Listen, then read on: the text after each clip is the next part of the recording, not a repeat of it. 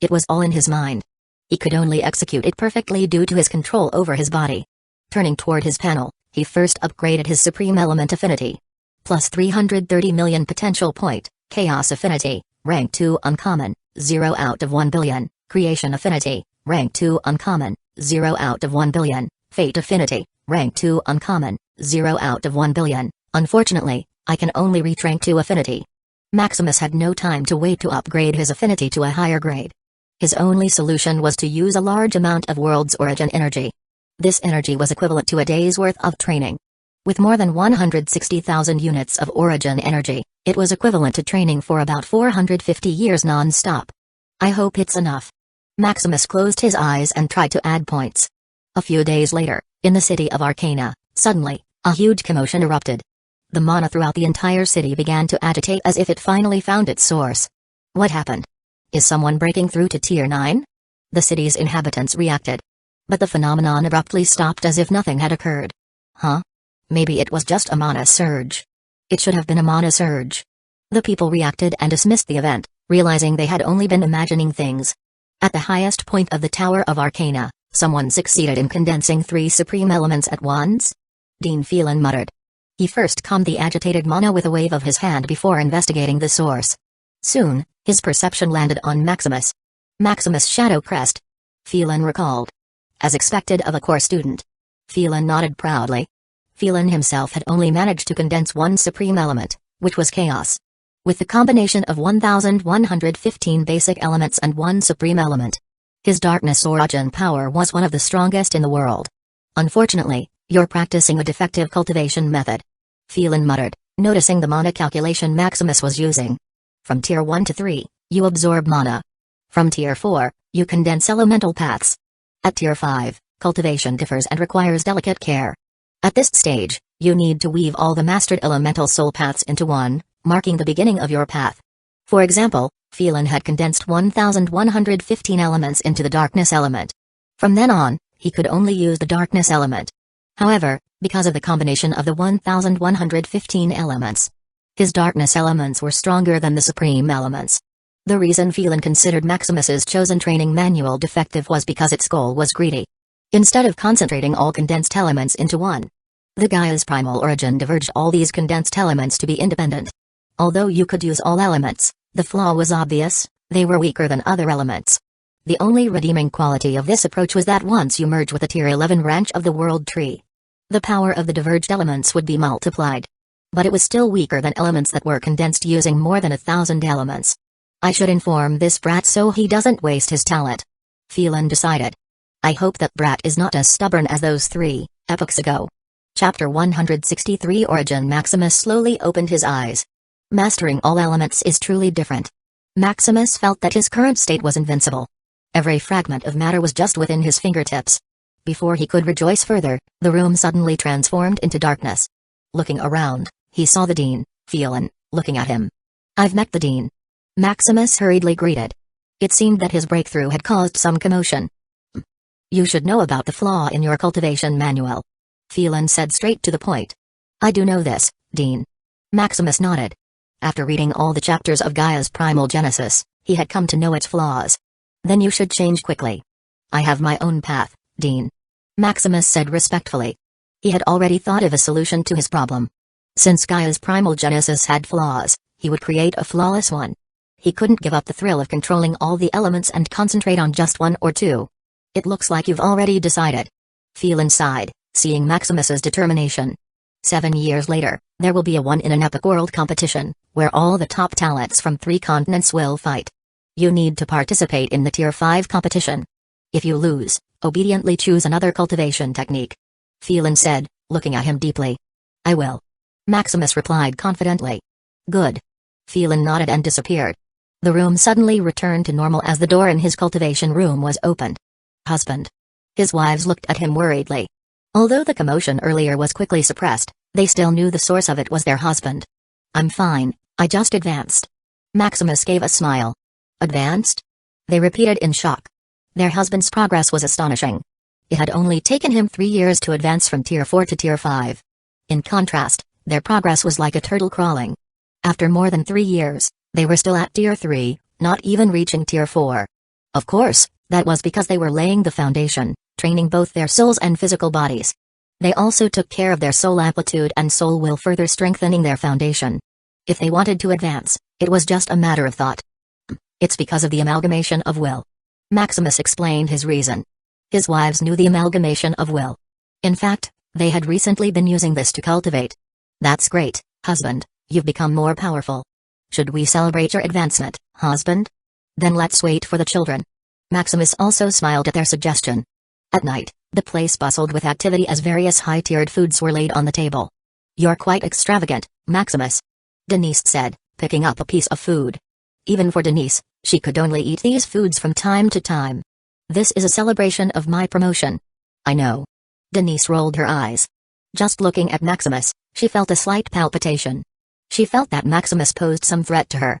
With Denise's Tier 6 strength and foundation, it could be said that she was somewhat invincible against any Tier 6 opponent. But Maximus, a Tier 5 weakling, made her feel threatened. It could be said that a core student is a core student. Want to try a drink? Maximus offered, taking out a bottle. What is that? This is my own brewed wine. Maximus poured her a glass. Then let me try your craftsmanship, Denise said, taking a sip. Huh? How is it? What is this, so delicious and fragrant? Denise asked excitedly. She felt an otherworldly experience after tasting the wine. She even felt her realm loosen after the sip. Advancing to Tier 7 is not easy. At this stage, it already had nothing to do with accumulation. Just combining the body and soul into one is not enough. You needed it to explode like the beginning of the universe. It can be said that advancing to Tier 7 is like creating a universe from a singularity. Besides the accumulation, the most important thing is inspiration. It's a secret. Maximus smiled. This wine's main ingredient was the sunheart fruit, coupled with other Tier 9 ingredients. Although sunheart fruit had no aura, its taste overwhelmed any Tier 9 food. Maximus thought it was a waste to eat it directly, so he made it into wine.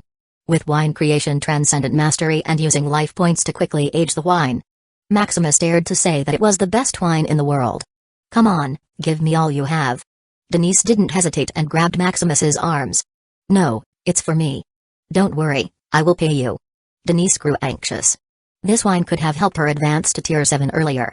How could she not be anxious? Seeing Denise's pleading look, his heart softened. All right, but only one bottle, Maximus said. He only had 10 bottles of this, so he was even reluctant to sell it, as he had planned. He had even looked through the Myriad World Mall for alternatives. But it was not omnipotent after all. There was no Tier 9 ingredient more delicious than the sunheart fruit. As for Tier 10 materials, that was out of his pitiful budget. It could be said that the amalgamation of will was really amazing. It was like a wishing tool that could give you whatever you wanted. Robert wanted the most delicious plant, and the amalgamation of will fulfilled it by creating one. If not for his lack of system points, he would want to master it quickly. Thank you. Denise excitedly gave him a hug. Soon, the celebration continued. After the others got to know the taste of the wine, his wives seduced him into taking out the other bottles. With helplessness, all his reserve bottles were consumed. That night, Maximus vaguely remembered there were 3 extra people in his bed. Unfortunately, his system didn't recognize one-night stands, so he couldn't collect system points. A year later, Maximus excitedly looked at his newly created cultivation technique. Origin, an ultimate cultivation technique recognized by all dimensions, such a simple name and introduction, but Maximus smiled widely. This was the system's evaluation, referencing all the cultivation techniques in all known dimensions. The technique he created was highly adaptable and limited only by the dimension you were in. In the Ethereum realm, there were only 1,118 elements, so it could exert the ultimate power of those 1,118 elements. Even if it's in a higher dimension, Origin will still be an all-encompassing ultimate technique. Huh. This is only Tier 0 to Tier 5, don't get too excited. Maximus calmed his breath. This year, he read all Tier 1 to Tier 6 cultivation manuals in the Arcana Library, collecting all types of Tier 1 to Tier 6 techniques in his system. Finally, he used life points to master all of these, including various spells and techniques. Unfortunately, even after a year and using about 9 billion life points, he had only created techniques up to Tier 5. But it's worth it, Maximus muttered. Not only did it lack the flaws of his previous technique, but it was also on a different magnitude. Furthermore, it drained not only his soul but also his physical body. Now he didn't need to switch techniques to drain both his body and soul. The only flaw of the Origin cultivation technique is that it's time and resource intensive. As for time, He didn't need to worry since there were various shortcuts, like origin energy and the amalgamation of will. The real challenge was resources. For instance, if the Gaia's primal origin needed to merge with a branch of the world tree, which was a tier 11 material. With origin he would then need to merge it with 1118 ultimate treasures corresponding to each element. Fortunately, the rank of the treasures only needed to match his own tier. Currently, he was tier 5, so he needed 1118 tier 5 ultimate treasures. Additionally, to enhance his foundation, he needed to integrate 1118 treasures from each tier he passed through, from tier 0 to tier 4. It should be noted that ultimate treasures were at least 1,000 times more expensive within the same tier. Moreover, he didn't even know if they were available in his system. Maximus only knew that it would be a massive drain on his finances in the future. He had even tried to sell the origin technique. Unfortunately, the system informed him that only one person could cultivate an ultimate technique. This was also the reason why there were no ultimate techniques in the world Myriad Mall. Just create a technique, then sell it later. Maximus thought of an idea. Mastering all cultivation, spells, and skills to transcendent. Creating one was as easy as stretching his fingertips. Others couldn't do this, even if they had unlimited time. After all, they didn't have the cheat to directly master all the techniques to transcendent mastery. Even if they did, where could they find all types of these techniques? Just right, it's also time to set up a shop. Chapter 164 Dimensional Origin Library. Deciding to establish his own store, he opened his system. Maximus Shadow Crest, Soul Tier 5, Mystic Mage, Level 1, Body Tier 5, Lunar Knight, Level 1, Monocompatibility, Rank 8 Supreme, 0 out of 100 million points, Soul Amplitude, 489,461, Soul Will, 41,170, Life Points, 1,128, Potential Points, 76,522,167, Low-grade magical crystal points, 123 billion, Myriad World Mall. Upon opening the Myriad World Mall, he registered his store under the name Shadow Eclipse. As for what to sell, Maximus filtered categories like cultivation, spell, skills, techniques, professions, and various others. Anyway, he could still edit it later. Regarding the elements, he inputted all 1,118 elements of the Ethereum realm. After all of that was all studied and mastered. According to his system, the strongest dimension, capable of producing tier 11 individuals, had over 100,000 elements. As for higher tiers, it's out of his cognition. After all, even his system only came from a tier 11 dimension. After configuring all the criteria, he also put a note that the Shadow Eclipse store offered a customized cultivation manual service. Finished. Maximus looked at his work. As for other things like delivery and services, they were all automated. Looking at his empty self, he fell into thought. Why not sell the books in the Arcana Library?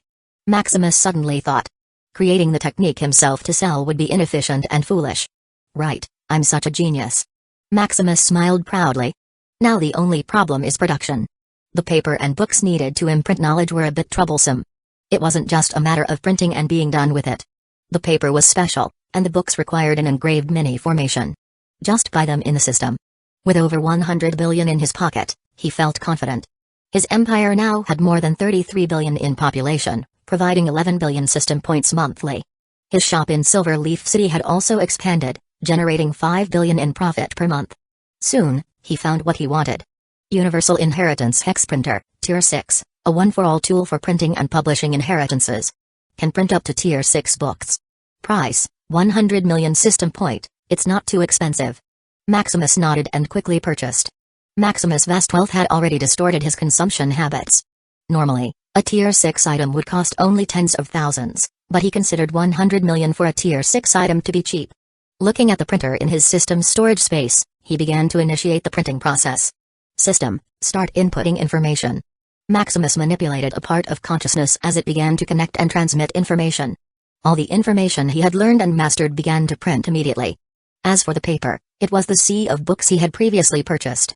Anyway, it was useless, as all the information was already imprinted in his consciousness. It was better to recycle such waste paper and save some money. After the book was printed, the system quickly placed it in his store. Just when he examined the store, Maximus accidentally saw a book he had previously bought from the system store. And to his surprise, it was accepted. Huh? I can still sell this? Maximus read the rules, which stated that any knowledge or information bought in the Myriad World Mall could not be resold. With the dimensional law and rules overlooking things, there was no such thing as piracy. But what is this? Maximus muttered as he took out the book. Huh? My insights have also been printed? Maximus was enlightened. After transferring a part of his consciousness into the system, he simply let it do its job. Although it didn't have sentience, his system was quite intelligent. So that's why it was printed. It seems that his system decided to print it because it can be sold. Thinking of the possibilities, Maximus suddenly became excited. If the only thing he sold was knowledge from the Arcana Library, he would surely become the richest individual in the Ethereum realm after some time. But if all the knowledge he bought could be sold, forget about being rich. Maximus would become the owner of the world's largest collection of knowledge across all dimensions. Damn! Maximus exclaimed in excitement. Maximus quickly returned to his store and edited its information once again. First, he changed its name to Dimensional Origin Library. He also removed the option for tailored cultivation manuals, deeming it redundant and unworthy of his time. Looking at his future infinite moneymaker, he smiled broadly. So slow. As he observed the books printing slowly, he furrowed his brow. Buy more printers. Since one was too slow, he decided to purchase more. Plus 999 Universal Inheritance Hex printers, Tier 6, minus 99,900,000,000, so expensive. His heart finally winced in pain. This was already the lowest tier of printer he could buy. As for the others, they were too cumbersome and low-end. He didn't want to look back in the future and see the largest collection of knowledge in all dimensions selling low-end books. As he watched the books that had been inputted onto the shelves speed up by 1,000 times, he was finally satisfied. If I have enough life points in the future, I'll master all the knowledge there is. Maximus vowed. After finishing with the store, he thought of his wives and children. He considered creating a tailored cultivation manual for them. Although he can't create an ultimate cultivation manual now, Maximus plans to create a technique involving all the Ethereum realm.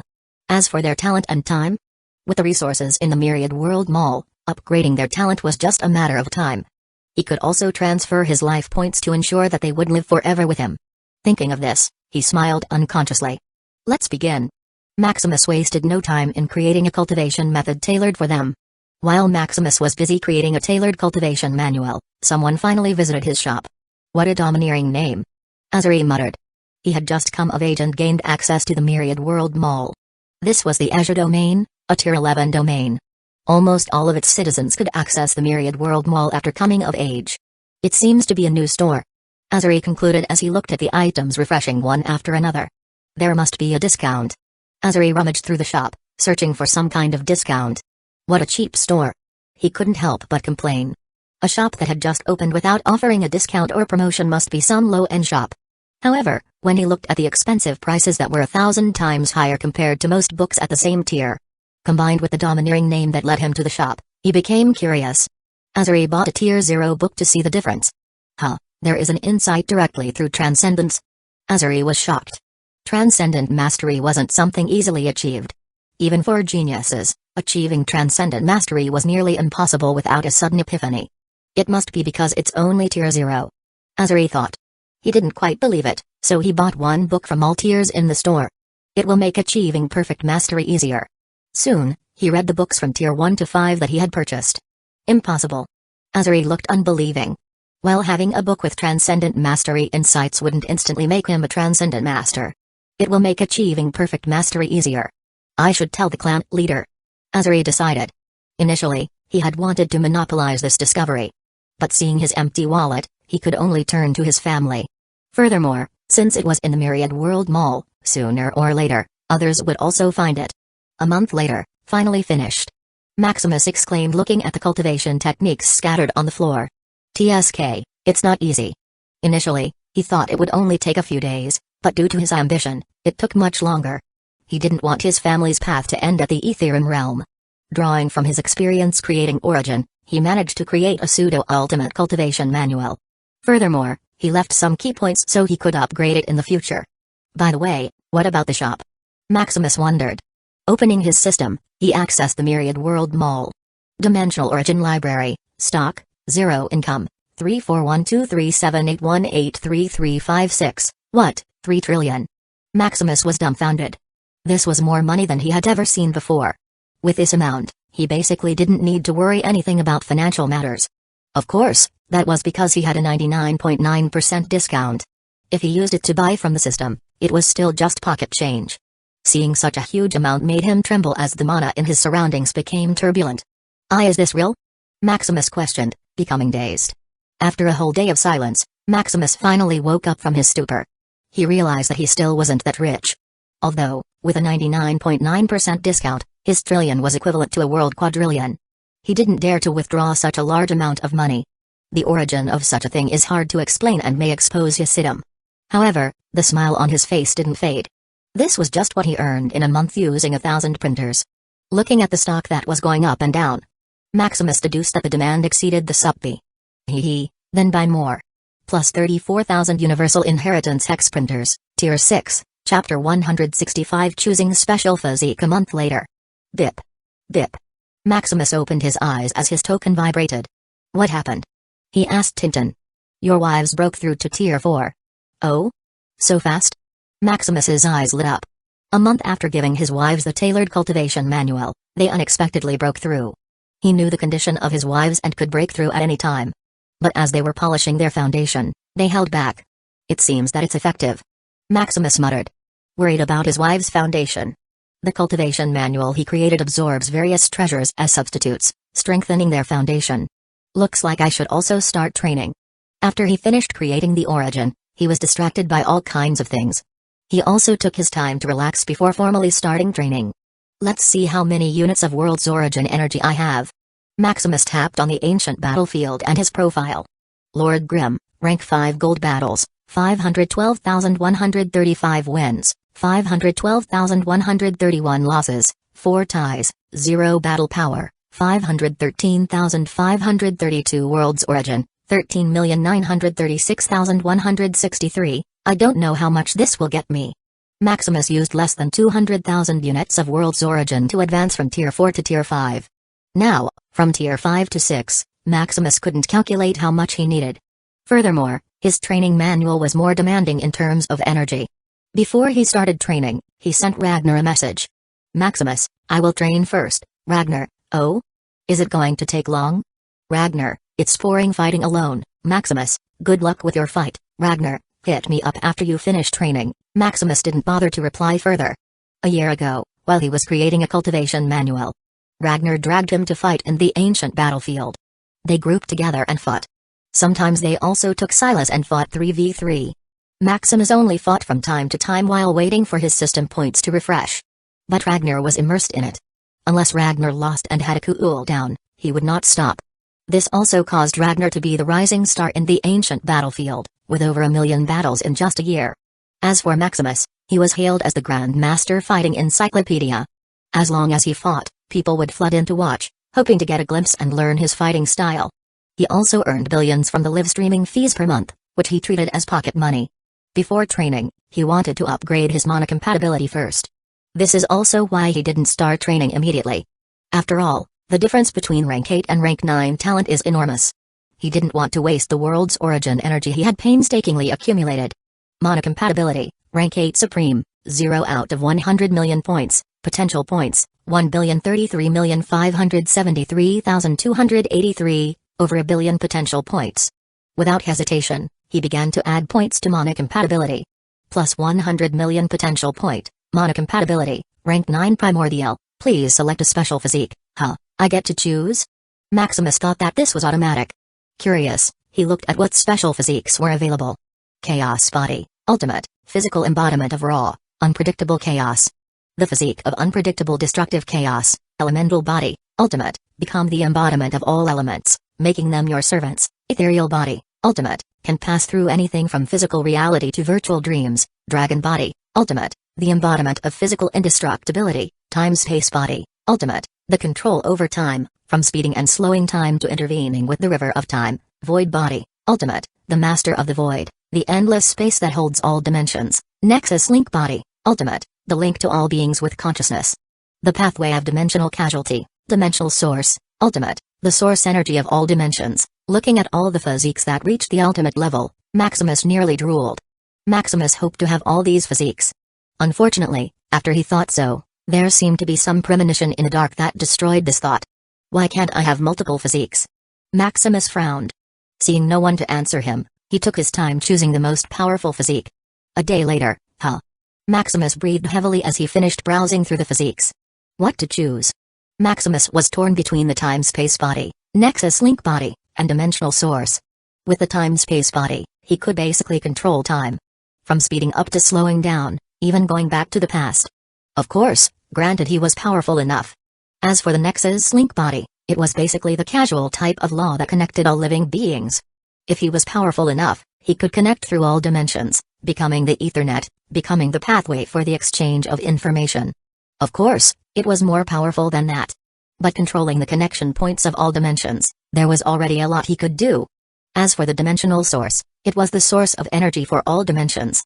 Basically, with his physique, he could have unlimited energy. Time-space, no. He already had life points, although he still didn't have much control over it, it was enough. Furthermore, the origin he created mastered all the elements. After he condensed the laws of time and space, it was almost the same. Nexus Link body. No. Maximus finally decided to eliminate this physique. He had a hunch that the one who created the myriad world Mall had this physique. He was worried that he would be detected by the creator. Such a powerful being that managed to create a trans-dimensional platform was unfathomable. Its dimensional source it is. Maximus chose. Energy is the driving source of everything. With unlimited energy and the origin he created, he may possibly imitate these physiques. When he tapped through the dimensional source body, a panel popped up. Not enough points, you also need to pay? Maximus was speechless. After looking at the potential points needed, he sighed in relief. Fortunately, it's only 1 billion points. Potential points, 972,073,283. The amalgamation of what he received per day was worth over 38 million system points. Plus the 200,000 he received from his children. Wait for a day. A day later, Maximus excitedly tapped the system to activate the dimensional source body. This time, he was ready. He placed a Tier 9 concealment formation within the room. This small formation, which covered only this room, was worth over 100 trillion. It was almost all the income he had earned from the sales of his shop in the Myriad World Mall this month. Furthermore, it was also the cheapest kind that only had a concealment function. He also cut off Tintin's connection to the main token to be safe. Soon, the dimensional source body began to merge with him. Streaks of mana that came from within the void seeped into him. In the void just outside the Ethereum realm, the void energy began to transform into pure mana and seep into the Ethereum realm. Huh? What happened? Various peak powerhouses within the Ethereum realm began to notice this phenomenon. Upon further investigation, they didn't find the probable cause of this phenomenon. Nonetheless, they were excited. Although it seemed like the Ethereum continent had unlimited energy, it didn't. It was finite and stagnant. The void energy outside the Ethereum realm was unreachable and unabsorbable. The reason why the Ethereum realm was stuck was because of this. How could it advance to a higher dimension without outside stimulation? The only thing they could do to upgrade the Ethereum realm was to make its energy a higher quality. Hence the full-blown prosperity of knights and mages. With every mana they absorbed and released, the energy became of higher quality. With every death, the energy they released was of higher quality. Although it may seem insignificant, quantitative change leads to qualitative change. Now, seeing that energy coming into the stagnant Ethereum realm, these apex powerhouses seemed to see the dawn of their world advancing. 3 months later, finally absorbed. Maximus felt unlimited energy overflowing from his body. After trying some mana-intensive spells, he felt that his mana didn't even budge. He also tried circulating this mana to hasten his training but failed. It seems that this unlimited mana can't be used for training. After that, he tried various things, testing the limits of his physique. Truly amazing. Maximus truly felt invincible. Unlimited forbidden spell. His imagining his future enemies, he could only pray for them. Done with a brief experiment, he looked at his talent. Mana compatibility, rank 9 supreme, dimensional source, 0 out of 1 sextillion. Looking at the zeros, he had already given up on upgrading his talent in a short while. Maximus deduced that after his talent was upgraded to rank 10, the dimensional source body would provide him with unlimited law energy. As of now, only his mana, soul energy, and physical energy were unlimited. Before he started training, he connected Tintin to the main token. Bip. Bip. Bip. His token vibrated almost immediately, sending him messages and news over the past 3 months. It seems that something happened in these 3 months. Chapter 166 Absorbing Ultimate Treasures. Looking at the long list of messages, he frowned and had Tintin summarize. It's from your family, friends, and subordinates. The Moonlight Empire is just as usual, there is nothing new. Tintin stated. Oh, but it seems that there is a girl who's quite fond of your son, Nathan. Tintin gossiped. Oh? It's Zoe, with a rank 8 talent. Your son seems to be asking if you could bring the girl here to study. It's indeed my son. Maximus didn't ask anything and just smiled at Nathan's initiative. You should have fixed it earlier. I've already done it, host. Zoe has already been studying and living here for 2 weeks. Tintin said proudly. Although Maximus's token was not connected to the outside world, a sub-token was still active, in which Tintin could manage the guild, his family, and the empire.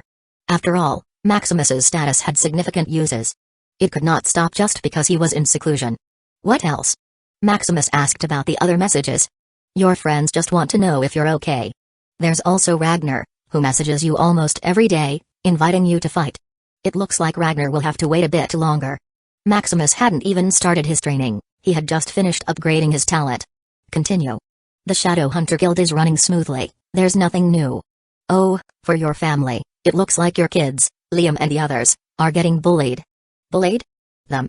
Liam and the others were already in grade 3, which is for children age 10 to 29. Maybe due to the age gap, they were being bullied. But he was still puzzled, with the strength and foundation of his children. There should be no one in the same tier who can defeat them. They're just being bullied, I didn't say they lost. Although some injuries are inevitable, they also built a famous reputation. Oh? What name? There are many.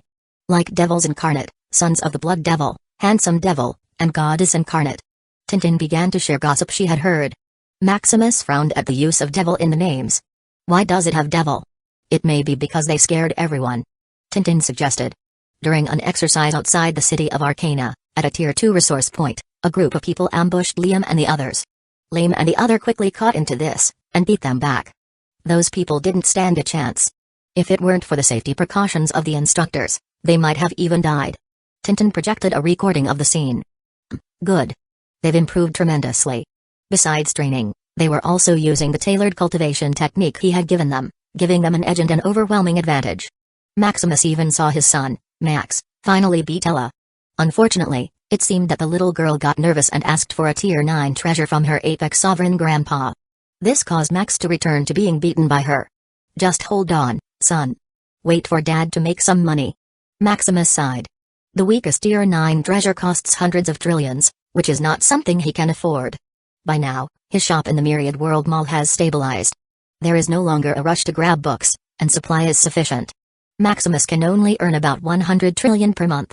Firstly, this is because once those interested have bought it, they don't need any more. Secondly, it's because the books he sells are only Tier 0 to Tier 5, which are low tier. Thirdly, other businesses have caught on to his business model. Huge Shops has bought the copyright of many books with transcendent insight and is selling them. After all, with almost infinite dimensions, there are more or less people who have reached a transcendent mastery in some technique. These techniques are just too scattered that it didn't cause much sensation.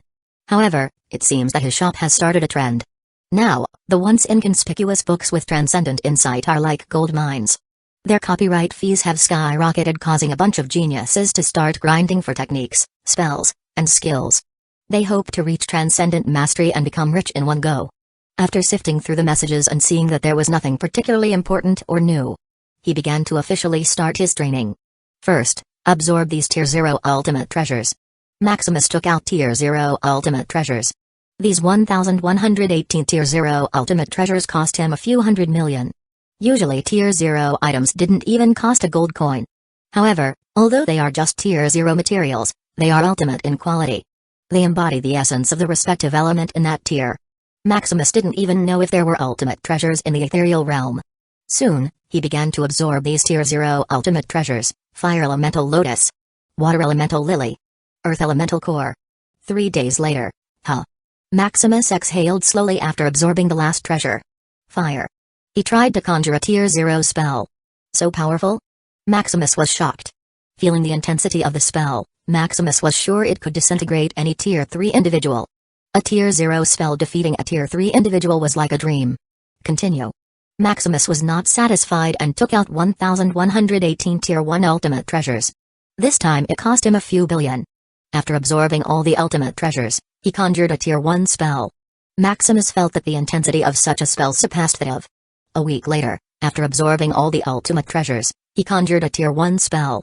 Maximus felt that the intensity of such a spell surpassed that of Tier 4.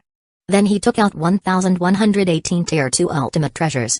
This cost him tens of billions. A month later, after trying a Tier 2 spell. Without a doubt, it surpassed the intensity of Tier 5. So strong. Maximus unconsciously muttered. This was just a Tier 2 spell, and it could already overpower someone at Tier 5. Eager to start, Maximus took 1,118 Tier 3 ultimate treasures. This cost him a few hundred billion. 2 months later, feeling his strength, he tried to cast a Tier 3 spell. Huh. Damn. Although Maximus was prepared, he still felt palpitations from his spell. Without any reference, he could only estimate that his spell was comparable to that of Tier 6. Who else? Maximus muttered arrogantly. This was just a Tier 3 spell, and he already felt invincible. Ha ha ha, next. Maximus excitedly sifted through the myriad world mall, looking for 1,118 Tier 4 ultimate treasures. After buying all the ultimate treasures, Maximus looked at his empty wallet. So expensive. He frowned. Tier 4 was already on a different level, costing almost $1 trillion per Tier 4 ultimate treasure. If not for his shop's accumulated income of more than a quadrillion, he might not have been able to buy all these ultimate treasures at once. I hope you don't disappoint me. 3 months later, Maximus felt an overwhelming strength after absorbing the last ultimate treasure. Huh. So tiring. Although it was fun to upgrade, Maximus still felt fatigued. Casting a Tier 4 spell, he felt truly invincible. Although it might not crush Tier 7 individuals as they had domains, Maximus was still confident that being hit by his spell was no joke. Looking at his pitiful few hundred trillion in money, he didn't continue to absorb treasures. Time to rest. Maximus was already tired. Ultimately, he still didn't begin his training. He just strengthened his foundation. Even the world's origin energy remained untouched. Without checking the accumulated messages, Maximus finally came out of seclusion. Huh, is that you, husband? Isabel looked at him in a daze. They had barely seen their husband after he broke through Tier 5. Especially in the last half a year, they hadn't heard from him at all. Miss me? Husband. Isabella jumped into his arms. Husband, I miss you. I thought you would still be in seclusion. Isabella said, hugging him tightly. How could I forget that you are about to give birth? Maximus smiled gently, touching her belly. Hee, that's right. Baby, your daddy is here to welcome you into this world. Isabella said sweetly. Just a few more months, baby, daddy is excited to meet you. Maximus replied. The baby seemed to respond as Isabel's stomach moved. It seems that the baby is also excited to meet you. By the way, where are the others? They are on the terrace. Isabella rolled her eyes. She thought that she and her husband could have some solo time for a while. Then let's go. I also miss the others. Maximus smiled and gave her a kiss. It should be. Isabella reconciled. Anyway, she couldn't do much with her big belly. Coming to the terrace, he was greeted by his shocked and joyful wives. Husband. I missed you. Muah. Ouch. You're holding the thing too tightly. Maximus winced in pain as his wives swamped him. HMPH, what's wrong? Did you get soft after training, husband? How could I? Maximus held back his smile. Really? Really? Maximus swore. Hee, then how about you show us how it's done, husband? His wives smiled mysteriously as they dragged him into the bedroom. Isabella, Emma, and Jane were left alone on the terrace. Why don't you join in? Isabella teased, looking at the two. Humphrey. Jane didn't reply as she sulked. Emma, who was about to follow Maximus, noticed Jane. What's wrong, Emma? You didn't really like that beast, did you? Jane asked. Hee, Jane is just jealous. Isabella put her arm around Emma's shoulder. Who wouldn't like my husband? Isabella teased and looked at them knowingly. That was just the influence of alcohol. Jane hurriedly refuted. Tier 9 wine was too strong that they had been fooled by Maximus. Why yes. Emma also nodded with a blush. Hee, I hope you can still say that in the future. Chapter 167 Marriage. The next day, Maximus woke up in the embrace of beauties. Good morning. Maximus muttered. Looking at their beautiful and peaceful faces, he couldn't help but smile. This should be how it's done, he thought. Thinking of his ascetic life, either fighting or training, he smiled wryly. Wasn't he training just to see his family happy and at peace? I still need to train harder. Maximus vowed. Times are always changing. If he were to become complacent, maybe the next day, he wouldn't even see his family. Why are you frowning so early in the morning, husband? Erica opened her eyes and gave him a kiss. I'm just thinking about our future.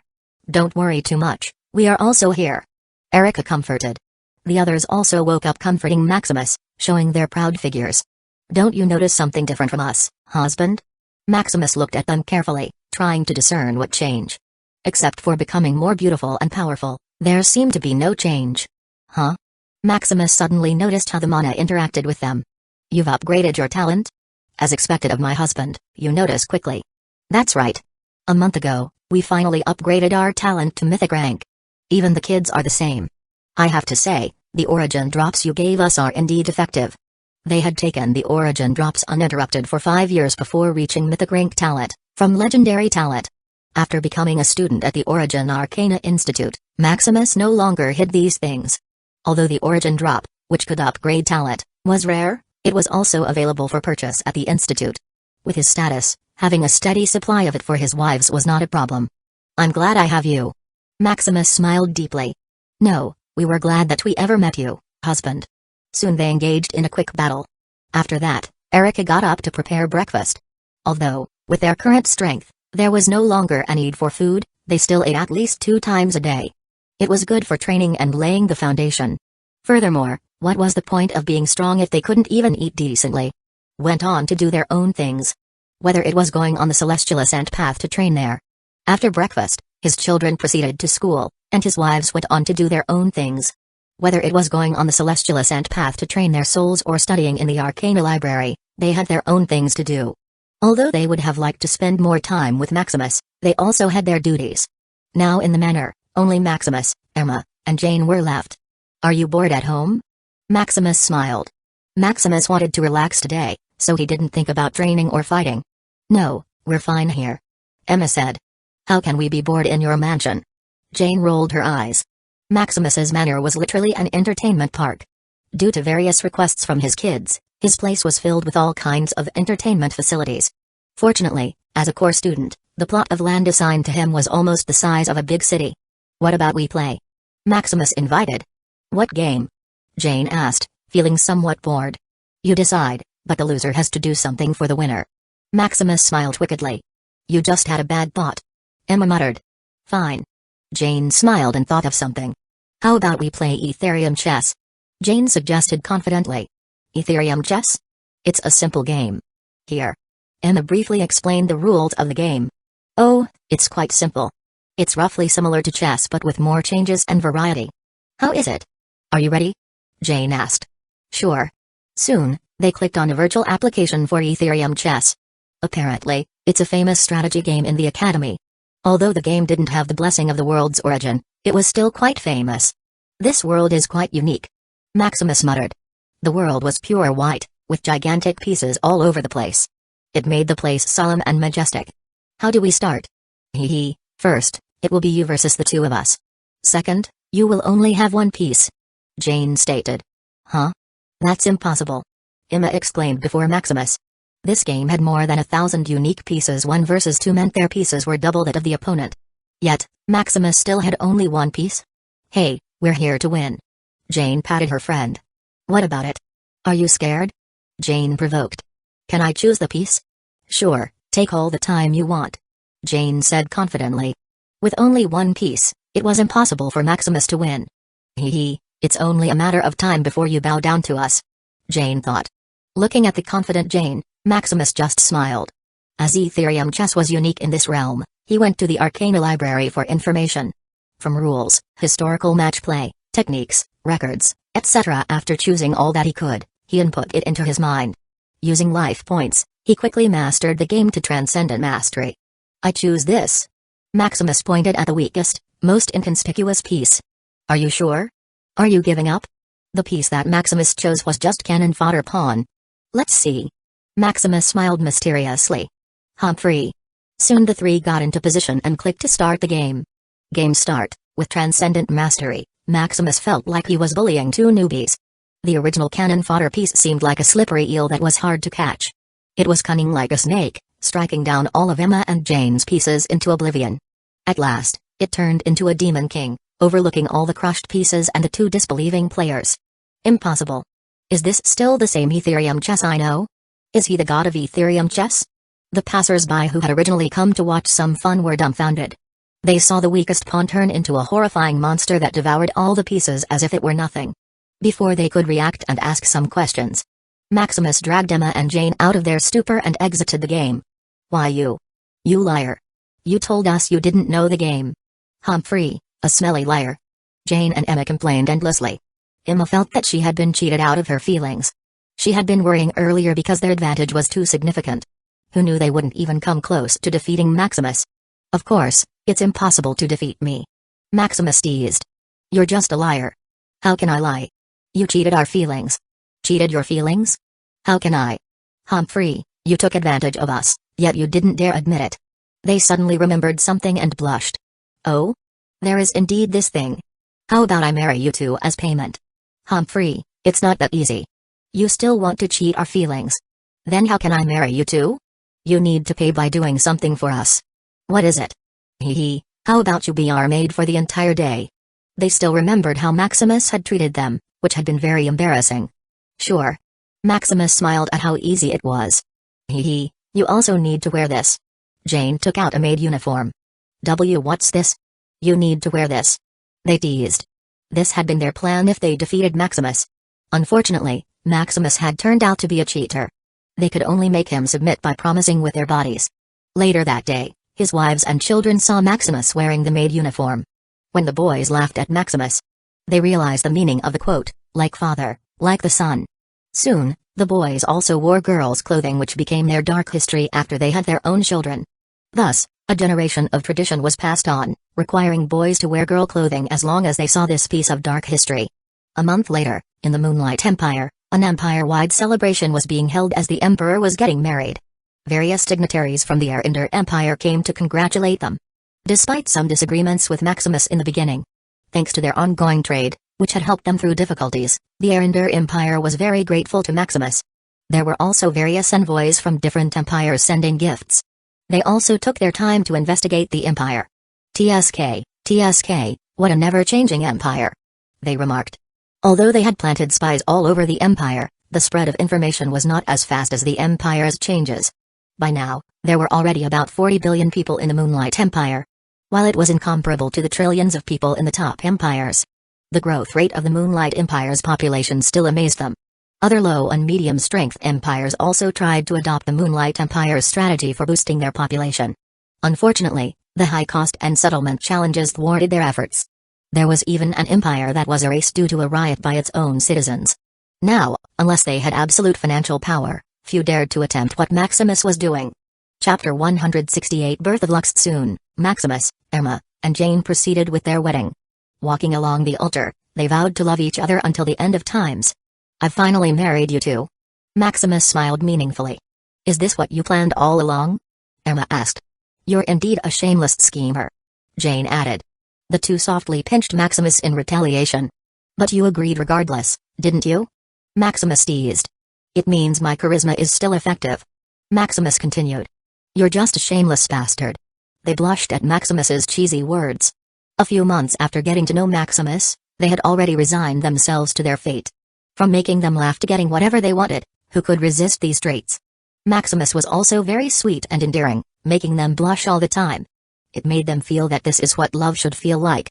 You're mine from now on, don't run. At the stand below, his wives laughed and congratulated their wedding. His wives didn't get jealous at the grandness of the wedding. Being with Maximus was already the greatest thing they could ever ask for.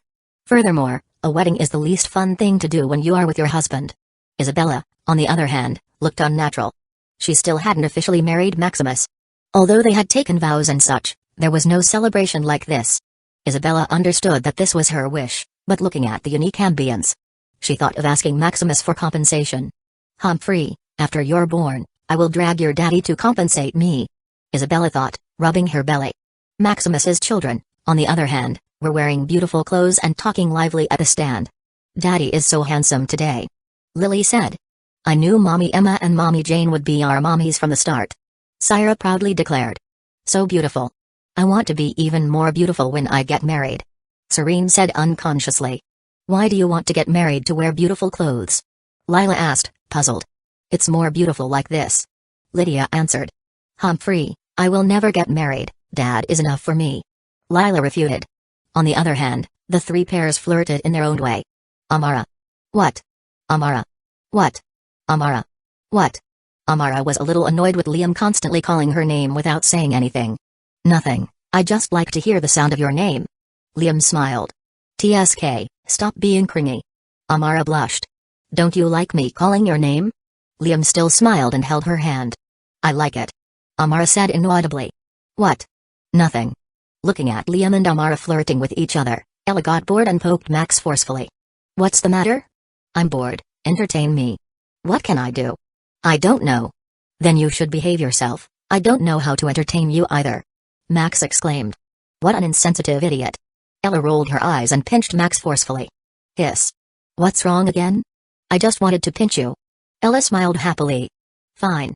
Max gritted his teeth and endured. Max vowed to train super hard and beat Ella into submission again. The last pair was Nathan and Zoe. Nathan stood like a statue while Zoe talked endlessly. Hey, Nathan, where should we eat after? Do you think I'm getting fat?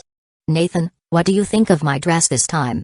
Nathan, Zoe asked endless questions, not minding if Nathan answered or not. She already knew the nature of this guy. Unless it's absolutely necessary, he will not speak. It was even a miracle that Nathan took the initiative to talk to her back then. With Zoe getting along with the Shadowcrest family, she unleashed her inner self. She longed for friends and someone to talk to. All her life, Zoe and her father were either escaping or hiding. Fortunately, now, after coming to the Moonlight Empire, the enemies hunting them seemed to have vanished. Nathan, thank you. Zoe said all of a sudden. Nathan looked at her puzzled. Zoe didn't answer and just smiled. Soon the wedding proceeded, with all the people of the Moonlight Empire having a celebration for 7 days straight. A few days later, after more than a month of resting and playing, Maximus was ready to train again. Meanwhile, Emma and Jane were taking the Origin Arcana Institute trial. After all, they were not even seekers, so there were a lot of things they couldn't do. Even with Maximus's core student status, he couldn't do much. Huh. Maximus breathed. For now, he would not absorb Tier 5 ultimate treasure yet. Besides the lack of money, he also didn't want to miss Isabella giving birth. Let's start.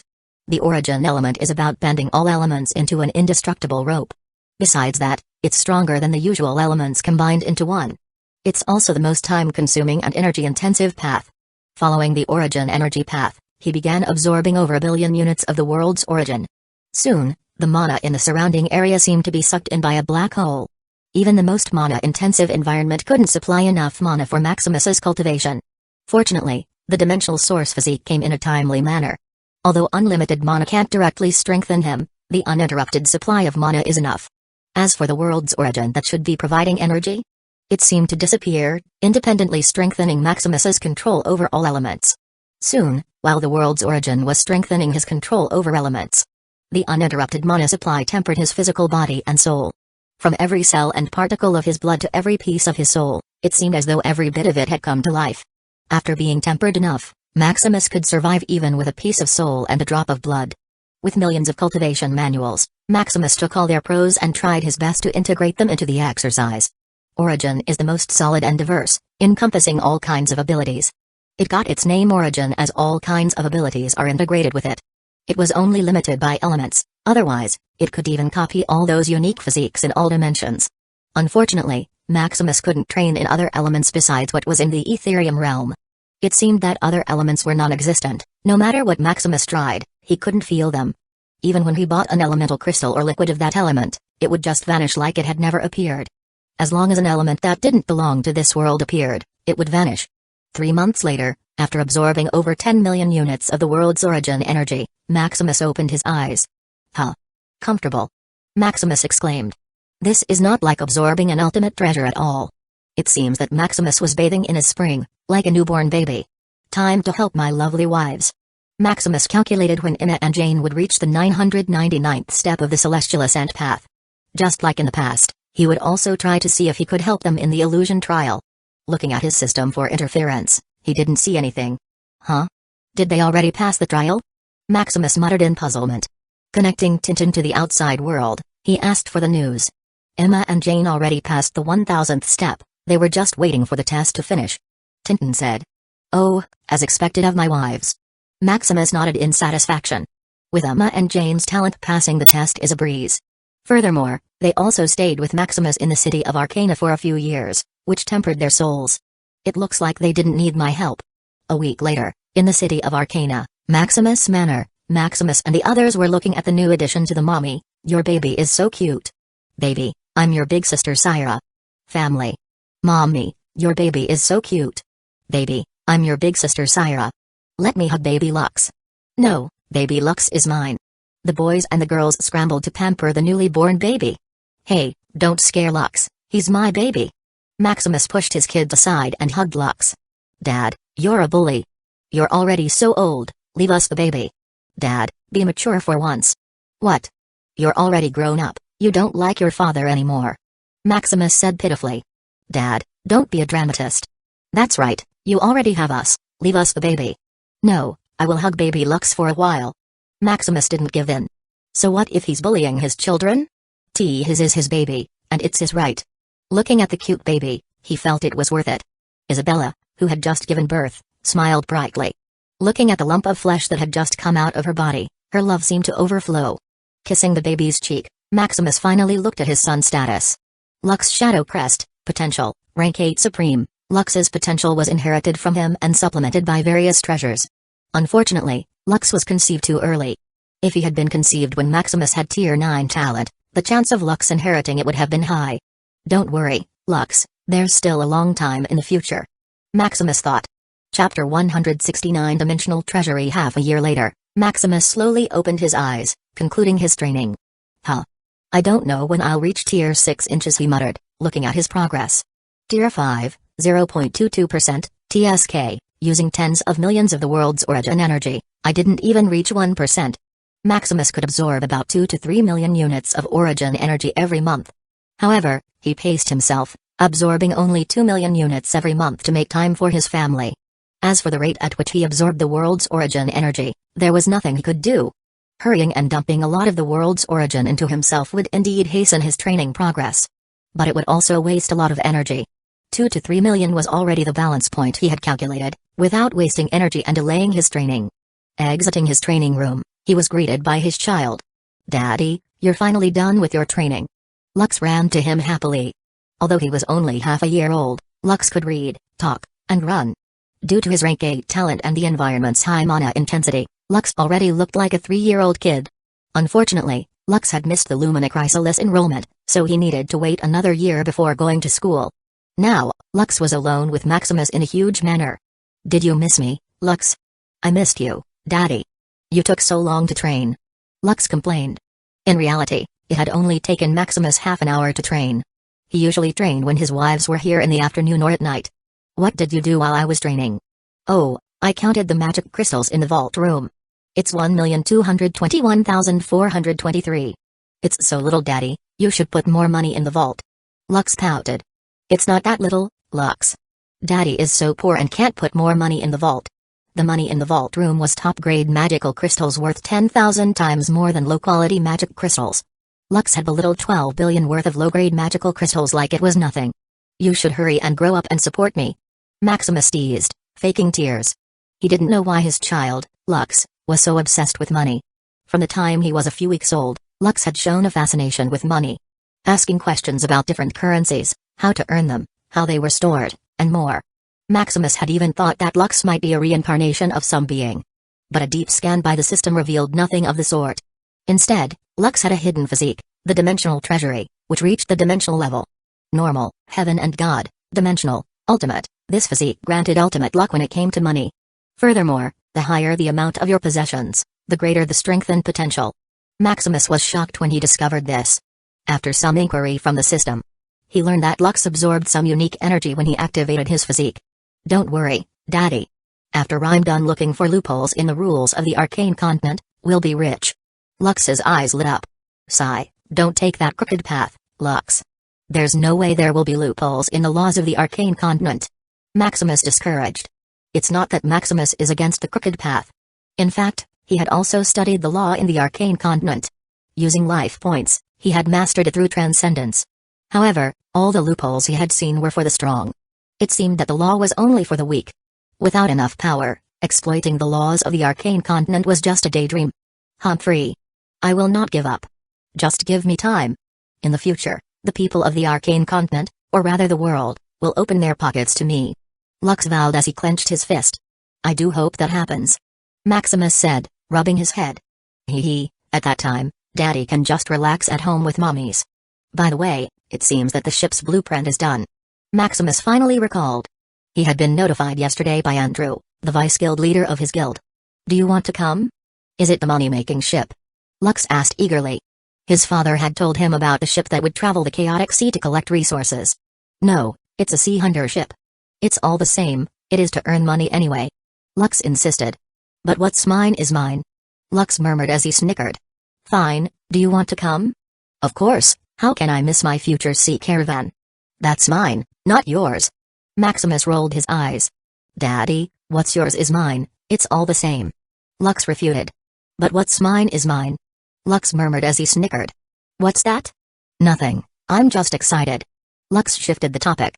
Oh. Maximus looked at him meaningfully. Shadowhunter City, boss, you're finally here.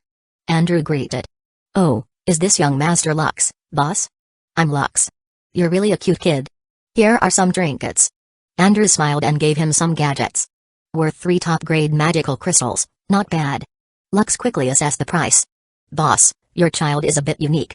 Andrew noted, hearing Lux mutter. Don't mind this money grubber. Anyway, let's go see the blueprint that took almost 5 years to make. Sure, boss. Soon, they arrived at a heavily protected room. Inside was a nether core projecting the entire ship blueprint. Maximus, you're here. Silas, who was tinkering with something, noticed them. I heard that you finished the blueprint of our ship. Taking a brief look, Maximus saw the perfection of the ship's blueprint.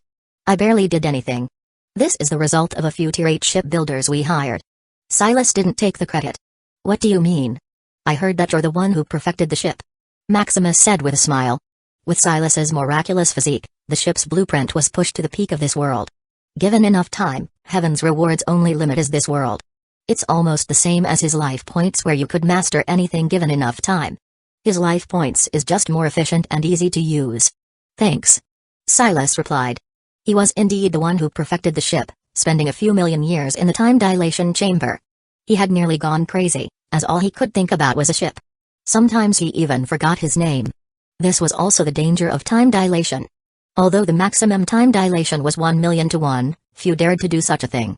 Without an indestructible will, you would not even survive for a day. This was also why Maximus assigned Silas for such a job. Although he could do the same with his life points, the cost would be enormous. Now that we have a blueprint, it's time to build this thing. Maximus said. Ha ha ha, the Shadowhunter is finally close to setting sail. Andrew livened the atmosphere. For the richness of the world. Lux suddenly added. For the Shadowhunter Guild. Andrew smiled and provoked Lux. Is this your kid? Silas finally looked at the child Max was carrying. Indeed, how is it? Do you also want one? Maximus teased. This Silas is a century-old iron roster, who didn't see girls as girls. Even Ragnar, who was only over 20 years old, already had a wife. I would think about it once I reach the apex. Silas said confidently. Having a partner now would only hold him back. Just 1 year in the time chamber would wipe out his feelings. Why bother looking for someone you would forget sooner or later? Good luck with that. By the way, here's what I promised. Maximus tossed him a ring. Is this thing real? Try it, and you will know. Silas didn't reply and bound the ring to his soul. Silas Rushammer, Strength, Tier 5 Mage and Knight, 12.43283%, Potential, Rank 8 Supreme, Heaven's Reward 1.26372%, Soul Amplitude, 1,000,000, 100%, Soul Will, 1,000,000, 100%, Knowledge Mastery, Shipbuilding, Tier 9, 99.88889%, Mechanics, Tier 6, 24.48293%, it's real. Silas muttered silently as he looked at all his mastered knowledge. How is it? Are you satisfied? Maximus smiled. This is a status ring, a Tier 9 treasure, which had cost him tens of trillions. It only had one function, to tell everything about you. This is what he promised Silas as long as he was satisfied with the ship's blueprint. Sometimes Silas couldn't keep up with the pace of how he learned new things, often wasting time. The status ring suited him perfectly, so he could know his progress in minute detail. Thanks, I owe you one. This is how it should be. Maximus waved his hand. Compared to how many life points he had saved, tens of trillions of low-grade magical crystals were nothing. Daddy, can I also get one? Lux asked. Lux had just heard about the function of the status ring and found it quite convenient. Sure. Maximus thought for a while and agreed. It was indeed a convenient thing. He could see his progress through the system, but his family couldn't. This could also motivate them to progress. Furthermore, it was only a few tens of trillion. Compared to the hundreds of trillions of Tier 9 protection amulets he was planning to buy, it was pocket change. Thank you, Daddy. Lux kissed him. Boss, can I also have one? Andrew looked at him eagerly. Sure, for 100 trillion, you can have one. Maximus smiled. After all, he still had to profit. He also didn't want to spread it too much, exposing the system. Fortunately, once it's bound to your soul, no one can investigate the tier of the status ring. Otherwise, people would doubt how he could get a Tier 9 item. Boss, never mind.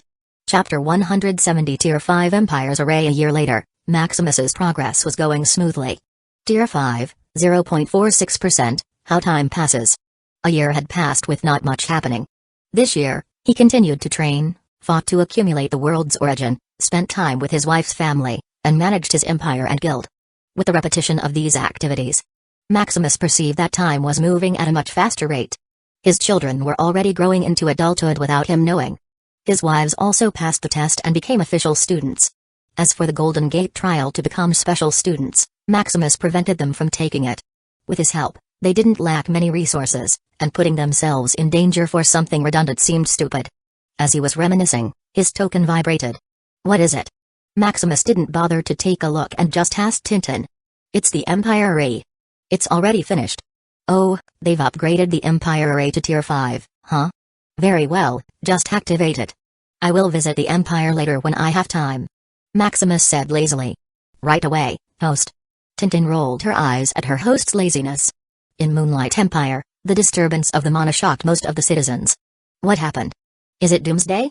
Is there someone fighting nearby? The people panicked as if it were the end of the world.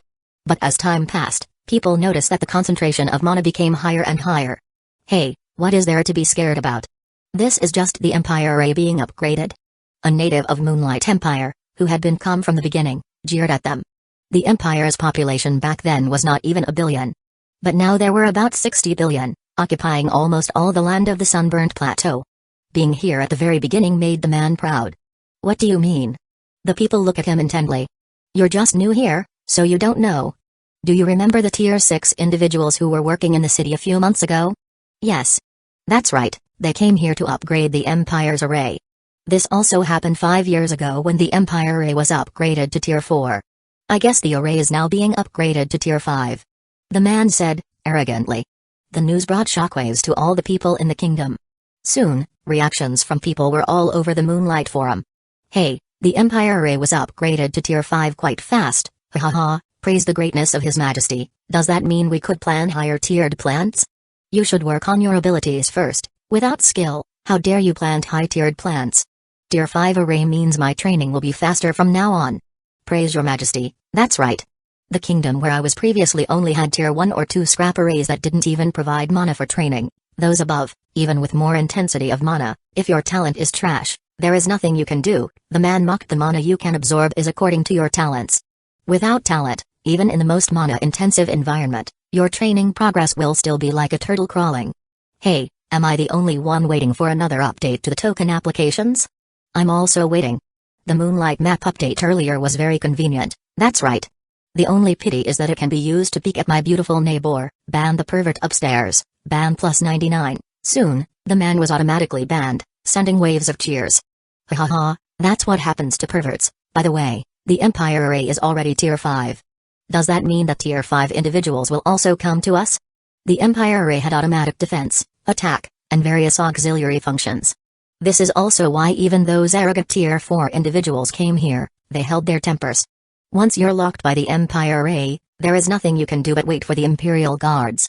Then, according to the severity of your actions, the court will judge how much and how long your sentence will be. Does this mean new business opportunities? Those people at higher tiers are quite rich, ha ha ha, they are also easy to slaughter. The one upstairs, are you the one who scammed several Tier 4 individuals a month ago? What do you mean by scam? I'm doing legal business, otherwise, I would already be eating prison food right now. Boss, teach me your ways. How do you scam those people? Hee. Soon, people actively talked about the future of the Moonlight Empire and various daily stories they encountered. The spies of various empires also reported about the advancement of the Empire Inder Empire. Upon hearing the news, Emperor Akash couldn't help but click his tongue. Is this what a rich empire should be? He muttered enviously. Most of the top empire arrays are only at tier 5, not because it's all they can afford. It's because at the beginning, before the era of imperial domination, there wasn't much use to a higher tiered array besides showing off. Now, various top empires are also upgrading their arrays to tier 6 and above. However, their progress is not as fast as the rapidly rising Moonlight Empire. They haven't even completed 1% of the array. Besides the size of the empire array, the top empires were not like Maximus, spending money like water just to hasten the empire array's progress. After learning that the Moonlight array had reached tier 5, Emperor Akash negotiated with Maximus if he wanted to accept tier 5 individuals into his empire. After some negotiation, Maximus agreed to pay 100 million low-grade magical crystals for each tier 5 individual. However, their contract was much more strict. Instead of just staying in the Moonlight Empire, with nothing to do, these tier 5 individuals needed to provide value to his empire. They needed to work for him for at least 1,000 years, of course with pay. A week later, Maximus finally had the time to visit his empire. Overlooking 7.8 billion kilometers of his empire's land, he saw various constructions, where creating a prototype city was only a matter of days. Millions of flying boats were transporting people all over the place. A large tract of land was filled with all kinds of plants, providing an overwhelming amount of food for the empire. Hundreds of millions of soldiers were training in an orderly fashion. The Shadow Academy, which served as a gathering place for the most talented people in the empire. Time has passed. I didn't know that my empire would reach this level in just a few years. Maximus sighed. As he looked at the empire's only port, he frowned. It's too crowded. Flying to his castle, he thought about this problem. Maximus acknowledged. Call Doran, he said to the guard in the palace. Soon, Doran came in hurriedly. I've met your majesty. Maximus acknowledged. I'm here to talk about the ports. Maximus began. Why is there only one? When do you plan to construct other ports? This. Doran quickly apologized, realizing his negligence. After all, the only ones who came here to the Sunburnt Plateau were the Starsea Traders' Sea Caravan and the Inder Empire Sea Caravan. The Brunport city can easily take this load without much burden. That's why, Doran hadn't thought about adding more ports. Alright, I know, I also forgot about this. You should begin construction immediately. I want the whole surrounding area of Sunburnt Plateau to be surrounded by our ship. But, Your Majesty, the money. Don't worry, I will provide you with unlimited funds. Just make sure to do everything perfectly. As ordered, Your Majesty. Furthermore, the land in Sunburnt Plateau is running out of space. Maximus expressed his concern. He estimated that the maximum capacity of the Sunburnt Plateau is about 500 billion people. But to ensure there is enough space, he would limit it to 100 to 200 billion. I will give you 3 years to train our own navy. We can't always rely on Starsea Traders. Maximus continued.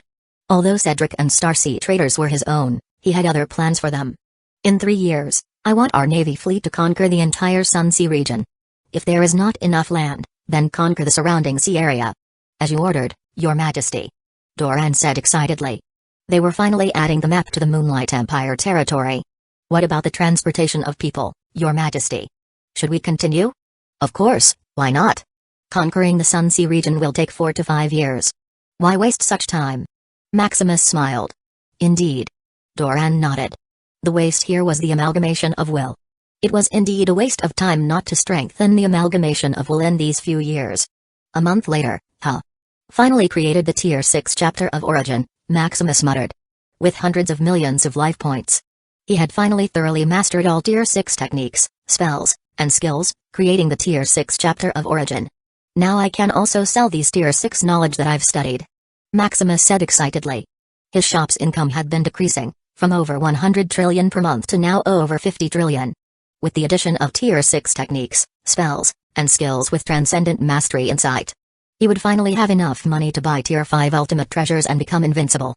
Chapter 171 World Competition began 3 years later. Not enough money. Maximus sighed. After selling Tier 6 knowledge, his income skyrocketed from around 100 trillion to over 10 quadrillion system points. But as the months went by, the income of his store began to decrease and stabilized at over a quadrillion. The sad thing is that Maximus still can't afford Tier 5 ultimate treasure. After he looked through its price he was shocked. It's 1,000 times more expensive than a Tier 4 ultimate treasure. Starting at least at 1 quadrillion apiece. There were also rare elements, like time and space, which cost over 10 quadrillion system points. As for supreme elements, all of them were over 100 quadrillion system points. Maximus could only smile wryly and do his best to accumulate money. Who asked him to create the most expensive cultivation technique there is? Huh. Out of sight, out of mind. Maximus hypnotized himself. He still needed to get ready for the world competition in a few months. So troublesome. Just right, I can test how strong I am compared to others. Maximus grew excited. A week later, at the edge of the sunburnt plateau, Maximus was notified that the Navy formation was finished. How is it, Your Majesty? Johnson asked proudly. Looking at hundreds of thousands of brand new ships, and tens of millions of Navy soldiers, Maximus smiled. Good, you did this in just 3 years, which is quite amazing. It's not that great, Your Majesty. These Navy soldiers are the former Imperial Army. Smith and I decided to split the army, with me taking the larger portion. After all, there's no need for land battles right now. It's good, but you should replenish the army quickly. We are already on it. Smith has been busy enlisting soldiers these days. Johnson said happily. Johnson was finally able to command an army of his own. Initially, there were 2 generals, him and Smith. Although they were loyal to Maximus, it was a bit uncomfortable when they had to control the army. 2 generals meant there was no central command. Fortunately, there was no war at the moment, so this problem was not magnified. That's good. Then you should start quickly. I want the Sunsea region to be incorporated into the Moonlight Empire sooner. As ordered, Your Majesty. A month later, Johnson commanded the army to stock supplies, prepare weapons, and formulate plans. They also obtained a rough sea map through Cedric's contacts. After all, although they had spent 3 years training at sea, they hadn't ventured too far. In addition to soldiers on the ship, there were auxiliary staff such as chefs, sailors, navigators, and millions of new budding officials. I don't know where I will be stationed. No matter where it is, isn't it better than here? Hey, who made us newcomers? We can only be left behind, ready to be buried beneath the Empire. These officials were aspiring, ambitious individuals who didn't want to be buried in the Empire. Although a new city was established in the Empire almost every month, there were more officials who passed the test and had nowhere to go. Now, they had the opportunity to conquer new places. I can only say it's our bad luck. But this is also a chance. Don't you remember how your life was before? How can we forget? I was just a beggar in a backward kingdom. Now, I'm standing here, ready to manage a territory for His Majesty. We may not be as glorious as we are now, but in the future, we will be the pioneers of this new era. Well said. The crowd cheered as they thought of their bright futures. A month later, at Maximus Manor, is today your competition, Daddy? Yes, I'll be fighting some awesome guys today. Maximus picked up Lux. Daddy, be sure to win. Lux cheered. The other children also knew about this and cheered for him. Just be safe, husband. His wife looked worried. After saying goodbye, he headed directly toward the Tower of Arcana. As Maximus passed the students, it was clear that they were aware of the event. Today is the world competition, right? That's right. I heard there is a betting pool there. Do you want to bet? Sure, this is the path to getting rich. I have the list of our players this time. What? Can you show me? Yes, it's only 1,000 credits. Damn, cheater. Are you even sure your list is accurate? Anyway, it's up to you. The students laughed and quarreled as the festive atmosphere permeated the city of Arcana. After all, this was a once-in-an-epoch event. All the people here would be watching the most talented individuals in the world compete. Soon, Maximus teleported to the top of the Tower of Arcana. Looking around, he saw unfamiliar faces. Maximus noticed that their strength was either Tier 5 or Tier 6. Feeling the mana fluctuations around them. It had all the elements or was missing 1 or 2 supreme elements. As expected of core students. Maximus thought. While he was scanning the group, they also noticed him. Being a core student at this stage was very rare. Hello, I'm Azurith. Maximus. He introduced himself while scanning Azurith with his system. Azurith Voidwalker, Talent, Tier 9 Void God Body, Strength, Tier 6, Soul Amplitude, 1 billion, Soul Will, 750,237,193, are you here for the competition? Azurith was a bit interested in this newcomer. Although he felt that Maximus had just been promoted to Tier 5, he couldn't help but feel threatened. If not for knowing that he was equipped with a Tier 9 protection item. Azurith would even dare to come close to this new kid. Yes, isn't it mandatory? No, of course not, but the prize is quite tempting. What is the prize? I don't know, but according to my senior who was also a core student an epoch ago, this competition is a rare opportunity, even those apex sovereigns will be jealous. That is indeed tempting. Maximus replied, feigning interest. Up to now, there wasn't really anything that could tempt him. With money flowing into his pockets, he could buy anything he wanted after saving enough. While they were talking, Dean Phelan entered. It looks like you're all here. Come quickly, the people from other continents are already at the venue. Phelan said hurriedly, waving his hand. Maximus and the others only felt a darkness. Opening their eyes, they saw a grand stage that looked like a mini-continent. Welcome to the Ethereum Apex Coliseum, Phelan introduced. They slowly flew toward the people from the other continent. Taking a look, people from the Beast continent had animal features that they didn't completely transform. It was said that this was their symbol of pride. If it weren't for communicating with humans, they wouldn't even need to transform. I don't know how it feels, Maximus thought, looking at the women from the Beast continent. You're finally here, I thought you were scared. Alabaster, the ruler of the Beast continent, said. Ha ha ha, the old geezer is probably scared because there are no talented people left in the Arcane continent. Redius, the main god of the Divine continent, said. Isn't it only natural for the weak to wait? Phelan didn't back down and mocked.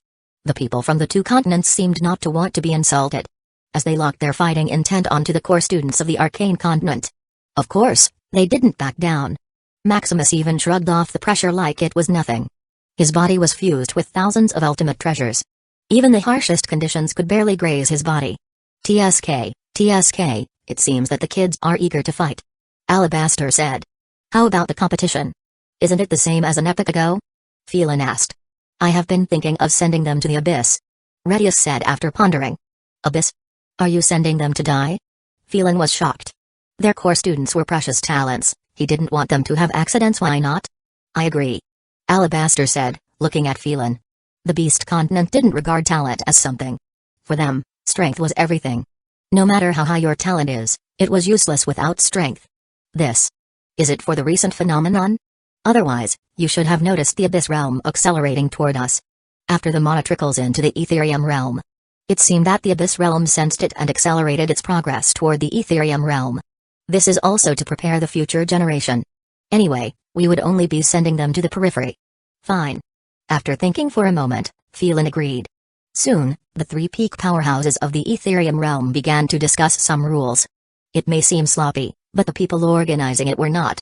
It was like three presidents discussing the affairs of children. How could it be called sloppy? Soon, the three decided on the rules. First, for points, it would be based on the Abyss monsters they killed and the treasures and materials they collected. Second, for elimination, if they activated their Tier 9 protection amulet, they were out. Third, each could choose their teammate, and they could be teleported to the same place. Chapter 172 Abyss Realm. Soon, Phelan began to explain all the rules and allotted them some time. Maximus didn't want to be on a team with others. So he stood alone in a corner and contacted his family about the change in schedule. Knowing that he was heading to the Abyss Realm, his family became worried.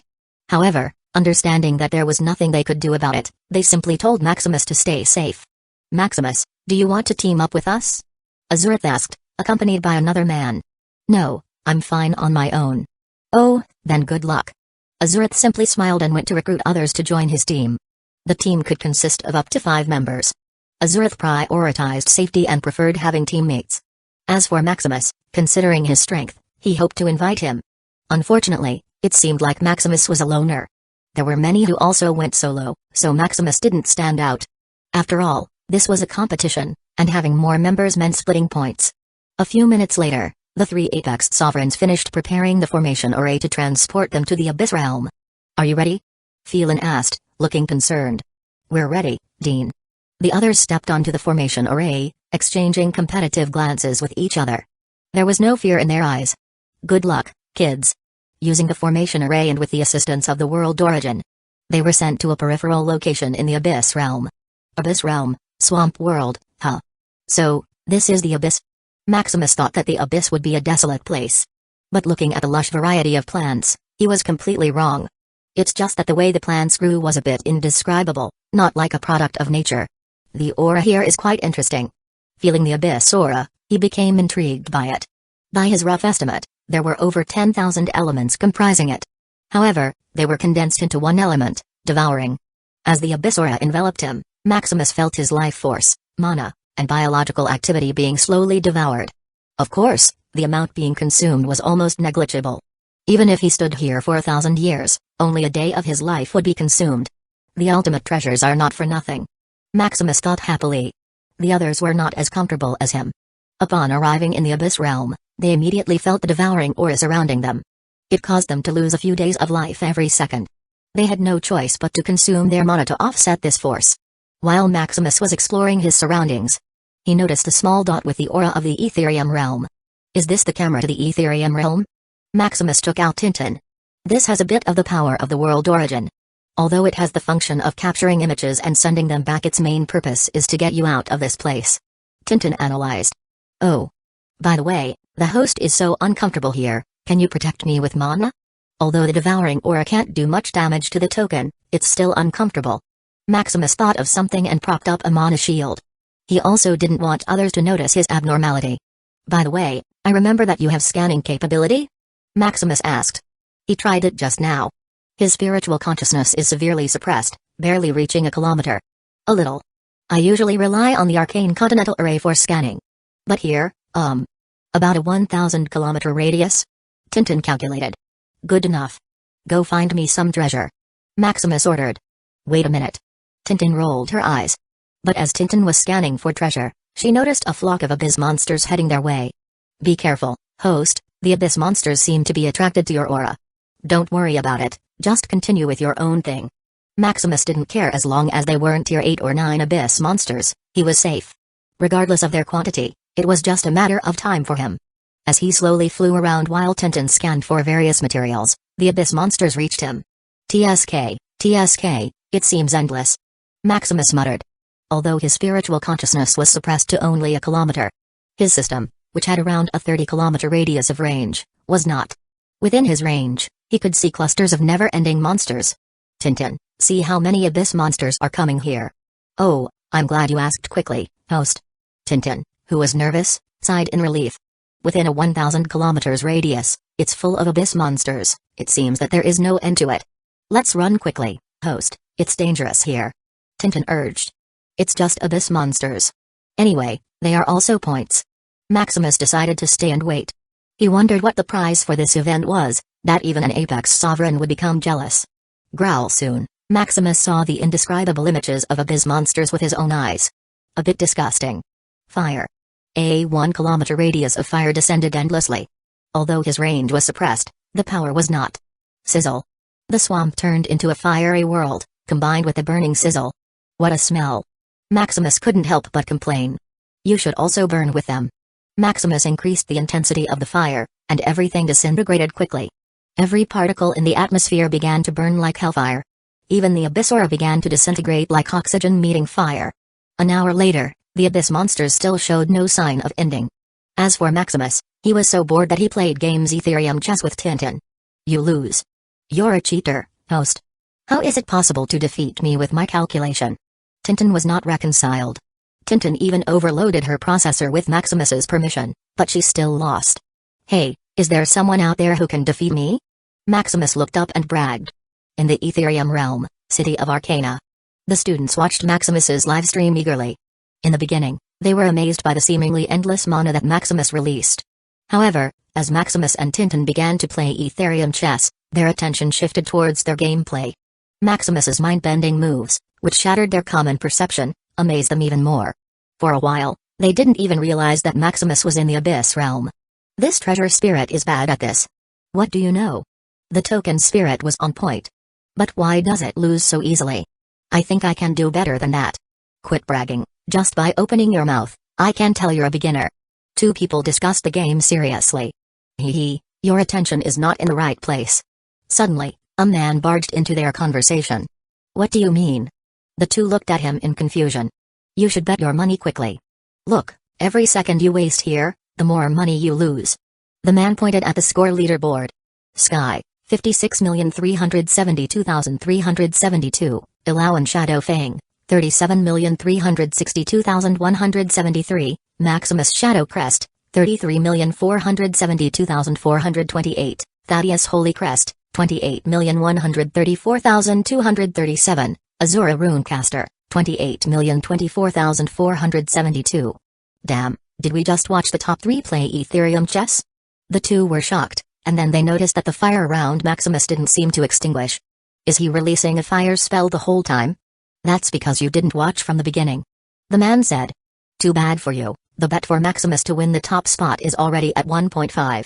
If you had bet earlier, you could have won dozens of times your money. The man mocked. This seeing their stupefied expressions and the disappointment in their eyes.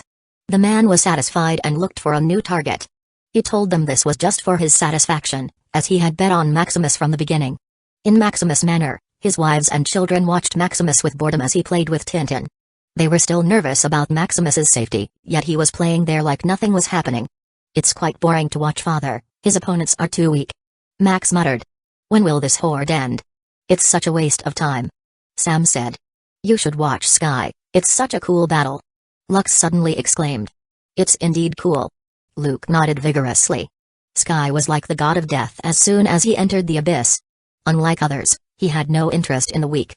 He would at least target Tier 7 abyss monsters, which were above his tier, to fight. Although a lot of time was wasted finding lone Tier 7 monsters. The points he gained and the visual effects attracted many fans. There was even one time he got lucky and killed a Tier 8 being, which gave him 10 million points. The battle was so earth-shaking that almost everyone turned to his channel to watch it.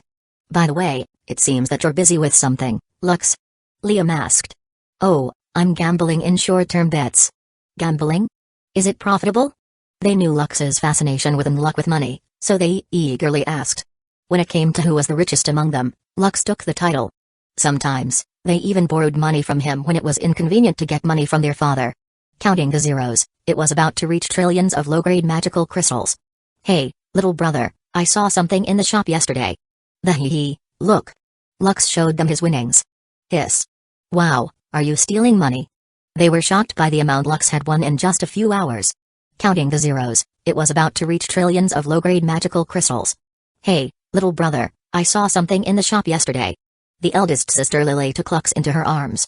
Don't worry, sister, just point at things, and I'll pay. Lux patted his chest. Hee hee, that's why I love my little brother.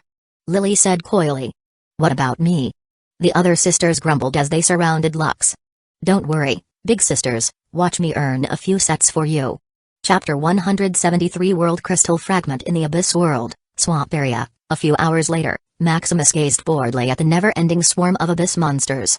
I wonder where the source of these abyss monsters is. This thought took root in Maximus's mind as he suddenly stopped his fire spell. It's time to move. Maximus muttered to Tintin. Are we finally going to escape? No, it's time to destroy this place. Maximus replied with a smile. Suddenly, Maximus teleported a few kilometers away. Disappear. Maximus muttered under his breath. His mana stirred up, and the abyss monsters slowly collapsed away like sand. Then, he began teleporting every millisecond, erasing every life form within a kilometer radius. Looking above, you could only see circles suddenly becoming hollow, like an eraser on a chalkboard. In the city of the Arcane, Maximus' sudden action caused disturbances in the leaderboard. Sky, 153,372,372, Ilau and Shadow Fang, 117,362,173, Thaddeus Holy Crest, 108,134,237, Maximus Shadow Crest, 97,472,428, plus 136,372 plus 162,163 plus 158,275 plus 124,573. The scoreboard jumped as if it had been hacked, and Maximus's position quickly climbed up. Within a minute, he surpassed third place. 5 minutes later, he overtook second place. After a quarter of an hour, Maximus claimed the first place. Maximus Shadow Crest, 177,472,428, Sky, 173,372,372, Ilau and Shadow Fang, 129,362,173, Thaddeus Holy Crest, 128,134,237. The movements of Maximus were watched by many. Every flicker a group of abyss monsters is erased. It seemed to grip their heart as they observed. Soon, Maximus's points reached over 200 million before gradually slowing down. Huh. Damn. If I hadn't watched the live feed, I would have thought he was cheating. Releasing top-tier spells 1,000 times every second is truly inhuman. It should be a special physique multiplying the mana capacity. Anyway, even if I had unlimited mana, my brain couldn't possibly process that. How amazing is this? What a core student he is. The people began to marvel. What amazed them the most was not the seemingly unlimited mana but Maximus's quick execution of skills. It was like an ordinary human turning a light switch on and off. Even if given unlimited speed, the switch couldn't possibly handle being turned on and off 1,000 times every second. Moreover, casting a spell wasn't just about stringing up the elements and sending out mana. It required a complex rune system and calculation to cast precisely what you desired. In Maximus' manner, the originally bored people, who were watching Maximus's live feed, were already standing up, eagerly watching him perform. Cool. Dad is still the best. Compared to Sky, Dad is superior. Hey, that Sky was just showing off without much substance. The children quickly abandoned their fascination with Sky as they bragged about their father to the skies. By the way, Lux, what happened to you? Liam asked, noticing Lux changing expressions faster than flipping a book. I earned over 10 trillion. Lux stuttered with excitement. I knew that Daddy was about to explode. But what I didn't expect was for Daddy to explode into the sky. Hee, then don't forget about us later. Lux's brother and sister chimed in. Maximus's wives were also fascinated, thinking about how domineering their husband was. As expected of my husband. He probably wasn't in the mood earlier. To think that we worried about him. Not bad, your husband still has some skills. Denise praised. She and her niece, Ella, were in Maximus' manner to watch the event together. After all, even though Denise was a few thousand years old, she didn't have many friends. How about it? Are you falling for our husband? Jane playfully poked her. After marrying Maximus, Emma and Jane often bragged about it to Denise, their partner in crime from that night. Still not enough. Denise neither agreed nor denied. Then you'll have to wait. Maximus's wives looked at Denise with eagerness and temptation. In the Abyss world, swamp area, after Maximus's rampage, the swamp area seemed to have been erased by something. The plants, trees, and abyss monsters were nowhere to be found, leaving only bare, smooth land. At this moment, Maximus was standing in front of what he called an abyss source. Is this where abyss monsters are generated? Looking at the abyss monsters being generated. He waved his hand to wipe them out as he walked closer to the abyss source. Looking at the weird gem, he tried to grab it. What is this? Maximus muttered. With a scan of his system, he quickly learned what it was. World crystal fragment, part of the world's origin, polluted by the abyss. Tier 4 ultimate treasure. Oh, this is an ultimate treasure? Maximus was a little shocked. Host, throw it quickly, your body is being devoured. Tintin warned, feeling the abyssal aura climbing towards Maximus. It's nothing. Maximus shrugged as he tried to expel the abyss energy. Unfortunately, to his shock, nothing happened. Instead, it seemed that the abyssal energy was becoming stronger. It's devouring my mana? Maximus frowned. Although the rate at which the abyss energy was creeping into him was slow, it couldn't be removed. Troublesome. Maximus quickly placed the polluted world crystal fragment in his system space. He then studied the abyss energy, thinking of a solution. Trying his combined elements, he succeeded in expelling some abyss energy. However, the rate of propagation was much faster than his expulsion. The frown on his face deepened. Let's see if the system can absorb this thing. Maximus thought as he instructed his system. Plus 10,472, this. Maximus was shocked to see that it could be absorbed. Another source of system points? Maximus's frown faded away, replaced by a smile. What did you do, host? You removed it quite quickly. Tintin asked as she floated around his arms. Nothing, just a little trick. Of course, Maximus wouldn't tell her about his system. What an awesome trick. Tintin showed a shocked face. If this can be applied to the world crystal fragment, then it would be great. Do you know about this thing? Of course. According to records, explorers from the Ethereum realm found a lot of these world crystal fragments, which are the source of abyss monsters. After studying them, they noticed that it's part of a swallowed world origin. According to theory, if the Ethereum realm can absorb these world crystal fragments, its advancement would be faster. Tintin said excitedly. Unfortunately, there is this abyss pollution. If the Ethereum realm were to absorb it, it would also be polluted. No matter how they tried to expel the abyss energy in the world crystal fragment, it will come back. Tintin sighed. What a pity. Maximus feigned. Hearing Tintin's narration, he thought a lot. There are a few things that piqued his interest. First is the usefulness of the world crystal fragment to the world. If he can find a way to eliminate the pollution thoroughly, then he can help accelerate the advancement of the Ethereum realm. Second is the nature of the polluted energy, it can regenerate endlessly. Looking at the world crystal fragment in his system space, he ordered his system to absorb. Plus 1,02,172,274, huh? Looking at the pure white world crystal fragment, he didn't see the abyss energy generating. Could it be it's devouring mana or other energy to generate abyss energy? So that's why. Maximus concluded after a bit of thought. His system space is a unique, self-contained area. Anything placed in it will not leak any information unless it is controlled. The reason why no one was able to eliminate the abyss pollution is due to an energy leak. Even if they isolate it, eliminating the pollution relies on something that has energy. His system is unique in this regard, it directly absorbs the abyss energy without any energy fluctuations.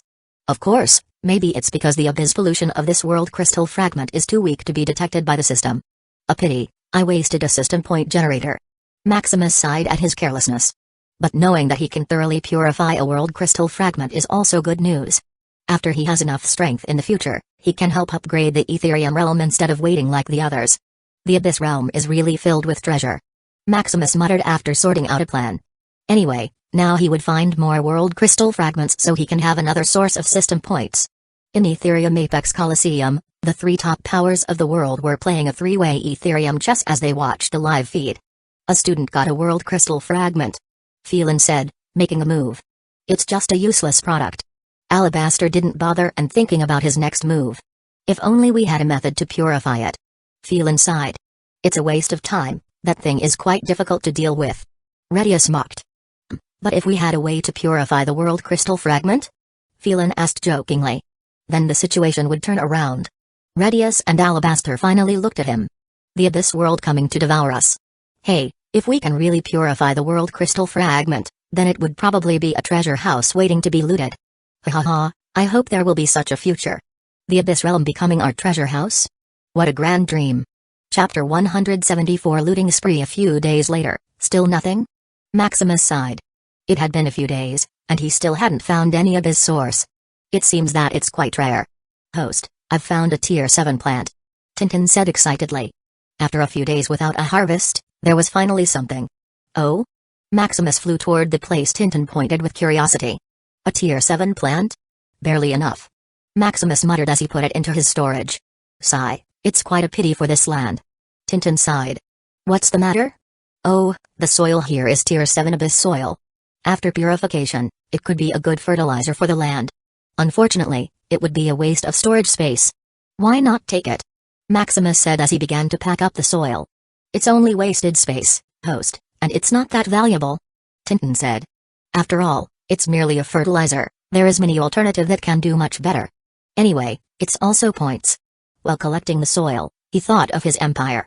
With its barrenness, even with the Tier 5 it will still take hundreds of years to advance its soil to be able to grow a Tier 5 spirit seed. By now, it's only Tier 2 soil, even with countless nourishing from the mana. Although he can buy fertilizer, it's too expensive and not worth it. Now there is free stuff in front of him, Maximus couldn't help but gear up. You're crazy, host. Tintin gave up persuading and just rolled her eyes. By the way, how big is your storage space, host? As big as your imagination. Maximus just smirked. The biggest storage space has 1 trillion cubic meters of space. As for a small world, that's in a different category. As for his system space, it has unlimited space. Half an hour later, Maximus dug up several million cubic meters of soil. Huh. It's indeed satisfying to pick up money. Although he can earn quadrillions every month, this kind of petty gain still felt good. Tintin, widen your range. From now on, include resources Tier 4 and above. As for those low-tier treasures from Tier 3 and below, even he was too lazy to pick them up. Are you sure, host? Yes, anyway, I can't find any Abyss source now. Maybe we can find it while I pick resources. Oh, then there are a few Tier 4 resources near us. Lead the way. A few days later, Maximus's smile didn't vanish as he looked at the growing resources in his system space. Whenever he passed, even the soil and rock were not missed. As long as it reached Tier 4, it would be put in the system space. Oh, is this a Tier 5 Dark Abyss mine? Put it in. A Tier 4 quartz crystal? It's just for design, host, it has no other use. That's good too. Put it in. What is this weird-looking tree forest? That's the forest of the Blood Abyss. It's useless except for its fragrance when burned. Then it can be used to cook barbecue. Put it in. What is this dark shining liquid? This is a golden abyss lake. It's good for raising fish. Put it in. This is a vine devouring stems. It's good for creating papers. Put it in. This is a stone, is a heavy? Nice, it can be used as a wall. Put it in. This grass. It's soft to step on? Also, include that. This sand is good for making windows. Tintin already grew dizzy with Maximus's looting spree. She didn't even bother naming what kind of material it is. As long as it's tier 4 and above and has some use, her host would take it in. This is also in the city of Arcana, while Maximus was on a looting spree. A bunch of students watched in fascination. I don't know why I'm so entertained, even if he picks trash items. A trash item in our eyes is already a treasure to many. Looking at the quantity of the things he's got, why do I get jealous? Maybe it's because it's more than what we've earned in a few thousand years? Sigh, I didn't know that trash is so valuable. Why don't I also go to the Abyss Realm to be a trash picker? First, you've got to have the strength to protect yourself. Second, you've got to have some massive storage ring or a unique small world you can carry. Hey, I'm just dreaming. The student then thought of his feeble strength, although he can overwhelm others in the same tier. Skipping tiers is still out of his ability. Looking at Maximus easily obliterating tier 7 monsters like it's nothing. The student shuddered at the thought of going to the Abyss Realm. TSK, anyway, that Maximus has already fallen in the rankings. Hey, it's still better than many, after all, he's still in the top 10. Maximus had already fallen to rank 8 because of his inactivity in fighting Abyss monsters. Although Abyss materials can also give points, it's not enough. A few days later, Maximus was still on a looting spree. His system was already filled with all kinds of resources, just like a small world. If it weren't for the Abyss energy that still hadn't been removed, it would truly be a paradise. When Maximus was about to move on to the next resource, he was alerted by Tintin. Host, I found the Abyss source that you're looking for. Finally, I'm getting tired of picking resources. Maximus muttered, stretching his body. But what? It should be a tier 7 Abyss source. Tintin said gloomily. With her scan, he noticed a dense pack of tier 7 Abyss monsters. Furthermore, mixed with them were a few tier 8 Abyss monsters. That's more like it. Maximus grinned. Abyss monsters are quite different from powerhouses in the ethereal realm. Usually, once you reach tier 7 and form a domain, you start to study laws. But Abyss monsters only have physical and energy capabilities comparable to their tier. It's like cannon fodder forcefully upgraded. I don't know how I'll stand against a tier 8 Abyss monster. Maximus breathed as he readied for battle. Looking at the dense group of Abyss monsters, he smiled. Let's begin. Shush. Maximus teleported and cast a spell. Disperse. Looking at the tier 7 monsters still standing fine, he grinned. It's not enough, huh? Condensed. Ignite. Explosion. Boom. A huge explosion filled with multiple elements bombarded those tier 7 monsters. Not enough, there is more. Boom. Boom. Boom. Dense explosions happened all over the place like it's doomsday. Not enough. Not enough. Seeing that he couldn't kill tier 8 Abyss monsters, Maximus frowned. His brain overloaded, remembering all his spell mastery, as a myriad of spells came out from him. End it for me. A dragon filled with all his mana capacity, possessing all his elements, rampaged on the field. Whenever it passed through, it disintegrated Abyss monsters like toys. The tier 8 Abyss monster also began to be damaged. Still not enough. Too slow. Maximus emptied his mana again and again, condensing elemental dragons of destruction. Every second, every drop, multiple energy dragons were condensed. If the Abyss had a bit of conscience, it may exclaim that Maximus was definitely cheating. Is the Abyss source the one generating monsters, or are you? The number of energy dragons made them look like densely packed snakes, sending shiver to anyone watching. Soon, the explosion of magic subsided. What was left was Maximus flying silently and a deep hole that looked more like an abyss. Tell me where the Abyss source is. Maximus said coldly, still affected by his outburst. Host? Is that still you? Are you possessed by some Abyss monster? Do you still recognize your cute Tintin? Maximus questioned why Tintin was still blabbering nonsense instead of guiding him the way. Tintin suddenly shuddered and did her job. This way, host. After getting the Abyss source, aka the World Crystal Fragment, he took a deep breath. Huh. So that's what invincibility is. Maximus finally went back to normal. The power he showed earlier was so overwhelming that he was nearly consumed by it. So close, I need to train my will after I get out of here. Maximus thought. Host, how are you? Are you feeling better? Yes. Maximus gave her a smile. Fortunately, you're fine, host. I thought that something happened to you. How can something happen to me? He teased. That's right, that's the host I know. Tintin flew happily. After calming down, he finally began to look at the World Crystal Fragment. World Crystal Fragment, part of the world's origin, polluted by the abyss. Tier 7 ultimate treasure, it's really Tier 7. Remembering his state earlier, he couldn't help but shudder. That power that obliterated everything, even those Tier 8 abyss monsters, disintegrated like the rest. Shaking his head, he studied the World Crystal Fragment to see how fast its absorption rate was. 10. 50. 300. 600. 900. 1000. So it's 1000 units of energy per second. Maximus concluded. The units of energy are equivalent to one system point. This means that, provided enough energy, he can absorb over 80 million system points per day. It's really a treasure. Chapter 175. Meet other students soon. Maximus returned to searching for materials, hoping to encounter another abyss source. However, the disturbance he had caused was far from over. In the city of Arcana, at Maximus Manor, Dad is truly amazing. They struggled to find words to describe what they had just witnessed. Is that really our dad? So awesome, so mighty. As expected, our dad is the strongest in the world. Maximus's children erupted in cheers as they witnessed the fight. Despite the countless battle videos throughout history, their father's style was quite unique. It was a straightforward battle style. As long as you had mana and had mastered the spells enough, you were good to go. But what made Maximus' style unique was his seemingly unlimited mana and his ungodly mastery of spells. If others tried to emulate his style, they would either deplete their mana reserves or perish due to their own spells. It's indeed our husband who is the greatest. I didn't realize that our husband's strength had reached such heights. What's wrong, Denise? Are you already falling in love with our husband? They teased Denise, who was lost in thought. Humphrey. Denise blushed but didn't reply. After all, Maximus was the one who took the jewel that she kept for thousands of years. Although she wouldn't admit it, she was slowly falling for Maximus. Her previous excuse had been that Maximus was weaker than her, but now it had been overturned. Hee, I'll see how long you can hold on. Maximus's wives thought to themselves in silence. Outside, the students were already in a carnival-like atmosphere, watching the overwhelming spectacle. Is he really a Tier 5? Impossible. With such power, I'd believe it even if he said he was a Tier 7. Hee, you're ignorant. Maximus must have a dimensional ranked physique. Mastering all the elements, coupled with that physique, makes it possible. Dimensional ranked physique? The students contemplated this idea and nodded. Indeed, having a dimensional ranked physique made such feats possible, especially when combined with a genius talent. As for physiques higher than that, it was beyond their cognition. In a dimension, there could only be one ultimate physique. Even then the chances of a dimension giving birth to one is close to impossible.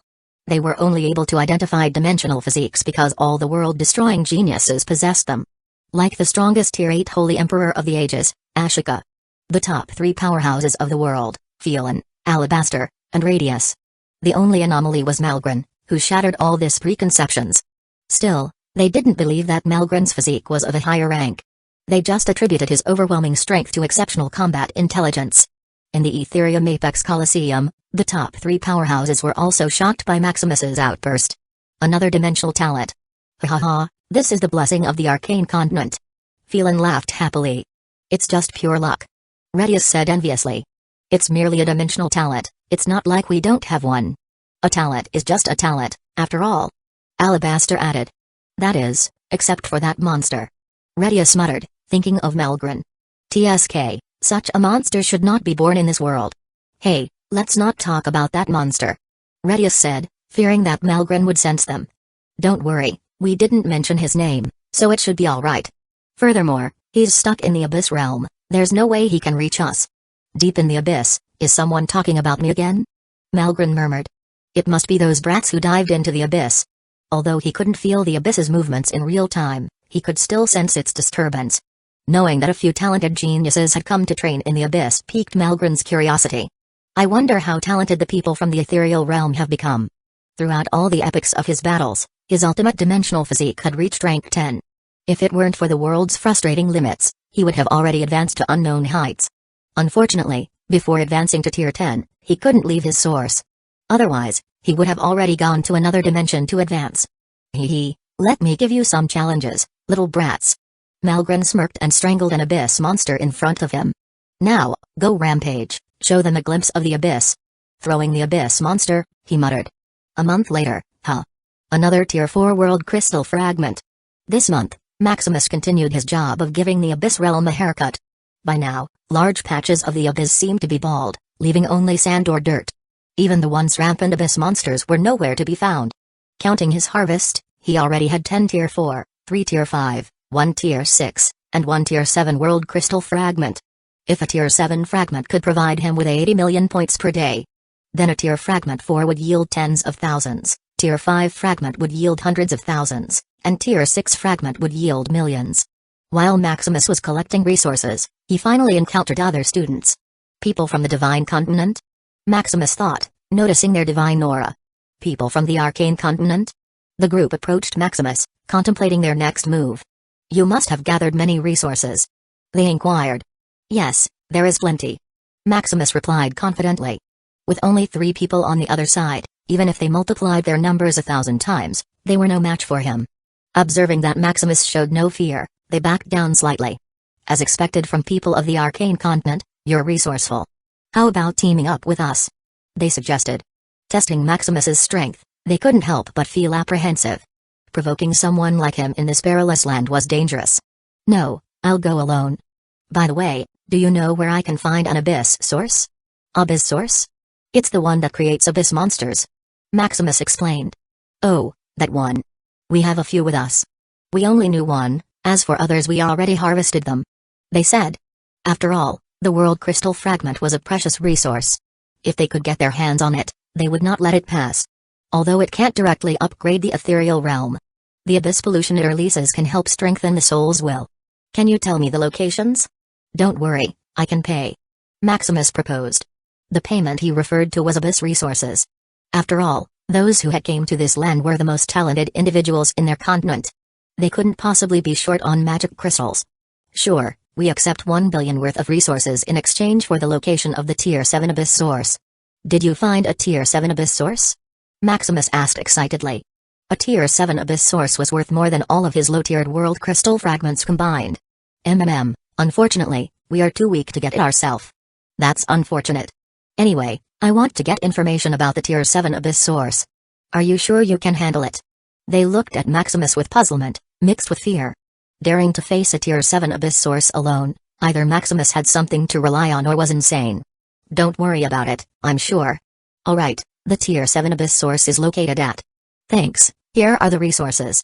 Maximus took out mountains of trash resources worth 1 billion points and hastily flew away. As they looked at the pile of trash in front of them and then at the departing Maximus, their mouths couldn't help but twitch.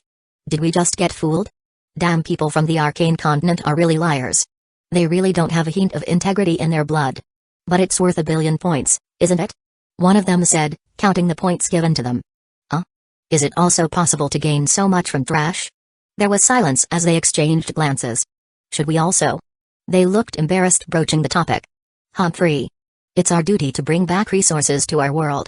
One of them thought of a reason. That's right, this is our duty as envoys of God. Praise to the mighty gods. Praise to the mighty gods. Praise to the mighty gods. After Maximus obtained the coordinates, he quickly took action. Looking at the dense Abyss monsters, he couldn't help but be excited. Let's begin. Learning from his past mistakes, he controlled his output within the range of his will. Blinking light. Maximus began to flicker, sending light into the gloomy abyss. This was a newly created spell. It concentrated all his mana into a singularity and then exploded. With the addition of all of his elements, its power was maximized. Flash, flash, flash. It seemed that light became the nemesis of the Abyss monsters as they disintegrated, like a vampire meeting the sun.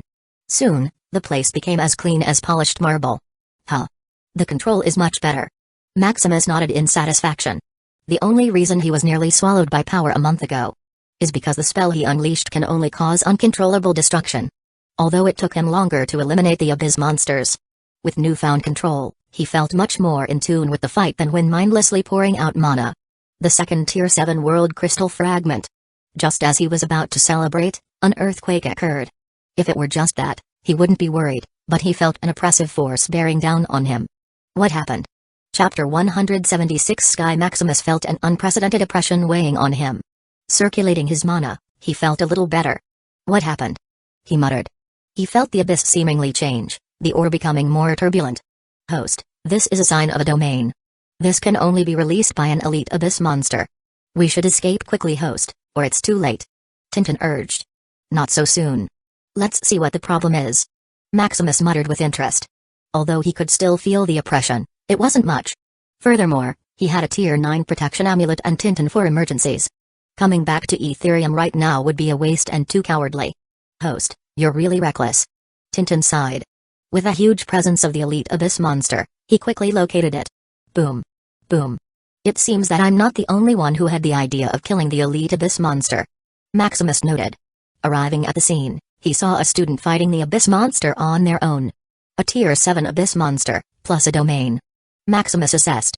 Just right. I can test my strength. He decided. The abyss monster he defeated earlier was only cannon fodders, so he hadn't thought much about it. Watching the fight between the student was not only Maximus but also others, each in their own hiding spot. Boom. Boom. Deafening sounds echoed as the clash continued, but over time, the elite abyss monster seemed to be getting stronger. What happened? It's absorbing the abyss aura? Oh no. Host, it's a mutated elite abyss monster. It will absorb all the abyss aura here until it makes this part of the abyss its territory. Tintin warned as she watched the fight. Although the abyss scared many people from the Ethereum realm, they also regarded it as a paradise. In the deeper parts of the abyss were training grounds for Tier 8 powerhouses. This is also why the people in the Ethereum realm knew many details regarding the abyss. Enough to even create a game about it. According to Tintin's database, a mutated elite abyss monster had the possibility of advancing to a leader-level abyss monster. That was already a world-destroying monster, capable of fighting across ranks. It could be said that if 1 or 2 Tier 9 leader abyss monsters appeared, it would spell the doom of the Ethereum realm. Of course, this was only a theory. After all, they hadn't encountered a Tier 9 leader abyss monster. At most, it was a Tier 8 leader abyss monster, which was quickly killed before causing any damage. What the people in the Ethereum realm didn't know was that almost all the leader abyss monsters were killed by Imgren. Furthermore, they weren't the strongest class of abyss monsters. The strongest would be the monarch abyss monster, which even Grun had a hard time dealing with. While Tintin was explaining things to him, the student who was fighting the mutated elite abyss monster was sent flying. Coincidentally, the place the student was sent flying was exactly where Maximus was. Bam. Cough. Cough. Looking at the bloodied person coughing blood at his feet, he didn't know what to say for a while. Are you alright? Cough. It looks like you're not. Maximus confirmed. Healing. Assessing his injuries. Maximus's mana began to reconstruct his body and soul perfectly. How comfortable, thanks. The man said gratefully. No problem. Maximus just smiled. His healing magic only consumed 100 times his mana. As for reconstructing his body and soul perfectly, it was even easier. If Maximus wanted, he could construct anything with just his mana. Of course, he must know all their properties down to the smallest detail. Maximus even considered using this ability to mass-produce rare resources and earn money. However, after seeing his earnings just from selling books, he shelved his idea. It's not that he didn't like money, but it was a waste of time. By now, he could only construct low to mid-tier materials. For higher tier and rarer resources, they either contained law energy or other elements of mana that he didn't have. Only when he reached Tier 7 could he begin to produce law energy. Furthermore, it was only after upgrading his physique to rank 10 that he could have unlimited law energy. By the way, why didn't you use the protection amulet? Oh, that thing? I threw it out, it interferes with my training. Is there something wrong in your head? Maximus's mouth twitched upon hearing his reason. Hey, how can I devote myself to training if I knew I was never going to get hurt? The man just smiled. Oh, then you're awesome. Maximus gave him a thumbs up. Another insane person. He thought. The first insane person he met was Silas, who treated time as nothing. Living in a time dilation, Silas' time was multiplied 1,000,000 times. Now, another one was in front of him, just to train. He regarded safety as interference. Hey, fortunately, I have a cheat, otherwise, I might also take an insane path. Maximus thought gratefully. Give me your name, I'll get back to you later. The man said, looking eagerly at the elite abyss monster, ready for another fight. Maximus. What a great name. Remember, my name is Sky. Sky, huh? Maximus quickly scanned Sky with his system. Sky, fit 110 max, talent, rank 9-dimensional immortality, ultimate, strength, tier 6, 1 billion in soul amplitude, 987,392,382 soul will, fit? There was a question mark on his face. The fit value was only given when he used his system to scan females. What female? Maximus carefully constructed Sky's body and soul from the inside out, and there was no hint of female at all. Could it be a Tier 9 disguise item? This is the only thing that Maximus thought. After all, as a law item, reconstructing your body and soul is easy. Furthermore, ultimate dimensional physique? Maximus was getting more shocked as he read the status of Sky. Maximus had read that there can only be one ultimate dimensional physique in one dimension. Maximus had already thought that this one is on the strongest being in all of Ethereum realm history, Melgren. How could there be another one? But as he read through the description of the physique, everything made sense. Dimensional immortal literally means being immortal. No matter how you die, even if you are erased at a concept level, you can still reincarnate. Furthermore, all your memories will be intact, provided you have enough strength to accept the memories of your previous life. So Sky is from another dimension? Maximus concluded. Hey, I also like the dimensional immortality physique. Maximus thought enviously. Such a physique is a panacea. No matter who your enemy is, you are immortal. As for other beings imprisoning you so that you will not reincarnate, then you are underestimating an ultimate physique. How could there be such a loophole? Just a thought is needed for the bearer of this physique to reincarnate for another life. Fortunately, I'm also immortal. Maximus consoled himself. Origin, the cultivation manual he created, granted him immortality. Although if a higher being completely erases him, it will not work. But in a physical and spiritual sense, he is immortal. Even if he disintegrates, as long as he progresses with Origin, it is enough, he will reincarnate. Furthermore, after he reincarnates, with his ultimate physique providing energy, he will not start from scratch but will retain all his strength. This is how overpowering his created cultivation manual is to be considered one of the ultimate techniques in all dimensions. What the ultimate treasure he absorbs did, is not just strengthening or enhancing his foundation, but is building his very concept of self to form an origin. It can be said that after he cultivates Origin to the maximum, even if all dimensions perish, he will still live. But a reincarnator, huh? Interesting. Maximus smiled as he watched Sky fight again. However, after watching the fight for a few seconds. Bam. Cough. Cough. Heal. Are you deliberately coming here? Maximus's mouth twitched. Heal. Alright, now you owe me too. After healing Sky, he also added a super buff.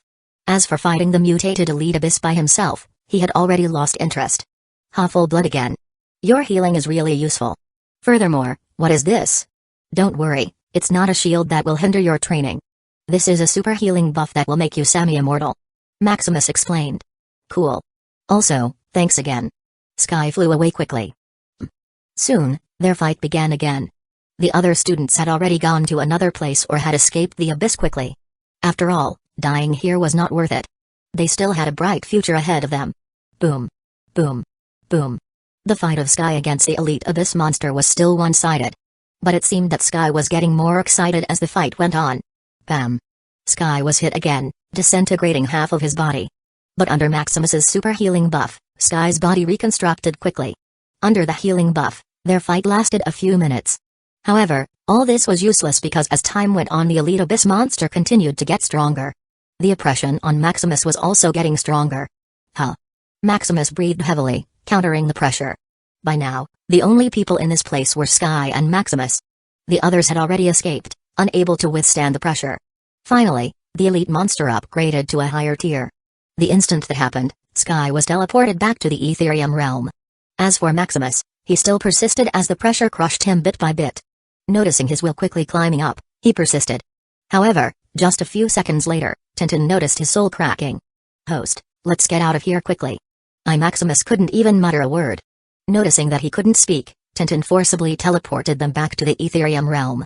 Chapter 177 End of Competition. Maximus took a deep breath and felt relief as he healed himself. It's too dangerous, he thought. But, observing the increase in his soul's will, he wanted to do it one more time. Anyway, he knew he wouldn't truly die. He just let his soul crumble because he felt in that state, the increase in his soul will skyrocketed.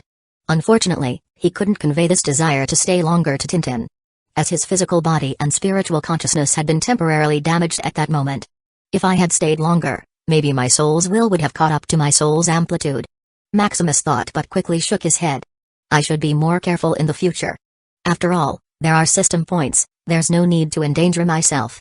After healing his body and soul, he looked around. Just like him, the other students were recovering from the oppressive pressure they had just endured. The top 3 powerhouses on the other hand gave them time to recover. I didn't expect there to be no casualties. Should we consider regulating access to the Abyss Realm for weaker individuals? Fiona asked the other two. It's feasible, but the only problem is protection. Radius said. The reason we had no casualties is that the students had Tier 9 protection amulets. That is indeed a problem. Anyway, we can just manage the entrance. Whether they choose to enter or not is their problem. Alabaster said. He didn't regard weaklings as the same as the other two. One considers it his believer, the other considers it a treasure for the future. For him, however, weakling is just grass and trees. Their only use is to add a bit of greenery and fresh air. That's it. I will refine the rules later. However, what I didn't expect is the presence of mutated elite abyss creatures. Phelan said. It should be just an anomaly. It should not happen very often. After discussing the topic, they finally turned their attention to the recovered students. Congratulations on surviving. Phelan smiled at them. You must be curious about your rankings. Without further ado, here are your standings. Maximus Shadow Crest, 56 billion, Sky, 49 billion, Ilawan Shadow Fang, 37 billion, Thaddeus Holy Crest, 34 billion, Azura Runecaster, 33 billion, Selene Moon Whisper, 25 billion, Thalia Dawnchaser, 24.5 billion, Zephyr Thornfur, 22 billion, Azurath Voidwalker, 18 billion, Xander Stoneclaw, 15 billion. Looking at the scoreboard, they were shocked. Although they now knew their real-time scores, they didn't know about the others. Seeing that the top 10 had scores in the tens of billions, it left the people at the bottom astonished. They had only managed to score a few 100 million after struggling and nearly dying multiple times. Now they saw the leading player with a score of numbering tens of billions. Are we even in the same dimension as the top 10? How can they do it? Hey, we are only here as background. Sigh, if I didn't look carefully I wouldn't even find my name. You should start at the bottom, maybe you'll find it faster. Damn, there it is. The last place? So that's why you can't find your name. The students at the bottom ranking were chattering, hoping to dilute their sadness. As for the other 3 people from the diving continent who traded with Maximus, thanks to the transaction that brought them great ideas. Even though they only had a few hours left, they still collected a few billion points worth of trash resources. Plus the billion points worth of trash Maximus paid them. They had reached the top 20. Maybe we collect trash, but we're still at the top. No, we are the glorious envoys of God. That's right, we are collecting resources for the growth of believers in God. They chatted silently, bragging with each other. Alright, attention, everyone. Phelan called their attention. For those ranked from 31 to 100, you can choose a treasure in the Ethereum Vault. The Ethereum Vault? I heard the rewards are generous, but I didn't expect them to be this generous. The people in the top 100 erupted in cheers when they heard about the rewards. The Ethereum Vault is the treasure place holding their realm's world wonders. If it were just some normal Tier 9 treasure, they wouldn't be so excited. However, every treasure there is coveted, even by Tier 9 Apex sovereigns. Unless they made sufficient contributions, dreaming of obtaining something from it would be futile. As for where the treasures come from and how they are managed, it basically comes from 2 sources, the Chaotic Sea and the Void. The Chaotic Sea can sometimes give birth to a world treasure. In the Void, they can sometimes capture treasures that come close to the Ethereum realm. In the past, countless powerhouses competed for such treasures, leading to numerous conflicts and losses. Eventually, the top powerhouses had enough and began to formulate rules.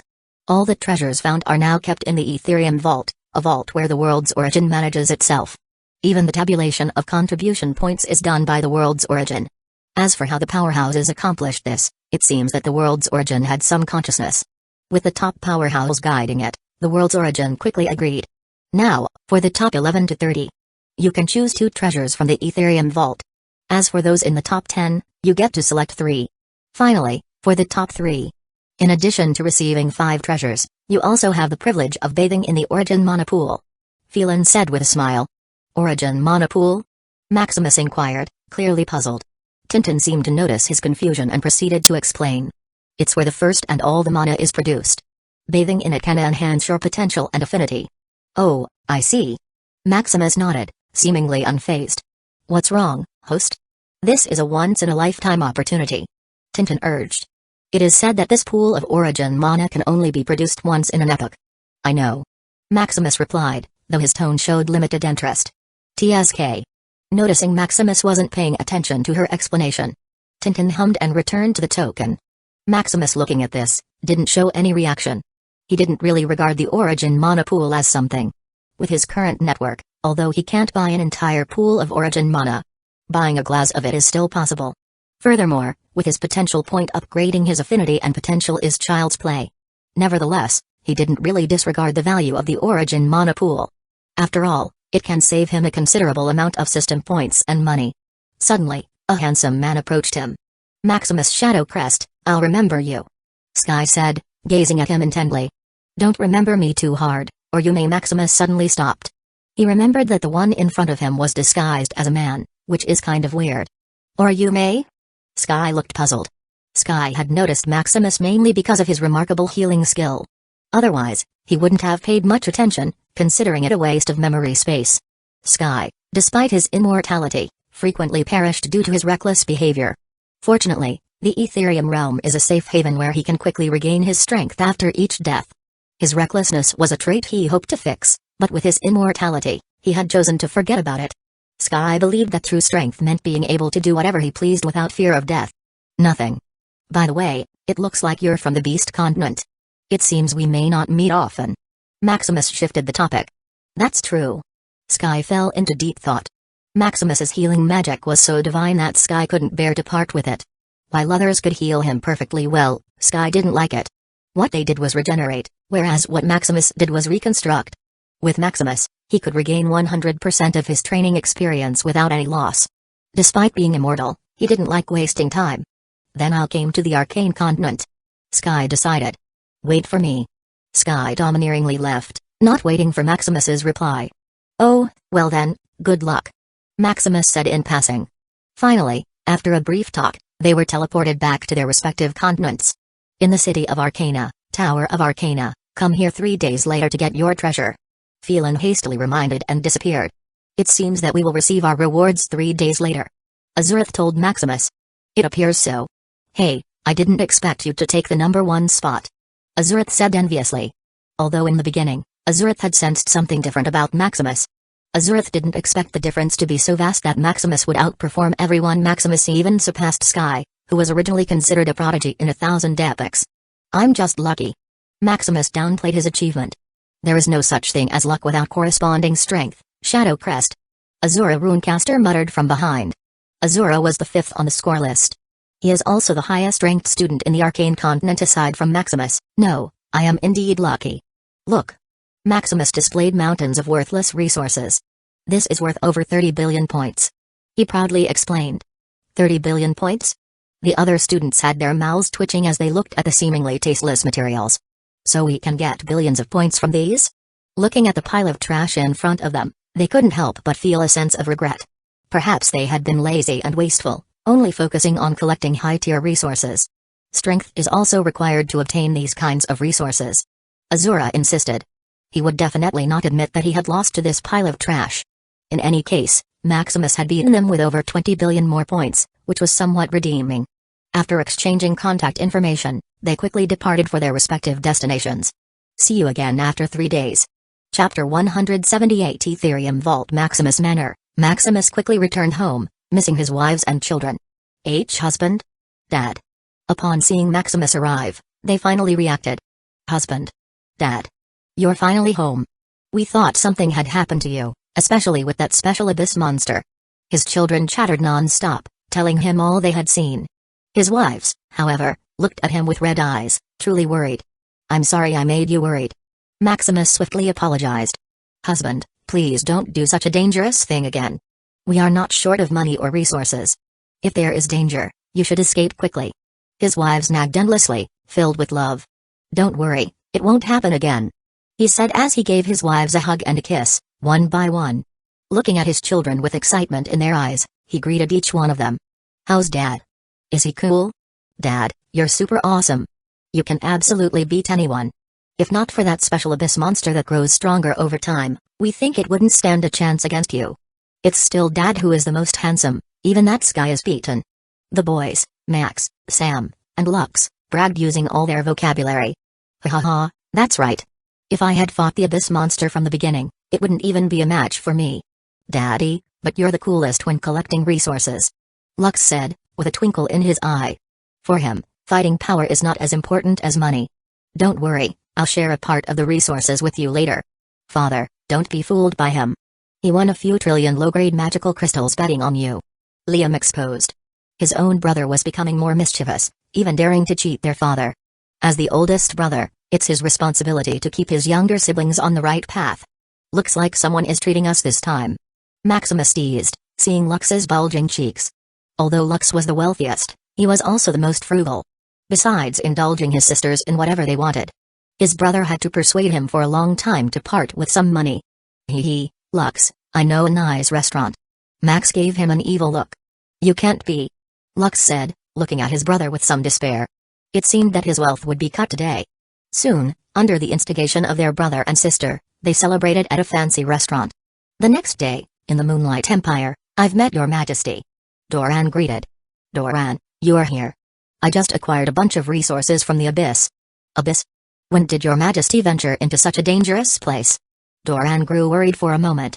Maximus's body is a sacred embodiment of the Empire that it could be argued that it's even more important than the Empire itself. Without Maximus, the Moonlight Empire is nothing. Don't worry, am I not safe now? Maximus replied with a smile, seeing Doran's concerned expression.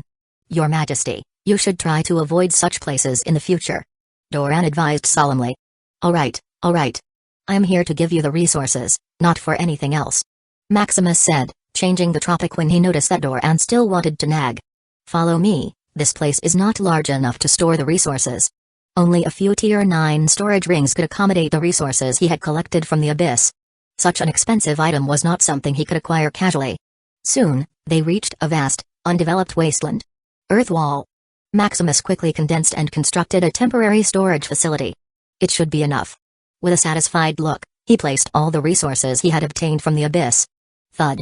Thud. Thud. Every time Maximus set down the mountains of assorted resources, a minor earthquake occurred. If Maximus hadn't reinforced the area, the ground might have already collapsed. Doran stood in silence, his mouth agape. What is this? Thud. Thud. Each thud sent shockwaves through Doran's heart. Although Doran didn't know the names of the resources Maximus had acquired, he could still estimate their value just from the aura they emitted. The lowest tier resources present here were Tier 4. Thud. The final thud seemed to snap Doran out of his daze. Your Majesty, did you rob all of this? How could I do such a thing? Maximus smiled. How is it? I got this after working for over a month. Maximus said, showing his hard work. Working for a month? Doran's mouth twitched when he heard this. Working for just a month can yield this? What if your Majesty were to work for a few years? Wouldn't the Moonlight Empire become the wealthiest empire on the Cursed Continent? Doran's thought ran widely as he imagined all kinds of possibilities. What's the matter? Maximus asked, seeing that Doran appeared lost in thought. Nothing, Your Majesty. I'm just too excited. Well, that's fine. You can manage these resources at your discretion. Maximus patted Doran and was about to leave. Oh, before I forget, here's the information about these resources. If you're unsure what to do, just call me. Maximus added before teleporting away. He estimated that even if he sold these items, they wouldn't be worth even a quadrillion low-grade magical crystals. What he truly earned in the Abyss realm was the World Crystal Fragment. Now, they were in his system space, continuously generating system points for him. These resources really meant little to Maximus. Seeing Maximus hastily depart, Doran could only sigh. This kind of burden is not really light. As he gazed at the mountain of resources, Doran made a promise to do his best. But with these, the Moonlight Empire can take a leap forward. 2 days later, after some rest and quality time with his family, Maximus returned to the Tower of Arcana for the gathering. Maximus, you're here. Azurith warmly greeted. Maximus, the most talented in our generation, is finally here. It's both a blessing and a curse to be in this generation. The core students grew lively as they saw Maximus. The previous envy had disappeared. Since that day, they had watched the live feed replay. They realized why Maximus was considered the most talented in their generation. It was true that he had won due to the abundance of resources he had looted, but his fighting skills were equally astonishing. He battled and defeated Tier 7 and Tier 8 Abyss monsters effortlessly. Captured several Abyss sources. Healed the injured Sky in a blink of an eye. Although others in the top 10 could do the same, it wasn't as quick and straightforward as Maximus. Now, they only wanted to be friends with this genius, hoping to broaden their options for the future. After a few minutes, the Dean, Phelan, finally appeared. Are you all here? Seeing that no one was missing, Phelan nodded. Maximus and the others suddenly felt a jolt, and they found themselves in another location. Hidden space fold, Ethereum vault. Traveling this way is really convenient, Maximus thought. With a wave of his hand, you could take others with you anywhere in the Ethereum continent. Although Maximus could also teleport, it only covered a few thousand kilometers. Looking around, he noticed people from other continents arriving as well. Maximus, you're here. Sky greeted upon seeing him. Oh, hello there. Maximus replied nonchalantly. I've already packed all my belongings. After collecting my rewards, I can return with you to the Arcane continent. Sky excitedly stated. With no ties binding him, Sky could go anywhere he wanted. Furthermore, the Beast continent had few restrictions as long as you were strong. Congratulations. Haha, then I'll bother you later, so I can settle quickly. Sure. As they conversed, the three Apex Sovereigns finally opened the Ethereum vault. Now that the Ethereum is open, you can enter. You have 3 days to choose carefully. After that, the door will be closed. Remember, you can only take the amount of treasure assigned to you. Otherwise, you'll be at your own risk. Phelan warned. They all nodded in understanding. With the world origin as a guard, even a Tier 9 individual daring to rob this place could easily be eliminated. Upon entering the place, they saw an immense and endless treasure house. Most of the treasures inside were even larger than the Moonlight Empire. There were also minuscule treasures invisible to the naked eye. Fortunately, everything was displayed in an orderly manner, allowing them to appreciate each treasure individually. Looking around, Maximus asked Tintin, "What is this?" Host, I have no information regarding the treasures in this place. Tintin shook her head. In this place, you can only rely on your own judgment. If you don't even know how to evaluate a treasure, then it's your bad luck. Azura, who was passing by, muttered. Then do you know how to identify the treasure here? By feeling. Feeling? That sounds unreliable. Maximus rolled his eyes. He thought that this guy had some tricks, but just a hoax showing off. The treasures here have isolation, you can identify them by other means. Anyway, just feel the treasure that resonates with you the most. Azura quickly left, embarrassed to say more. How reliable can feeling be? Maximus thought. System scan. Chapter 179 Choose Treasures System Scan. Isolated? There is nothing that can prevent the system from scanning. Soon, Maximus obtained information about the small object in front of him. Atomic God Metal, Tier 9, originating from the void, it is the most versatile and renewable metal source in the metal dimension. It requires 1,000 units of mana to multiply. What? Maximus had to read the entire information to understand this object. Just as like, it's you. Maximus quickly obtained the treasure and bound it. Atomic God Metal? Phelan suddenly appeared at his side. You've got quite an eye, kid. Do you know what this is, Dean? Of course, this is the hardest metal that can be found in the Ethereum realm. It's only a pity. Phelan sighed. Is it because of the mana requirement? Maximus knows what Phelan is thinking, a pity. The atomic god metal is a type of treasure, not a material. So before using it, you need to bind it with yourself. After binding it, you have the hardest Tier 9 treasure in the world. The only problem is, it's only the size of an atom. It needs 1,000 units of mana to multiply atomic god metal into 2. A unit of mana is comparable to a low-grade magic crystal. Normally, a Tier 5 mage has 1,000,000 units of mana. However, with his deep foundation, he had 100 billion units of mana, which is comparable to Tier 7. For instance, if he can provide 100 billion units of mana per day, it means it would take over 30 epochs to form a cubic meter of atomic god metal aggregate. That is equivalent to over 30 billion years for a cubic meter of atomic god metal. If it weren't for the uniqueness of this thing, we would have already mass-produced this kind of metal. Feel inside. Even as a Tier 9 with quintillions of units of mana, he can't mass-produce atomic god metal. Furthermore, when the host dies, all the hard work will be in vain. And all that would be left is the single piece of atomic god metal that the host bound at the beginning. Even if they tried to bypass this by using magic crystals to generate atomic god metal, it's not cost-effective. Fortunately, using this treasure, they were able to derive a material. Void gold metal, which is the hardest material next to atomic god metal. Even the city of Arcana and most of the Tier 9 residences are made of this kind of material. Void gold metal is not only cheap to produce but also convenient. Although it also absorbs mana to multiply. It can absorb free mana in the atmosphere on its own, without the need for cumbersome binding or anything else. Anyway, kid, this is the information about that treasure. Good luck. I hope you can craft a weapon soon. Phelan teased. Maximus simply nodded. For him, the problem of atomic god metal is not a problem at all. His mana is unlimited, it's only limited by what he can carry. It's like a cup of water. No matter how you pour the water out, the cup will always be full. It's not refilling, but constantly full. Meaning he didn't need to fill an atomic god metal one by one. They can all absorb mana from him, all at the same time. Meaning the growth of his atomic god metal would be exponential, doubling each time. The treasures here are indeed worth looking at. Maximus thought. He thought that there was nothing here that could interest him. Who knows, just the first treasure that he found was already so interesting. I only have 4 treasures to pick. Now that he thought of it, the number is too little. Soon, he came across various treasures. With the system scan, there are no unknown treasures in his eyes.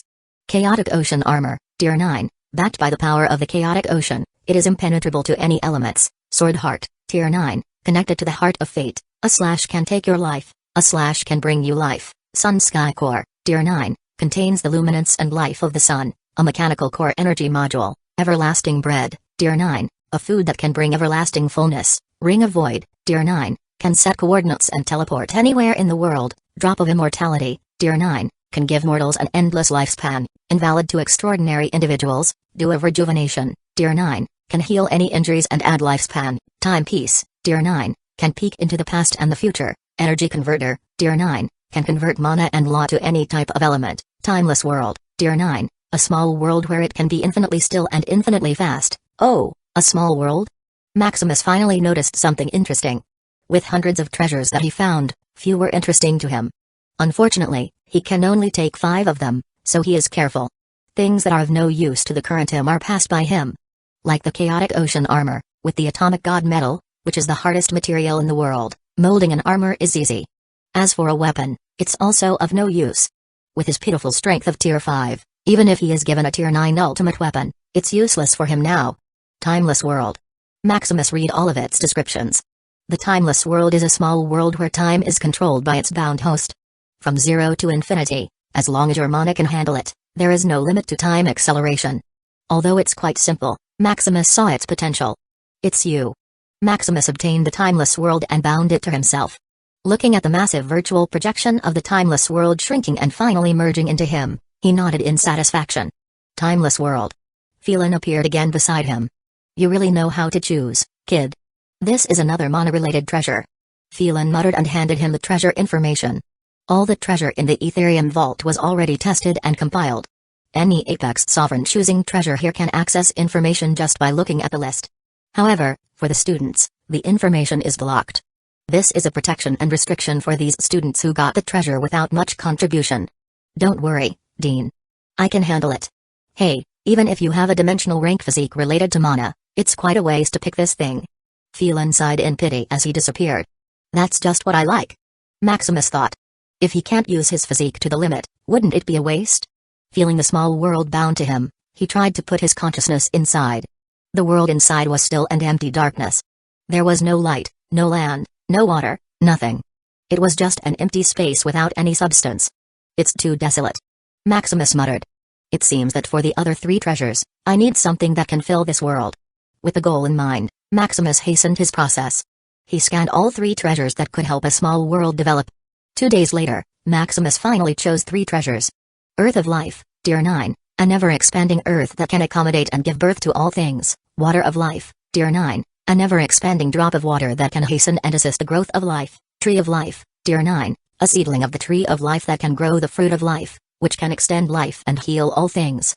It can assist and nourish all things. The Earth of Life is a piece of dirt that can expand as long as you input mana. There is nothing especially unique about this item. It's comparable to the land in the arcane continent nourished by Tier 9 mana intensity. The only thing that is unique about it is that it can grow any plant regardless of environmental restrictions. The Water of Life is also the same as the lake nourished by Tier 9 mana intensity. The only redeeming factor besides hastening the growth of plants is that it can accommodate all marine species. It can restrict the intelligent birth of all creatures in it, regardless of tier and potential, thus allowing any marine creature to thrive in it.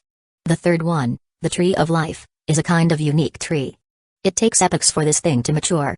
The only redeeming factor in this is the Fruit of Life, which is a unique treasure that can extend life.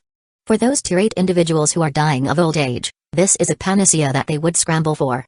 Of course, the main reason he got this is because it's a natural light source.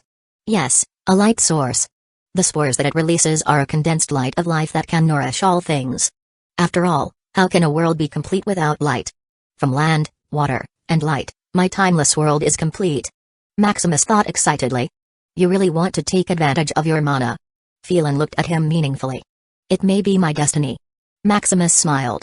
After all, students can only choose at random based on feelings. It should be. Phelan also thought. Phelan can only attribute it to destiny. After all, choosing 5 treasure that was mana-oriented is quite a coincidence. There are only a few hours. You can stay here or go outside to wait until we go back. Maximus quickly went outside to assess the treasures he chose. Chapter 180 Homecoming. Maximus came outside to wait, seeing others who had also finished choosing their treasures. Maximus, it seems that you've made your choice. What did you get? Can you show me? Sky looked at him enthusiastically. No. Oh, how about I show you mine? Seeing Sky unusually excited. Despite being aware of that Sky is a female, Maximus couldn't help but get goosebumps. Is there something wrong with your head? Is it related to your training? No. It seemed that Sky also noticed his change in attitude. It's because of the treasure I obtained. Sky said, scratching his head. What is it? You see, I bought a 5-piece integrated training set. Sky then took out 5 items. This is a gravity chamber without any gravity limit. This is a Tier 9 ether core that stores the virtual selves of the Apex Sovereigns from their inception up to Tier 9. This is the virtual real hex crystal, which can temporarily turn virtual objects into real ones. This is the machine training equipment that integrates all the training tools you can use up to Tier 9. This is the killing core, storing the maximum killing intent of creatures from Tier 1 to 9. How is it? Isn't his super awesome? Sky asked, looking at him excitedly as if he had picked the best treasure. You sure like training. Maximus's mouth couldn't help but twitch. He even wondered how Sky had learned about the specific functions of these treasures. How are these incredible training tools? I can share them with you. And? So, how about you heal me for free from now on? Impossible. He quickly disagreed. Unless you become my wife, there's no such thing as free. Maximus thought inwardly. How about from time to time? No. Then what do you want? Sky finally got serious. If Maximus weren't stronger, he would have been dragged into being his personal life warden. How about you become my thug? Maximus asked as he thought of something. A thug? Like your servant? Sky became gloomy, exuding pressure. The other students who were also waiting outside couldn't help but freeze and tremble. Sky's pressure had a kind of purity and ancientness to it. This kind of pressure could easily intimidate others, but not Maximus. With such weak strength, even Sky's pressure became higher in quality. Without sufficient strength, it was useless. Sort of. Maximus smiled.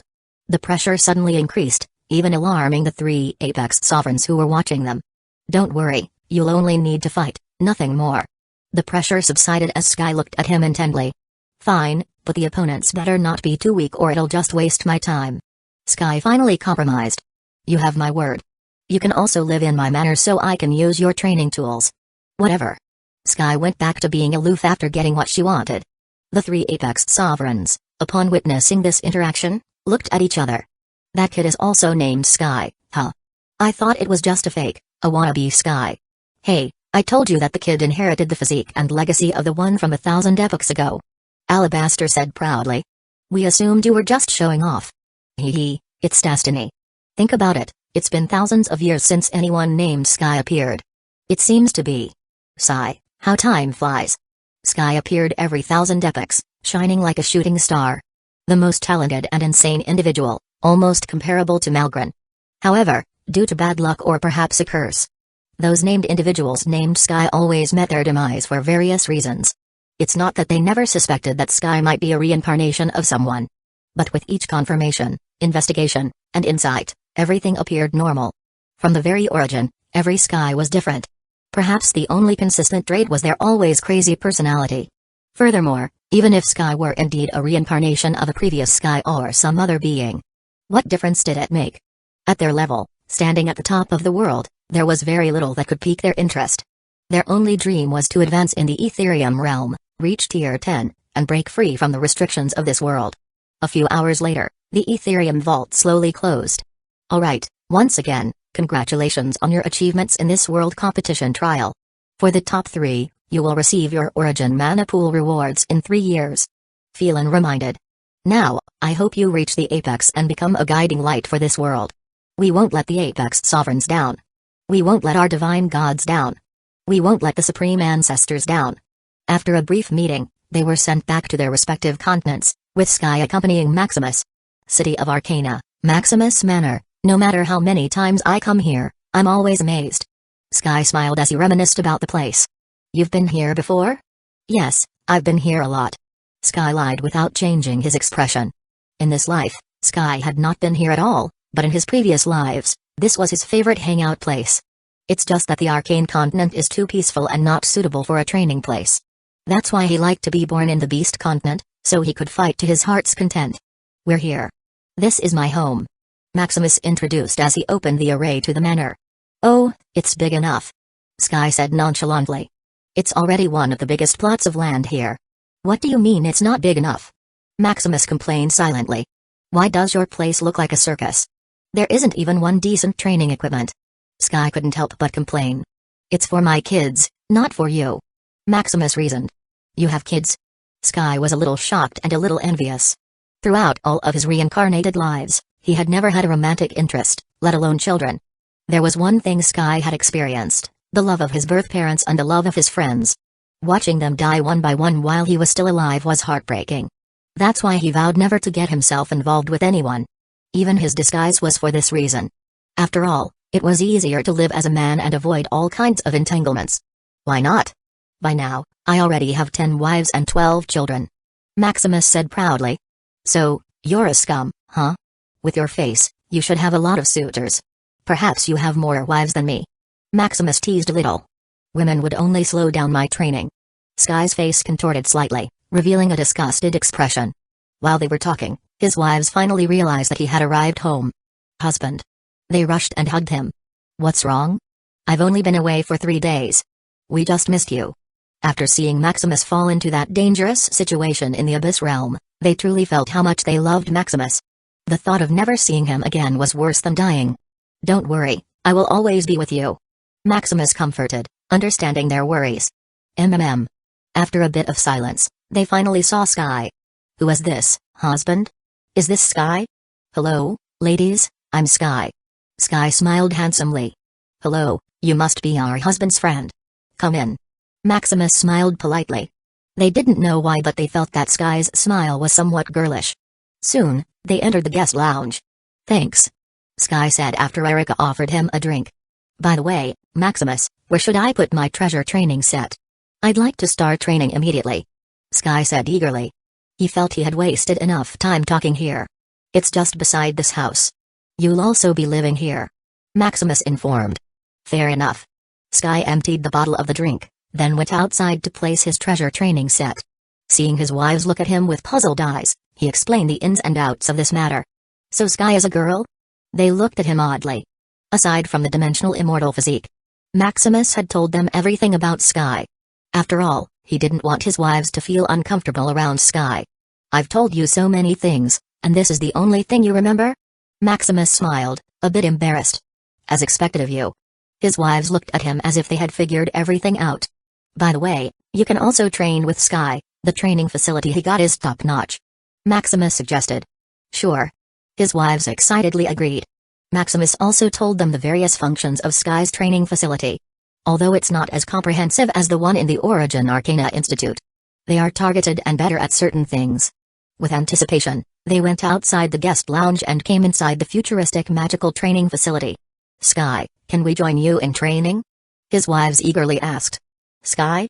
Not seeing anyone, they looked around. Heel. Sky. They were a little shocked, looking at the bloodied Sky lying on the ground. Heel. Muttered again, seeing Maximus. "So troublesome." Maximus sighed and healed Sky perfectly. "I should create a perfect healing talisman or something," Maximus thought. Chapter 181. Timeless World. After settling Sky and his wives, he came to his private training chamber. "Let's see how fast this atomic god metal absorbs mana."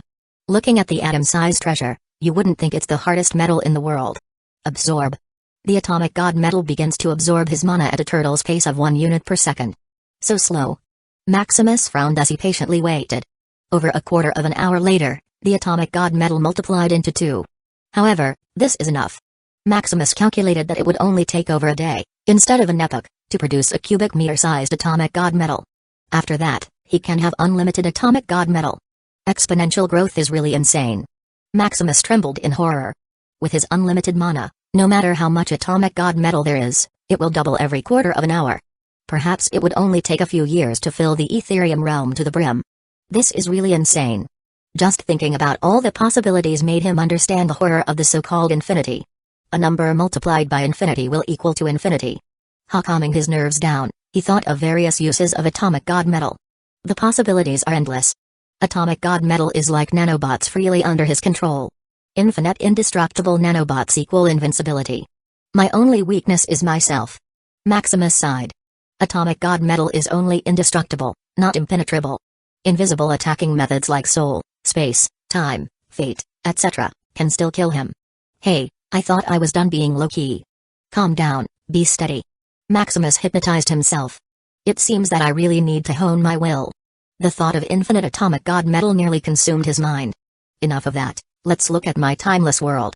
Calming his thoughts, he teleported inside the small world. It's much bigger than I thought. Looking at the pure darkness, Maximus estimated its size. However, it's really desolate, there is not even a bit of energy here. If it weren't for its massive size and unique function, Maximus would have thought this was only a storage space. Let's see how fast I can accelerate this world. With the input of his mana, the timeless world accelerated at a breathtaking speed. 2 times, 4 times, 8 times, 16 times, 32 times, 64 times, 128 times, 256 times, 512 times. A few seconds later. It's only over 100,000 times. Maximus muttered. With 100 billion units of mana pouring in every second, it can only be accelerated the world 100,000 times. Note that this is every second. If it were not for his unlimited mana, he wouldn't dare to accelerate it 100,000 times. Only mana is left, and then it will be a good training place. Maximus nodded in satisfaction. His timeless world is just like a larger time dilation chamber. Of course, his timeless world can accelerate at an unlimited number of times. The only problem is that, like other small worlds and time dilation chambers, the laws here are incomplete. Besides training spells, skills, and techniques, you can't use it to strengthen your cultivation. Otherwise, those who use a million times dilation in a time dilation chamber would have already become invincible. Of course, as it's a real world, staying here will consume your lifespan, unless you only entered it with your consciousness. Note that it's consciousness, not the soul, as even the soul has a lifespan. This is also the way most people enter time dilation chambers, as they wouldn't want to die the next day they came out of it. As for using this timeless world to collect system points, it would be impossible. With incomplete laws, how would the system collect time and potential energy? This will be my backyard from now on. Maximus didn't take this timeless world for anything else but for farming. He would like to have his own little world where he can do whatever he wants. Previously, he wanted to buy one, but it was too expensive. Now, with the reward, he got one for free. Furthermore, it had the bonus of time acceleration, which is a huge perk. However, it's too barren. It's time to put the other 3 treasures. First, the Earth of Life. Taking out a lump of earth, he inputted mana. It expanded rapidly, filling the timeless world with a surface. A few hours later. This expanded much faster than atomic god metal. Maximus remarked. By now, there were only over 100 pieces of atomic god metal.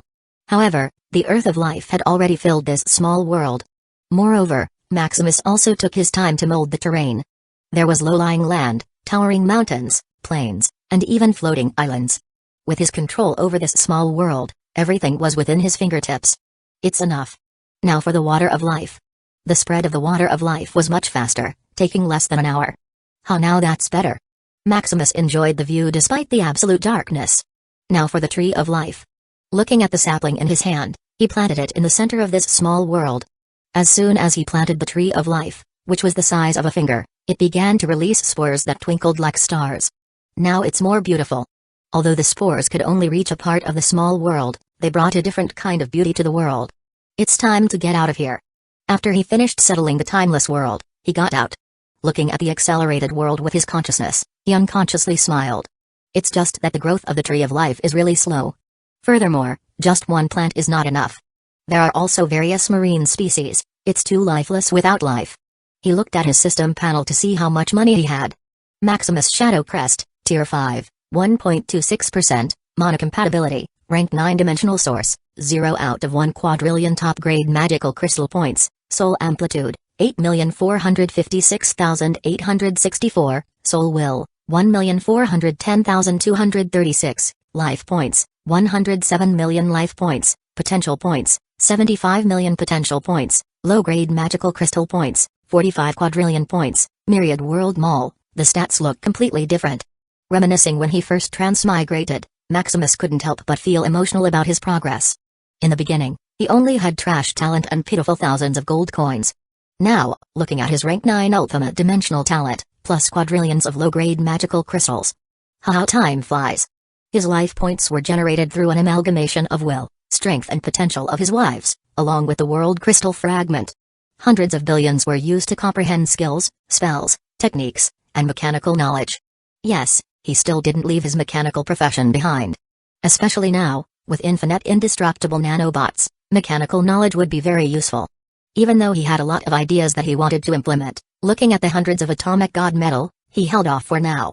As for over 100 billion potential points generated from his children, he used them to upgrade his elemental affinity. By now, his affinity to 1115 elements was at rank 7 transcendent. As for the 3 supreme elements, they were only at rank 4 legendary. Maximus then turned his attention to his crystal points. 45 quadrillion. Still far from being able to finally buy a complete set of Tier 5 ultimate treasures. Maximus calculated. For a complete set of Tier 5 ultimate treasures, he needed at least about 2 trillion top-grade magical crystal. At the rate of his monthly income, he needed over 100 years to earn it. I'll buy seedlings first. Maximus decided. After making his decision, he chose 10 Tier 9 seedlings in the Myriad World Mall. Eternal Blossom Tree, its multicolored tree leaves have various alchemical functions. Also known as the Eternal Alchemy Tree. Price, 4 quadrillion system points, Enlightenment Tea Tree, a tree used for enlightenment and entertainment. A great gift for your friends. Price, 6 quadrillion system points, Celestial Sentient Tree, the guardian of all trees and plants. Price, 5 quadrillion system points, Youthful Willow Tree, the sap can be used to keep a youthful and ageless body. Price, 3 quadrillion system points, Rainbow Memory Tree, an immortal tree used for many alchemy items. Price, 4 quadrillion system points, Elemental Luminescent Tree, captures and condenses elements in the environment. Price, 5 quadrillion system points, Aegis Cedar Tree, an indestructible tree, mostly used to build tree houses. Price, 2 quadrillion system points, Drunken Redwood Tree, can hasten the process of wine aging and make it more mellow.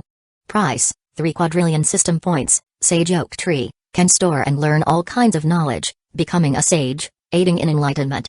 Price, 6 quadrillion system points, Eternal Serenity Tree, can heal soul and train will using everlasting peace and serenity. Price, 7 quadrillion system points, just a seedling cost him a few quadrillion each, but gritting his teeth, he still bought them. These can earn me money in the future. Maximus muttered. Looking at his money dropping to trillions, his heart ached. Unfortunately, I can't sell atomic god crystals. This is the only downside of this indestructible metal, only he can use it. Once it loses connection with him, it will vanish into the void, turning into mana. This is also what happened to all treasures that multiply using mana, like the earth of life and the water of life. Otherwise, with his unlimited mana, he would probably have no worries about money in his life. Time to plant. Chapter 182 First natural disaster. A day later, Maximus looked at the atomic god metal, finally reaching the volume of a cubic meter. I can finally make some decent armor. Maximus muttered. With the input of his mana, the atomic god metal began to rearrange itself and latched onto his skin. Not bad. Maximus muttered, feeling the atomic god metal wrap around him. Although it seemed like nothing had changed. If you looked closely, there were a few micrometers of filaments wrapped around his skin. With the size of it in atoms, blending into the colors and texture of his skin is nothing. Let's try the toughness. Smack! A loud sound and vibration filled the room as he punched himself. Physical test passed. Maximus confirmed as he didn't feel anything from the punch. With his deep foundation, the punch he just delivered could send a Tier 7 individual flying. However, aside from the sound and vibration, nothing happened to him. He didn't even feel a bit of impact. Next basic spell. Boom! The reinforced room shook a little as Maximus examined himself. Basic spell, pass. The concentrated fire spell didn't affect him, just like the physical test. Heat, shockwaves, and the like had no effect. The composition of the armor is really effective. With atomic-sized parts, Maximus could mold armor to the most precise specifications, he thought. With his control, the atomic god metal was like a living armor. Attacking him was like attacking the sea, It could only make waves and not hurt it. Invisible spell. Maximus tried the most common Tier 0 curse spell. It's still not possible, I guess. This type of spell is like glue. It can hit him invisibly, like pollution in the sea. The atomic god metal didn't do anything to the curse spell at all. Sigh, so the toughest metal in the world is not so invincible. His experiment showed a huge disadvantage of atomic god metal. Against any physical and common spell, it was invincible, unless the intensity reached Tier 10. However, anyone who reached at least Tier 7 had mastered the power of the law. With the way his armor was, that it couldn't even block such a low-tier curse spell. Any attack laced with a bit of law was like hitting him while naked. I guess I can only use it as a construction material. Maximus thought. This should be the reason why void gold metal, the derivative of atomic god metal, was mainly used to build residents or cities. However, this is enough. Once I've fully studied how to create a Tier 9 mechanical robot, then it will be the time it will shine. Imagining a legion of Tier 9 indestructible robots, he couldn't help but grin. Although atomic god metal couldn't block invisible attacks and those laced with law power, this type of attack couldn't do anything to the atomic god metal either. Soon, I'll have as many as invincible cannon fodder as I wanted. While he was thinking about what to do with the atomic god metal, his token vibrated. Did something happen? Maximus frowned as he read Doran's message. Doran, Your Majesty, the first natural disaster of Imperial domination has occurred. By now, a sea beast tide is attacking Sunburnt Plateau from all directions. The Imperial Navy around the Sunsea region is also trapped by the sea beast tide. Maximus, I'll come right away. This event was unexpected. The first natural disaster of Imperial Dominion was supposed to happen 100 to 1,000 years later, but it had only been 10 years. How did this happen? Maximus frowned as he hurried to his empire. In the Moonlight Empire, how is the empire? Maximus hurriedly asked after coming out of the teleportation array. It's not bad, Your Majesty. Due to the detection array in the sea, we were able to anticipate the coming sea beast tide. We've already evacuated all the citizens near the periphery of the Sunburnt Plateau. Fortunately, we have the supplies that Your Majesty acquired from the Abyss. With them, we can hold on for a while longer. Good. Maximus heaved a sigh of relief upon hearing that there were no casualties. What about the Imperial Navy? Have you received any news from them? The Imperial Navy is in a precarious condition right now. I heard from General Johnson that the army is scattered, and they were trapped in various places. Doran said gravely. Upon hearing the news, Maximus furrowed his brow and fell into silence. Spreading his consciousness, he saw the strength of the beast tide. It consisted of countless Tier 1 to Tier 4 beasts and occasional Tier 5 to Tier 6 beasts. With him here, the Moonlight Empire was absolutely safe. The only problem was the Imperial Navy, which was far away from him. Even with his speed that faintly surpassed a Tier 7 individual, it could take a few days to reach the nearest place where the Imperial Navy was stationed. What to do? Thinking about it, he realized that only the Tier 8 puppets could get the Imperial Navy out to safety. With their speed, they could reach the farthest place in just a few hours. But what about the people in the Sunsea region? Although they were not part of the Moonlight Empire, Maximus already considered them as part of his dominion. Just buy more Tier 8 puppets. Maximus decided. The most basic Tier 8 puppet only cost 10 billion. He looked at his remaining money.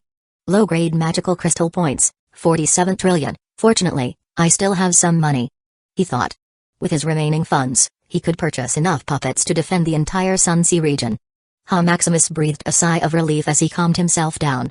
Having planned what to do, he relaxed. Just do your best to reinforce the Sunburnt Plateau. I will take care of the Imperial Navy. As you command, Your Majesty. Doran also calmed down upon seeing Maximus. Back at the castle, Maximus opened his system and purchased the most basic Tier 8 puppet. He also summoned the puppets around the Moonlight Empire. 4,730 puppets. Just a few trillion can buy this many puppets. Maximus was a little shocked, as if he had returned to reality. Earlier, he had spent tens of quadrillions just to buy 10 seedlings. Now he had bought thousands of fearless thugs just with some loose change. TSK, having more money is not necessarily good. He mused. He had been worried earlier about the damage that the sea beast tide might cause. However, looking at thousands of puppets in front of him, he realized that the first natural disaster was just that. What a waste of emotion, he thought. Furthermore, even if the sea beast tide intensified, it couldn't catch up to the speed at which he earned money. The only problem is how to hide these puppets. What he was wary of were those apex sovereigns. It was okay if it was only one or two, but with thousands of puppets coming out at once, they would quickly realize that something was wrong with him. With his current strength and means, There was no way he could match an Apex Sovereign. Even with all his money, there was nothing he could do. Tier 9 weapons? Alchemy items? Mechanical items? These were nothing to those Apex Sovereigns. As masters of the world, they controlled a part of the world's rules. How could a little ant like himself match that kind of power? He didn't dare to bet on what a being of that tier might think of him. I can only suppress the puppet's strength to tier 6. Maximus sighed. Even though he was nearly invincible, there was always an Apex Sovereign above his head. Without having the same strength or at least the capability to protect his family, he didn't dare to run wild. With the decision made, he tinkered with all the puppets and suppressed their strength to tier 6 while keeping their speed for quick support. Now, unless he unsealed it, no one would know that these were tier 8 puppets. Of course, if a tier 9 Apex Sovereign really wanted to know something, there was nothing he could do. Thinking about it, he also added a self-destruct mechanism. Now it's done. Although it was a little weaker than he initially planned. The maximum strength of the sea beasts was only at tier 6. Furthermore, although the puppet's strength was sealed at tier 6, they were still stronger than any tier 6 individual. That's right, I can also add some armor. Maximus thought. It had been a few hours since the atomic god metal reached a volume of 1 cubic meter. By now, it had multiplied to thousands of cubic meters. Just a few layers are enough. Maximus thought of the design for the armor. The atomic god metal quickly dispersed into the puppets, giving them a few femtometers layer of armor. Although it's not as complex as my armor, it's enough. Maximus muttered after testing the effectiveness of the layers of armor. After putting on the armor, he loaded them with programs, tasks, and precautions that they needed to perform. Maximus even uploaded the combat module he had created when he was bored. There was also a map, reconnaissance, and long-distance communication added. All of this cost a few trillion for the additional modules. After all, these were only some cheap puppets with not much function except for their sturdy bodies. Even the Abyss monster cannon fodder was stronger than these puppets at the same tier. Done. Looking at his work, he smiled in satisfaction. Although you are weak, you are indestructible. With a command, the puppets dispersed, each with its target and mission in hand. Chapter 183 Puppet Reinforcements somewhere in the Sunsea region. Boom. Boom. Boom. The resounding rumbles of mechanical weapons being fired echoed across the sea. How long until the reinforcements sent by His Majesty arrive? A Navy soldier couldn't help but ask. Just a few more minutes, you must persist. A senior Navy soldier comforted. It had been a few hours since they found themselves trapped at sea. Looking around, they could see densely packed sea beasts clashing against the ship. If it weren't for the ship's barrier, they would have been killed by now. With the ship's energy depleting, their anxiety grew. Without a platform to stand on, their combat power would be less than half. By then their death was only a matter of time. How much energy do we have left? The ship's captain asked. Captain, we have only 2.5% remaining. We have less than half an hour. It's enough. The captain said solemnly. His Majesty had already sent them a notification of the incoming reinforcement. There was also a tracker, so they would know exactly when the reinforcement would arrive. Just 12 minutes. Knowing that the reinforcement was near, the Navy soldiers cheered as they calmed down. They were incredibly unlucky, there wasn't even a nearby island where they could take refuge. If there had been, surviving for a few days would not have been a problem. As the minutes passed by, the Navy soldiers eagerly looked to see when the reinforcements would arrive. Rumble. Boom. A thunderous lightning descended from the sky, wreaking havoc on the sea, electrocuting the sea beast to a crisp. Fortunately, the ship had some insulators, otherwise, they might have suffered the same fate. The reinforcements are here. We're saved. Thank goodness the reinforcements arrived. The Navy soldiers cheered as they saw the reinforcements. They watched as the endless thunder rained down on the sea beasts. Rumble. Rumble. Rumble. As the thunder sounded, the fried corpses of sea beasts began to float in the sea. With the obstruction from the pile of sea beast corpses, the sea beast tide slowed down. A few minutes passed by, and the thunder gradually disappeared. Looking at the disappearing rain of thunder, they finally had a clear view of their rescuers. Huh, a puppet? They were dumbfounded as the puppet slowly floated towards their ship's captain. By the order of Your Majesty, ship number 1426 is hereby tasked to proceed to the base island number 104. The puppet said robotically. As commanded by Your Majesty. The ship's captain saluted as he instructed his men. With the puppet's escort, they reached base island number 104. The ship captain noticed that another ship also docking at the island with a puppet escort. Just how rich is His Majesty? The captain thought curiously. A tier 6 puppet was usually more expensive than a tier 6 slave. But, counting the number of ships coming to island number 104 and the number of puppet escorts, The captain estimated that there were over 1,000 Tier 6 puppets. What he didn't know was that by now, there were already over 6,000 puppets providing support all over the Sun-Sea region. With Maximus earning more than 1 trillion every hour, the number of puppets grew at an alarming rate. This is even because Maximus bought Tier 8 puppets and then downgraded them to Tier 6. If Maximus had bought Tier 6 puppets directly, there would be millions of puppet reinforcements every hour. Unfortunately, Maximus was a bit of a perfectionist. Since he could buy Tier 8 puppets, why settle for weaker ones that would be discarded later on? Anyway, money flowed like water for him, so he spared no expense. Captain number 1426, how are the casualties? The assistant of the Rear Admiral asked. There are no casualties, just some cases of low energy, and the ship might be slightly damaged.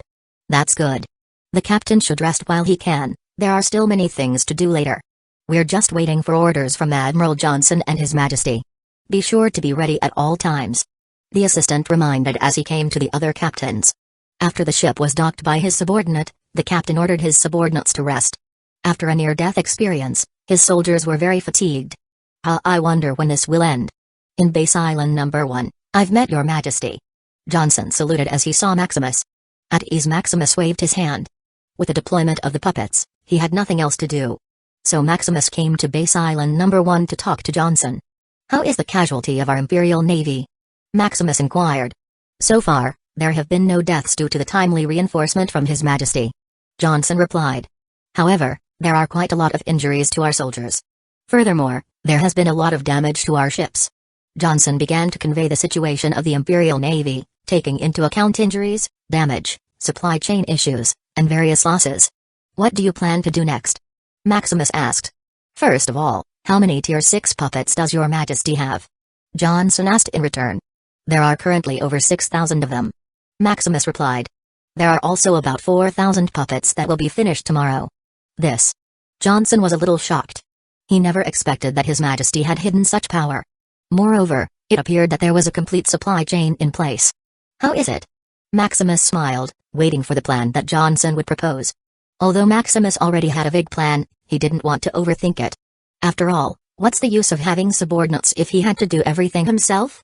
Moreover, with Tier 6 puppets as reinforcements, there was little room for error. I plan to wipe out all the sea beasts and incorporate all the land in the Sun-Sea region. Johnson said solemnly. So confident? Maximus was a little shocked by Johnson's boldness. His original plan was only to protect the people inhabiting the Sun-Sea region. But Johnson seemed to intend to take over the entire area at once. Your Majesty, this is a chance. The sea beast tide may be a misfortune to others, but with the puppets of your Majesty, this is our opportunity. Johnson exclaimed excitedly. It had been a few months since they set out on a journey to conquer all of the Sun-Sea region. However, despite their overwhelming strength, there was not much progress. With a few trillion people in the Sun-Sea region, persuading them individually was a waste of time. Now, with the sea beast tide, they could potentially seize the entire Sun-Sea region at lightning speed with the right operation. Then I will wait for your news. Maximus patted Johnson for encouragement. I will, Your Majesty. After talking to Johnson, Maximus came outside to assess the damaged ships. There should be enough atomic god metal. Maximus thought, looking at his system space.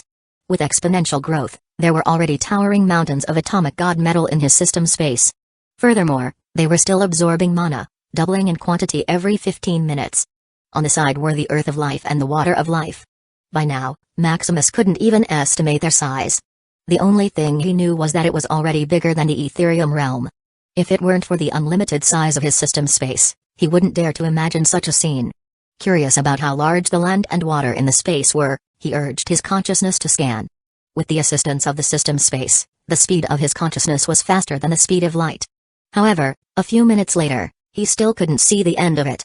How big is it? Maximus frowned. Not wanting to waste more time, Maximus had his system check the situation of the Earth of Life and the Water of Life. Earth of Life, expanded to a diameter of 15 billion light-years. Note, has reached its potential limit. Water of Life, expanded to a diameter of 20 billion light-years. Note, has reached its potential limit. Damn. Maximus cursed in shock. He had underestimated the power of exponential growth. To reach such a size, doubling in quantity every time was no joke. It took only a little over a day to reach this enormous size from a mere speck of dirt and a drop of water. Basically, it only needs to double 80 to 90 times to reach such a size. Huh? Potential limit? Maximus was puzzled. It was the first time he had heard that monogrowth items had limits. But after thinking about it, it made sense. If they could expand endlessly, the void would have already been filled by now. He didn't hear about it now, probably because there was no one who had unlimited mana like him, or they were secretive about it. The atomic god metal should also have a limit. Maximus pondered. Although there were only a few mountains of it at the moment, maybe a few hours later, it would also reach its limit. Sigh. Anyway, let's coat the ships with armor first.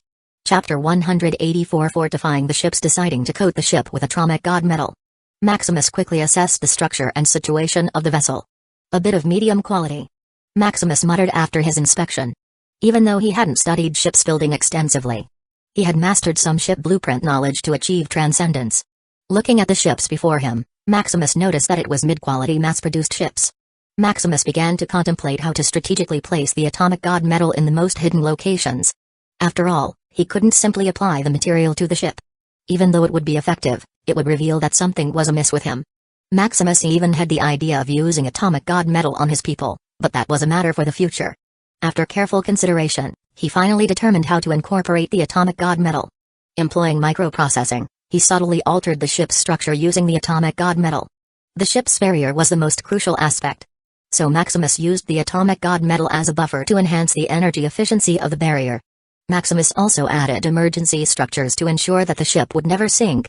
With atomic god metal the size of an atom, he completed all of these modifications discreetly. Others would only notice that something had changed within the ship, which he already planned to attribute to the Tier 6 puppet performing routine maintenance on the vessel. In reality, the Tier 6 puppet was only conducting basic repairs, nothing more. A few hours later. Done. Maximus muttered, observing tens of thousands of ships with reinforced enhancements. Now there are still hundreds of thousands more ships on other island bases. Maximus thought. While Maximus was busy preparing and reinforcing ships on different island bases, the other empire was having a hard time. In the Airinder Empire, due to Maximus paying the people of the Airinder Empire to live in the Moonlight Empire, the financial strain on the Airinder family was successfully overcome. Their business within the Arcane Continent also stabilized with a stable source of income. At this point, the Airinder Empire had returned to the prosperity expected of a top empire. However, sitting on the throne was Emperor Akash, who was frowning as he listened to the messenger before him. The first seaside defense was destroyed? Your Majesty, the number of Tier 5 and 6 sea beasts is overwhelming, we cannot compete with them. The messenger reasoned, Your Majesty, we should quickly shrink our defenses to prevent further losses, advised an official. The intensity of the beast tide varied depending on the amalgamation of will in each territory. The Moonlight Empire only experienced occasional Tier 5 and 6 sea beast attacks. In contrast, these top empires were facing an overwhelming number of such tiers of sea beasts. Furthermore, they had anticipated that the first natural disaster of the era of imperial domination would occur only 100 to 1,000 years later. Now most empires were just beginning their preparations or hadn't even started yet. Like the Airinder Empire, they had only recently achieved financial stability. How could they prepare for something that would happen centuries later? Then shrink our defenses, we must stop these losses immediately. Emperor Akash ordered. The people of the Airinder Empire were equivalent to both his power and wealth. His cooperation with Maximus was already one of the main businesses of the Airinder family. How can Akash let something happen to his people, at this juncture? As for competing to become the one and only divine emperor of the Cursed Continent, that ambition was not in Akash's mind. Typically, top empires didn't vie for this position but rather sought to profit from it and ensure the stability of their family. If they couldn't become vassals of the victorious divine emperor, they would remain in the Arcane Continent. After all, no matter how formidable a divine emperor might be, they couldn't act recklessly in the Etherium realm. Furthermore, without reaching Tier 9, their lifespan was limited. They couldn't risk their family's future for a brief reign and prosperity. After discussing further actions with his ministers, Akash dismissed them. Taking out his identity token in the Arcane Continent, he contacted his family for support. I hope nothing more happens. Akash muttered. A week later, Maximus had finished coating all the ships and was resting in the castle with his wives. Husband, will the Moonlight Empire be alright? His wives asked with concern. There should be no problem. Furthermore, with me here, how can there be a problem? Maximus reassured them. That's good. His wives sighed in relief. What about the children? I heard that their 10th exam is 6 months away. Maximus changed the subject. Once his children passed this exam, they would officially become students at the Origin Arcana Institute. They said there was no problem. They even felt that it was just another ordinary day. Max even said that there was no challenge at all. There were two nerds, Sam and Luke, who said it was a waste of time. With that time, they could have designed a world-destroying mechanical robot.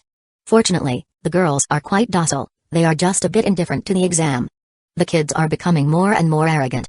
And Sky has been teaching the children wrongly. With unlimited resources and top-notch training skills, Maximus's children could be considered prodigies. Passing the exam was indeed as simple as eating and drinking for them. They had also been influenced by the training fanatic, Sky, which had made them a bit aggressive. "Don't worry, I will straighten the kids out when I get back," Maximus replied with an evil smile. Since they found the exam easy and boring, he thought that making it harder would make it more exciting for them. His children were already grown, so Maximus wasn't as gentle with them as before. Except for the girls, who would always be his little babies. Maximus thought about using his influence to increase the exam's difficulty. With his connections, asking the leader of the Lumina Crystallis Guild should be easy. "Then we will leave them to you." His wives nodded in relief. They couldn't be with their children all the time, they had their own training too. They could only guide them so far, after all, they had already grown up. Fortunately, even though their children were arrogant, they didn't harm anyone. They were polite, just excessively confident and proud, not taking anyone in their eyes. Perhaps this was also the influence of their father, Maximus, as he also didn't hold others in high regard. Unless someone was known to him or connected to him, they could go back wherever they came from. It could be said that like father, like son. After relaxing with his wives, Maximus proceeded with his next plan. Possessing such a large amount of earth of life and water of life, he couldn't allow it to go to waste by sitting in his storage space. Although he couldn't openly show it, he could gradually replace the Land and the Moonlight Empire to accelerate its development. He also planned to use Atomic God Metal to reinforce the entire Sunburnt Plateau. By now, Atomic God Metal had already reached its potential and was no longer expanding. Atomic God Metal, expanded to a diameter of 10 million light-years. Note, has reached its potential limit, although there was less Atomic God Metal. It couldn't be said that its potential was lower than that of the Earth of Life and Water of Life, which extended for billions in diameter. This was simply because their utility and functions were different. Furthermore, 10 million light-years was already a massive size. Though it was not bigger than the Etherium realm, it was already quite extensive. Yes, the Etherium realm was measured more than some million light-years in diameter. Chaotic Sea is similar to the boundless space in his previous life, making the difference in the proportion of sea and land too big that couldn't be compared. This was why only a Tier 9 ship could navigate from one continent to another. Even then, with the unique space-wrapping array of a Tier 9 ship and pre-existing route, it could take over a month to travel from one continent to another. This pre-existing route was naturally generated space wormhole, or void array created by Apex sovereigns. Otherwise, relying solely on the Tier 9 ship's space-wrapping array would take years just to traverse between continents. After examining the land, he made a suitable course of action. Let's start. With his powerful consciousness, taking out the underground land and replacing it was easy. The same went for the water. Maximus simply removed the water and added water of life. Over the course of a few days, Maximus diligently replaced the land and water in the sunburnt plateau. Maximus breathed a sigh of relief as he carefully sensed what changed. Though it wasn't immediately noticeable, Maximus could feel the nourishment of the earth of life and water of life spread. It began to slowly turn the sunburnt plateau into a blessed land. Now, it's time to reinforce the empire. Chapter 185 Broke Island. While Maximus meticulously reinforced the sunburnt plateau with atomic god metal, Johnson was preparing his troops to conquer the Sunsea region in one go. "How is the preparation?" Johnson asked one of his vice admirals. "Admiral, island bases number 1 to number 300 are already prepared.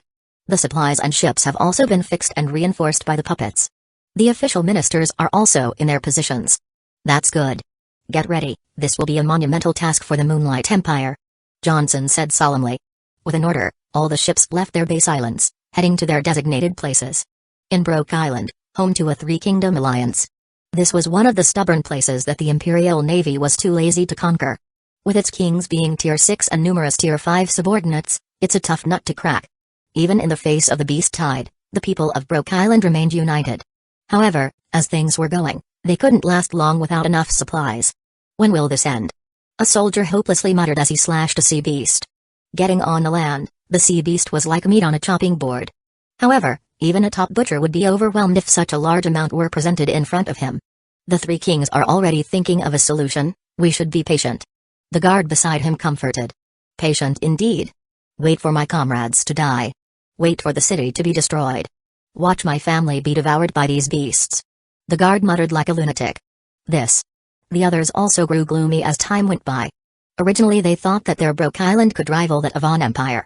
But looking at the beast tide, easily destroying the place where they once lived, they didn't think so anymore. Don't worry, our kings will lead us out of this predicament. A guard cheered. We will not give up. No, we cannot give up.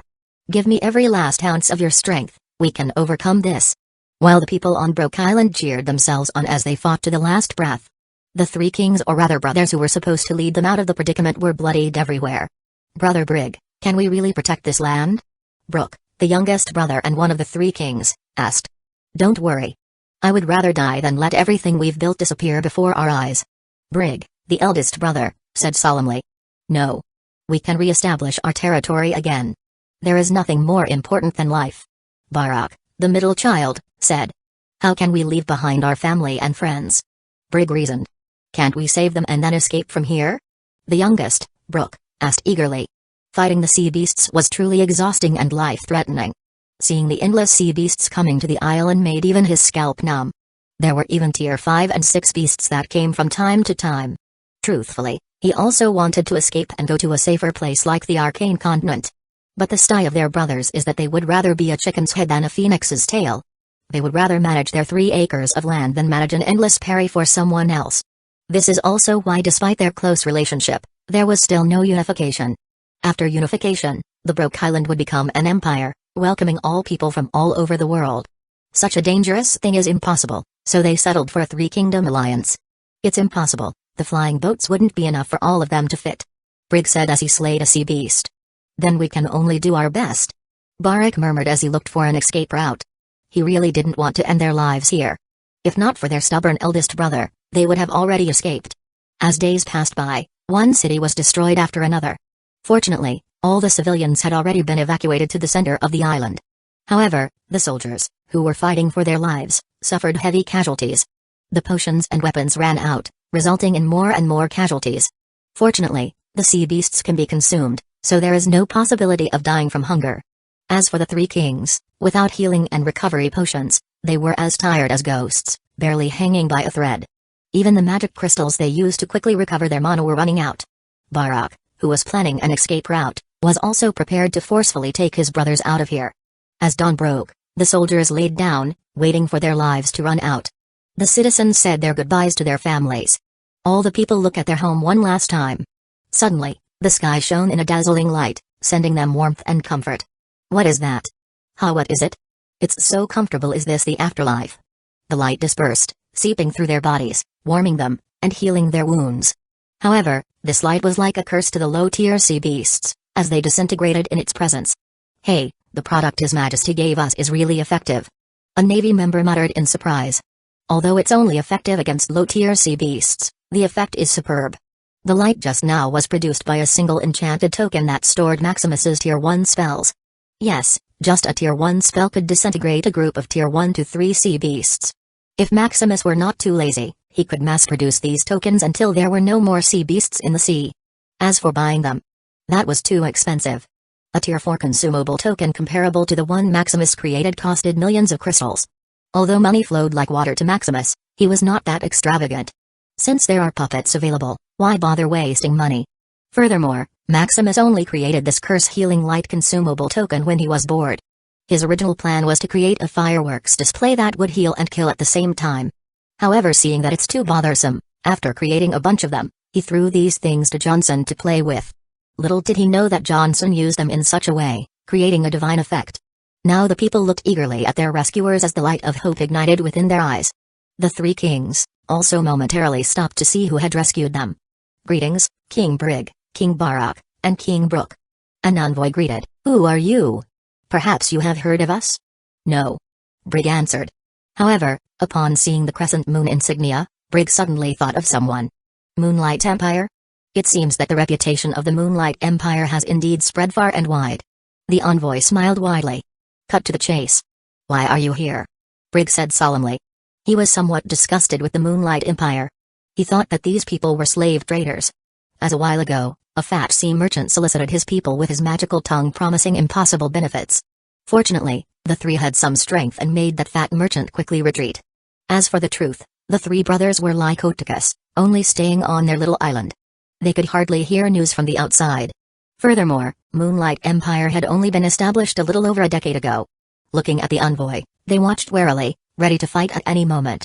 "We came in good faith. Hearing your predicament, our emperor became compassionate and sent to aid you." "And then? What benefit will you get?" They sneered at such a fake reason. "We want nothing but the loyalty of the Broke Islands people to the Moonlight Empire." "Humphrey. You're dreaming. The people here will only be loyal to us and no one else." The youngest, Brooke, said arrogantly. "Oh really? Care to bet?" The envoy teased. Although he was facing a Tier 6 individual, the envoy wasn't the least bit scared. His words and deeds reflected the stature of the emperor. If he became scared, did that mean the ruler of the Moonlight Empire was inferior? Each of these envoys was meticulously selected and trained. Their training was different from that of a fighter. Instead of fists and weapons, they trained their words and vocabulary. Instead of tempering with mana, they tempered their will. You could kill them in the most cruel way possible, but their bearing would not change to disgrace their emperor. "What do you mean?" "You will see. Follow me," the envoy said, leading them. As they reached the center of the island, they saw soldiers organizing everything. The healers and alchemists tending and taking care of the people. Various officials were giving orders to rebuild the previous order. Supplies were pouring out of the ships, offering endless hope. Finally, the light in people's eyes no longer has them in it. Even those who passed by and saw their kings shied away and pretended not to see them. In the few minutes they had been talking just now, the people of Broke had regained their vitality. "What did you do?" Brooke said forcefully, feeling that these people had cast an enchantment spell. "Well, we gave them hope, a life-saving straw to rescue them from this hell." "Impossible." "Of course, you would not think about this, you had the strength and power to escape any time. How can you see the hope that we bring to them in the same light?" The words from the envoy hit Barak and Brooke the hardest. Earlier, Barak had already reminded Brooke that they would escape after their eldest brother was exhausted. They had already abandoned the people here from the bottom of their hearts. How can they feel the same as these people here? After seeing the light earlier they thought that trouble had come. But for these people what they saw was not trouble but hope. Then what? After the people become loyal to your empire, what will you do? Brig asked. He didn't care about anything right now. Nothing else mattered as long as he saw his people safe and sound. Even the provocation from the envoy didn't matter. Seeing the people of Broke smiling again was enough. "Hey, why don't you see that for yourself and join our humble abode?" Chapter 186 Trillions of Population. 3 months passed. In the castle, Maximus was reviewing reports on the progress of conquering the Sunsea region. With the ongoing sea beast tide, various places in the Sunsea region should be devastated. However, with Johnson's strategy, using puppets, they saved these places like a ray of light in the darkness. This tactic won people effortlessly, leading them to swear loyalty to the Moonlight Empire. Swearing allegiance to the Moonlight Empire was the most crucial part. Swearing willingly led to a pure amalgamation of will, while swearing under oppression bred a corrupt amalgamation of will. Thus, emperors rarely conquered territory by force. Usually, it was through enticement and benefits. By now, more than half of the Sunsea region had become Maximus's territory. The Moonlight Empire already had trillions of people in its midst. This caused the amalgamation of will he received to reach a whopping billion. Such a vast sum was enough for him to achieve many things, whether it was mastering knowledge or improving his talent more quickly. Unfortunately, it seemed that after the population reached a trillion, the addition of the amalgamation of will reached its limits. Now there were only 3 things he could do: expand his territory, improve the quality of the population, and conquer other empires. While Maximus was reviewing the reports, his chief minister finally arrived. "I've met your majesty." Doran bowed. "At ease. How are you coping with the increase in population?" "We can barely manage the situation, your majesty." Doran sighed. "By now, we can only assign 1 or 2 officials to every city. Originally, they only had over 100 billion in population, but in just 3 short months, it had shot up to trillions. How do you plan to solve this?" Maximus asked. "We plan to reuse the previous officials and ministers of these lands, your majesty. By now, they have already undergone rigorous courses to reshape their ideology. After a few months of study, these people can go back to their positions and fill our vacancies." "That's good." The Moonlight Empire's set of ideologies was created by Maximus himself, outlining how the empire should be managed. These ideologies not only perfectly adapted to the rules of this world but also incorporated some rules from his previous world. They also drew references from other dimensions. With transcendent mastery over all these ideologies, the Moonlight Empire reached a state of a perfect utopia. Of course, to manage this state, resources were indispensable. The Empire's budget was not enough that Maximus had to continuously invest. However, compared to creating his dream place where he and his family could visit from time to time, all the expenses were nothing. Besides, he could earn this amount of money in just a few seconds. Furthermore, there was also money in the Moonlight Bank that he could convert every month, which mostly offset the costs he invested. At night, Maximus tapped the table as he delved into deep thought. After Maximus had asked various questions regarding the development of the Moonlight Empire and the Sunsea region, he noted two problems: transportation and the purification array. Transportation was a significant problem given the size of this world. Moreover, with the sea beast tide raging, their ships could barely pass through. Even Cedric, in charge of Starsea traders, had stopped doing business and was on vacation. Fortunately, they had a puppet to transport supplies from various places. Now, how to solve the transportation issue? Maximus contemplated. Maximus considered three solutions: stronger ships, a sub-teleportation array, and a train system. Purchasing ships was straightforward, it simply required money. With the resources earned by his guild and the potion shop, there was no need to use the money he received from the system. The second solution involved building a sub-teleportation array. With the teleportation array in his empire as the foundation, creating a sub-teleportation array was easy, just time-consuming and expensive. Furthermore, it didn't require professionals to create a sub-teleportation array. One simply needed to set the array of materials and carve the pre-programmed runes. The third solution was creating a train system. The train system was not unique in this world. However, it's not like the rigid train in his previous life with fixed tracks. Here they use tracks formed by space nodes and runes, creating a space pathway that can accelerate vehicles at an indefinite speed. Then, any vehicle recognized by this space pathway could become a train. This mode was widely used in the Arcane continent. Otherwise, various vehicles would take years just to travel from city to city.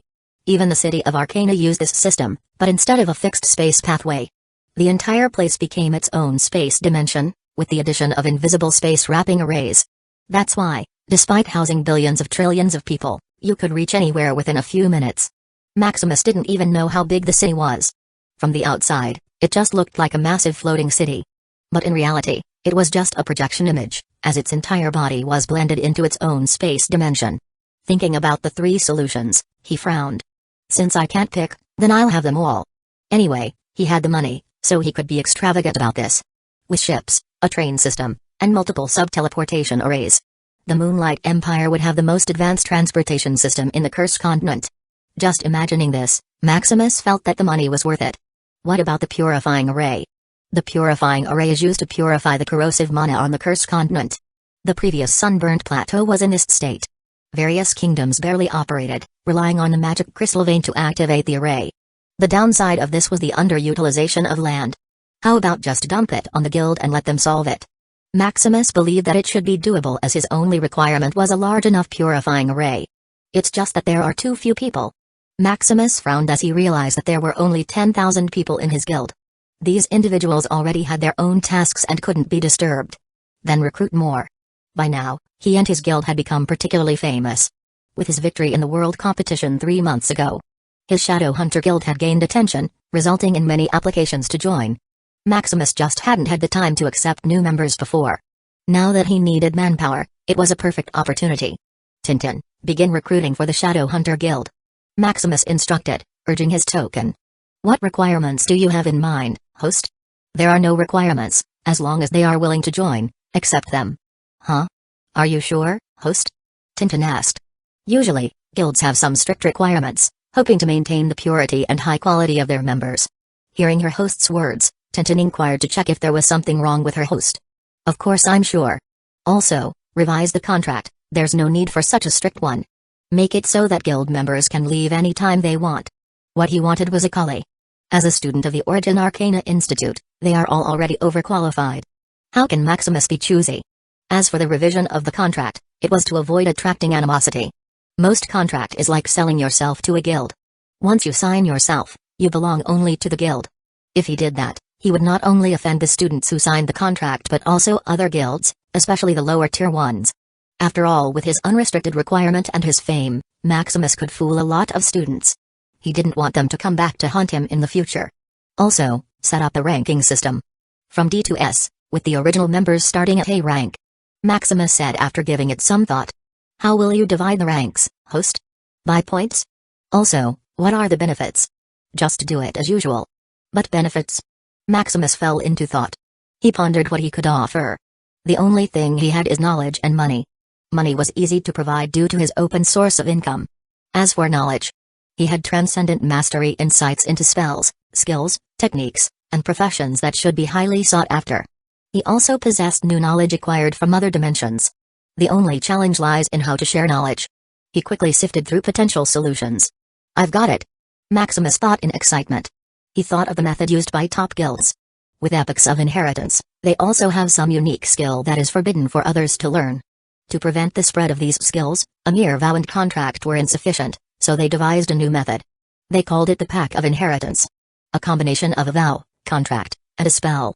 This method closed all the loopholes by directly erasing any information once a possibility of divulging these skills appeared. Now, Maximus only needed to obtain and learn this skill. I have already thought of it. Besides the monetary reward, there is also the tier of knowledge they can browse. Knowledge? Do you have that, host? Tintin asked. Don't worry about it, just set the parameters right. Maximus assured her. Right away, host.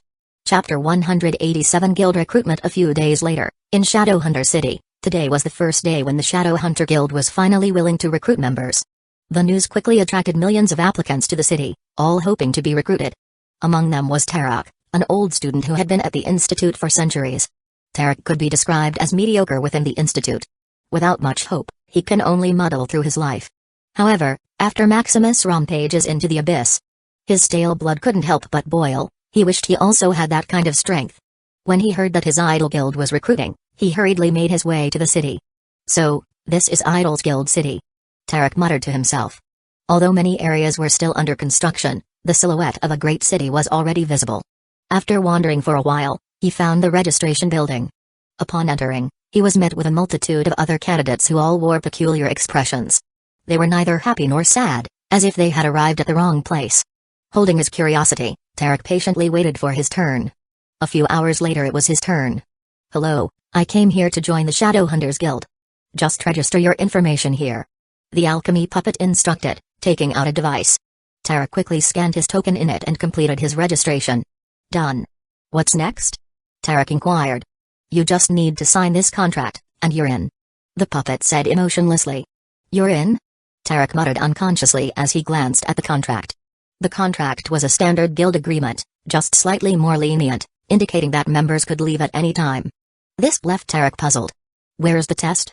Don't I need to meet certain criteria or something? Tarek questioned.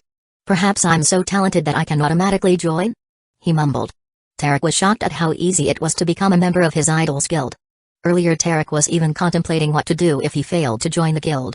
Now this puppet told him that he was just one signature away from becoming a member. There is no such criteria. Just think of the guild as a more private mercenary guild. The puppet explained. In a mercenary guild, you can join in without any conditions. You can even join it and still be a part of a private guild. Within this guild, you have the freedom to publish and accept missions of all kinds. This is how most people from the Arcane Continent earn money. With a vast amount of missions from all over the world, it's a gathering place for all kinds of people. Even Maximus used this platform to hire teachers for his empire's academy. However, using it to hire people for odd jobs within his empire was a bit of a stretch. For instance, building a sub-teleportation array, though not requiring professionals. They still needed proficiency in material composition, refining, and rune carving. These skilled individuals were already employed by private guilds. To get the job done, Maximus had to pay several times the original amount. Even though this wasn't a significant expense for Maximus, he disliked wasting money. Besides, he already had his own guild, why spend money on other people? Moreover, it was more convenient when it was your own guild, just let Tintin post it on a guild mission board, and you're done. In a mercenary guild, there were too many procedures that Maximus was too lazy to deal with. Upon learning how the Shadowhunters Guild operated, Tarek signed up nonetheless. After all, he could leave any time he wanted. Perhaps there was something unique about his idol's guild? After signing the contract, his token displayed an additional panel showing the guild interface. Tarek Jitri, rank D, 0 out of 100, guild points, 0, there's still a ranking? Tarek murmured as he read through the guild's introduction. The Shadow Guild was formed by 10,000 special students and 1 core student. Just reading this introduction left Tarek somewhat awestruck. So many. The number of special students is already comparable to the old guild that has operated for epochs. Yet, the founding guild members already match that. As Tarek read through the explanation of ranks and guild points, he became more confident in his choice to join the guild. Ranks are quite straightforward, representing your status and privileges within the guild. One can upgrade rank by simply completing missions. However, when he looked at the lowest D rank mission, which involved setting up a purifying array, it only provided 0.1 guild points per city. In other words, he would need to complete 1,000 D-level missions just to advance to rank C. As for the use of guild points, aside from upgrading rank, they are also used to purchase unique resources within the guild. While browsing through the exchange list, Tarek was taken aback. There's a tier 6 Hail Pure Core here? This was a crucial resource he needed to consolidate his tier and advance to tier 6. Originally, he had been struggling to find this item, but now that he saw it, he felt eager to complete missions and buy it right away. Scrolling further, he discovered various materials and other rare resources that were hardly obtainable anywhere else. As expected, Idol's Guild is indeed the Idol's Guild. Tarek thought excitedly. Although the flow of resources in this world is vast, that you can purchase anything. The demand and consumption were also high, leading to shortages of rare resources. Without connections, you might have to wait for hundreds of years to secure a reservation. Except for private transactions, adding money was useless as inflation could result in arrest. All the known materials in the arcane continent had fixed upper prices to prevent malicious competition. That was why many businessmen preferred doing business in other continents, where they could mark up prices as they wished. As for the rare materials in the guild, Maximus had acquired them through his system. Given his current status, as long as he didn't engage in anything outrageous, no one would investigate his actions. Furthermore, all of his data within the Arcana continent was deleted as soon as he became a core student. Consequently, all his transactions were untraceable and kept private. Regarding taxes and similar matters, it was all based on estimations, allowing him to state whatever amount he pleased. Of course, Maximus didn't bother to lie about this thing.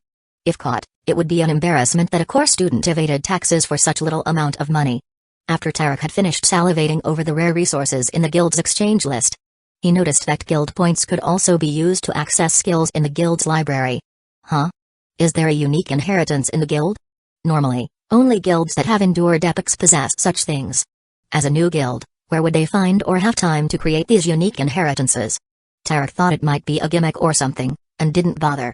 I really didn't make a mistake by joining the guild. Tarek muttered after thoroughly reading the guild's introduction. Just the rare resources in the guild exchange list made it worth it. Now, only guild points are missing. With an excited expression, he clicked through the mission board. Tarek didn't bother to look at the rank C and D missions and passed them immediately. He considered it an insult to do these low-tier odd jobs. Rank B mission, create a tier 7 integrated piece of luminous pipe item. Guild points, 300, rank B mission, build a tier 7 integrated piece of black rune interior wall. Guild points, 200, rank B mission, help in the advancement of the Moonlight Empire's array. Guild points, 100 per 0.001%. Looking at the rank B mission left him dumbfounded. How can I possibly do this? Integration is a method for creating higher tier items while being at a lower tier. A tier 7 integrated piece is enough to create a tier 8 or 9 item, depending on how many pieces are available. You can also create a tier 7 integrated piece by combining multiple tier 6 integrated pieces. Although this miraculous way of creating items is possible, the time, labor, and resources needed are multiple times what it would take to create an item as it is. Let's go back to rank C missions. Tarek silently thought. Although he could create integration pieces starting from a lower tier, it wasn't worth it. He calculated that, after all the hard work, he wouldn't earn much. As for assisting with the Empire Array, you needed to be at least a rank 5 formation master to participate. Rank C mission, create a tier 6 integrated piece of lactate yori. Guild points, 15, rank C mission, carve a sub-teleportation rune array. Guild points, 3 per piece, rank C mission, set up a space pathway. Guild points, 10 per kilometer. Now that's much easier. Tarek smiled and quickly selected a mission. As for calling these low-tier missions an insult, he had already cast that thought aside. Guild points is what matters, and nothing could prevent him from earning it. Just wait for me, my little cuties. Tarek thought as he took one last look at the guild exchange list.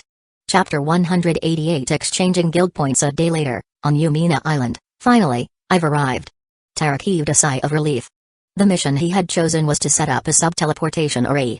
Upon arriving in the Moonlight Empire, he was amazed by the liveliness and prosperity.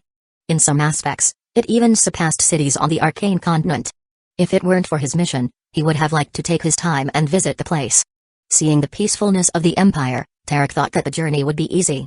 However, coming out of the sunburnt plateau, he was greeted by a tide of beasts. Although it was nothing to him, seeing such an endless number of sea beasts left him numb. The original journey of a few hours turned into a day before he reached Yamina Island. "Hello, are you Lord Tarek, sent by His Majesty?" a high official managing the island asked. Maximus had already sent a notification so that these officials could guide these lovely new guild members. "That's right. I'm here to build the teleportation array." Tarek nodded and stated his purpose. "Then please come with me." He bowed. Following the high official, they arrived at the center of the island. On the way here, Tarek saw how devastated the place was. Fortunately, it seemed that the people were still hopeful, and there was still a stable source of supplies. He also saw dozens of puppets around the island, eliminating the sea beasts that came. Seeing the puppets, Tarek could only lament how wealthy his idol was. "Is there anything you need, Lord Tarek?" "No, there's nothing." Tarek waved to the official as he eagerly started his mission. Taking out the pre-carved materials, the only thing he needed to do was stack them. However, this stacking needed to blend perfectly into the space to synchronize with the main teleportation array. "Let's finish this quickly." A week later, Tarek was calibrating the sub-teleportation array. Some curious people also looked on eagerly. If they were not scared of Tarek, they would even come closer and ask personally. For them, this teleportation array represented hope, not only for themselves but for their children. After Maximus conquered the island, the officials immediately conducted a census and talent testing. Talented individuals could go to the Moonlight Empire for further study until their island was further rebuilt. Furthermore, they could also choose to live there if they had enough money or strength. "Done." Tarek muttered happily, receiving the signal from the main array.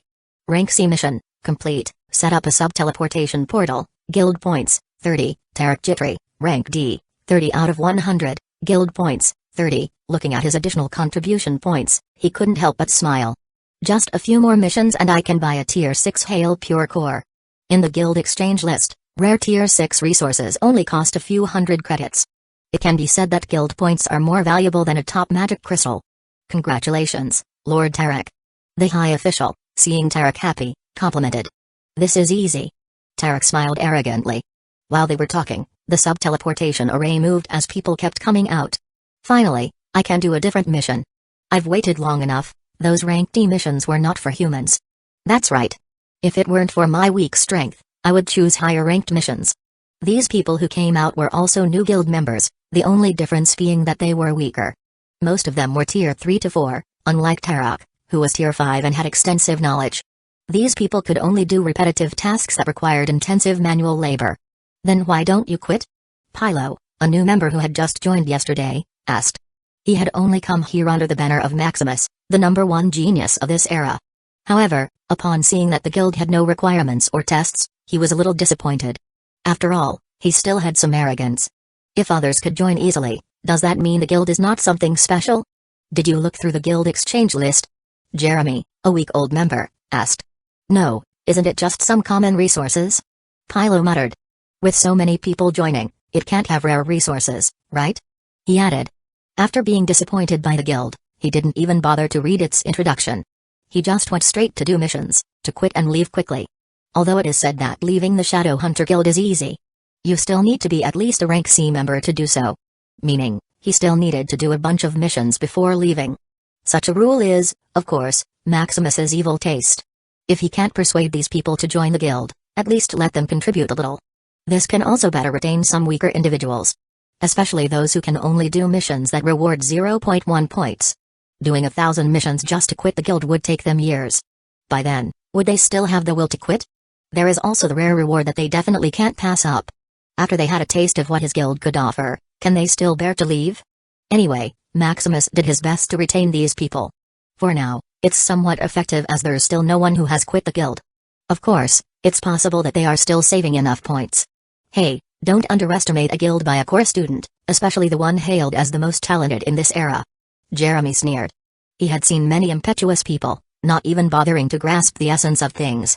Fortunately, under his persuasion, they were willing to see things in a new light. This also made him somewhat of a leader among these new members. This fueled his ambition to achieve something bigger. Whatever, let's see.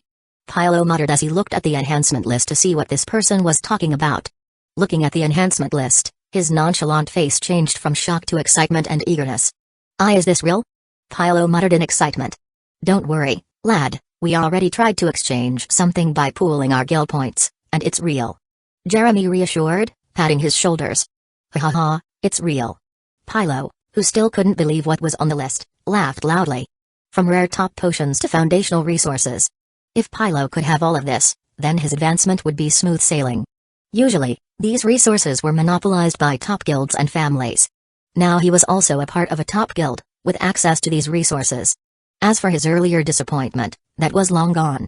He even blamed himself a little, thinking he should have joined the guild earlier to earn more points. How about it? Let's finish the mission early and earn guild points. Ha ha ha, indeed. The two talked happily as they embarked on their mission of setting up an array. As for Tarek, who was observing this scene, he could only smile wryly. After all, he had also gone through such psychology. I also have to do more missions. Tarek clenched his teeth and set out on his journey. 2 months later, in Shadowhunter City, after Tarek had collected enough points, he quickly came to the guild city to get the resources he needed to advance to tier 6. After all, the higher his strength, the faster he could earn guild points. Just as he was about to head to the guild resources point, he passed by the guild library. Huh? So crowded? Tarek thought puzzledly. In his mind, the guild library should be a gimmick. Yet, looking at a large group of people looking eagerly from the outside, he became curious and asked someone in line, "Excuse me, what are you doing here?" Of course, to browse the guild library. The lady named Krem rolled her eyes at such a stupid question. Tarek was left speechless. I mean, are there really unique skills in the guild library? Tarek rephrased his words. Why not? You can see for yourself instead of bothering me here. Krem muttered in dissatisfaction. Okay. Tarek nodded unconsciously and joined the line behind her. Why are you standing behind me? There's a line over there. Krem pointed out. Can't I stand here? Tarek asked doubtfully. Suit yourself. Krem didn't bother with him any longer and continued waiting. After a few minutes of waiting, it was finally their turn. Entering, they were asked to perform a pact of inheritance, ensuring that whatever they read here would never be divulged to others. Inside, Tarek didn't see anything different from the usual library. However, deep inside of him, there seemed to be a calling, guiding him around. Finally, after walking and following his instincts, he found a cultivation manual about the condensation of Gale law, which was in line with his path. What is this? Tarek muttered and tried to open it. However, before he could do so, a notification appeared, requiring him to pay guild points. Seeing that it required 250 points, nearly all he had, Tarek nearly threw the book aside and left immediately. What a joke. He earned these points painstakingly over 2 months without eating or sleeping, and it's only enough to read chapter 1 of the book? But feeling the urge inside him, he gritted his teeth and paid. It better be worth it. He muttered with red eyes, like a gambler. Upon opening the book, he saw the usual Gale cultivation manual. However, instead of condensing 354 elements to form the Gale law, this one required 1062 elements. Impossible. Chapter 189 Microsurveillance Nanobots. Looking at the cultivation manual in front of him, Tarek still couldn't believe that it required 1062 elements to condense the Gale law. His Gale cultivation manual was already the top one in the Library of Arcana, requiring 354 elements.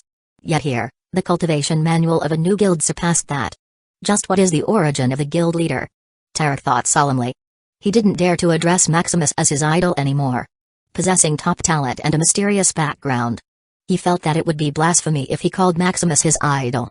With my rank 7 transcendent affinity to Gale element, plus this cultivation manual, reaching tier 9 is no longer a dream. Tarek muttered excitedly. To reach tier 9, there is a prerequisite of condensing a law using more than 1,000 elements. Although advancement is still possible even without meeting this prerequisite, the chances would be nearly impossible. Even then, one would be at the lowest of the low that can be easily killed with just a flick of a finger. As for choosing a cultivation manual with more than 1,000 elements, it still depends on talent and affinity. Like Tarek, he was more in line with the Gale law, so he could only settle for it. You look excited, have you chosen your manual? Krem, the lady he had asked earlier. It's you. Have you known the uniqueness of the guild library earlier? Of course, one of my senior sisters was one of the founding members of the guild. After she transferred me some credits, she asked me to come here. Krem said proudly. Then how many chapters of cultivation manuals have you bought? It's only up to tier 3. This is the only thing I can buy at rank D. Unfortunately, You can't upgrade your rank using borrowed points, Krem muttered proudly. Oh. Tarek was somewhat envious. He had worked his ass off for over 2 months, yet he had only obtained the first chapter of the cultivation manual. Meanwhile, the woman in front of him had simply relied on some senior sister and got more than him. Do you know how the guild leader got these books? Tarek couldn't hold his curiosity and asked. After he calmed down, he saw various cultivation manuals here. Although he hadn't read them, Tarek had a feeling that these cultivation manuals were of the same tier as the one he was holding. I don't know. The only thing I know is that the books contained here is on a different level. Krem said seriously. With more points, Krem could browse more books here, including cultivation manuals, skills, and professional knowledge. There were even books that she hadn't heard of. The quality was so mind-boggling that she thought they were fake. However, upon confirming with her senior sister, she learned that all the books here were as real as gold. Anyway, you better earn guild points quickly. Krem teased as she left. Guild points. Tarek nearly teared up at the thought. He now had mixed thoughts about the Shadow Hunter Guild. On one hand, there were rare resources and top skills available. On the other hand, it would require his blood and sweat just to earn guild points. Hey, this is just for now. In the future, I will also earn so many guild points that I can throw them around when I'm happy. Tarek vowed. At the City of Arcana, Maximus was in his training chamber, experimenting on the atomic god metal. In front of him was a micrometer-sized surveillance nanobot. This should be enough. Maximus nodded in satisfaction. It took him a few months of experimentation to finally conceive this nanobot. Besides its small size, it possessed no aura. Unless one saw it with their own eyes, they would not know that they were under surveillance. The only problem is the signal receiver. He sighed. As it didn't possess mana to transfer information, it needed some sort of carrier. What he used was a high-frequency light signal that is more hidden and faster. The only issue is that it's only effective for short distances. He needed more than 1 million of these nanobots to efficiently transfer information in just over a kilometer of land. This is a huge problem, as individuals with high enough perception can easily notice this. Anyway, I will only use it to monitor the Sunsea region. Maximus comforted himself. As long as those dumb sea beasts don't notice, it's enough. The reason he bothered to do this is because monitoring arrays won't work in the sea. With the sea beast tide, the mana becomes quite chaotic, disrupting the monitoring arrays. Furthermore, it's also a good idea to expand his arsenal. In the future, when he creates smaller and more efficient surveillance nanobots, then nothing in the Ethereum realm can hide from his eyes. As he was mass-producing the surveillance nanobots, he felt a change in the amalgamation of will. Has Johnson conquered the entire Sunsea region? In the Sunsea region, as the last kingdom surrendered to the Moonlight Empire, the entire world seemed to change, as the mana in the surroundings began to agitate and converge. This change brought the mana to a whole new level. It brought a surge that further intensified the mana. Furthermore, people with bottlenecks broke through easily. Those of old age began to rejuvenate, like a new spring. People with low talent felt that they were closer to the world, as if they had been reborn. Those having trouble with their professions were enlightened as they progressed at lightning speed. This massive surge of mana also brought a chance to the sea beast tide. Originally, there were only occasional Tier 5 and Tier 6 sea beasts. However, the change seemed to drive these sea beasts crazy, as they surged like a doomsday. If, in the past, dozens of puppets were enough to defend an island, now they were just a mere interference as the sea beasts attacked the land.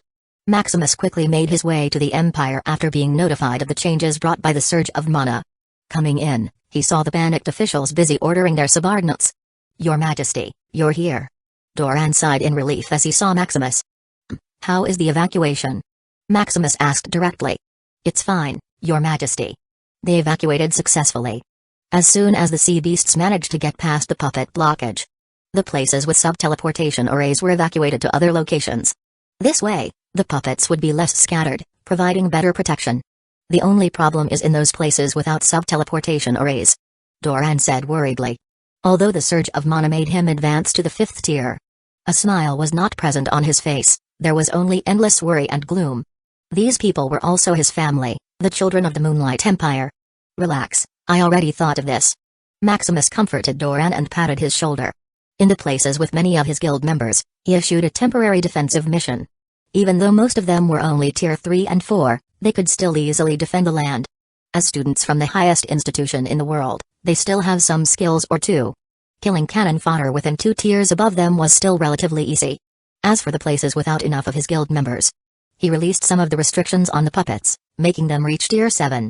With millions of Shadow Guild members and nearly 100,000 puppets, though it appeared dangerous, everything was relatively peaceful. Is that so? Doran sighed in relief, believing what His Majesty had said. Just keep everything in order, reinforcements are on the way. The reinforcement consisted of his newly recruited guild members. By now, there were already tens of millions of students he had fooled into being his colleague. With rich rare resources and top-tier skills, these students were ready to do anything to earn some guild points. Originally, they were getting numb to the repetitive and boring tasks, planning to rest a little. However, upon seeing the emergency mission, each of them geared up, ready to tear these sea beasts to pieces. Somewhere in the Sun Sea region, the guild members geared up, their eyes gleaming like starving wolves, seeing prey. How many points would I get if I kill all of these? One student estimated, firing indiscriminate spells. Ha ha ha, my sword is hungry and thirsty. A man said as he dove into the sea of beasts without care. I hope you last longer, my sweeties. A weird pervert muttered lewdly as he slowly poured a concentrated poison. Just in time to test my new strength. These people seemed to have endless energy as they killed the sea beasts faster than the sea beasts could get to them. They even dove deep into the sea, hoping to exterminate the sea beasts faster. After all, this was a time-limited mission. If they couldn't bankrupt their guild leader, they would consider it their failure. Thinking of their guild leader's face when he saw that the resources in the guild exchange list were emptied filled them with energy. As for when the mission would end, it would be when there were enough sub-teleportation arrays to evacuate the people to other islands. Chapter 190 Ambition of Wessel Empire. In the Wessel Empire, seated on the throne was Emperor Khan. Unlike other top empires, which were only interested in profit, Khan was ambitious and determined to become the Cursed Continent Holy Emperor. Just now, the recent commotion in the Sun Sea region reached his ears. Moonlight Empire is finally rising to the throne of the top empires. Khan frowned. It's happening too quickly. In just over a decade, Moonlight Empire has reached this level. Since the very beginning, from the start of the era of imperial domination, Khan had been closely monitoring every move of the Moonlight Empire. The only conclusion he could draw was that the Moonlight Empire was wealthy. This wealth extended beyond resources, it encompassed connections, talents, and status. Originally, he was puzzled about the source of this wealth, but just over 3 months ago, Khan learned that Maximus, the Emperor of the Moonlight Empire, was a core student of the Origin Arcana Institute. Maximus barely moved that even with the spies around, he didn't know much about this emperor. If not for the world competition, Khan might not even know this information. Once Khan discovered this, he immediately dedicated a lot of resources to learning everything about the Moonlight Empire's actions. From the puppet appearance to the emergency missions of the Shadowhunters Guild. He was well informed about these matters, perhaps even more so than the Emperor of the Moonlight Empire. Tier 6 and Tier 7 puppets. They are quite formidable. Khan mused. With the Wessel family's foundation, he didn't take these puppets in his eyes. What concerned him more was what lay behind them. Obtaining a large quantity of these puppets required both money and connections. Yet the Moonlight Empire seemed to obtain them at a moment's notice, which was quite remarkable. However, becoming the Holy Emperor is not solely about these external factors. Khan thought confidently. His aura began to emanate, causing even the hidden guard stationed by the Wessel family to tremble. This hidden guard was a Tier 8 individual secretly trained by the Wessel family, present here in case of an emergency. You don't have to hide, I spotted you a long time ago. Khan said without emotion. I've met your majesty.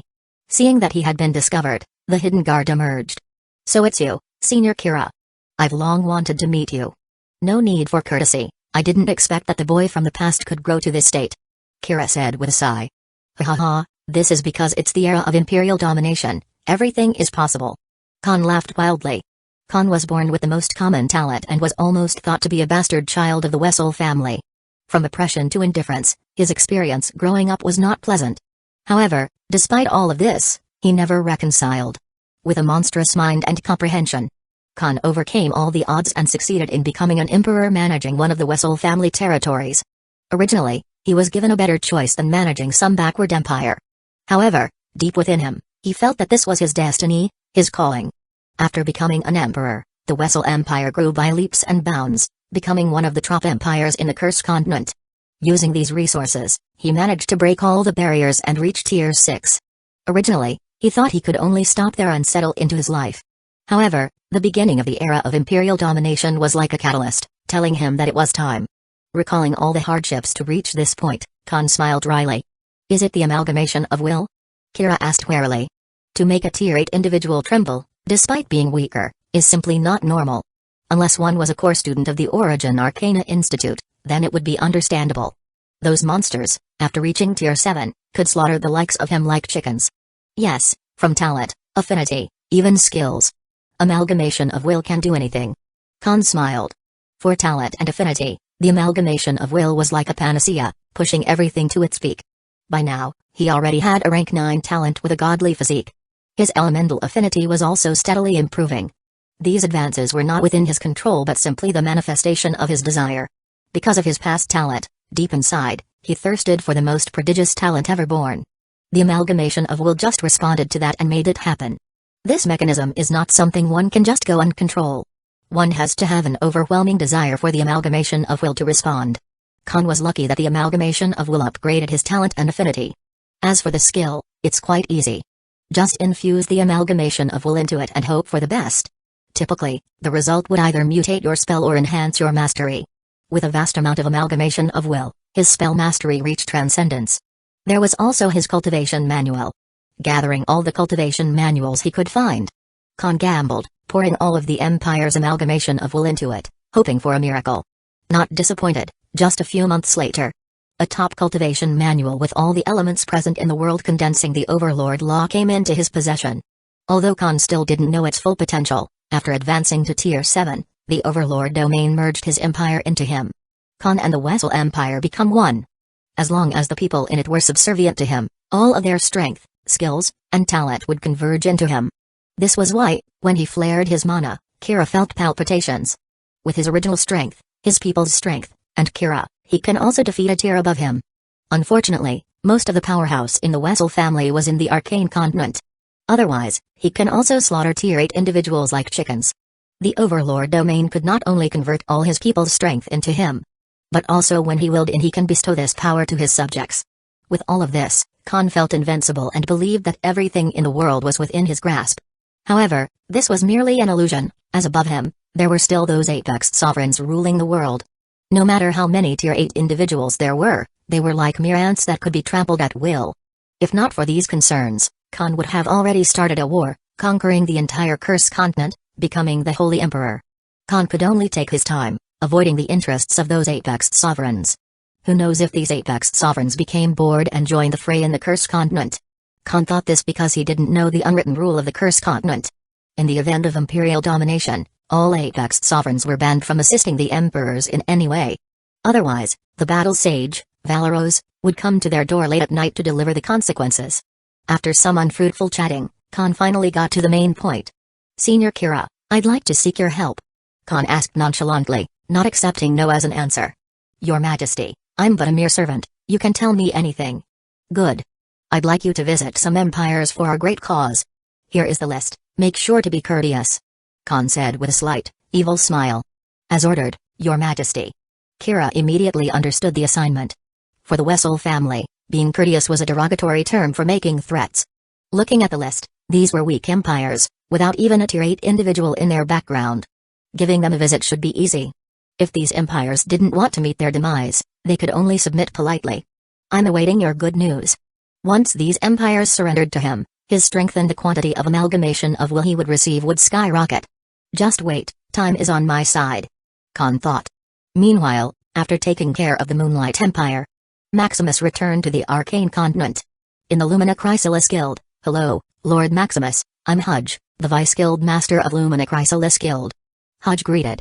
Nice to meet you, I'm glad you made time for me. Maximus smiled. He was here for his children's final exams. There was only a week left before the exams. So he made an appointment to meet one of the Lumina Chrysalis Guild leaders. Let's talk inside. Entering the room, there was a peaceful office atmosphere. So why did Lord Maximus come to our humble guild? Hudge asked with a smile. The recruitment of the Shadow Hunter Guild has recently been a significant topic of discussion. So Hudge agreed to meet Maximus immediately. It's about the upcoming exam. Maximus started. Oh? What about it? Hudge asked. He wondered if Maximus was here to influence the exam in favor of his children, making it easier for them to pass.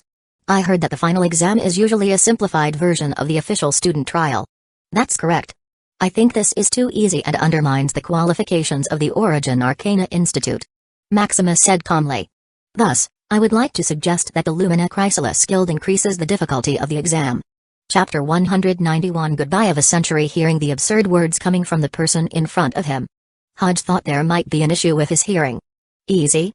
How could the final exam of the Lumina Chrysalis Guild be easy? As a 9th-tier guild with the authority to directly recommend people for admission to the Origin Arcana Institute, their test was far from easy. It was easier just to pass the regular trial than to follow the path offered by them. Pardon? Hodge asked. Ahem, I mean I would like to suggest making the exam more challenging. Maximus repeated, feeling embarrassed by his previous words. Is this for your children? That's right, these kids have been growing more arrogant lately. The students of this batch are indeed talented. Hodge also nodded. Reviewing the profiles of each student and conducting statistics, Hodge noticed a significant increase in the number of talented students. Besides the family members of the Apex Sovereigns and prominent families, there were also individuals like Maximus, who had their children study at their guild. It seemed that these people had been working hard recently. What do you think? Maximus inquired. We do need to increase the difficulty of the exam. Hodge finally agreed. However, I'm not sure if Lord Maximus has a specific suggestion. What about setting the exam's difficulty to match that of the official student trial? It's not appropriate, Lord Maximus. If we do that, there wouldn't be anyone who can pass. Hodge immediately rejected the idea. If no one passed, it would imply that Lumina Chrysalis Guild's education had failed. After all, their students were less than 100 years old, merely beginning their journey. Usually, people who took the official student trial were over 1,000 years old. Moreover, Lumina Chrysalis Guild primarily taught foundational knowledge shaping these children's talents. They focused on basics, cultivating their way of thinking, survivability, and, most importantly, their willpower. This would benefit them more than teaching advanced knowledge that they could just learn later. I mean, simply make the difficulty level the same as the official student trial. Maximus explained. There's no need for elaborate missions and objectives. To pass the trial, they don't need to rely on professional knowledge, strength, and skills. The trial will only test and grind their willpower. I see, understood. Hodge nodded and fell into thought. The two discussed further details and specific aspects, including setting 2 passing criteria. Those who barely passed could become part of the institute as seekers, while those who passed the test normally could immediately become official students. This can easily done by reporting it to the dean, and with the corresponding difficulty of the test, there should be no issues. Just leave it to me, I will make sure to humble these students and bring down their arrogance. Hodge promised. Then I look forward to it. Maximus smiled in satisfaction. A week later, at Maximus Manor, his children, Ella, Amara, and Zoe, were talking happily as they waited with a touch of boredom for the final exam. The exam took place in the virtual world, so there was no need to go outside. Originally, Amara and Zoe were still not eligible for the final exam. Still, thanks to Maximus's relationship with Hodge, he managed to open a back door for them. Anyway, if they pass, that means there's nothing more that the Lumina Chrysalis can teach. He thought as for Lux, he was still a little kid with nothing but money. Are you not nervous? Maximus asked. Don't worry, Dad. We've already watched the previous exams, they're not that difficult. Max comforted. You're just too worried, Dad. We're already so big. Sam muttered. Dad is just concerned about us. Lily tried to defend Maximus. That's right, Dad just loves us too much, that's why he's worried. Lila happily said and came to hug Maximus. Right, Dad. Lila said cutely. You're indeed my little babies. Maximus melted and kissed her cheeks. Dad, hug Serene, and Syra became a little jealous and also hugged him. Mualma, how is your little baby's comforting kiss, Dad? It's very effective. Maximus smiled and pinched their noses. They were already over 10 years old, but they were still as clingy as little babies. What about Lydia? Don't you love Dad anymore? Maximus faked tears for his shy daughter. No, I will love Dad forever. Lydia summoned her courage and said. Then what about my kiss? Oh. Lydia kissed his cheeks shyly. Her cuteness also made him melt. What about Lily? Is Lily so big now? Maximus muttered, looking for Lily. Don't worry, Dad, I won't forget you. Lily came from behind and hugged him. Really? Maximus looked behind and picked up Lily. Lily had already grown up, nearly to his height. However, picking her up still resembled a scene from a picture, as if he were holding her just like when she was a baby. Really? Lily said seriously. Lily will also be in Father's heart forever. How about you, naughty brats? Would you care to give your father a hug? Maximus said forcefully. He was like a sweet little dad to his daughter, but to his sons, Maximus couldn't bear to act the same way, especially Liam and Max, who were already his height. If it weren't for the hint of immaturity, one might think they were just brothers. Do you need a kiss too? Max asked playfully and hugged his father. What a naughty brat. Maximus muttered as he ruffled Max's hair. Hee, I thought you wanted my kiss too. Go away. It's the other's turn. Maximus said, pushing the cheeky brat aside. Dad.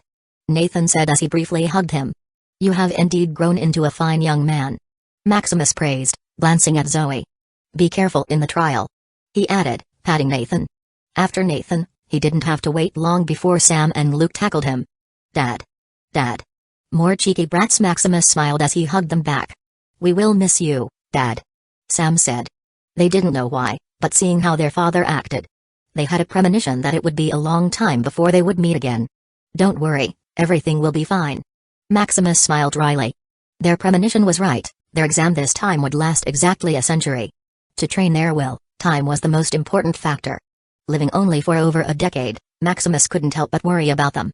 In the trial, they would only have each other. Now, it would be the last time they could see their parents for a century. Is there something wrong, Dad? Liam couldn't hold his curiosity any longer and asked. The exam this time is different. Maximus shook his head and didn't say more. However, the others also got some. They realized that the difficulty of the exam would be more difficult, which made them solemn. Don't let their carefree attitude fool you, as they trained like crazy outside. Sky even advised them to slow down a little due to their craziness. But how could they? Just the thought of disappointing their parents was heartbreaking. They didn't really underestimate the exam. It was just a show for their parents, so they didn't worry needlessly. Maximus also knew this, but he still did his best to increase the exam's difficulty regardless. Growing up, his children rarely meet any obstacle. Everything is easy for them. Without enough tempering, the height that they can reach will be limited. It's okay for him as he had a system, but for his children, he wanted the best for them. Don't worry, Dad. You have to trust us. Liam stood up and livened the atmosphere. Look at Neo, there isn't even a hint of worry on his face. Liam pointed. Isn't he just sleeping? Maximus's mouth twitched as he looked at Neo, who was still snoring as if having a beautiful dream. It just means there's nothing to worry about. Liam said confidently. Alright, no need to comfort me, I know you can easily pass this exam. I'm just worried that you miss us too much. Hee, maybe it's you who will miss us, Dad. Liam laughed as he put his arm on his father's shoulder. You've really grown up. Maximus also put his arm on his son's shoulder. Who do you think is more handsome, me or Dad? Liam shifted the topic and asked. Of course, it's Dad. Duh. You're just a little boy who hasn't grown up yet. Lily teased, making Amara chuckle. With Maximus and his wife's genes, their children were undoubtedly handsome and beautiful. However, comparing Maximus and Liam was like comparing day and night. Maximus had a distinctive aura that elevated his appearance to another level, while Liam just looked like a pretty boy. Hey, who said earlier that I'm more handsome than Dad? Liam muttered, looking at Amara. Seeing this, Amara turned her head shyly. You just coaxed Amara into saying that. Lila immediately spilled the secret. Oh, brother is really domineering, forcing others to do what he wants. Max added. As they joked, the atmosphere returned to normal. His wives also came in to bond with the children before the trial. Maximus told them earlier about the details of the trial. There was also Denise and Stefan, Zoe's father. They came to say one last goodbye before the children's century-long journey. Chapter 192 Famine World. A few hours later. There are only a few minutes left before the exam. Maximus reminded, seeing that they were still playing happily. Oh, they nodded sadly. Just do your best, no need to force yourself. He reminded. We will pass this test like the previous 9. Max said arrogantly. I believe in you. After saying their last goodbyes, they entered the virtual pod one after another. This was an advanced pod that could allow them to stay in it for as long as possible. Furthermore, there was also a soul array, a safety mechanism that prevented the collapse of the soul. Take care in the virtual world, we will see each other again after the exam. As soon as the countdown finished, their souls began to vibrate at a unique frequency, sending them into the virtual world. Famine World. Water tea thirsty. On the ground was a group of malnourished and dehydrated children. Around them, people lay on the ground, seeking shade from the sun and resting. Where is this? Liam resisted his thirst as he contemplated their situation. As he pondered this, a virtual panel appeared in front of him. Final exam, mission, survive 100 years. World introduction. Tapping on the world introduction, his mind suddenly flooded with information. A while later, Liam smiled dryly as he acknowledged their precarious situation. This world is a wasteland without any extraordinary powers. There is no blood, mana, and soul power here. An ancient world without extraordinary abilities is not much of a problem. However, this world is currently facing a once-in-a-millennium catastrophe. The sun flares and the water begins to dry up. This world is approaching its end, becoming a desolate place devoid of life for thousands of years to come. What's worse is that their bodies are those of normal children. With malnutrition and dehydration, they can barely stand. Assessing the situation, Liam calms down as he looks around. Seeing his brothers and sisters, and the 3 girls, Liam sighs in relief. Fortunately, we're still together. This is one of the mechanisms that Maximus suggested. If these students were alone in this world, the chance of passing would be nearly impossible. In this exam, students were grouped based on their relationships with each other and randomly spawned in this world. While he was assessing their situation, the others also figured out their situation and began conserving their energy. What should we do, brother? Max asked, his voice cracking. Get water first, otherwise we'll die of thirst. Liam said. Based on his estimate, their bodies can only last 1 or 2 days without water. Where do we get that? Max asked. Looking around, all he saw was barren land, without even a hint of vegetation. Condensation. Liam answered. Condensation? Without magic, how can we do that? Sam licked his parched lips as he asked. Perhaps we can help with that. Lily said, looking at Lydia and Amara. The 3 of them studied natural alchemy. A branch of the alchemy of study the in and out of nature. Although this is a different world, there should be similarities that they can find to solve their problem. Are you? Max asked excitedly. We will see. What do you need, sister? Leave it to me. Max was already energized. Let us plan for a while. Condensing water in this weather is quite difficult. Lily, Lydia, and Amara began to discuss how to condense water vapor for drinking. Assessing the world, they noticed that its principle is almost the same as the Etherium realm. To condense water vapor, they need to remove heat from the water, thereby turning it into liquid. To do that, they dug deep into their knowledge to create a condensation device. It should be something that they can create and work under the principle of this world. Fortunately, they often experiment using unlimited materials, so their hands-on ability is not bad. A few hours later, on the smooth ground lay a complex blueprint with dense lines and grooves. For a normal person to make it, they would need precise machinery. How is it, Luke? Can you do it? Lily asked. They had no machinery at the moment and could only use their bare hands and primitive tools. Among them, Luke, who was a mechanic, had the most dexterous hands. It should be doable. Luke furrowed his brow as he examined the blueprint. Sam, can you help me a little? Luke requested. Sam was also a part-time mechanic, so he should be able to assist him. All right. Brother Max, Brother Nathan, I also need all kinds of stones. Preferably round and lightweight stones. There is also wood, any quality is fine, it just needed to be big. Luke began specifying his requirements. The girls, on the other hand, were either preserving their energy or gathering information. By now, they already knew that the original group was initially preparing to head south. They were informed that the famine began in the east, spreading to the south. By now, the east was already a desolate land without any living people. From the lowest social class to the wealthiest merchants and nobles. All of them were marching south. Status was irrelevant at this point, only water that could sustain life mattered. As for their original identity, they were children from an orphanage that had been abandoned due to the famine. That's why, except for them, there were also a bunch of children with them, ranging from 1-year-old to over 10 years old. The oldest among them were Liam and Lily, who were 16 years old. Their dean and other adults had already left them in order to escape and survive. As for how a bunch of children could survive to this point, it's because the famine had only reached their location a few days ago. However, if they didn't take action, they would die in just a day or two. At night, Luke and Sam managed to finish 3 condensation devices the size of a fist. Sister, this is the only thing we can do. Luke apologized. This is more than enough. Thanks for your hard work. Lily smiled and cheered them a little. Using crude materials and their limited strength, it was already a miracle that the 2 managed to create the condensation device. This is our duty, sister. Now it's time for you brothers to work. Lily said, looking at Liam, Max, and Nathan. What do you need? Liam asked. You need to throw this in the sky. Lily said, handing them the fist-sized condensation devices. How fast? Liam quickly understood and asked. About 100 kilometers per hour and 1,000 revolutions per minute. Would it be better if it's faster? Max couldn't help but ask. You don't need to overexert yourself, this speed should be enough to fill the device with water. Oh, Max was a little disappointed, thinking he could show off. Soon the group reached an open clearing without people. Their town was almost empty, so there was a lot of open space. "Throw it quickly, we're too thirsty," Sam and Luke, who had just done the physical labor, urged. "All right." The three took their positions, gripping the condensation devices in their hands. They focused the strength of their whole body at one point, clenching every muscle, and then threw the condensation devices. Before the devices left their hands, two of their fingers acted like precision machines, giving the condensation device a faster spin. Swish swish swish, the group watched the condensation device as it flew through the air, hoping that it would work. Their prayers seemed to be answered, as the ball flew and acted like a magnet, vacuuming all the water vapor it passed. The tiny holes and grooves of the condensation device seemed to defy physics as it stayed in the atmosphere for a few minutes using its rotation. Inside the condensation device, there was also complicated machinery, filtering and pressurizing the water vapor, turning it into liquid. At last, the reserve container began to be filled with clear liquid water, making it heavier.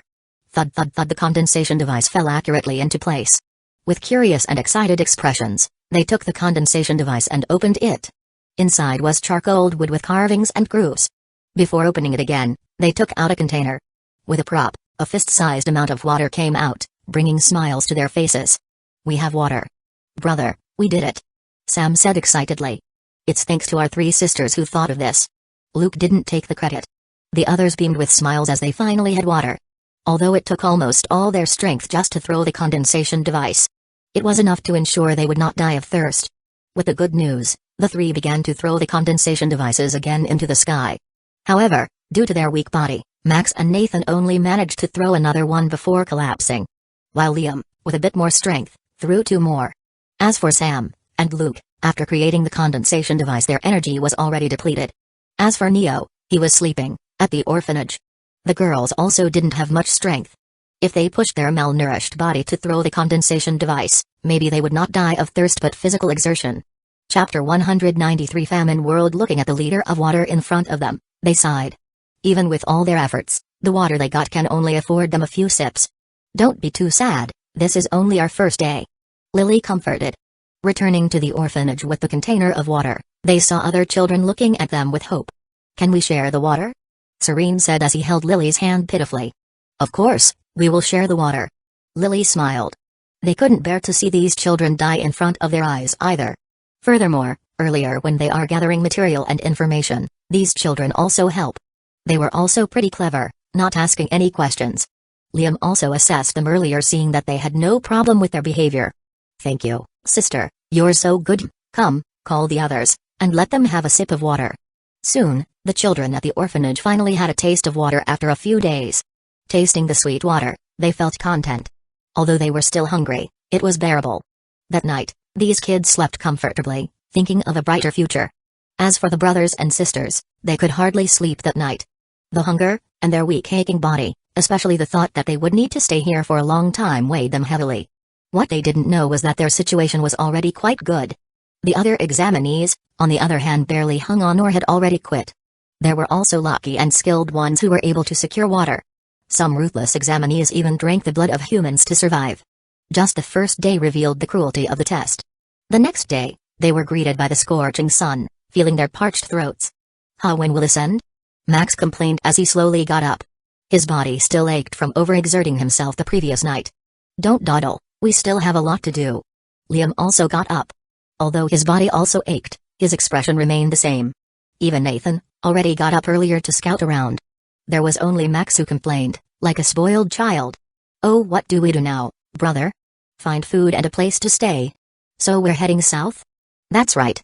Soon, they woke up one after another. After knowing they were going to leave for the south, they began to pack all the useful things in the orphanage. With the help of a large group of manpower, they did this in just a few minutes. Seeing that there was still a lot of time, they created a decent carriage using the dismantled pieces of the orphanage. Unfortunately, it was a little small, not enough for all of them to fit. After placing the useful items, there are only 1 to 5-year-old children that can fit in the carriage. "Is that all?" Liam asked as he tallied all their belongings. "This should be enough." The others also nodded as they double-checked. "Then we only need a destination." "Neo, it's your turn," Liam said, rousing Neo from his sleep. Since yesterday, Neo has been fast asleep, conserving energy. When awake, Neo reviewed all the information they found. From the basic geography to the place's political structure, Neo didn't pass by anything he could get a hold of. They were also lucky that there was an abandoned library in the town where they were. Reading all of this, Neo just needed to flip the books as they were imprinted in his mind. I've already calculated it. Southwest, 160 kilometers, there should be a place to stay there. Neo muttered as he went back to sleep. Neo was a divinator. Neo had chosen this profession because it was the most leisurely one. A divinator is a bit different from a seer. A seer can directly see the future, but one can't control what one will see. A divinator, on the other hand, predicts what will usually happen in the future using all the available information. Furthermore, a divinator can work even in the absence of mana. After compiling all the information they had, Neo calculated the place where they could find hints of vegetation and thriving animals. The place also needed to be close and somewhat hidden so that others couldn't find it. After finishing their preparations, they rested and waited for the next day. They also refilled the water container with another liter of water. If they weren't pressed for time and lacking materials, they might have even created a launcher. Unfortunately, they still needed to eat, or they would die of hunger. The next day, they began to march after ensuring that they hadn't left anything behind. Other refugees who were also marching looked at them curiously. Looking at their juvenile faces and a group of children, they stood out from the group of refugees. Where did these kids come from? They should be from an orphanage. Hey, it's quite pitiful. I don't know if they could survive. You should worry about yourself first. It's just this damn famine. Hey, look at their carriage, it seems convenient to use. A man noticed, as two children pulled the cart effortlessly. Maybe the previous people from the town forgot about it. Oh, the man said, but his eyes didn't leave the mobile cart, filled with greed. As they marched, the man managed to persuade two others to help him steal the mobile cart. Doing it himself was not feasible. Although the other side was only a group of children, they had more in number. Such a convenient thing, how can it be left to children? At night, after walking 15 to 20 kilometers, the brother and sister rested. They scouted the place, and set up a makeshift tent, as Nathan took the others to patrol and watch for potential threats. As for eating, they can only resist their hunger until they find food. Their location was already to the point that no hint of greenery could be found. From the bark of the trees to the grass, they were all dried out. Otherwise, they can take it out and process it to have something to fill their stomach. Around the bonfire, the group reminisced as they looked at the fire. This exam is not easy. Lila complained as she rubbed her blistered feet. My legs are so sore, especially my smell. I can't take this any longer. Ella, who was originally a spoiled princess, nearly teared up. No, you don't smell bad. Max comforted as he massaged Ella's legs. Humphrey, you only say that because you're smellier.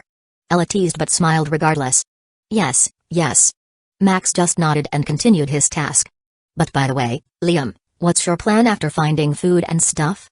Amara asked as she poked his side. Make the group stronger and survive. Liam said simply. Making the group stronger meant enhancing their equipment to better use their skill set. After all, they couldn't survive a century if they did all the physical labor.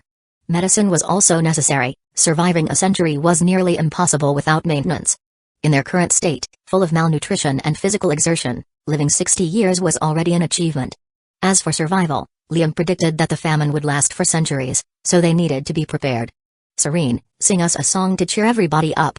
Lily requested. Serene was a life ballad, who could influence others with her voice. Although without magic, it wasn't as effective, it was still better than nothing. All right. Serene acquiesced happily. As they relaxed by the bonfire, three men slowly crept up to their camp. What these three men didn't know was that behind them was Nathan, who was as silent as the night. Being a shadow assassin, Nathan was in charge of the vigil. Nathan had already seen these three people during the day had bad intentions. He didn't want to cause a commotion during daylight, so he planned to deal with them at night. Little did he know that they would deliver themselves to his doorstep. Thud jumping behind the three, two of his feet precisely hit the head of two men, rendering them unconscious. His other hand clenched into a fist, sending the third man the same way. His remaining hand acted like a support, allowing him to land softly on the ground. All of this happened in an instant, but they didn't even make a sound. Clean these people up. Nathan instructed Sam and Luke, who had just arrived at the scene. Right away, brother.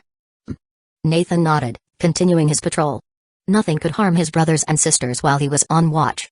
While the group rested, most of the examinees were eliminated. Not finding water for 2 days became a death sentence, removing them from the trial. There were also many who passed by doing anything they could. Although many of them couldn't stomach drinking human flesh, they had no problem stealing water. Many examinees even managed to join larger groups with complete supplies.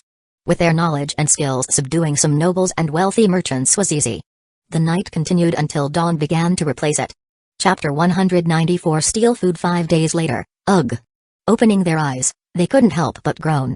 Seeing the refuges around them already finished packing. They also got up and quickly packed up.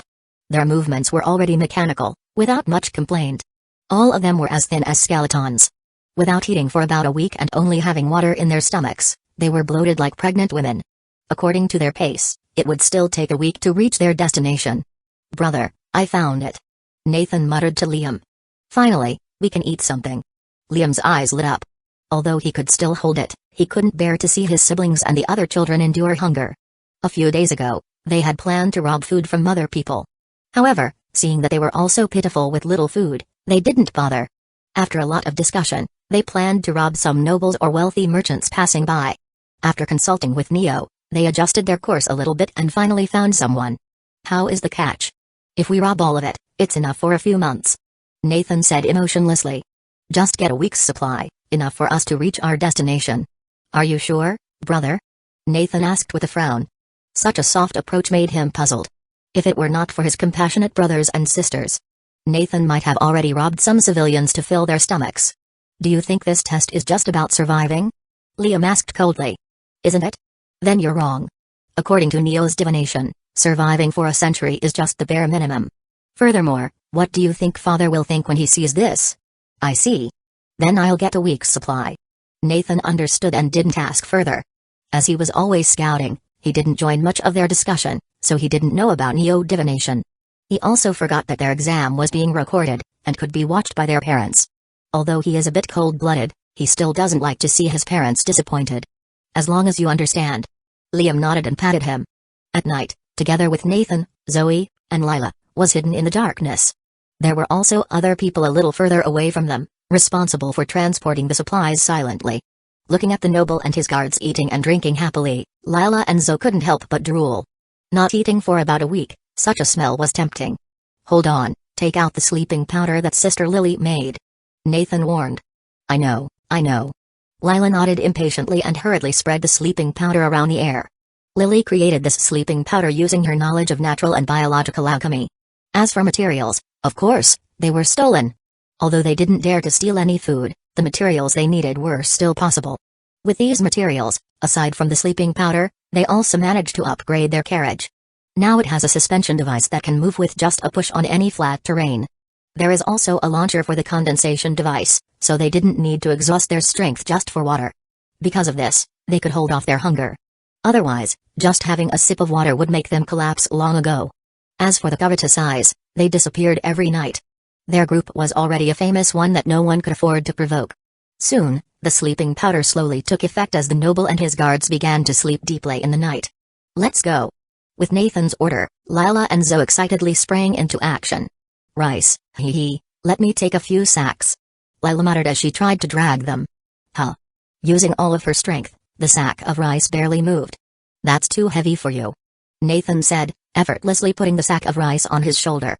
"Just one is enough. But a few more wouldn't hurt?" Lila looked pitiful. "Brother Liam ordered it," Nathan said as he transferred the sack of rice to their transport station. "Humphrey, stingy." Lila pouted. Looking at the meat jerky, her eyes lit up and quickly picked it up. This time it wasn't that heavy, so she easily held it in her hand. Smelling the tempting aroma, she couldn't help but gulp. However, thinking of her siblings and the children from the orphanage, she held herself. Going to their transport station, she noticed Zoe holding oil, salt, and various seasonings. "You sure picked specifically." I want to cook us some delicious meals." Zoe smiled. With her passion for food, she had been studying gastronomy with her Auntie Erica. Although she mainly specialized in pastries and sweet things, she also knew a bit about other foods. "Then I want to taste it after we come back," Lila said, licking her lips. After going back and forth to get enough supplies, they returned to their camp. Looking at the supplies coming in, the children from the orphanage smiled widely, their eyes lighting up. As for where the food came from, they didn't care. They just thought that their brothers and sisters were awesome. "How about we eat something first?" Lily suggested, seeing that they couldn't take their eyes off the food. "Yay! You're really the best sister. I will stuff myself to death today." The group cheered, a wave of joy washing over them. With Zoe's leadership and the help of others, they quickly prepared a meal. The tempting smell began to spread, sending waves of misery to the people around. As their stomachs grumbled, They looked around to see whose bastard's idea it was to cook such a tempting aroma in the middle of the night. Seeing that it was the shadow group, they quickly fell silent. This group of formidable teenagers and children called themselves the shadow group. Managing a group without a name was inconvenient, so Liam and the others decided to call themselves the shadow group. They even engraved their family insignia to their carriage to make it feel like home. At the camp, each child got themselves a wooden bowl filled with soup, rice, meat, and preserved vegetables. Taking a sip filled them with energy, as they moaned in comfort. Pots full of food were quickly exhausted by the hungry children who licked every residue they could find.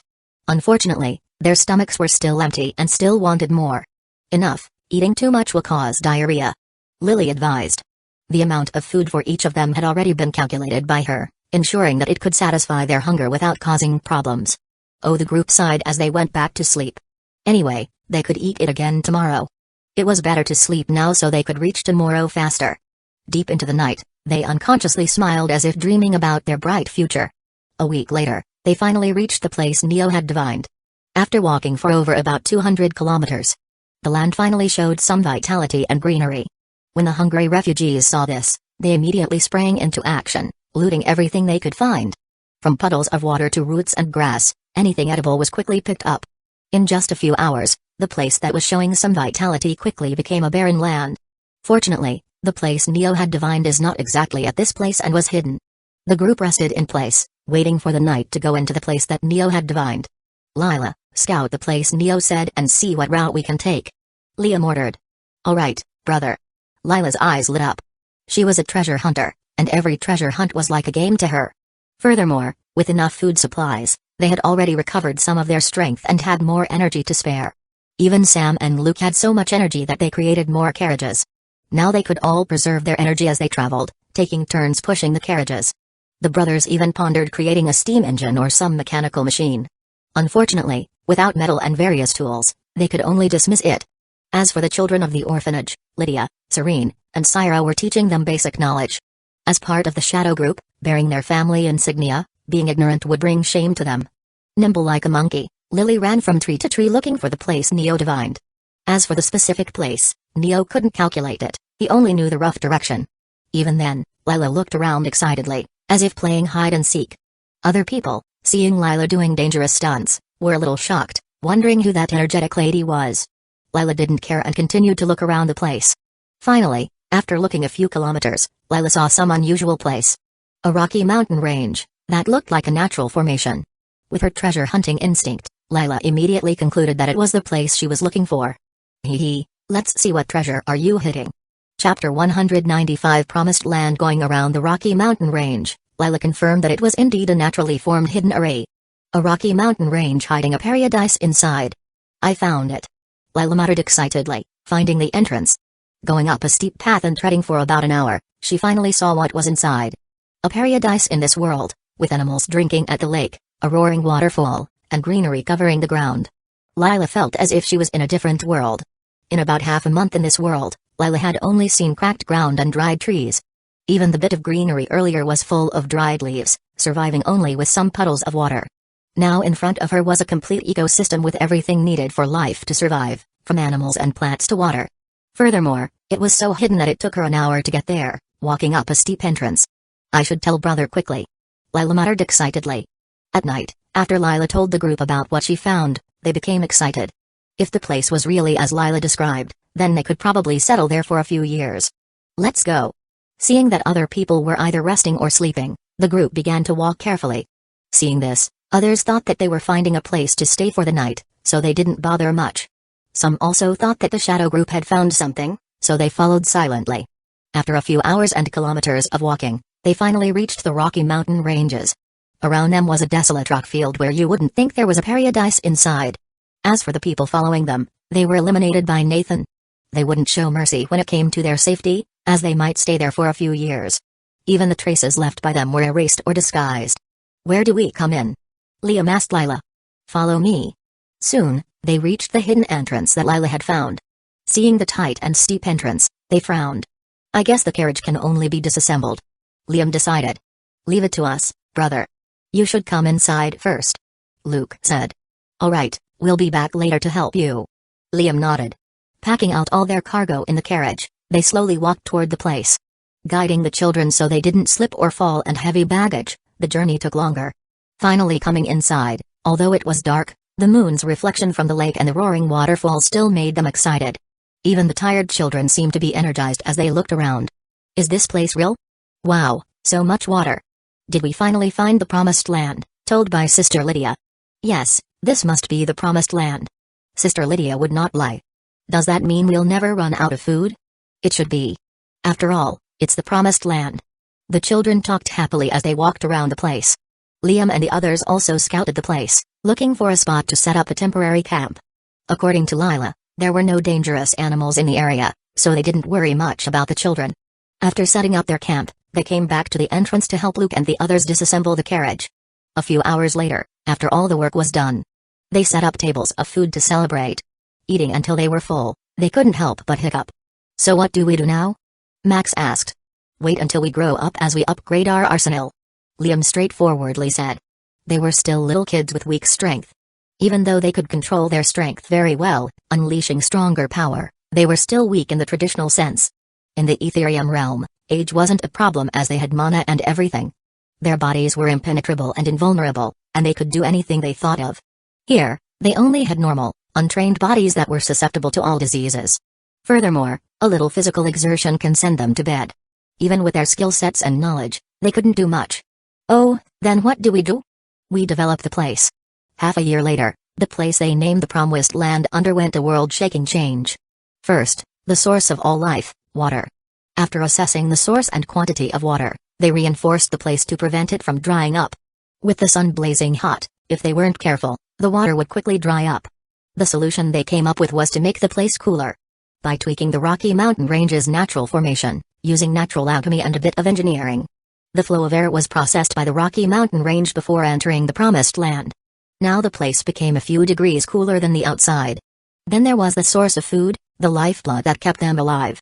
With a lot of biodiversity in place, Lily, Lydia, and Amara created a fast-growing crop they called Promise Crop. This crop was not only delicious but also rich in protein and various nutrients. The problem, however, was its growth conditions. Besides needing a lot of water, it also required synthesized fertilizer. Within a short time, that was all they could do. The animals were also quickly domesticated, providing them with a stable source of meat, milk, eggs, and honey. Earlier when they found that there were bees, they even celebrated for a few days. As for the person responsible for food, it was Zoe with the help of a few older children. It may seem easy, but with limited ingredients and cooking for such a large group, it was one of the hardest tasks. Due to the deliciousness of the food, Zoe made, the other children sometimes call her Mommy Zoe. Nathan, who was patrolling the Promised Land, was a little jealous. Of course, he didn't show it, he just let Zoe cook him special dinners from time to time. As for Serene and Syra, who had free time, they were teaching the orphanage children basic knowledge and fighting skills. After all, they were still over 10 years old without much physical strength. This was the best they could do. As for Neo, well, he was sleeping while he looked into the sky from time to time. Neo reasoned that he could also get information from nature, so the others didn't bother. As for Sam and Luke, a mechanic and a sub-mechanic. After finding an iron and coal deposit in the Rocky Mountain Range, they went wild and created a crude mechanical workshop. With it, they were finally able to create a mechanical vehicle. No need for manual labor like pushing, just heat and water were enough. The mechanical vehicle was only their first-generation product. Their goal was to create something that could run solely on the energy of the sun. Unfortunately, Max, Lila, and Ella, who were responsible for scouting, still hadn't found enough materials. For now, they could only create a few gadgets to play with, like the mechanical gun that Liam used for self-defense. Liam already left the Promised Land, going to the nearest city within their base. The famine in this world was just beginning to spread. So there were still many functioning cities and kingdoms within a few 100 kilometers to 1,000 kilometers to the south. Yurok City was the closest city to them that had the complete resources that they needed. Liam left their base to collect information and various supplies. They couldn't just stay in one place and hope for everything to work. They still needed to interact with society for various other needs. Using the mechanical vehicle, Liam was able to travel back and forth regularly sending supplies. In Yurok City, inside a newly opened tavern, Liam read a book as he jotted down important information. Boss. Not good, Sylvester family is causing trouble in the tavern. A man said, interrupting him.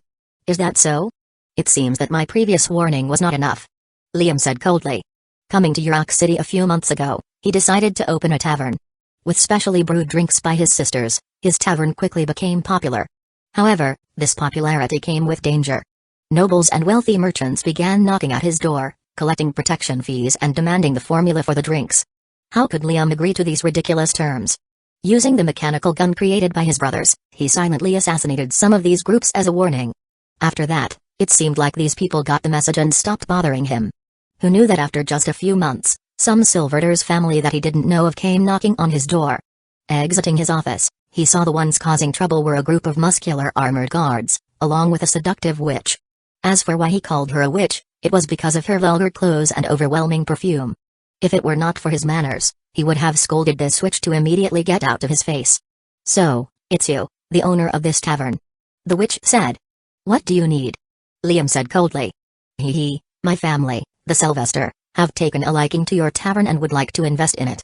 And then you can be a concubine of mine," the witch said obsessively. Such a handsome boy is rare, how can she resist it? Just seeing Liam's cold and frowning expression, she immediately decided to adopt this pretty dog. Chapter 196 Solar-powered mobile carriage. Hearing the provocative words of the witch, Liam frowned. Judging by her words, it seems that Sylvester was a pretty affluent family. "My tavern will not be taking any investment. Although if you are interested, I can sell my tavern's recipe to you," Liam replied, after some thought. As for being a concubine, Liam reacted as if he didn't hear it. "Oh? You are willing to sell your tavern's recipe?" The witch was a little shocked and smiled. "Interesting." The witch thought that this pretty boy would be a stubborn one. Who knew he would give up so easily? Making her a little disappointed. Originally, they planned to slowly invade and secure the tavern's recipe, then kill Liam to keep the secret. As for the mysterious power that Liam had, silently killing some noble and wealthy merchants, that was just an insignificant problem for the Sylvester family. After all, one person, no matter how strong, is no match for an army. "How much do you want, pretty boy?" "What I need is resources, not money," Liam said. Taking money is stupid and inefficient. If that is all that he needs, then he can just steal some money from a rich noble or merchant. Without connection or backing, you cannot buy a huge quantity of resources, especially in this time of famine. As for the tavern's recipe, Liam could have as many as he wanted. "It seems that you know something." The witch smiled knowingly. The famine that spread starting from the east is no secret. The only thing unknown is how far it will spread. As an affluent family spanning several kingdoms, the Sylvester family was already preparing for this famine, collecting many materials. They only paid attention to the tavern's recipe because of its deliciousness. One of the family members who drank it even said that it was more delicious than the royal wine.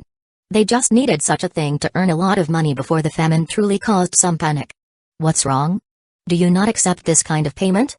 Liam asked, seeing the witch look at him meaningfully. "Nothing, it's just that various resources right now are quite expensive, so you might not get much. As long as you pay with resources, then it's fine." Liam didn't mind. Soon, Liam had written a list of materials that he needed, as well as the quantities. Seeing the list, the witch was a little shocked at how precise Liam's calculations were. The total cost of the resources on the list is how much the Sylvester family is willing to pay. Anything more, and they would just forcibly steal the recipe. "How is it? Can you get these things?" Liam asked coldly. Staying here for a few months, he was already familiar with various prices. As for how he estimated the Sylvester family's bottom line, it's because this witch is easy to read. As he wrote the resources he needed, the witch's face changed at different rates. With his knowledge, reading this change was like reading a book. "We can get this to you in a month." The witch calmed down and replied. "By the way, give me the list of what you need to sell your body," the witch said, still interested in this pretty boy. "Is there anything else you need? If not, you can start collecting what I need," Liam said, sending off the guards. I just like that expression on your face. You interest me more and more. Remember, my name is Uchiha," the witch Uchiha said as she exited, winking seductively at Liam. How troublesome. A month later, in New York City, the resources Liam needed arrived as promised. "How is it? Is anything missing?" Uchiha asked pitifully, missing Liam.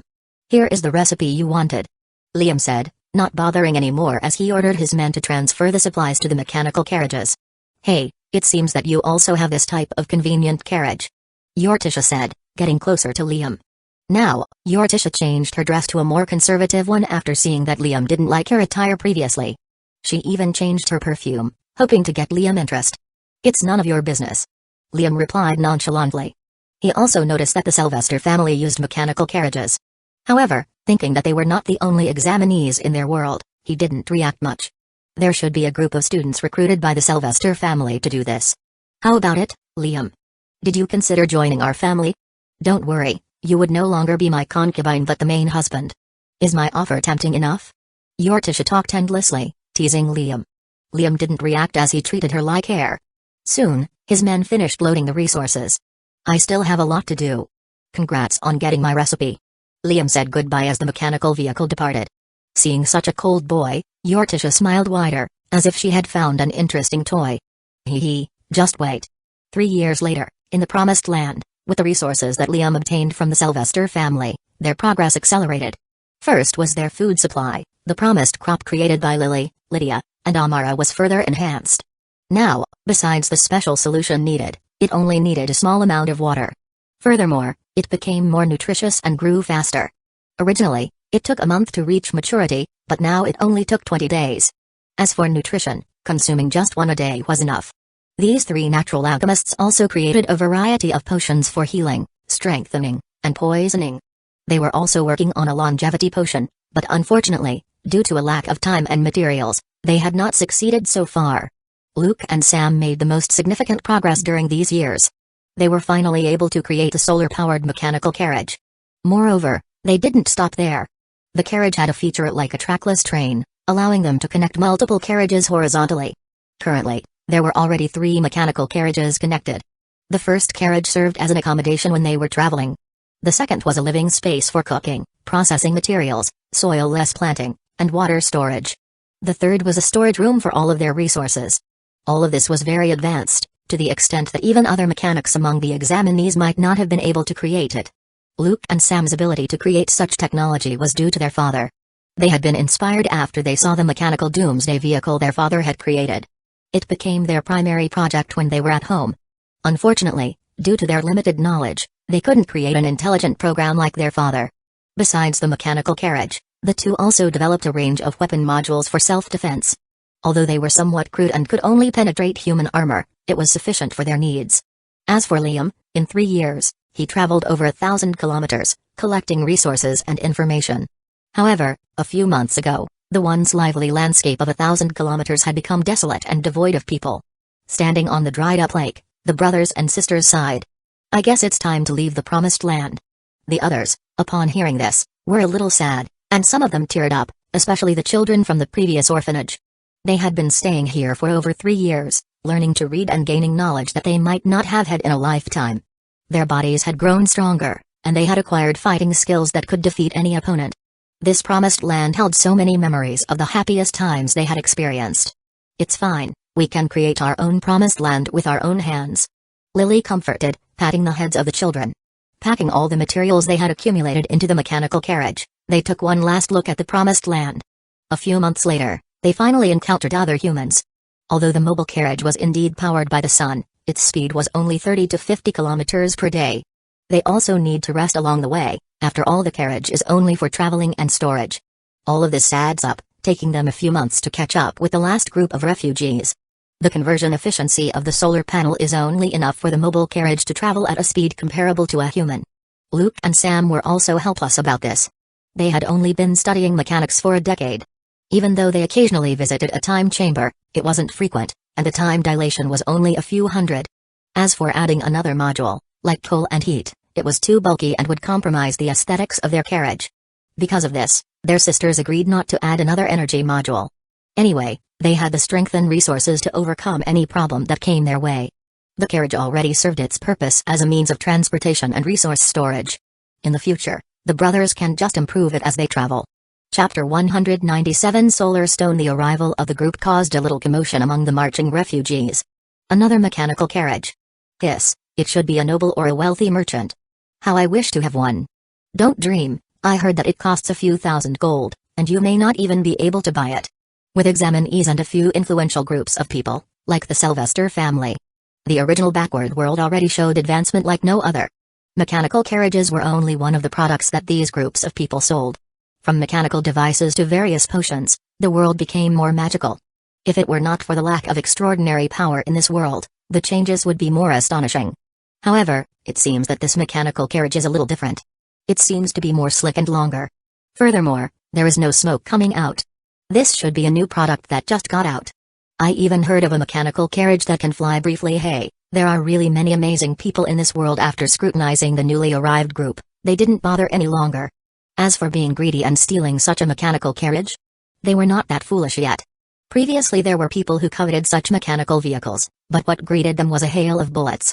From then on, they came to know the horror of mechanical guns. Even a group of army was no match for a hail of bullets. In the carriage, after seeing some people, they were a little happy. It means that they have caught up with the last group. By the way, brother, what do we do now? Max asked. Now they have no problem with food and water. It can be said that they only needed to wait for the end of the trial.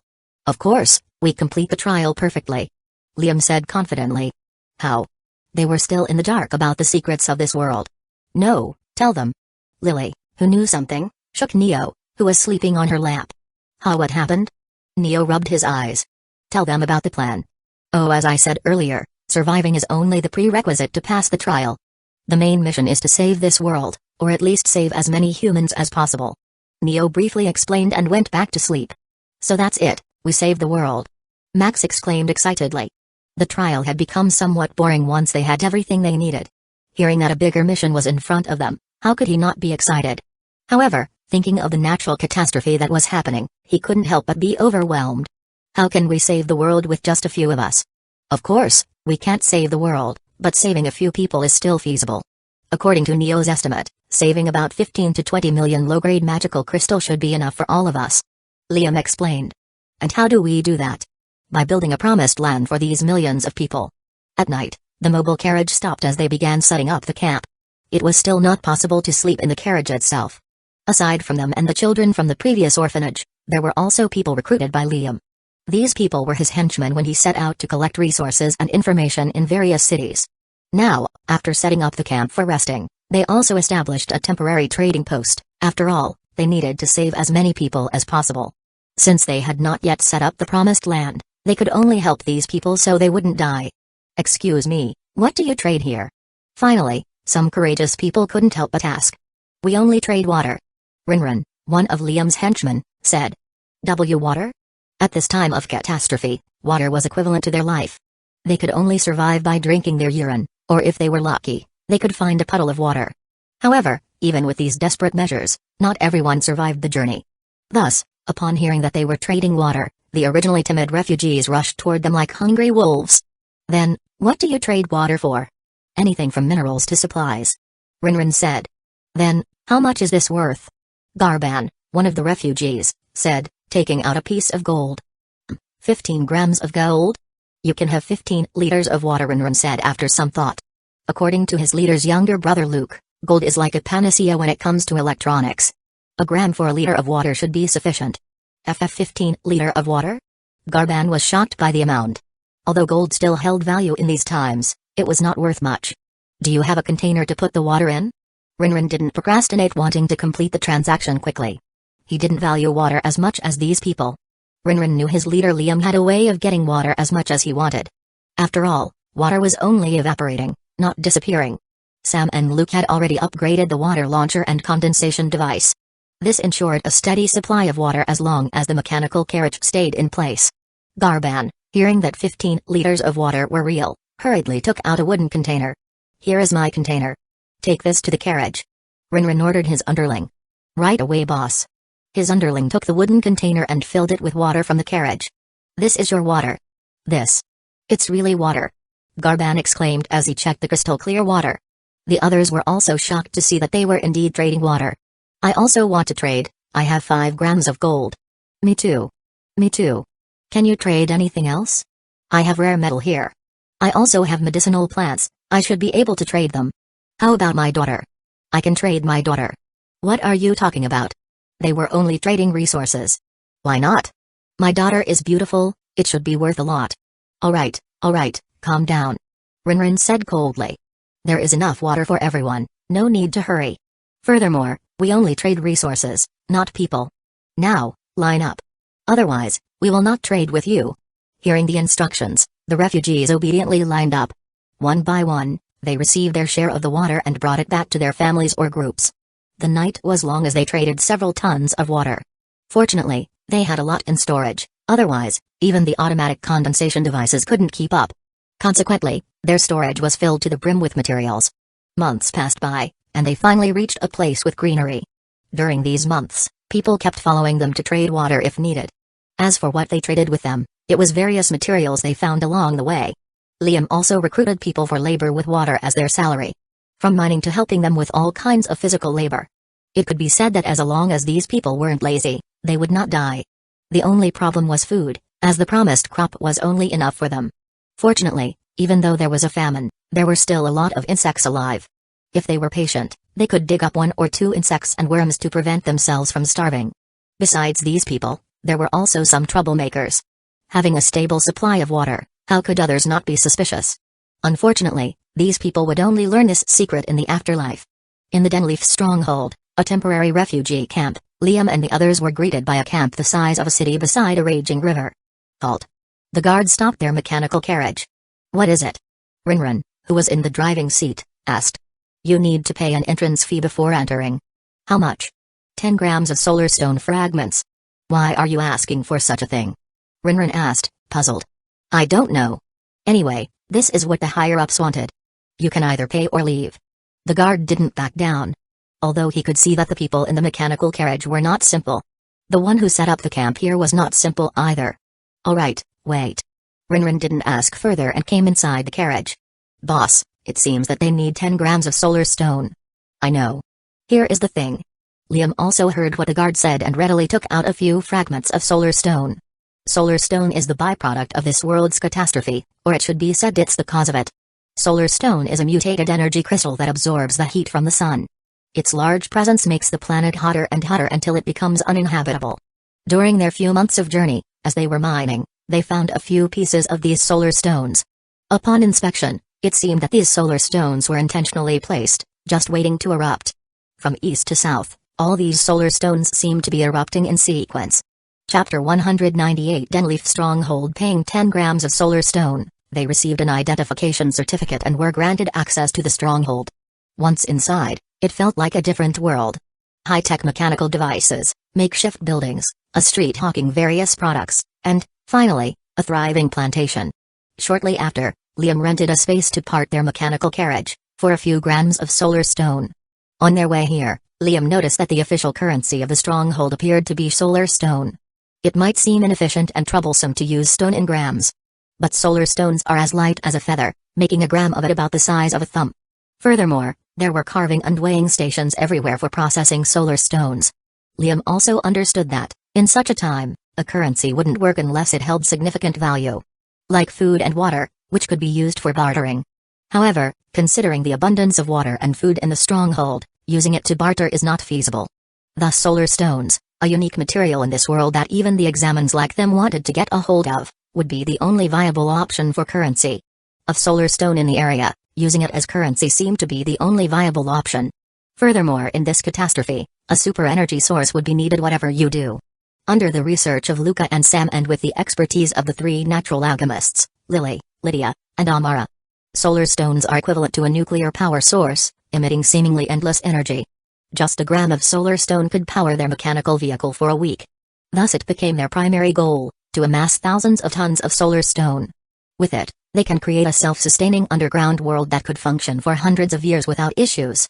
Now, however, their short-term goal is to upgrade their vehicles, stock up on resources, and mine in the east, where solar stone can be found easily. At night, as they rested and planned their next course of action, a group of examinees burst in, looking at them curiously. So, you're the new group that has come to the Denleaf stronghold? Desmond, the group's leader, said. Yes, we are. What do you need? Liam responded coldly. Don't be so defensive, we simply want to invite you to our team. Are you the owner of this stronghold? Liam asked again. Not entirely. He shook his head. This stronghold is a joint creation of various nobles and a few groups of examinees like us. Desmond explained straightforwardly. What would we gain from joining you? Liam didn't reject outright and inquired. Resources, protection, and we can help each other pass the test perfectly, Desmond offered. Neo was not the only divinator in this world, so the hidden mission was not a secret. Other examinees were also determined to complete the mission perfectly. Although they didn't know the exact reward. According to the divinators, passing the exam perfectly could save them hundreds to thousands of years in the days to come. Thank you, but our team is already content with each other. Joining another one is unnecessary. Liam politely declined. Oh, what a shame. Desmond sighed. However, he didn't dare to press them. After all, this was a normal world without extraordinary abilities. A bullet could end his life. Although he was confident he could overwhelm them with a large number of people. He had no idea what hidden weapons they might have developed. Regardless, I can only leave. Desmond didn't stay any longer. After that, a few groups of examinees came to invite them to join their group. There was even a group of nobles promising a huge incentive to join them. However, they rejected all of these offers. Joining another group would indeed make the mission easier. But, it would also increase the associated risks, which they considered not worth it. They thought the night was already over and that no more groups would come to solicit them. However, to their surprise, there was still someone interested, Liam's acquaintance, the witch, Uchiha. Did you miss me, baby Liam? Uchiha said, immediately moving to hug Liam. Liam didn't appreciate the gesture and dodged her. What's wrong, baby Liam? Is there someone preventing you from hugging me? Uchiha said seductively, glancing at Amara, who had a dark expression. Just from Amara's aura, Uchiha could tell that the two had something between them. Don't worry, girl. I only want Liam's body, not his heart. Uchiha explained with a smile. Amara still didn't speak and continued to look at Liam with a disapproving gaze. What do you want? Are you also here to recruit us? Liam got the cue and changed the topic. Of course not. How can I forget that baby Liam has already rejected me multiple times? Uchiha rolled her eyes. Years ago, when they were preparing to escape, Uchiha had invited Liam countless times. Using various incentives that most people couldn't refuse, including wealth, power, and even her own body. Liam remained steady and emotionless as a rock. Then why are you here? Liam asked coldly. Why can't I come? I just miss you. Is there something wrong with that? Uchiha said pitifully. Liam, seeing Liam's non-responsive attitude, Uchiha gritted her teeth and finally revealed her purpose. I just want you to invite me to the private auction activity in a week. Who knew that you're so cold, Mr. Humphrey? Uchiha huffed as she walked away. We will come in a week. Liam responded and returned to their tent. As for the event being private, Liam could get the invitation as long as he knew about it. As the day passed, Luke and Sam were busy upgrading their mechanical carriage. By now, they had 5 carriages connected horizontally, with the additional 3 serving as a plantation and another 2 storage rooms. Their current task involved changing the power module from solar energy to solar stone. As they just found out about the solar stone, until now they still haven't changed the power module of the mechanical carriage. However, changing the power module was just the beginning. They also needed to enhance the carriage load-bearing capacity and energy transfer capabilities. The difference in power between solar power and solar stone was enormous, akin to installing a nuclear power plant in one's home. Meanwhile, Lily, Lydia, and Amara were focused on creating a fast-growing staple food. Although the promised crop was nutritious and grew quickly, it had demanding planting conditions. Without a special solution and expert oversight, it couldn't be grown at all. With their upcoming journey back to the east, the 3 of them needed to develop a crop that could thrive with just water, even in harsh conditions. As for the others who only knew how to fight, their task was to thoroughly investigate the place. This included learning about the various prices, examining different groups, and researching nearby strongholds. They needed to gather comprehensive information. A week later, in a makeshift auction building, a group of people sat waiting for the event to start. Welcome, distinguished guests. A somewhat beautiful lady took the stage. I'm sure you know why we are here, but let me reiterate. We are here today to exchange things that we can use in this catastrophic drought, whether it is knowledge or materials. We are here to exchange everything. As a reminder, this auction will only accept solar stone as a payment. Now, without further ado, let me present the first item up for auction. Soon, a group of presenters revealed an automatic launching device with a few balls beside it. This is a set of water condensation device that you can install in any type of mechanical carriage. The auctioneer's words generated some excitement. Can this cannon-like device collect water? What a cool gadget, I want it. Who created such a thing? It's fascinating. This group of people wasn't surprised that the mechanical device could collect water. What astonished them was the innovative concept behind it. Even the examinees attending the auction found themselves lost in thought. The idea of creating a spin to generate pressure on the water vapor sparked new ideas among them. The individuals present here each had their own water condensation devices. These devices included floating tools that could gather water from the air, freezing devices to preserve water, and even underground water detection equipment. Their ability to survive in this environment demonstrated their resourcefulness and adaptability. The starting bid for the condensation device is 1 kilogram of solar stone. Let the bidding commence. 11 kilograms. 13 kilograms. 13.5 kilograms. 14 kilograms. 15 kilograms. 18 kilograms. 21 kilograms. Eventually, the device was won for 21 kilograms. This was a relatively high price for a water condensation device. Typically, a condensation device would sell for only 1 to 3 kilograms of solar stone. The bidders were drawn to it not for its immediate utility but for the innovative concept and the potential for learning from it. Chapter 199. Another team made the final bidding price of the condensation device brought smiles to the people in the private room. "Brother, we're rich!" Max exclaimed excitedly. Originally, they didn't even have 100 grams of solar stone. Who knew that their obsolete condensation device could be worth 21,000 grams of solar stone? Don't be too happy, it's only a few kilograms. Liam shook his head. The reason they were so short on solar stone is that they didn't deliberately look for them. The solar stones in their possession were just bits and pieces accidentally found when they were mining. Soon, the auction continued. Solar stone detection devices, advanced mechanical carriages, powerful weapons, strengthening potions, healing potions, longevity potions, and more were on display. The array of auction items made them drool, but unfortunately, they couldn't afford any of them. Now, they really missed their father. When he was there, they could buy anything they wanted without checking the price. Or perhaps they should have taken Lux with them. With their brother's genius business mind, they would probably be rich by now. Now, they could only gaze enviously at the auction items. At the same time, they came to realize that they were not at the top of this trial. Many had more experience and knowledge than they did. After all, they were not even 20 years old, but most of the examinees were already over 60 years old. From communication devices, mobile houses, longevity potions, and many other things they don't have enough knowledge about. Although they couldn't come close to knowledge and experience compared to older examinees, they were confident in their creativity and execution ability. Not finding anything they could afford, they were ready to leave. For our next auction, we have this blueprint for a top-in-line underground paradise shelter. It was created by an architectural master, featuring the most advanced facilities. It's designed so that you can live the most comfortable life imaginable even in the harshest conditions. Now, the starting bid will be 100 kilograms of solar stone. What? The price is so expensive? Is the auctioneer so greedy for money? The people in the stands cursed at the price. It's not easy to find and mine solar stones, and having hundreds of kilograms of them at this stage is already remarkable. But a mere blueprint dared to sell for almost all their wealth? Guess calmed down, this is the request of the consignor. This blueprint should allow you to live in the underground shelter for thousands of years without any problems. If the consignor is not short of money, they would not even be willing to sell it. The auctioneer explained. It's expensive, regardless. How about we buy it now and pay later? One of the guests said. Truthfully, the blueprint is not that attractive to them, especially to the examinees.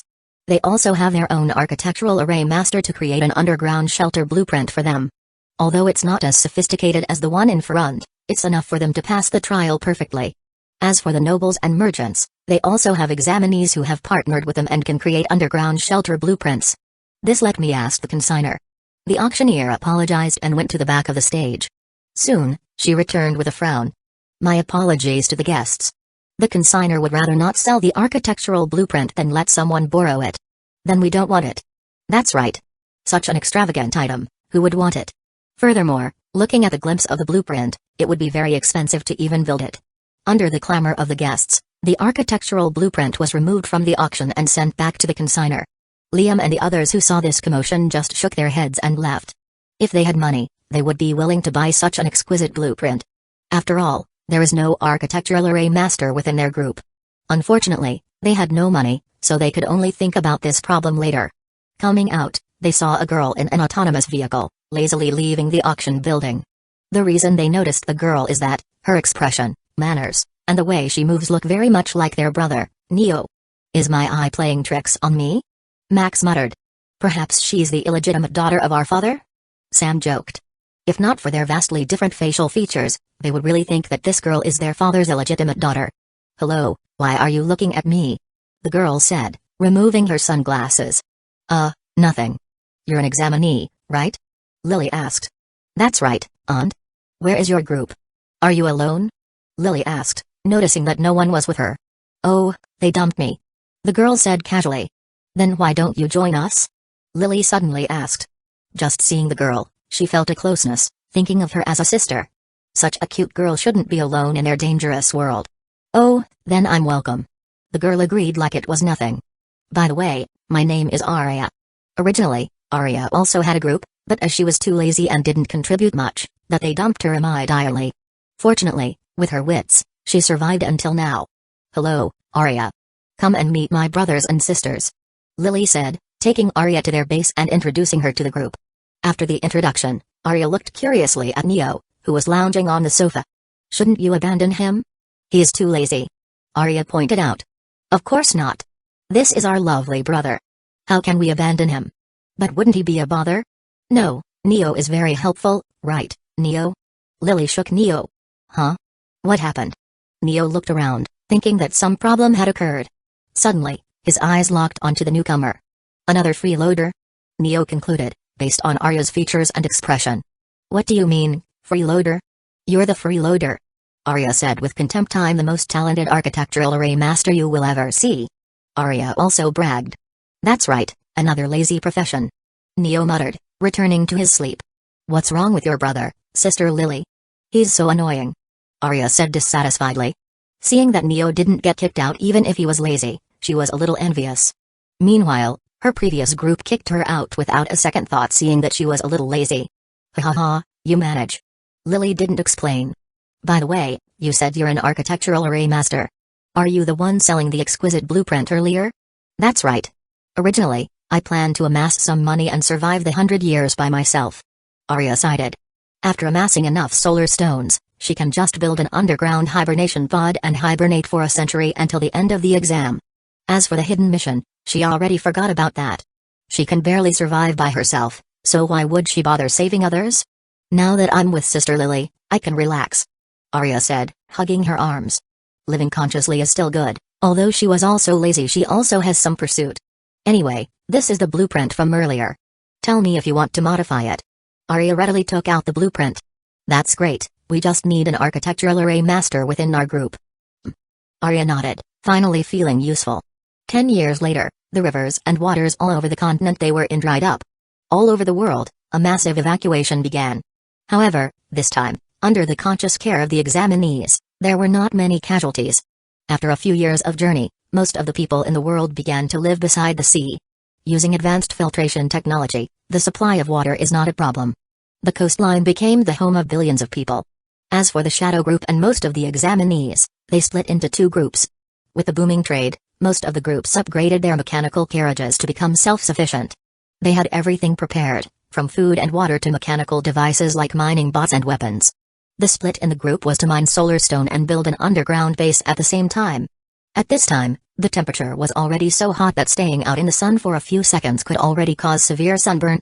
Many estimated that the ground would be ablaze in the coming decades. Thus, setting up an underground base and collecting resources was urgent. Unfortunately, in this race against time, people are still selfish. Multiple groups of people formed alliances, ranging from hundreds of thousands to millions, each collecting and building their shelters. Fortunately, they managed to restrain each other without using violence and instead used various enticements. After all, for an examinee to finish the exam perfectly, they needed to save at least 1 million people each. On their continent, there were only hundreds of millions of people with tens of thousands of examinees. The competition was so fierce that even the Shadow Group, created by Liam and the others, only managed to recruit a few million people. Chapter 210 years later in the mining area around the center of the continent. Max, the person leading the mining group, was patrolling around. Sir Max. There is bad news. A man said, hurrying to him. What happened? Max asked with a frown. Being immortal, the years had affected Max's facial and physical features. The once pretty boy who looked playful was now a mature uncle. It's the Freeman Group. They are coming to our mining area. TSK, it's only the Freeman Group. What's the rush? Max didn't regard the Freeman Group highly. Their group was almost the same size as their Shadow Group but with more examinees. Max admitted that they were superior in technology, but he wasn't afraid of anyone when it came to fighting. Ella, let's go teach these sons of a gun a lesson. Max said, taking Ella's hand. Oh, then it'll be another harvest. Ella smiled beautifully. The years seemed to make Ella even more charming, smoothing her domineering character and leaving Max a little stunned. Just be careful. Max advised. In the open clearing, Max and Della waited for the Freeman group as they geared up. Wearing exoskeletons, they picked up their weapons. Max took a huge spear, while Ella took out a modified whip. Looking at the group of people approaching them, they weren't a bit scared, even a little excited. These two battle maniacs thirsted for battle. Just the two of you? The leader of the Freeman group frowned. There were thousands of them attacking the Shadow group, but they only sent 2 people. Wasn't this mocking them? We're enough. Now, if you would like to surrender, it'll be 1 kilogram of solar stone per person. Max licked his lips. It seems that the rumor is right, the Shadow group is a bunch of arrogant bastards. Ha ha ha, who spread that thing? It's not quite apartment to our group. Max just laughed it off. Don't bother with them, let's attack quickly. Ella didn't like to talk as she rushed towards the enemy. Hey, wait. Sigh, what do I do with you? Max murmured as he also rushed towards the enemy. 2 versus 1,000 seemed impossible, but Max and Della were like tireless beasts with eyes in the back of their heads. Surrounding or trapping them wouldn't work. Like nimble beasts, Max and Della disabled all the living beings within their sight. Traps? Ambushes? Deceit? They were non-existent, anything had its limits. Even their most advanced technology wouldn't work without hitting the enemy. Max and Della were like puppeteers putting on a show, as their opponents danced within their fingertips. The spears, arrows, swords, and a hail of bullets were merely props enlivening the show. With potions and their exoskeletons, if their spirits could take it, they could fight endlessly.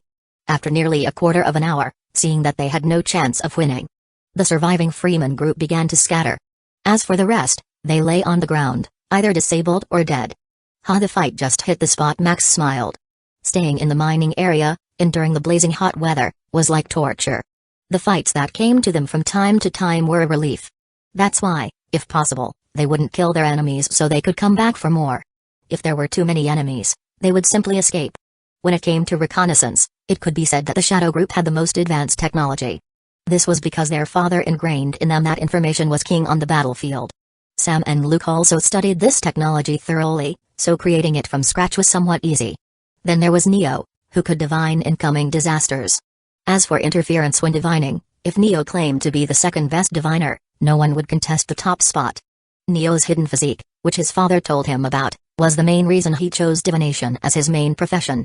His physique was called heaven calculation, a power that could calculate all phenomena in under the heaven. Although it wasn't fully activated due to Neo's talent, it was a significant help when he wanted to divine something. For example, when it came to anti-interference. As long as the one causing the interference was not stronger than him by more than a tier, the interference was useless. Anyway, the children of the Shadow Crest family had a frightening reconnaissance ability. That's why they weren't afraid of any fight. After dealing with the Freeman group and looting their equipment, they left the scene. As for the people left on the battlefield, they were later rescued by their teammates. In the Bay Area, Promised Land underground base, while a part of the group was mining for materials, a large group with millions of people was constructing their underground base. They were engaged in digging, construction, designing, planting, water preservation, etc. The Promised Land was slowly taking shape. By now, the foundation had already been laid and was estimated to be finished in 3 years. At the construction site, Liam was supervising the base's construction. Despite having a complete structural management system, he still felt the need to supervise to ensure that nothing went wrong. Baby Liam. Uchiha suddenly appeared, startling Liam. Why are you here? Liam asked. That bitch is not here, it's my chance. Uchiha thought, not seeing Amara.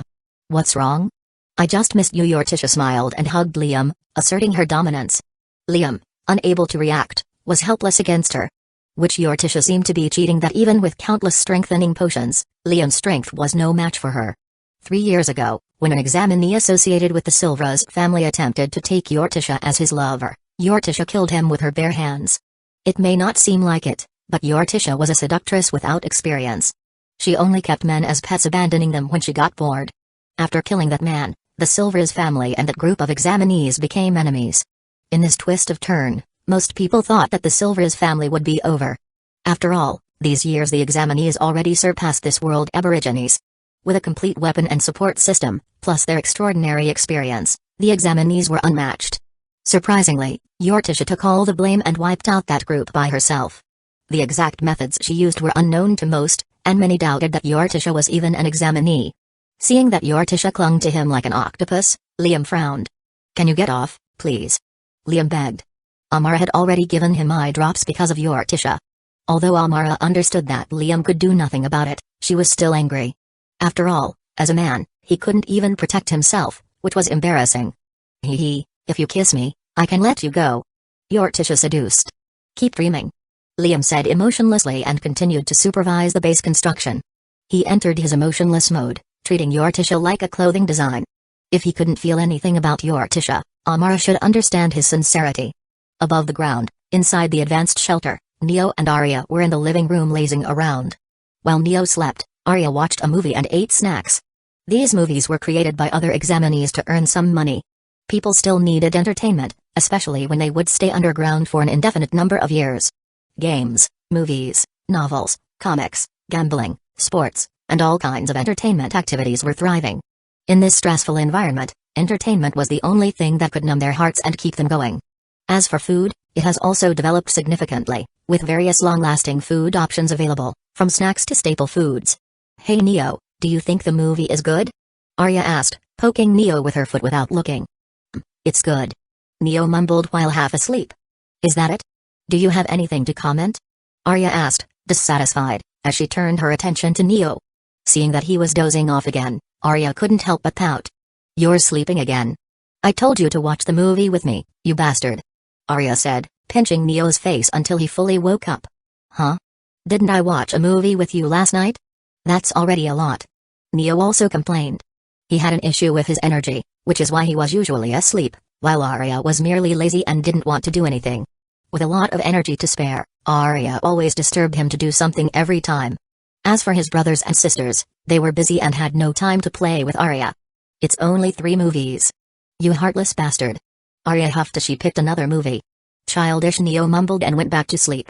Humphrey, you're just a sloth who only knows how to sleep. At least I didn't bother anyone. Anyway, I'll only bother you, so it's fair. Arya finished picking a movie and came beside Neo. Whatever. Neo didn't bother anymore, as it would waste a bit of his energy. Come snuggle over while I watch the movie. Arya pushed Neo aside as she also laid down. Seeing that Neo went back to sleep, Arya smiled and hugged him as a bed warmer. Now you have some use, Arya thought with blush.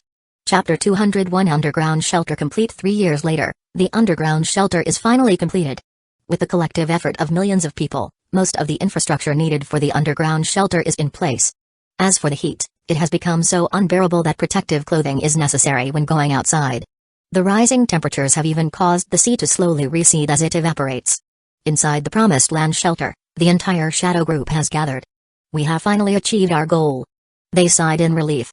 To reach this point, they faced countless hardships. From resource struggles, examinees disputes, the relentless heat, all of this took a toll on their mortal bodies. Right, we can finally rest. Max sighed, his skin already darkened from years of mining, making him appear the oldest among their group. Not quite, we've only completed the structure of the shelter, the interior is still empty. Liam pointed out. Furthermore, we have only a few million people, and we need to encourage reproduction. Hey, brother, you're a real workaholic. We should take a break today. Sam said, patting Liam on the back. That's right. I'm so tired that I need at least a few months of rest. Luke chimed in. As a mechanic, their workload was the heaviest. They even considered inviting other examinees to join their group but eventually rejected the idea due to the associated risks. Competition among examinee groups had grown fiercer over the years, as the solar stone on the world was limited. With tens of thousands of examinees in groups working independently, the distribution of resources had become uneven. Those with weaker strength had already perished in the chaos, while others continued to fight for survival. A few months of rest might be impossible. At most, we can afford a week. Liam compromised, observing the exhaustion on their faces. His sisters and Amara, who was busy with alchemy, Sam, and Luke, who were occupied with constructing new technology, and the others defending the base all welcomed the idea of a week of rest. Of course, even during their break, they still remained vigilant. They couldn't afford to falter now that they were on the verge of success. As a result, a week of banquets and celebrations ensued within the base. Millions of people, knowing that they had a week of rest, vented their stress and enjoyed themselves. This week of rest was later named the Promised Week in recognition of the completion of the Promised Land shelter and the much-needed break. From that point onward, every year at this time, this week would be celebrated as a holiday dedicated to rest and celebration. After their rest, people energetically returned to their tasks. Sam and Luke pondered how to create the shelter barriers using solar stone.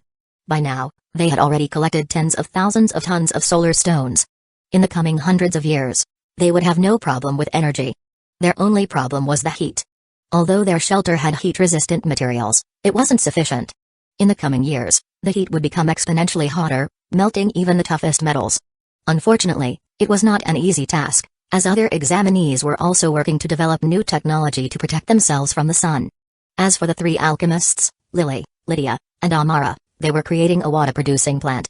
Water is made from only oxygen and hydrogen, so creating a water-producing plant should be straightforward. The only challenge was the energy conversion. If plants needed to produce water, they also required a large amount of water. That would be redundant, therefore, they aimed to create a plant that could use the energy of the solar stone to produce water. This was a groundbreaking project that, if successful, would eliminate their worries about water. As for condensing water, it was too difficult. With the hot weather, the need for cold or pressure to condense water was enormous, requiring constant development of new technology. Hence, their solution was to create water directly. Many also had different solutions to this problem, such as developing synthesizing devices, supercooling equipment, and even considering digging deep to preserve water. While they were creating a heat barrier and water-producing plants, Liam was meticulously managing the base, as every aspect of its structure required his deep consideration. He had so little time that he sometimes forgot to eat for days. At times, he wondered how his father managed such a vast empire while still finding time for his family and training. If Maximus knew of his son's struggles, he would likely respond, "Son, all you need is enough money, and everything will run smoothly for you." With money, Maximus never truly worried about his empire. If a problem arose, he could simply solve it with more money. However, the situation in the shelter was different, as they lacked sufficient resources. Even if Liam knew the method of his father, he couldn't do so under these circumstances. As he worked on various resource allocations within the base, his office's door opened. Liam Uchiha entered, carrying a tray of food. Since Uchiha had killed their partner, the Silvers family had aligned themselves with the Shadow Group. They had even become subordinates at Uchiha's insistence. This was a common fate for many influential individuals in this world. They often became subordinates of examinee groups. Of course, there were also powerful figures who had examinees at their beck and call. After all, even in this backward world, there were still geniuses who could not be defeated by time. With Uchiha's overwhelming strength, the Silvers family could have been one of those people. However, Uchiha's fascination with Liam made them otherwise. "Liam, I heard you haven't eaten for a few days again," Uchiha complained as she placed the tray of food on his table. "I forgot," Liam answered emotionlessly. Amara had already accepted Uchiha's presence. Seeing that Liam couldn't be tempted by the witch's actions, Amara wasn't concerned about anything. On the other hand, Liam had grown somewhat accustomed to Uchiha's presence. Meeting Uchiha every few days, their interactions were more frequent than those he had with Amara. Then let me feed you," Uchiha suggested playfully. "No, I can handle it," Liam said as he snatched the food and quickly ate it. "Tsk, boring," Uchiha muttered, but upon seeing that Liam ate the food she had prepared, she nodded in satisfaction. "Go, I still have work to do," Liam said, his tone slightly softer. "Then I will come back later," Uchiha replied before leaving. 30 years later, the world had turned into a blazing inferno. The once fertile ground had become a desolate wasteland. Rocks and dirt dominated the landscape throughout the whole world. In the underground world, life had become either a living nightmare or the last paradise. Due to a lack of planning and resource depletion, riots frequently erupted in the underground shelters. Even the examinees were overwhelmed by various conspiracies. This had become a graveyard for the weak and a throne for the powerful. At this point, less than half of the examinees remained. The Aboriginal people, who had once cooperated with the outsiders to survive, were now determined to expel them. They no longer wanted to be exploited, believing that what was done was done. However, what most people didn't know was that the dark hand behind the scenes was the same nobles who had frequently exploited their labor. After seizing control of the shelter, things had become somewhat peaceful. With many people having perished, the resource shortage had been somewhat alleviated. In Paradise Land underground shelter, it was still the same, filled with liveliness and hope. The riots in other bases didn't affect them. Liam's meticulous management left no room for any ambitious individuals to gain an upper hand. In terms of resources, under the care of 3 natural alchemists Lily, Lydia, and Amara, there was an abundance of them. They had long created the water-producing plants as per plan. Furthermore, they also cultivated multiple other crops, ensuring a variety of food supply. The base also implemented a population expansion plan, providing benefits for those who gave birth to the next generation. Now, the base truly resembled a promised land, with a ratio of 1 adult to every 3 children. For every adult, There were at least 4 to 5 children under their care. Due to this, the promised land had transformed into a nurturing haven filled with innocence and hope. In Liam and Amara's bedroom, the two lovebirds hugged each other as they reminisced about the past. Their life here had been so long that they sometimes forgot it was just a virtual world. I can't really have a baby. Amara sighed, rubbing her stomach. Originally, they had intended to demonstrate reproduction, but despite all the years, there had been no results. This was also their only reminder that they were in a virtual world, not a real one. It's better, I don't want my children to be locked in this world. Liam reassured Amara. Chapter 202 Extreme time dilation. Years seemed to be in his favor, as he had finally won Amara's heart. They were teenagers on the outside, but here, they were already over 50 years old, a fact that made him smile wryly. Time was indeed the greatest tempering tool, especially for them. His immaturity had long been replaced by a mature aura. Right, this is a virtual world. Amara said, gazing at Liam tenderly. What, am I handsome? Liam couldn't resist teasing her. No, you're getting old. Amara pinched his nose. Despite taking a longevity potion, without any extraordinary energy, its effects were barely noticeable. Time had left them with wrinkles and a few strands of white hair. You're getting older too. What? You don't love me anymore because I'm old? Could it be that you're being seduced by that witchy Uchiha again? Amara questioned. Uchiha seemed like a glitch in the system, aging slower than they did. Sometimes, when Amara saw Uchiha sticking to Liam like glue, she couldn't help but grit her teeth. No, I will only love you in this life. Liam immediately hugged Amara tighter, as if fusing her into his body. Do you mean you'll love someone else in the next life? Amara squinted her eyes. You can supervise me. I'll truly love you all my life. Liam swore. Then you'd better. Sure. How about some exercise? After all, we need to move our bodies to slow down our aging. Liam said meaningfully. Just what I was thinking. Let's see if your physique is different from how you look. Amara readily agreed, grabbing Liam's collar. I love you. Although they couldn't have children, tasting the forbidden fruit seemed to strengthen their love for each other. Every breath and passion were set free as they indulged in each other's arms. In their hearts, they thought, no matter how the world was, it was worth living as long as they were together. In the Promised Land shelter, private training room, two middle-aged people were engaged in a fierce battle. The sounds of clashing weapons echoing throughout the room. After a few hours, they paused to catch their breath. Huff. Huff. This body is really quite fragile. It can't withstand even a few hours of combat. Max complained as he tried to regain his strength. That's true. I wish this trial would end quickly so I could use some magic. Ella complained, taking a seat. Trial? Max unconsciously nodded. Time had affected him to some extent, distorting his perception of the world. Fortunately, Ella was always there to remind him. As for how Ella could stay conscious and unaffected by the extreme time dilation, she explained that she had already experienced an extreme time dilation, experiencing the whole lifetime of a mortal. At the age of 3, after she had solidified her worldview, she was thrown into a virtual world. Unlike the harsh realities of their current world. In that virtual world, Ella had lived like a princess, doing whatever she pleased. Despite her time as immortal, Ella's mind remained pure, which was why her grandpa held her in such high regard. After all, one's mindset is the most important talent anyone can possess. By the way, what are your thoughts on Brother Liam and Sister Amara's relationship? Max asked somewhat awkwardly. What do you mean? You can't wait? Ella looked at him, squinting her eyes. The progress of their relationship had been somewhat stagnant, limited to kissing and hugging. Max occasionally felt a twinge of jealousy that his brother had quickly taken out the beauty. No, I haven't forgotten our promise. I'll propose to your parents first before taking any further steps. Max stated firmly. A few decades ago, Max had proposed this condition to Ella after being mocked a little. Although in this virtual world, he could easily defeat Ella. In reality, he was still no match for her. Ella had taunted him for taking advantage of a powerless little girl. This had riled Max up, prompting him to promise that after he defeated Ella, in the real world, Max would propose to her parents to marry their beloved daughter into him. Then I will wait for you. Ella said as she stood up. Come, let's fight again so you'll have a chance of defeating me after this trial. Otherwise, I'll be a leftover girl if you can't beat me. She teased. Humphrey, just wait. Sooner or later, you'll bow down to me. Max thought. In Nathan and Zoe's house, a man opened the door and spotted his beloved, who was cooking dinner. I'm home. Nathan, who had just returned from duty, said.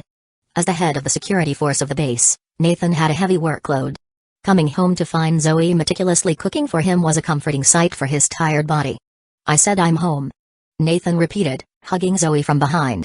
"I know, just wait for me to finish cooking," Zoe replied, playing the role of a dutiful wife. "Oh." Nathan nodded but continued to embrace Zoe from behind. Smelling the familiar scent, he couldn't help but relax. Being with Zoe was perhaps the only thing that kept him sane. In the real world, with their father safeguarding them from all external dangers, Nathan could be an introverted child, free to do as he pleased. However, in this trial, he had to shoulder the responsibility of protecting his family and eliminating potential threats. All the violence and killing had taken a toll on his mind, making him gloomier and more prone to murderous thoughts. But Zoe was like a guiding light, leading him on the right path. "Don't hug me too tightly, or I might miss the seasoning," Zoe complained playfully. "Don't worry, I'll eat anything you make, regardless," Nathan murmured as he pressed his body against Zoe. "Oh, then let me breathe a little," Zoe said with a smile. Nathan agreed, loosening his embrace. "Good husband," Zoe muttered, patting Nathan's head. Truthfully, Nathan's tight hugs didn't bother her. Cooking had already become her instinct, a mere hug wouldn't cause her to fail. She was even a bit delighted that Nathan always embraced her as soon as he came home. Meeting Nathan had felt like a blessing from heaven. First, she had been sent to the most prestigious institute to study the most esoteric knowledge. Second, she had been provided with unlimited resources that could secure her future. Third, her parents had reconciled, even receiving a personal apology from their former enemy. All of this had been thanks to her Uncle Maximus, but it wouldn't have happened if she hadn't met Nathan. So, from that point on, Nathan had already left an indelible mark on her heart. From the little boy she had shared the most delicious food with to the grown man who eagerly waited for her to cook. "The food is ready." In the biggest entertainment room of the Promised Land shelter, Arya was engrossed in playing games while Neo slept in her lap. "TSK, TSK, the game this time is becoming more sophisticated," Arya muttered as she concentrated. Entertainment flourished widely in the underground world.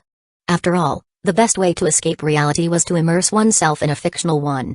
Different games, movies, and novels were updated regularly. Even though they couldn't communicate in person above the ground, they could still do so in the virtual space. With highly developed wireless connections, the entire world was somewhat interconnected. It also served as spiritual guidance, reminding them that they were not the only people alive in this world. Bam. Game over, damn. Is this game even designed for humans? How can such a difficult game still be released? Arya complained as she left a negative review for the game. "You're just a sore loser." Neo, awakened by Arya's movements, retorted. "What do you mean, loser? This game is just impossible to play," Arya insisted. "Give it to me," Neo said, pointing at the controller. "Humphrey. Let's see if you can conquer this impossible game." Neo didn't reply. Instead, he started the game. Using one hand he completed that game in just half an hour. Game complete, see?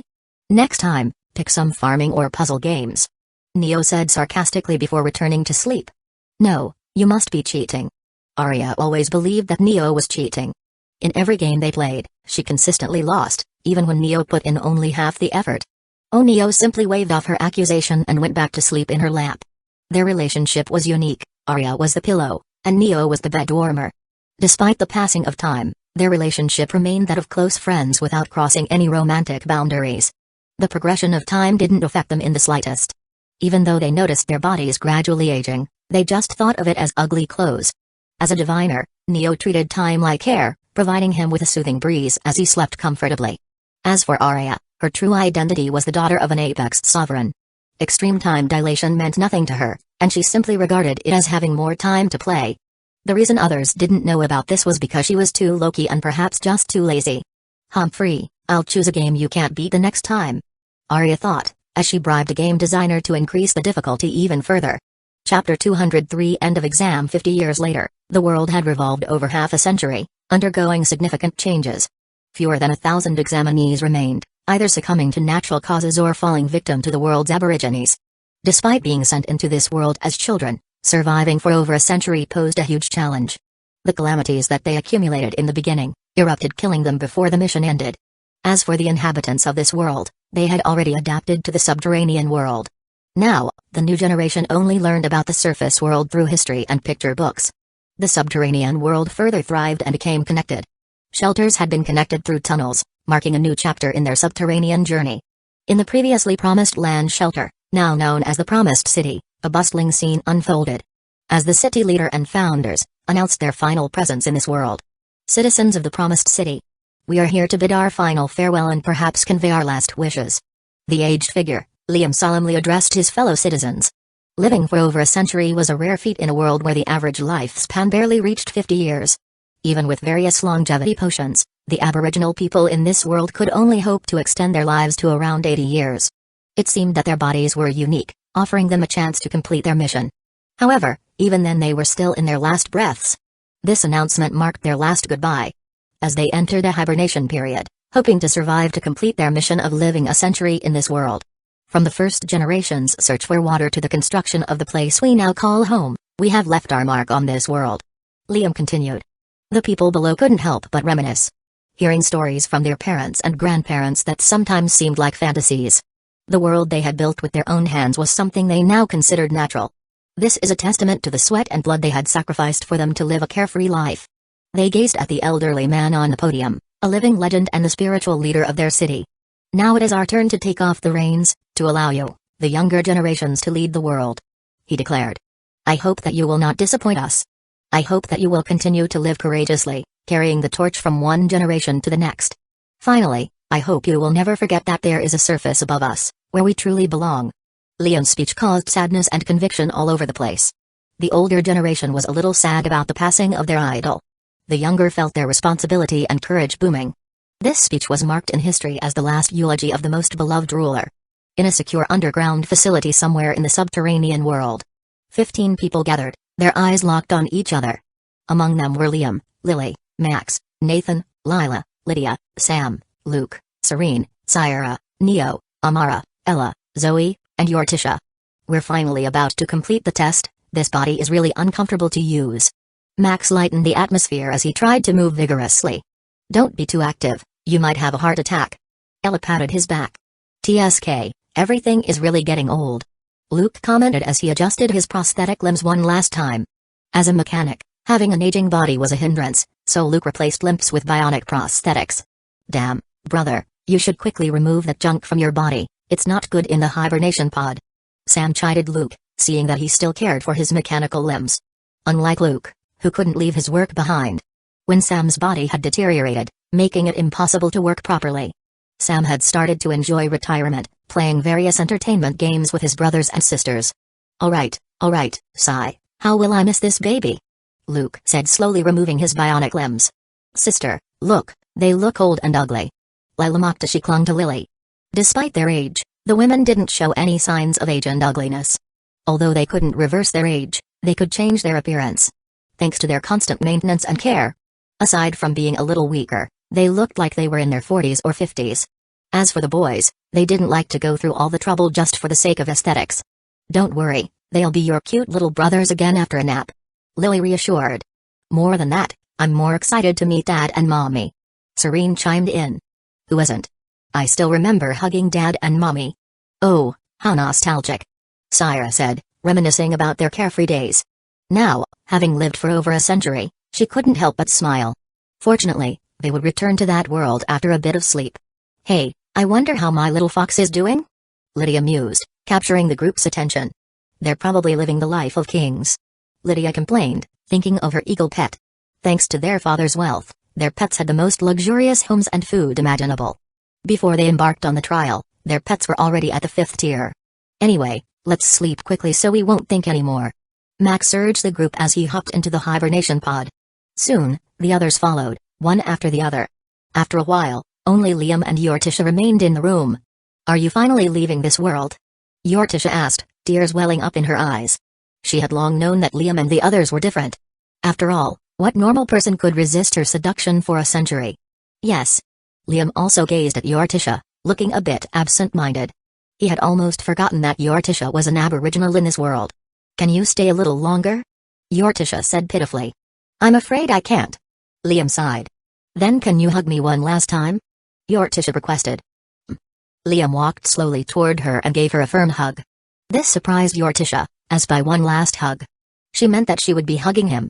Throughout all these years, Uchiha was the only one who took advantage of Liam, taking the initiative whenever she could. Now, Liam's willingness to hug her made her even sadder. You must never forget me. Uchiha said, kissing Liam. After the kiss, feeling embarrassed, she hurriedly left the room, taking one last look at Liam. Even after all these years of teasing Liam, this was their first kiss. Feeling her lips, she couldn't help but smile. Just wait, pretty boy. You must never forget me. In the Ethereum realm, in the city of Arcana, within Maximus Manor, 100 days had passed since his children took the exam. Anxious and eager, Maximus and his wives couldn't wait to see their children. Witnessing their mental struggles, time distortions, and various forms of suffering. Even Maximus began to question whether he had made the trial too difficult. While it might appear as a simple survival mission, the primary difficulty of the trial lay in the time. For these young individuals, who had only lived for a few decades, extreme time dilation could be perilous. If anything went awry, it could drive anyone to madness. The combination of the soul and time dilation made every sensation, sight, sound, and taste vividly experienced by the soul. It presented an extreme challenge that could shape one's entire perspective on life.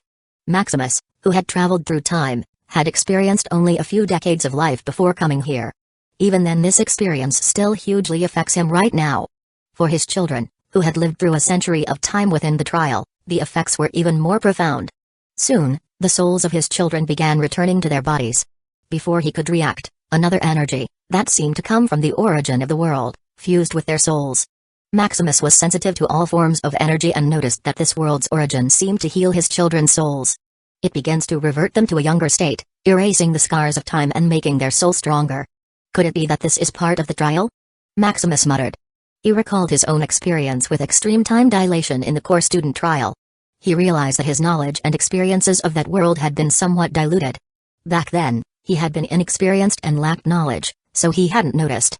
Realizing that their souls had returned to their previous state, he couldn't help but heave a sigh of relief. After all, having children who think and act older than him can be a bit awkward. Soon, the virtual pods opened. His children got up and looked at the adults in the room in a daze. Without saying anything, his children rushed towards them, hugging them tightly. Silence lingered for a few minutes as they allowed the children to reacquaint themselves with reality. "Why don't we have dinner for a while?" Erica suggested. "That's a good idea. Let's celebrate the children's successful completion of this trial." Maximus nodded.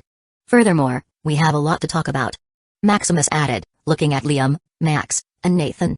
Although they couldn't see explicit or private matters, they roughly understood what had been happening. Hearing their father's words, the three boys couldn't help but feel embarrassed. Now that they were back to their childlike innocence, they couldn't help but be embarrassed about their previous boldness. But seeing their parents again after a century, they were just thankful that they were back again. Chapter 204 Marriage Discussion. In the dinner table, while they were eating, the children were silent as if they were having the most delicious banquet. Ahem. Maximus coughed to get their attention. "First, congratulations on passing the trial and becoming an official student," Maximus started. Based on the earlier notification, Maximus confirmed that they had finished the trial and a hidden mission. "Second, after watching the clips of your trial, I can proudly say that you are indeed my sons and daughters." This brought smiles to their faces. Getting their father's recognition was probably the best they could ask for. "And lastly, Liam, Amara, Nathan, and Zoe, although you are already old enough in the virtual world, here in the real world, I hope that you still restrain yourselves and wait until you've grown into adults. Dad, don't worry. We are already sensible, and we won't do anything that will harm us in the future," Liam promised. The other three also nodded, confirming Liam's words. Although the world's origin healed their souls from any influence that time had on them, the experience and lessons they learned in the trial were still deeply embedded in their minds. "That's fine if you understand." Maximus breathed a sigh of relief. Although he would have liked them to marry earlier so he could earn system points sooner, his love for his children prevented him from doing so. "However, since you have already confirmed your relationship, how about we arrange the marriage early?" Erica suddenly suggested. "That's right, we don't want Amara and Zoe to be cheated by you two bastards," Hazel added. Erica and Hazel took their sons' lifelong partners seriously. More importantly, they wanted to have grandchildren immediately. Thinking of their cute grandchildren, they couldn't help but be excited. Mom. Mom." The two blushed as they heard what their mother said. "Why, you two don't want to be responsible." "How can that be? We are merely embarrassed," Liam immediately refuted. "I'll be responsible for Zoe," Nathan answered without hesitation. "Then it's fine. How about it, husband? When do you think they should get married?" "Since I got married at 19 years old, then they can also marry at that age." "How about 3 years later?" Maximus suggested. Liam and Nathan didn't decide immediately and looked at their partners. "I'm fine with anything, but I hope my brother can attend my wedding," Amara requested after some thought. Her brother, Alistair, was the only family she had in this world. Amara wanted her brother to be present in such an important event and meet her most beloved person. That's fine, I will ask someone to find your brother. Maximus nodded. What about you, Zoe? I'm fine. Zoe answered without much thought. She already has Nathan in her heart, a wedding is merely an embellishment to their growing relationship. How about you, Stefan, and Mrs. Main? Do you agree to your daughter's marriage? Maximus asked Zoe's parents. Zoe's father and mother, who were also at the table, fell into silence. With all the help Maximus had given them, they were more than willing to have their daughter marry Nathan. However, as parents, they were also a little reluctant to marry off their daughter. Quite conflicted, Stefan finally decided. Zoe's marriage is up to her, but if I ever hear Nathan bullying her, no matter what your identity is, I will let you know how scary the word father is. Stefan said without fear. Although he is no match for Maximus, whether it was identity or strength. However, when it comes to his daughter, life is just a small price he is willing to pay.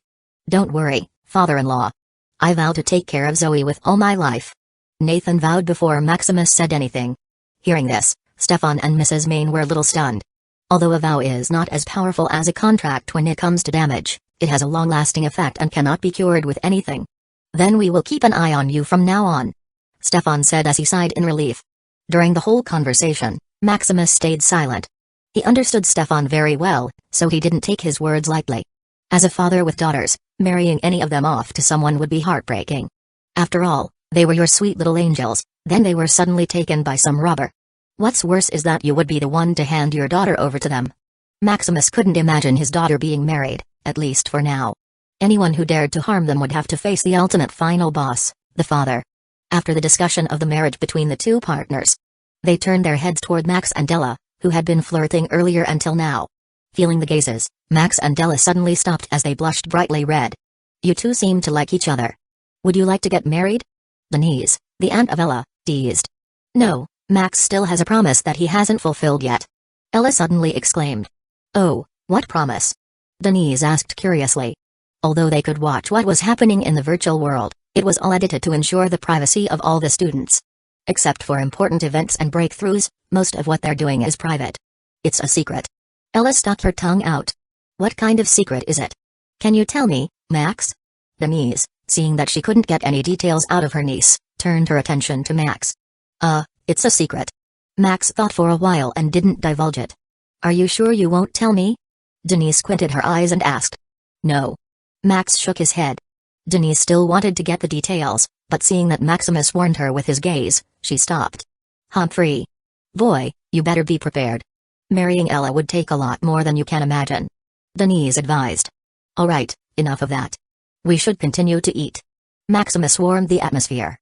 As for Neo's relationship with Arya, Maximus didn't bother to bring it up. Looking at Neo's who was still lazily eating, it seems the trial was merely a passing event into him. Maximus can only watch how their relationship develops before talking about it with Neo. While Maximus and his family were having dinner in the virtual world, after Liam and the others went into hibernation, you finally left the world, huh? Uchiha sighed, feeling the fluctuations in their souls. Don't worry, I won't let the world you created be destroyed. Uchiha vowed. Originally, Uchiha's plan was to sit quietly and wait to die. However, she found herself bored to death in just a few months without Liam to keep her entertained. With nothing to do, she thought of conquering the world as to pass the time. Under her influence, she killed anyone who opposed her rule. With her overwhelming strength, unless a highly experienced marksman could hit her, she remained invulnerable. Uchiha didn't know why she was different, to make her so strong. She seemed to be different from the other aboriginals of this world. This was also her only hope of ever meeting Liam and the others again. She bet and wished that after her death, in the afterlife, she could reunite with him. A few more years passed, and with Uchiha's domineering style, the world bowed under her control. Without the examinees, no one could challenge her authority. Under her dictatorship, the subterranean world became closer and more magnificent. Year after year, various technologies were invented and produced. After decades, they were finally able to create a device that could isolate solar stone from absorbing heat. With this technology, they found and mined all the solar stones they could find in the world. Without the heat absorbed by the solar stone, the world returned to normal, and life began to thrive. After a few decades, seeing the ground become livable again, mass migration began. With the technology accumulated in the subterranean world, the surface world also prospered. Under the conscientious care of the people, the world transformed into a paradise. To commemorate her past, Uchiha named the world the Promised World. 100 years passed, and Uchiha was already over 200 years old. Standing at the hibernation station, a look of nostalgia filled Uchiha's aging eyes. Even though she was regarded as the immortal empress by the world, she couldn't escape the cruelty of time. "Baby Liam, it's finally my time." Uchiha smiled as she slowly touched the hibernation pod. "I hope you don't forget me, or I'll bite you to death. Also, that bitch Amara better be treating you well." "No, it's better not, so you will leave that woman and come to me." Uchiha began to mutter as she reminisced about the past. During all these hundreds of years, it seemed that Liam had become imprinted in her mind. Every second, every minute, all she thought about was Liam. She didn't know what charm that pretty boy had used on her to make her so obsessed. Feeling that her life was running out, she smiled dryly. She only hoped that her premonition was true and that she would meet Liam again. Slowly closing her eyes, she gathered all her strength to mutter one last word. "Liam, I'm coming." Chapter 205 Goddess of Love Divine Continent, Illirin Domain. Amidst the towering clouds, there exists a paradise that houses a magnificent castle, standing tall and proud. Inside the castle, another worldly beauty was frowning, seemingly in deep trouble. "What is this feeling of love? Am I cursed?" Elysian, the goddess of love, questioned. "Did the extreme virtual world, created by Saga, fail or something?" Elysian's frown deepened. This is the first time she entered the extreme virtual world crafted by Saga, a Tier 9 game master. A game master is a profession that delves deep into the laws and rules of the world, formulating games based on these rules or bending them to their will. This profession is not very popular, that very few took it as their profession. However, despite these challenges, lack of inheritance, few opportunities, and a lack of platforms, Agan, hailed as the sage of games, still ascended to one of the apex sovereign. He used games as his leverage, defeating all the odds and coming to the top of the world. The reason for his success lay in the fact that almost half of the top 100 virtual games in the arcane continent were his creations. With the feedback from the world's origin, he became the fastest being to reach the apex realm in all the Aharium realm. What Elysian had just played was the extreme virtual world, which ranked in the top 30 on the leaderboard. The uniqueness of this game lay in the fact that everything in it was real. Despite being a mortal world, every person, plant, animal, and even object, as long as they possessed consciousness, was real. The reason for this realness was the fact that the game was administered by real beings, the vast majority of whom were mortal humans. These mortal humans and all the others had their consciousness transferred into the virtual world without any memories of the real world. After living a lifetime in the virtual world, mortal humans were usually rewarded with a lifetime of wealth. With a time differential of 1 to 360, these mortals only needed to work for a little over 2 months to secure a lifetime's worth of wealth. Of course, this generous compensation came with a significant trade-off. While it may seem that these mortals only invested 2 months for a lifetime of wealth, the time spent in the virtual world was experienced by their souls. Without healing their souls, they could only live for another 30 to 50 years after exiting the virtual realm. Other beings were also drawn to this world because of the various incentives that it offered. As for who is willing to bear the price of all this trouble, it's the 8th and 9th tier powerhouses. Staying in the extreme virtual world for a lifetime can rapidly strengthen their will. With their strength, the damage of time will only fortify their soul. Regarding their experience, from birth to death, they would also have no memories. They can only passively accept the benefits bought by the extreme virtual world, which is hassle-free. After all, these powerhouses didn't want to be burdened by people living in an imaginary world. The only reason Elysian felt something is that she is the goddess of love. The embodiment of love itself, even though she didn't have memories of her life in the virtual world. Elysian felt a deep sense of love and helplessness. Since it was the first time Elysian played this game, she didn't know what went wrong. As for why would she bother playing this game when she can have everything at her fingertips? That's because of the zealous switch hidden deep inside her. Elysian is not born naturally like most of the gods. She got her position by killing the previous god and inheriting her godly authority. Unfortunately for Elysian, a god is not something that can be killed without consequences. Although she replaced the previous goddess of love, she also received the curse of the zealous witch. From time to time, Elysian would experience hysteria, causing her to become a seductive witch in heat. Previously, she could still control it, but as time went on, the curse seemed to strengthen itself. With no other choice, she tried the extreme virtual world, which others said to deeply cleanse one's soul. Although the game is only available on the arcane continent, as a 9th tier being, getting access from the divine continent is easy. After entering the game, she also felt the curse calming down a little. But just a few days later, a different feeling emerged. A feeling of love and obsession seemed to take over. Under this change, Elysian immediately wanted to quit. Unfortunately for Elysian, she was too unlucky. The world she managed to enter was a private testing ground rented by the Lumina Chrysalis Guild. Usually, this would never happen, but because Elysian used private access, she managed to enter the world through sheer luck. As a private testing ground, the world allowed entry but not exit. Seeing that Elysian couldn't quit through normal methods, Elysian also tried to send her power to her mortal self so that she could destroy the world and consequently exit the virtual world. Who knew that even with all of this, her mortal self didn't do anything? Instead, as time went on, the love and obsession grew like a raging fire. Now, although the curse of the zealous witch had calmed down, there was another emotion that she needed to rid herself of. The only problem was that she was the goddess of love. How could she get rid of her authority's godly essence? Doing so would likely lead to her immediate demise. Yes, as the goddess of love, she couldn't eliminate her feelings. The goddess of love was destined to be loved and love all living beings in the world. This was also the reason for the downfall of the previous goddess of love. Her deep love for her people became Elysian's opportunity. After all, despite being a newly born god, the previous goddess of love is not something an 8th tier like her can kill. However, the carelessness, deep trust, and love eventually led to the previous goddess's downfall. This was also why Elysian didn't want to be too influenced by her godly authority. Others only needed to love her, there was no need for her to reciprocate. But now, a hint of love emerged, dyeing her mood until she gradually became a puppet of her godly authority. This was the usual fate of newly born gods, assimilated by their authority, turning them into mere puppets. With no thoughts or will of their own, they existed solely as pawns for higher gods. Now the problem in front of her is also this. Sooner or later, if not remedied immediately, she would eventually be engulfed by her authority. Now, what do I do? Elysian frowned. Without any memories of the virtual world, she couldn't even begin to find the one who had caused all of this. If she could confront the man who had tainted her with a hint of love, solving her problem would be easier. She could either erase the man directly so her love would have no source, or devote all the love she had for that man to ensure it wouldn't consume her. Unfortunately for her, not even the game master, Sage Agan, knew all the details of the various virtual worlds. Even if she were to ask, finding the man amidst the vast number of virtual worlds would be impossible. As for the inconspicuous test conducted by the Lumina Chrysalis Guild, it was just a slight ripple in the endless sea. Even the parents of most of the examinees didn't bother to pay close attention to what was happening in the virtual world.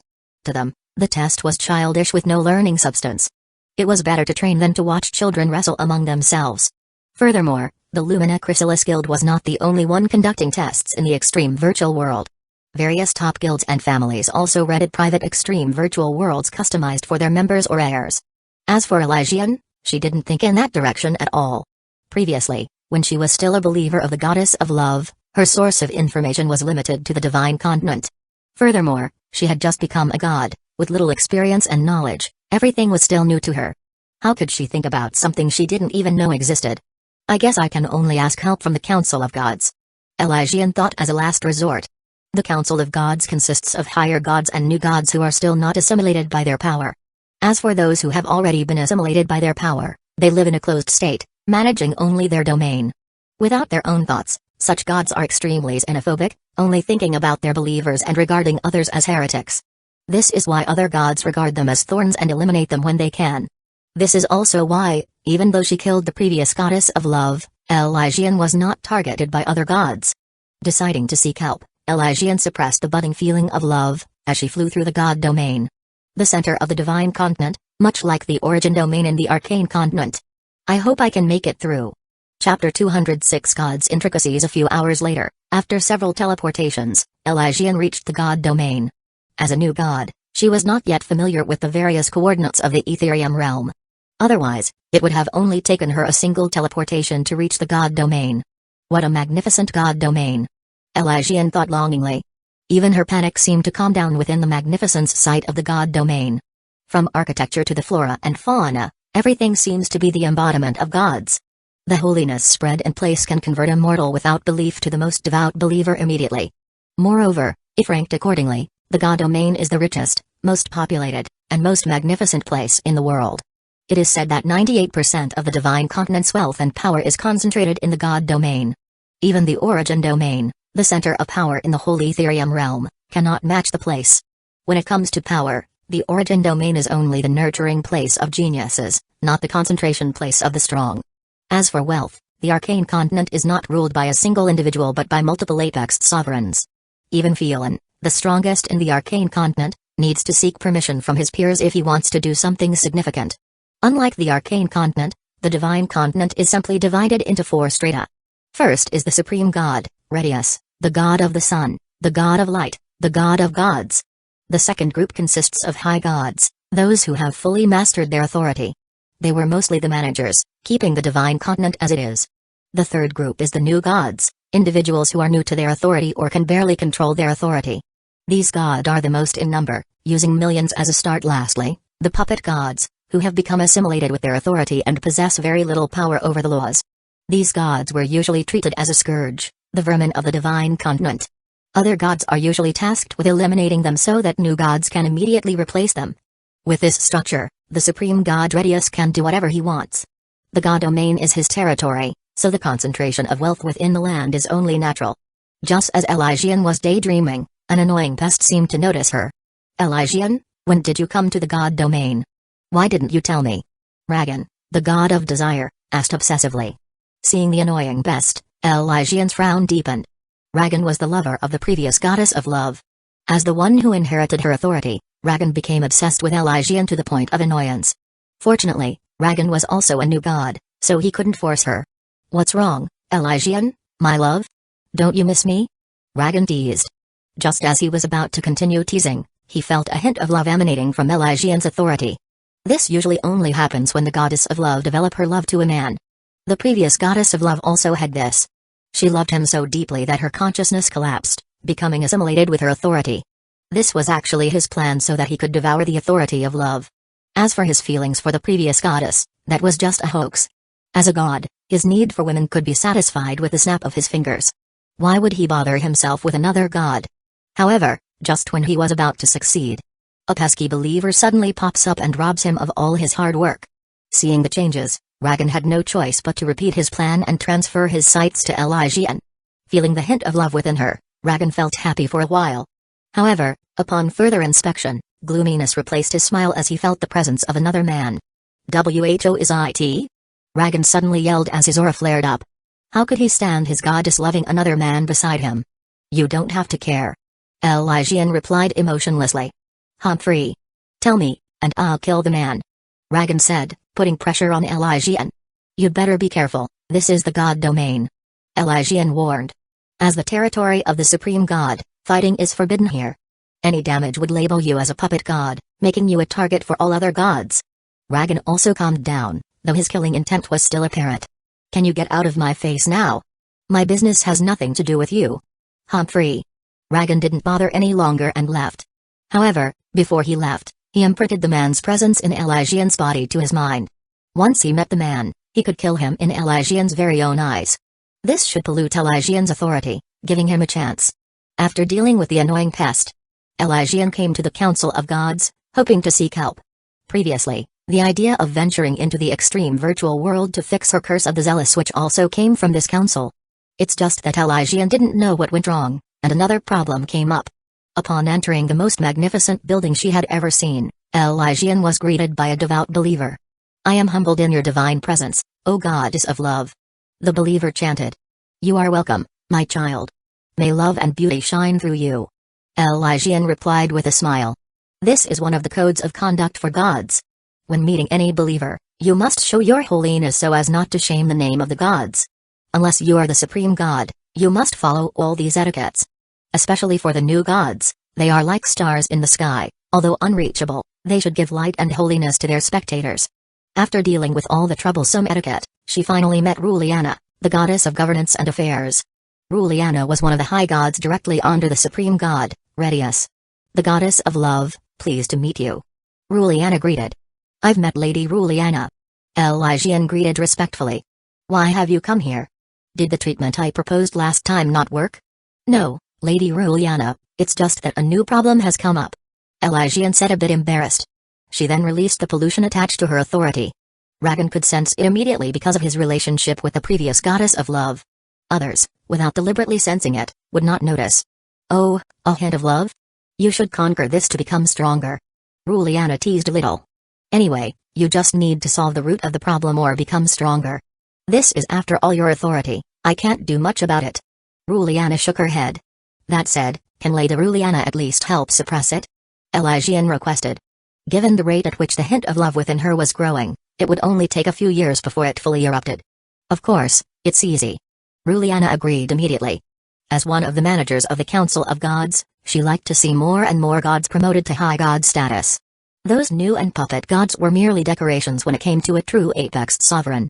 A talented tier 8th being in the arcane continent could easily overpower any newer puppet god if given the chance.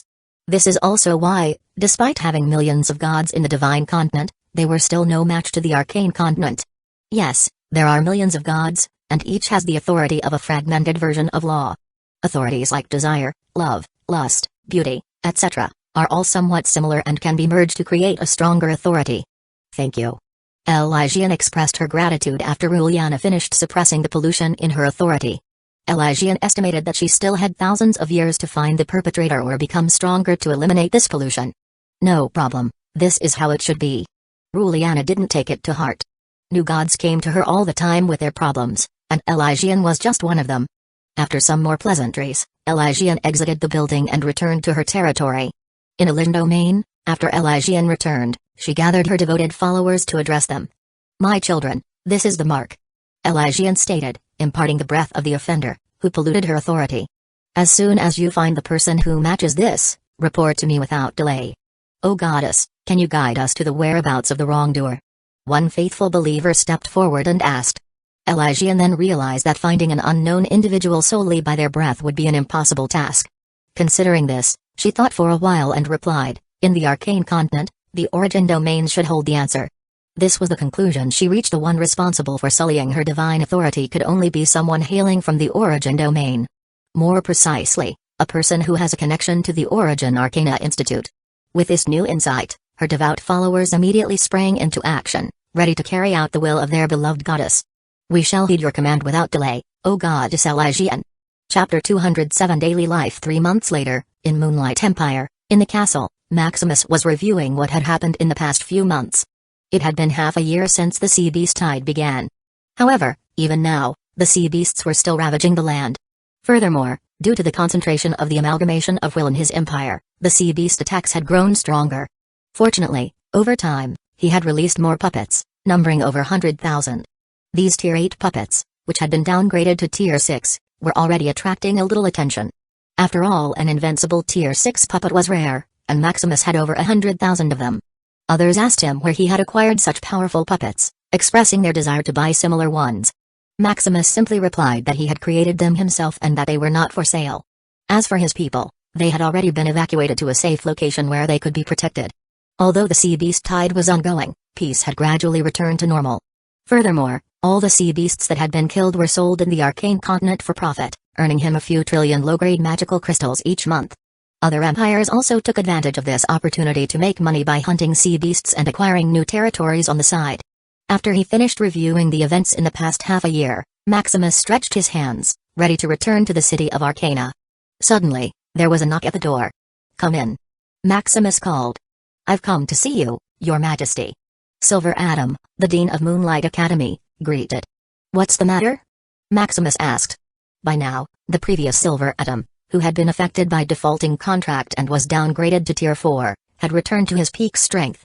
Contracts are supervised by law, so it couldn't be removed without the intervention of similar law. Thus, years ago, as soon as Maximus got money from selling books, he had purchased a Tier 9 potion to eliminate the contract's backlash in Silver Atom's body. Now, Silver Atom possessed the power of a 6th tier being, making him the strongest in the Empire. It's the graduation ceremony of Moonlight Academy, Your Majesty. Silver Atom informed. Oh, it has been over 10 years since the establishment of the Academy. Maximus recalled. Very well, I will attend the ceremony later. Maximus said, thinking that Silver Atom had come to invite him. Thank you, Your Majesty. Silver Atom expressed his gratitude. Your Majesty, how about the rewards? Silver Atom looked at Maximus with anticipation. Being an irresponsible dean who often indulged in alcohol, Silver Atom certainly didn't come to Maximus not just to invite him but also to claim the rewards he felt he deserved. Don't worry about the rewards for now, I will give them to you after the graduation ceremony. Maximus agreed but didn't promise an immediate reward. "Thank you, Your Majesty. You are indeed the most generous ruler in the world." Silver Atom praised, his eyes lighting up. All right, just go. Remember to do a good job, your reward is based on your performance," Maximus advised. "Don't worry, Your Majesty. Leave it to me," Silver Atom assured. In Arcana City, after scheduling the graduation ceremony for a month later, Maximus returned to his home. Not finding his wives and children there, Maximus proceeded to his training chamber. On his way, he noticed Sky still training vigorously without any regard for her safety.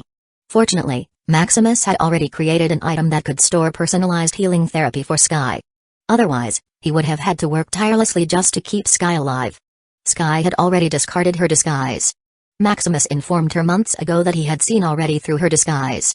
Surrounded by his wives and children, Maximus couldn't allow Sky to continue masquerading as a man.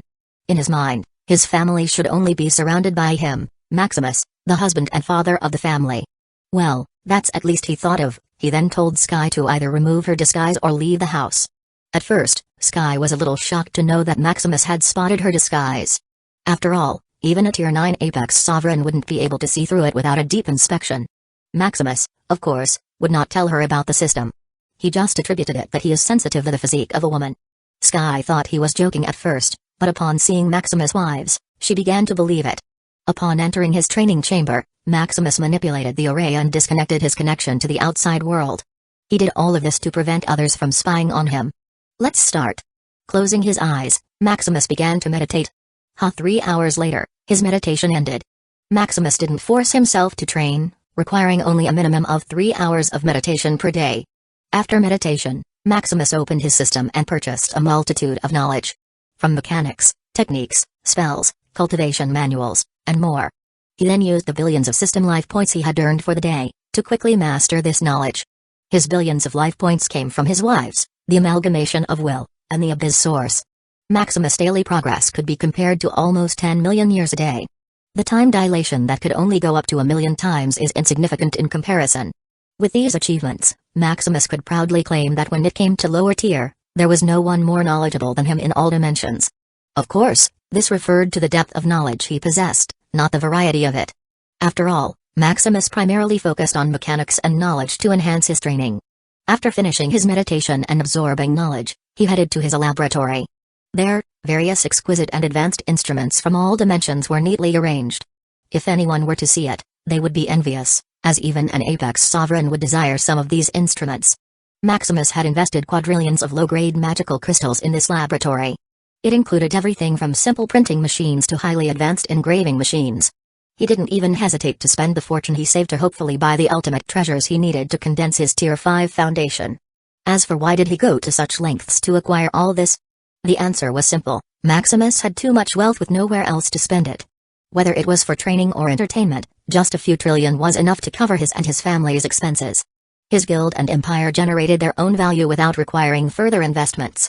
Thus, Maximus had only two main needs: ultimate treasures and knowledge.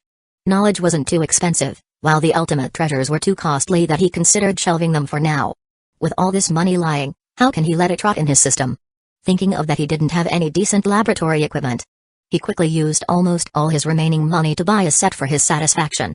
Now, using his laboratory, the microsurveillance spots shrank from 1 micrometer to 10 picometers, 100,000-fold difference. While the information exchange capabilities of the microsurveillance spots remained the same. All other aspects had been significantly upgraded, including their concealment, image clarity, stability, durability, etc. By now, except for the top empires, there were microsurveillance spots spread all over the continent. The current number of microsurveillance spots was still insufficient to be deployed within top empires. Earlier, when Maximus attempted it, the concentrated amalgamation of will perceived the microsurveillance boys as a foreign virus and eliminated it. Maximus had no choice but to upgrade its capabilities before launching it to the top empires. Soon, he began his work, trying what he had in mind. Although he possessed the knowledge and had mastered it in theory, he still needed to carry it out personally. Especially in delicate work, even a small change or step could result in the created item being vastly different. After spending a few hours in the laboratory, he left his training chamber. Now it was time to spar with Sky. When he arrived at her training chamber, Sky was already suited up and ready for battle. "This time, I will defeat you," Sky declared seriously. Even with countless reincarnations, Sky still couldn't beat Maximus in terms of skills. Nourished by a wide array of fighting skills from various dimensions, Maximus had already become invincible in the same tier. "You're daydreaming again," Maximus teased as he launched his attack. With an abundance of world origin energy, he no longer needed to fight in the ancient battlefields. Agreeing to spar with Sky was simply a way to train his body to adapt to various changes in battle. Again, all the knowledge that he had is only in theory. He could execute it precisely due to his fast thinking and perfect control over his body. The shortcomings of this is that he will be slowed down in decisive moments. This happened when his opponent is equally strong. Like Sky, although he could predict her moves, he was still nearly defeated a few times.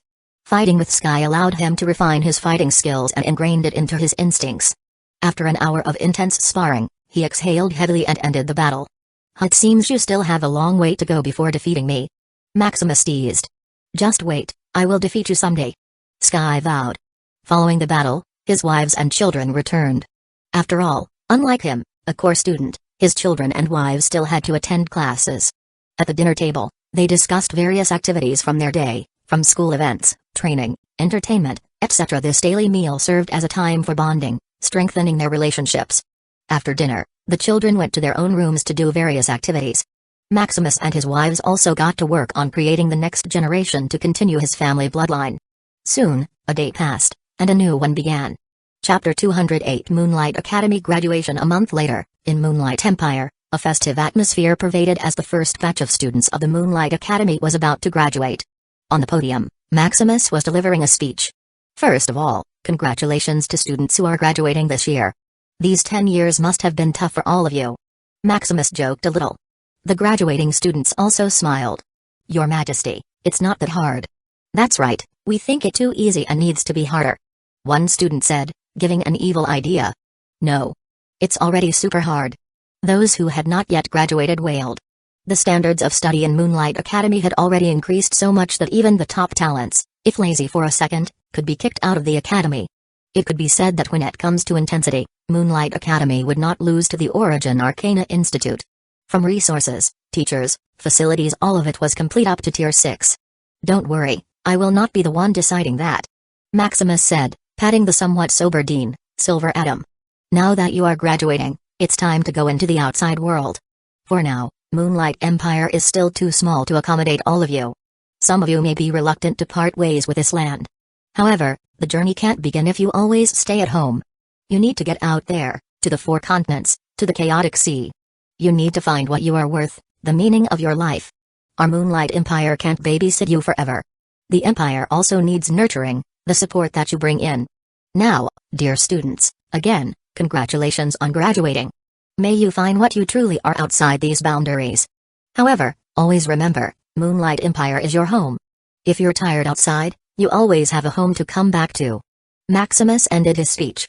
Soon, a resounding cheer filled the place. Millions upon millions students couldn't help but be moved by their Majesty's speech. These graduating students thought about their grueling but peaceful life in the academy. Now that they were graduating, they would either stay in Moonlight Empire or venture outside. As the most talented individuals in the Empire, they couldn't just trot and suck blood from the place that nurtured them. Thus, most of them decided to venture outside, giving back to the one who nurtured them. What moved them the most was the home they could always return to. "Don't worry, Your Majesty, we will not disappoint," most of the students vowed. In the castle, Maximus and Lux were arguing. "Father, I don't really want to study. It's a waste of time and money," Lux said with distress. "Time is money, and all the school stuff keeps wasting it. You can skip school, right? Why do you still have this problem?" Maximus asked in puzzlement. "There are various activities that I need to attend, otherwise, the teacher will punish me," Lux said pitifully. "Skipping school is fine, but you need to finish all the assigned tasks before you do so. And this is a problem. For money-oriented tasks, Lux can do it without breaking a sweat. But other than that, even if Lux uses all his brain cells, he can barely achieve anything. It's not that he is stupid, but his study is only concentrated on various economics, the situation of the market, etc. Lux needs to keep track of all this throughout the day. How can he still have time to study other knowledge? As for why go through all the trouble, for him, this is his life. Stopping it means stopping to breathe. Please Dad, can you exempt me from the school? No, you must go to school, your brothers and sisters can finish it, you should also.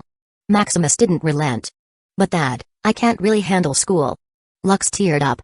Lux even tried to bribe his teacher with some money, who knew that he was given an even harder task. All this school stuff was really too much for such a little child. Then what are you going to do? Of course, to start a business. Lux's eyes lit up. What has he been studying all this time if not to start a business? Dad, you are wasting all your resources if you do not start a business. The mere potion-making alchemy shop in the Arcane Continent is not enough. What Dad has the most is manpower, letting it sit in the Empire is a waste. For example, the Ethereum Pavilion established by Dad in the early days. Although they were quite prosperous in Moonlight Empire, becoming the largest controller of wealth, it's not enough.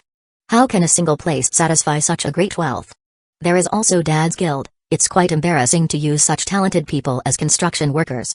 They should be out there fighting and earning resources. There are even those graduating students earlier. Venture outside? That's sending them to die. They should shoulder the burden of the Empire and earn some money to support it. How can we let them be free and be wild? Lux talked endlessly about his idea, leaving Maximus speechless. It's not that Maximus didn't think about what Lux pointed out. It's that he didn't bother to waste his time for little money.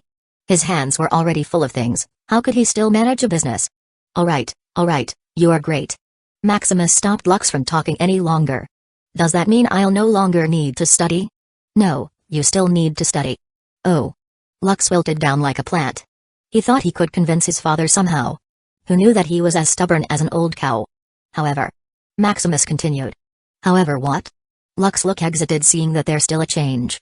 However, you only need to attend the exams and no longer need to bother yourself with activities and tasks. I will talk to the school about this later. Maximus said after thinking. With the success of the final test he suggested earlier, Maximus's relationship with the Lumina Chrysalis Guild was closer. He heard that the guild was even praised by Dean Phelan for such a good job. Are you for real, Dad? Lux asked excitedly. Just be sure that you don't tire yourself too much. Don't worry, Dad. I have unlimited energy. What else do you need? I can fulfill you now that I'm in a good mood. Maximus said after thinking. Then thanks, Dad. I just need all the information regarding the Ethereum Pavilion, Jewel Crown Pavilion, and the students graduating this year. Furthermore, the authority to make changes and manage these groups. Lux requested. Alright, I'll ask Doran to give you some authority and the information that you want. How about a budget? You don't want some? It's not needed, Dad. I still have a few trillion low-grade magical crystals. Lux said proudly. These are all the money he earned through blood and sweat. If not for the stock market being too volatile, Lux could ramp up his money to an unimaginable amount. Yes, there is a stock market. With the virtual world, Ethereum Realm 2.0 serving as a communication hub from all over the world. The daily transactions of such a stock market can reach billions of trillions every day. Such an exchange of wealth can be said to be heaven for Lux. Unfortunately, he is too weak and inexperienced right now. The changes in such a stock market can be said to be faster than the speed of light. Without a fast information channel and a quick brain, he would only be throwing his money into a ditch. Furthermore, there are diviners and seers all over the place. Without the protection of his strength or some item, he can easily be misled and cheated. Thus, he can only settle for small changes and work hard to make it bigger. As for Maximus, he also tried the stock market once. Unfortunately, he lost tens of trillions of money in just a few seconds. Even with all preparations, transcendent mastery of stock marketing, information on the market, divining, calculations, all that he could think of. However, as soon as he put in the money, it was swallowed faster than the abyss. Maximus noticed that he was just being guided by some being to lose money. Because of this, Maximus quit quickly. He didn't want to waste his time on such bullshit any longer. What Maximus didn't know is that the one who cheated him was a Tier 9 Apex Sovereign, Goldfiend Vanderbilt. He was the founder and creator of the stock market and Ethereum Realm 2.0. When it comes to wealth, it can be said he is the richest and can rival several domains. Of course, he is not yet to reach the wealth of Redius and Alabaster. The two own the Divine Continent and Beast Continent. How can a businessman like Goldfiend match the two? As for why he cheated Maximus for just a few trillion? It's because he felt a huge wealth flowing from Maximus. He thought that such a newcomer would be stubborn and would rather lose his fortune than admit defeat. Who knew that Maximus escaped faster than a rabbit? Goldfiend can only give up, and search for new targets. Chapter 209 Ethereum Guild. After obtaining everything he needed from his father, Lux started to engage in business. His first visit was to the leader of the Ethereum Pavilion. In the Moonlight Empire, it could be said that, besides Maximus, the Ethereum Pavilion is the richest. Upon arriving at the headquarters of the pavilion, Lux was greeted by Andre, the controller of the pavilion. "It's nice to meet you, young master." Andre greeted respectfully. He didn't know why this young master had come to him. Prime Minister Doran had only told him that the son of His Majesty would discuss business with him. However, seeing such a juvenile look, Andre couldn't help but doubt if he had heard Prime Minister Doran correctly. Regardless, Andre put up a respectful attitude. As the son of His Majesty, an order from him could get Andre kicked out of his position. "Nice to meet you too, Andre. I've heard a lot about you," Lux said, not showing any timidity. "Let's come inside and talk, young master." "Sure, but just call me Lux. No need to be so respectful." "Then let's talk inside, young master Lux," Andre repeated, still keeping a respectful attitude. Inside a magnificent office, silence hung in the air as two cunning business minds faced each other. "Andre, I heard that you've managed the Etherium Pavilion since the beginning." Lux started. "Yes, I've been thankful for this opportunity presented by His Majesty all my life. If it weren't for this, I wouldn't be what I am today," Andre said sincerely. From a vegetable seller to the Empire's controller of wealth, it could be said that his journey was like heaven and hell. Moreover, using all the resources he accumulated, he had reached the 5th tier in strength, making him one of the strongest in the Empire. "Then what are your thoughts on the Etherium Pavilion? Are you planning to extend it beyond the continent?" Lux asked curiously. As his future subordinate and possibly assistant, Lux had to be clear if Andre had the potential or was just a mediocre person. "That's right. To be honest with you, young Master Lux, I have long planned to extend our business to the Arcane Continent. However, just the Curse Continent is already a challenge. Previously, we could do business with other islands, but now that there is a beast tide, we can barely move," Andre lamented. With the unlimited support of Maximus, they were able to buy ships to do business with other kingdoms. Little did they know that a few years later, a beast tide would sweep through the seas. Now all these investments have gone down to drain. A few months ago, Andre was a little sorry for a while, for disappointing His Majesty's trust in him.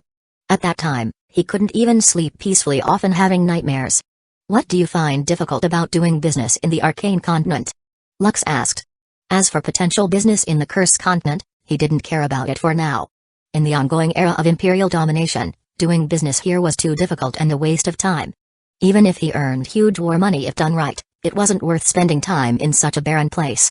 There is not much value long-term prospect in such a place. Of course, if his father became the Holy Emperor, everything would be different. By then doing business should be like picking money. "Truthfully, I don't know much about the Arcane Continent," Andre admitted. "But I just feel like the Etherium Pavilion is not ready yet," he added without lies. "Nice intuition but a lack of preparedness," Lux concluded. Lux also knew that the Etherium Pavilion was not ready. Reading the information on the pavilion's personnel, this is the conclusion he came to. Andre has such great business talent, being able to conclude what he can't. However, all this inadequacy was not a problem now that Lux was in charge. "Anyway, you're such a rough gem to be polished. How about it, do you want to be my assistant?" Lux offered. "Assistant?" Andre froze. "What assistant? Aren't we here to talk about business? How can it seem like you're soliciting me?" Andre thought wildly. "Oh, right, I haven't told you my purpose, have I?" Lux laughed a little, forgetting why he came here. "My father, the ruler of the Moonlight Empire, hereby grants me the authority to manage the Etherium Pavilion. I thought I could just send you out to the farm. Who knew that you're also a great talent?" Lux spoke carelessly. He didn't care what others thought. With his father backing him, could they still disagree and refute him? This news shocked Andre, and at the same time, a cold sweat appeared on his forehead. He was nearly sent to a farm if it weren't for his ingenuity. "How about it? Are you willing to be my assistant?" Lux asked with a smile. "Of course. How can I disagree with being a subordinate of young Master Lux?" Andre agreed immediately. As for not being the manager of the Etherium Pavilion, Andre didn't care anymore. As long as he didn't get expelled from his position, everything was all right. After all, this is what made him who he is today. How can he just let it go in a fit of anger? Andre thought that Lux was just playing and would sooner or later get bored. After that, he could come back to his position as the manager of the Etherium Pavilion. After all, what does a kid know? Anyway, His Majesty is rich, Lux can do whatever he wants. "Then, nice working with you." Lux smiled. "It's my pleasure, young Master Lux." "Oh, then let's go, we still have a lot to do." Lux stood up, not wasting any time. "What are we doing, young Master Lux?" Andre said, flattering. "Of course, recruiting subordinates. You don't expect to use ordinary people to do business in the Arcane Continent, Do you? Doing business in the arcane continent? Andre fell into thought. It seemed like the ambition of the young master in front of him was much bigger than he thought. Then who are we hiring? Those pitiful graduate students. After all, they would have to venture outside for a while. It's just right to recruit them so they can have a little backing in the outside world. Andre's mouth twitched at such a plan, and at the same time, he was somewhat envious. Some time ago, he tried to hire students from the Moonlight Academy. Who knew that they were so arrogant, treating money as if it were dung? They would rather starve than get close to money. A few hours later, Lux and Andre arrive at an open wasteland. Now various higher-tier mages began constructing a recruitment station. In just a few hours, a rough silhouette of a great city was built. Since Lux decided to do good business, the first step is to create their main office. Seeing expensive material just to build a recruitment station, Andre was a little dumbfounded. It indeed the son of His Majesty, so willful doing whatever he wanted. Soon, over 1 million students attended Lux's recruitment on such short notice. All of these graduates were automatically accepted and divided into 3 categories. First, the most important, the battle sector, the lifeblood of his great business plan. In the arcane continent, outside the boundaries of cities, it was a free-for-all. All resources were yours as long as you acquired them from spiritual plants and minerals to beasts, etc. Unless it was private land, you were free to loot whatever you wanted. Furthermore, the special feature of these wild lands was their enormous resources. These resources were either artificially generated or planted for future generations to fight for. You can get all these resources as long as you're willing to fight. How can these newly graduated students resist such temptations? They quickly sign up, fearing that the spots would be filled. However, not all these newly graduated students are eager to fight. Thus, another 2 sectors were given, the production sector and the service sector. The production sector is for those like alchemists, mechanics, gastronomists, spiritual farmers, array masters, etc. As long as they have a profession that produces value, they are welcome in the production sector. Although it may not earn as much as the battle sector, safety is secured. They just need to stay in a safe place and earn money. How can they still complain? As for the service sector, they would be the managers of the Aetherium Guild. That's right, a guild.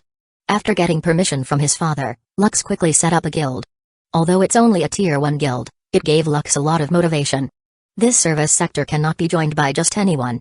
All of them need to pass different tests before undergoing an interview with Lux.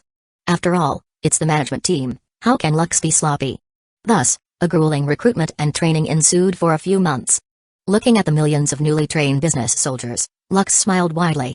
Now the first step is complete. Lux is one step closer to emptying the pockets of the people in the arcane continent. The people on the arcane continent also felt a little premonition. They felt that a beast was staring at their hard-earned money. Chapter 210 Business Negotiation 2 years later, Maximus was in his training chamber, meditating as usual. After a few hours, Maximus exhaled finished with his meditation. Training is really satisfying. Opening his system panel, he nodded at his progress. Maximus Shadow Crest, Tier 5, 1.98%, Monocompatibility, Rank 9 Dimensional Source, 10 million in Soul Amplitude, 5,372,583 Soul Will, although his progress when it came to tier is slow, increasing only a few decimals in percentage. His soul amplitude is finally full. Knowledge upon knowledge was devoured by him until he finally filled the 10 million soul amplitude. After he filled it up, he began working with his soul will. So far, he was already halfway there. Maximus decided to address his slow training speed once he filled up the soul will. As for how he can do that, it's, of course, by upgrading his affinity. His affinity is still stuck to 3 years ago. Until now, the 1,115 elements are still at rank 7 and 3 supreme elements at rank 4. It's not that he didn't want to upgrade it quickly, but he needed trillions of potential points before he started. With his current system points acquisition rate, it would take him about a year to get 1 trillion points. Maximus figured that instead of wasting the points sitting in his system, he would use them to strengthen himself until it could no longer take effect. Coming out of his training room, he was greeted by Lux. "Good morning, Dad. You finally finished your training. Alright, stop chirping, tell me what you wanted." During these few years, the Aetherium Guild grew at an exponential rate. In the Silverleaf domain, their main base of operation, Aetherium Guild is already a household name. Every major city has at least an Aetherium pavilion in its midst. Such growth also caused repercussions. Various top business guilds, pavilions, and families. All these top echelons of people within the Silverleaf domain eyed this growing little devouring beast. Various business tactics, price suppression, false propaganda, intimidation, attacks, etc. Anything that can blacken Aetherium Guild and bring it down was used.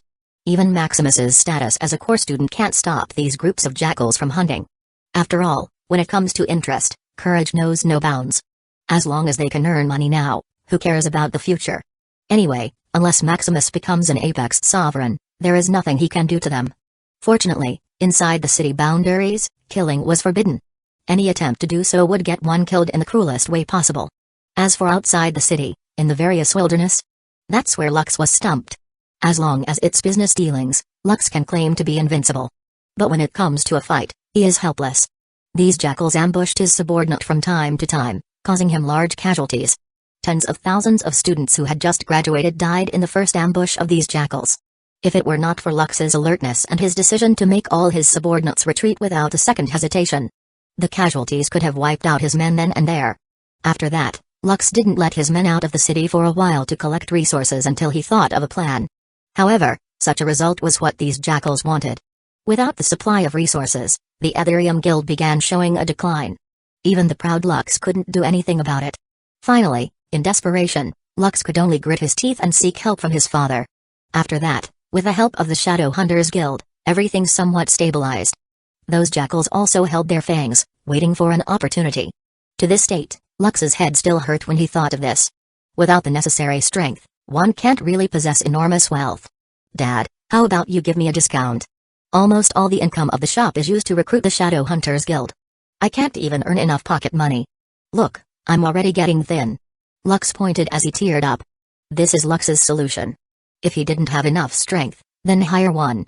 Coincidentally, he can hire his father's guild for a cheap price compared to a mercenary guild. As the Aetherium Pavilion spreads all over the Silverleaf domain, it can earn nearly 100 trillion. However, even with all of this, he can only earn a few trillion low-grade magical crystals a month, which is really pitiful. The cost of salary, operation fees, miscellaneous expenses, and hiring the Shadow Hunter Guild nearly drained all his income. Lux loathed those nasty jackals for cheating and not fighting fairly. Lux can only coax his father to give him a larger discount. No, no more discount. I also have a guild to run and a family to feed. Maximus showed a hurt expression.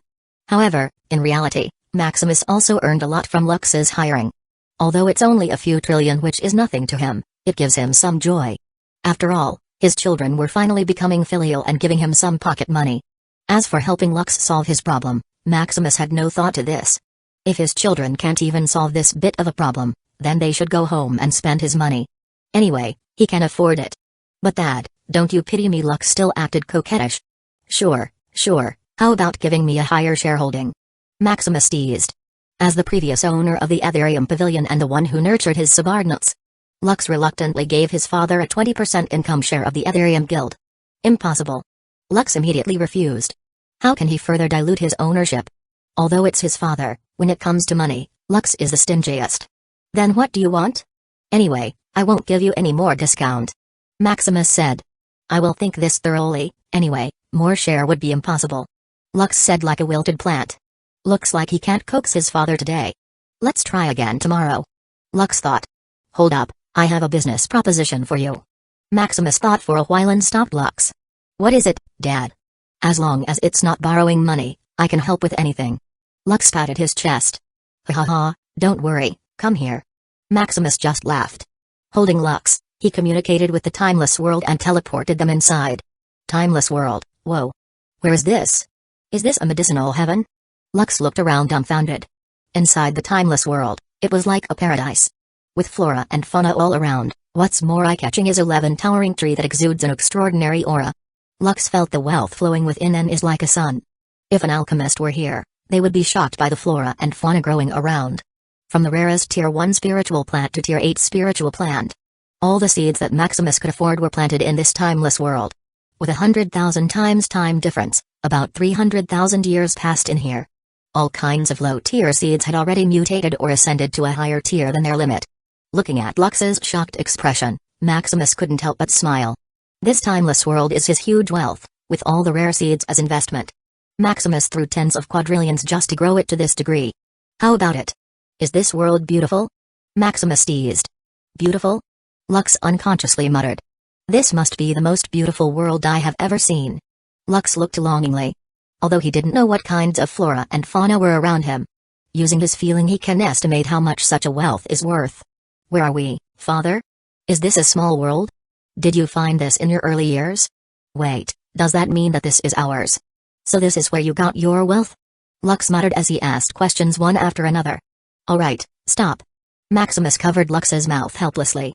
First, this is the timeless world, a small world I got as a reward in the world competition 3 years ago. So yes, this is mine.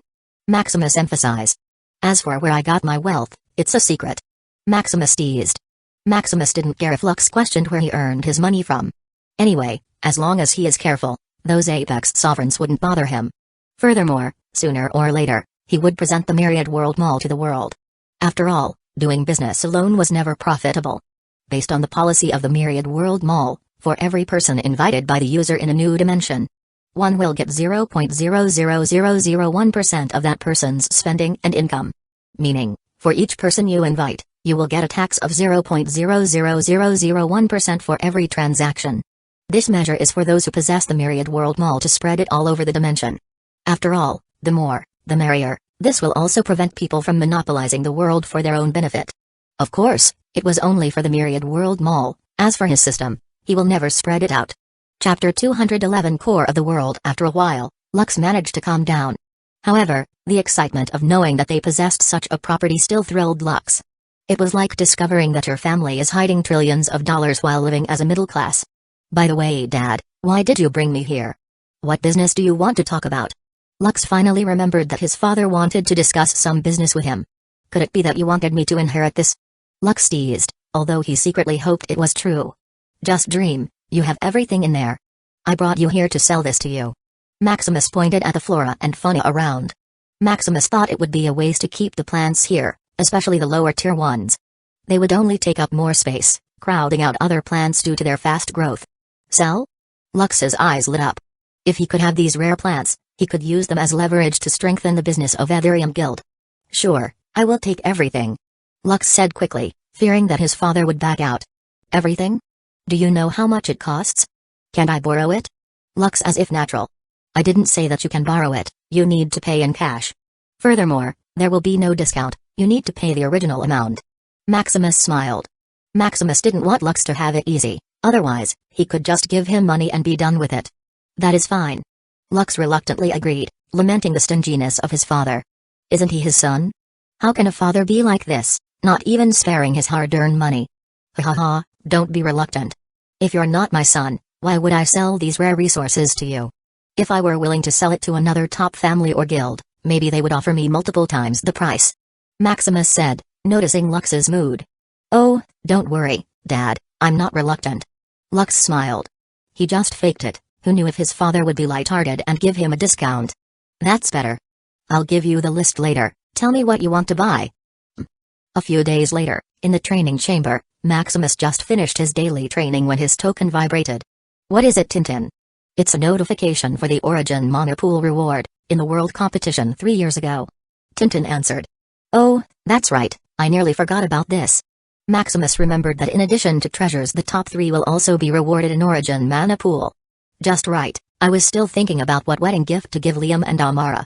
Maximus pondered. Origin Mana Pool is a vast collection of Origin Mana that can enhance one's connection to the world, thereby increasing talent. Unfortunately, he already possessed a rank 9 talent. As for his elemental affinity, the Origin Pool is not very effective. What is needed to enhance elemental affinity is in specific elemental origin. This kind of thing is rare, and Apex Sovereigns often scramble to acquire it. How could they just give it to the juniors?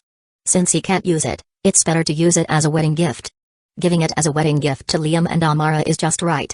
Amara originally had a rank 9 talent, but because she just reincarnated, it is still sealed. By now, her talent is still at rank 7. With the Origin Pool, she should quickly regain her former talent, progressing at a faster speed. The only problem is that the possibility of Amara regaining her past memory after she regains her former talent is more likely. Maximus can only wish that his son can handle it. As for the possible retaliation of a former Apex Sovereign? Maximus didn't have that worry. Not only can he fight hand-to-hand with a tier 7 beings, but if he uses his trump cards, killing any 8th tier being is easy. Furthermore, he is confident when it comes to training progress. No one can surpass him, not even a former Apex Sovereign. Now he was still in accumulation stage, which made his progress a little slow. Once all of that is solved, Maximus was sure to advance like a rocket. Coming out of his training chamber, he was greeted by Sky. "Did you also receive the notification?" Sky asked. "That's right. Then let's go. This origin monopool is a good thing for making wines," Sky said excitedly. In a few lifetimes, Sky earned a lot of this origin monopool. As she already had heaven-defying talent, the origin monopool was useless to her. Turning it into wine is barely okay, which she can drink whenever she likes. Wine is something that can soothe her mood, so she quite likes it. The testament to this is the several stashes of wine she buried during her few lifetimes. Sky just didn't know if it was still there or if someone found it. Soon the two came to the origin tower. Entering, they were greeted by Dean Phelan. "You two are finally here," Phelan muttered as he grabbed them and teleported to the world origin. Core of the world, Ethereum world origin. Opening his eyes, Maximus felt an unprecedented oppression. It seemed as if the whole world was bearing down on him. Even with his deep foundation, he could barely resist the pressure, not to kneel down due to pressure. Meanwhile, Sky also resisted the pressure that nearly knocked her down. Every time Sky came here, it seemed that every hair on her body was the weight of a mountain. "Good. You were able to resist the pressure, as expected of the number 1 and number 2. Phelan nodded in satisfaction. As the core of the world, the gravity here is so enormous that even he, a Tier 9 Apex Sovereign, can barely fly. As for teleportation, forget it. Phelan was only able to teleport here because of the world origin permission. After a while, the top 3, Ilawan Shadow Fang, and Apex Sovereign Alabaster from the Beast Continent came. Unlike Maximus and Sky, who was able to resist the pressure and can still stand, Ilawan was immediately knocked down like a pancake. If it was not for the Alabaster's assistance, his body would have been crushed by the pressure. "Let's go get your reward quickly, staying here is really uncomfortable." Alabaster, who just came in, hurried. The gravity in the origin world is not the main problem, but its assimilation property. If someone stays here for a long time, they will sooner or later be assimilated into the world. Even now, Alabaster felt his blood being urged to be in the same frequency as this world. If this were not his world, Alabaster would have thought that he was in an alternate abyss. As for Maximus and Sky, they didn't feel even a little of this world's assimilation. Possessing an ultimate dimensional physique, how can a mere Tier 9 world assimilate them? It can only dream of being stronger so it can have these two delicious fish. As for the system, Maximus didn't know if the world origin could detect the system. Thus before he came here, he set the system into hibernation mode. While Maximus and the others were picking their rewards, in Sword Domain, Golden Sword Mountain Burial, Alistair was silently meditating, absorbing the golden aura with a hint of sword. With over a decade of training, Alistair had already recovered up to the 6th tier of his strength. After untold hardship, he was finally about to return to his peak. Alistair promised to change his nickname from the shortest Apex Sovereign to ever live to the strongest swordsman alive. This is what he learned after studying the history after his death. Such an embarrassing nickname, even now Alistair wished to cut that scum who came up with such a name. Just as he finished absorbing the aura, a man came up to him. "Hello, I'm Kufra. May I ask if your highness is Alistair?" "I am. What do you need?" Alistair asked. There should not be many who knew him. Except for the few first Apex Sovereigns of the world, most of them only knew his name. "I am tasked to send you a message." Kufra started. "Your sister Amara is going to get married in a few months. Lady Amara wishes to have your highness present at such an important event," Kufra explained. Kufra was one of the guild members of the Shadow Hunters Guild who own an intelligence agency. Finding and inviting Alistair to the wedding had a huge reward, so Kufra quickly mobilized his intelligence agency. For 3 whole years, he and the others scoured the whole continent just to find this man. Now that he found Alistair first, how could he not be excited? Finishing this mission, he should be able to get up to the Tier 6 chapter of the cultivation technique that he wanted. Oh, that little girl is going to get married? Alistair was a little dumbfounded. He had just left for a few years, and his sister was already getting married. Furthermore, being able to find him, it seems that his sister's husband is quite powerful. Then I'll make sure to come, Alistair said after thinking. He would like to see if the man taking care of his sister is worthy. Until now, he still didn't know that Amara was also a former Apex Sovereign from the Nexus continent. Alistair just treated Amara like a normal sister who was lucky enough to be his family member when he was still ignorant. Kufra also quickly gave the invitation letter, reminding him that he must come. After all, his additional reward depends on this. Don't worry, I won't miss my sister's wedding. Chapter 212 Ethereum Pavilion Scheme. A month later, in the Silverleaf Domain, Loathmire City, in the Ethereum Pavilion, a wild commotion was unfolding. Around the still-closed pavilion, There was already a massive line of people, hesitating to believe if the recent news was genuine. Aetherium Pavilion, just release a rare spiritual plant catalog that they would sell today. If it's just a few rare spiritual plants, they wouldn't even bother. However, based on the quantity alone, they were already so much less the variety of the rare spiritual plant for sale. Are you sure this isn't just another gimmick of the Aetherium Pavilion? A passerby couldn't help but voice their skepticism, observing the long line. Who knows if it's real or not? Anyway, I'd rather waste a few hours than miss the chance. A man said with a hopeful expression. One of the rare spiritual plants in the released catalog was exactly what he needed for his advancement. Normally, obtaining such an item was beyond his reach. Now that the opportunity was presented in front of him, how could he hesitate? That's right. Anyway, if Aetherium Pavilion fooled us, they would probably be done for. Where could Aetherium Pavilion have obtained such rare spiritual plants? It's intriguing. We don't know for sure. Maybe it's a secret stash kept in the origin domain? It shouldn't be. How can a small Aetherium Pavilion get hold of such a thing? Ha ha ha, the top firms should be watching. Let's just wait.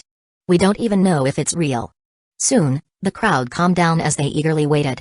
All over the Silverleaf domain, every branch of Aetherium Pavilion was surrounded by crowds. The commotion was so significant that it even caught the attention of the top echelons from other domains. After all, with such a significant quantity of resources involved, how could they not be curious? Although they were aware of Aetherium Pavilion's connection to a core student of Origin Arcana Institute, they couldn't help but remain doubtful.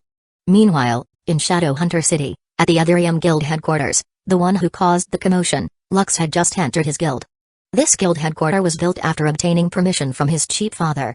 Remembering the process he had gone through just to secure a piece of land for his guild, Lux couldn't help but grit his teeth. Such a piece of land cost him another 1% income share. It's just a piece of land, for heaven's sake. Lux still teared up when he thought of this. As for building the guild headquarters in another domain, which is cheaper, Lux didn't bother to consider that. The origin domain is the center of the arcane continent, and building the headquarters anywhere else would make Lux feel like he failed. Furthermore, just the mana concentration in the origin domain is already worth it. His subordinates have made leaps and bounds in advancement thanks to this investment. Erasing thoughts of his chief father from his mind, Lux looked at the tens of thousands of monitors around. This is all the surveillance footage of all the branches of Aetherium Pavilion in Silverleaf City. With him are also thousands of managers who were sifted through tens of millions of applicants. Guild President, should we start the event? Xavier, one of the Vice Guild Presidents, asked. Originally, Xavier was a successful businessman while he was still studying at Moonlight Academy. He was also one of the richest men in the Moonlight Empire. Due to Lux's recruitment, Xavier's original plan of expanding his business throughout the Moonlight Empire and beyond took a turn. A more ambitious goal is a more exciting challenge for Xavier. He decided to join Lux because he was the son of His Majesty. He thought of using such a platform to reach his goal faster. Who knew that Lux busted him in just an interview? After a few exchanges with Lux, Xavier's contempt for such a rich kid turned into admiration.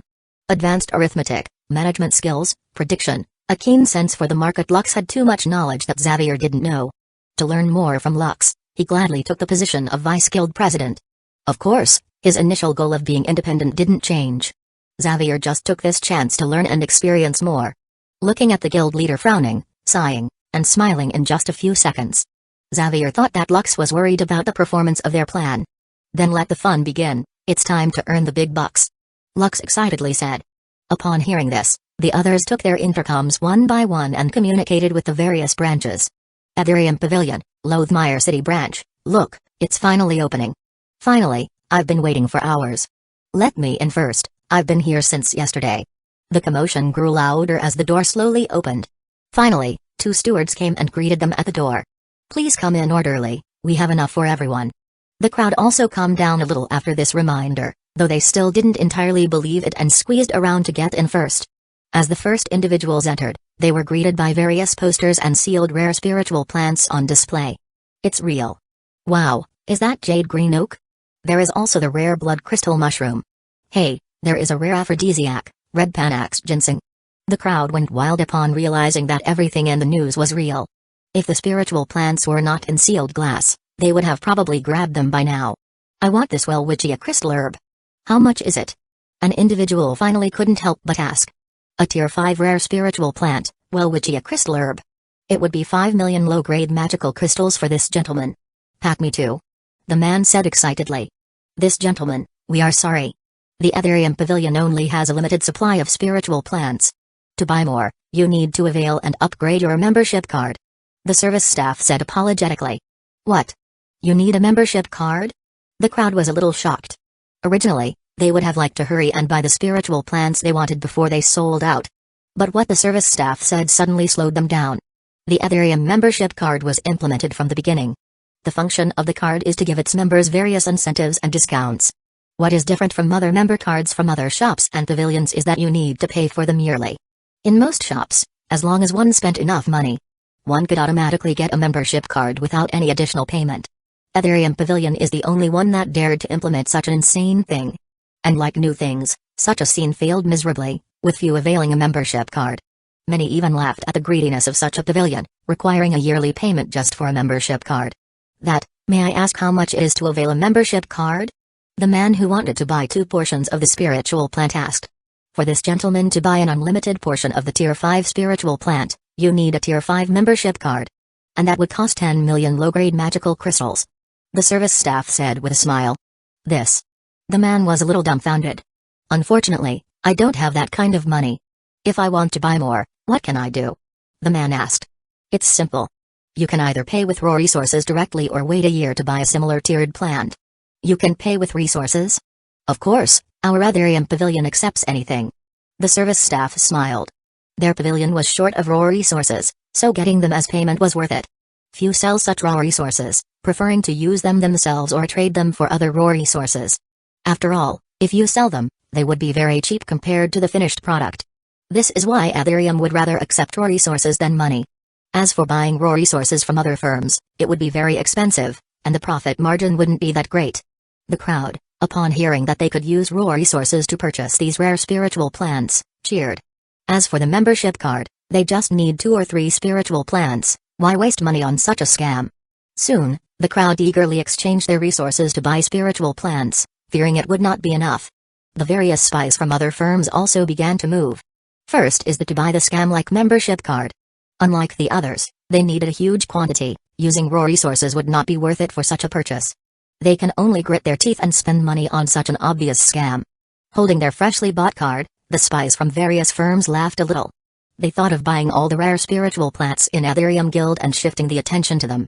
After that, all the work the Ethereum Pavilion had done was just a useless propaganda. I want all your supply of this Tier 5 Rafflesia flower. One of the spies said, I'm sorry, sir, your Tier 5 membership only has a 100 purchase limit on it. If you want to purchase more, you might want to upgrade your card. The service staff said apologetically. What? I thought you said it was unlimited earlier? The spy said with bloodshot eyes. Chapter 213 Liam X Samara. The spy was shocked and angry that he was only allowed to buy 100 spiritual plants despite purchasing the sky-high membership card. I'm sorry, gentlemen, this is the rule of the shop. You can only buy 100 plants of the same tier per year. The salesperson apologized sincerely. But you said earlier that I could buy an unlimited number. The spy insisted. This, gentlemen, we are sorry, but it's a misunderstanding. The salesperson apologized again without sincerely. The earlier play of words was instructed by Lux. Although this little money was nothing to the top firms, it can discuss a little bit. Then how much is a Tier 6 membership card? The spy asked angrily. Having already brought the membership card, there is nothing he can do. Furthermore, to buy rare resources, using money is already good enough. It would be 100 million. So expensive. Then, how much can I buy with that? You can buy 1,000 strands of Tier 5 spiritual plants and 100 strands of Tier 6 spiritual plants. It's indeed a greedy shop. The spy thought, gritting his teeth. Get me a Tier 6 membership card and the corresponding plant. The spy said after thinking. Although he needed to spend extra money, rare resources were still needed. After all, even with the big firms behind them, rare resources are rare for a reason. The other spies from other firms also bought the membership card while loathing the greediness of the pavilion. As for the Tier 7 membership card, they didn't have the money to buy it. It cost 10 billion for one, and there is not even a Tier 7 rare spiritual plant for sale. You could only get more quota for low-tier plants. More importantly, they were only given a budget of a few billion. They couldn't afford it. Soon the crowd began to calm down, as it seemed that the spiritual plant was inexhaustible. With tens of thousands of spiritual plants already sold, it seemed that the rare spiritual plant was as common as vegetables.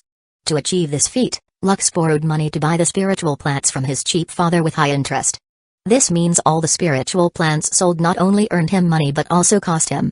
Fortunately, he could earn a lot for the membership fee and the raw resources. More importantly, Lux could expand his business and make it more of a household name. In the Shadowhunter City, Aetherium Guild headquarters, the monitoring room was full of jovial energy. Seeing the success of their operation, they couldn't help but celebrate. Guild leader, you should give us a bonus after this. A guild member teased. Of course, a bonus is indispensable. Lux nodded wryly, thinking that a bunch of money grabbers were around him. However, although Lux was stingy, he still gave all that needed to be given. After all, if he wanted the horse to run, he needed to provide enough grass and water. In the city of Arcana, Maximus Manor, while Lux was busy earning money, Maximus and his wives were busy preparing for the wedding. In only a few days, it would be Liam and Amar's wedding. As for Nathan and Zoe, it would be next year when they are old enough. Looking at the festive theme of the manor Maximus, he couldn't help but smile. Although it was only a home wedding, the design and theme would not lose to any wedding ceremony. Is this fine? Erica asked, nervous about her son's wedding. Don't worry, isn't this much grander than our wedding? Hazel couldn't help but joke. Marrying Maximus when he was just a noble, certainly their wedding was not so grand.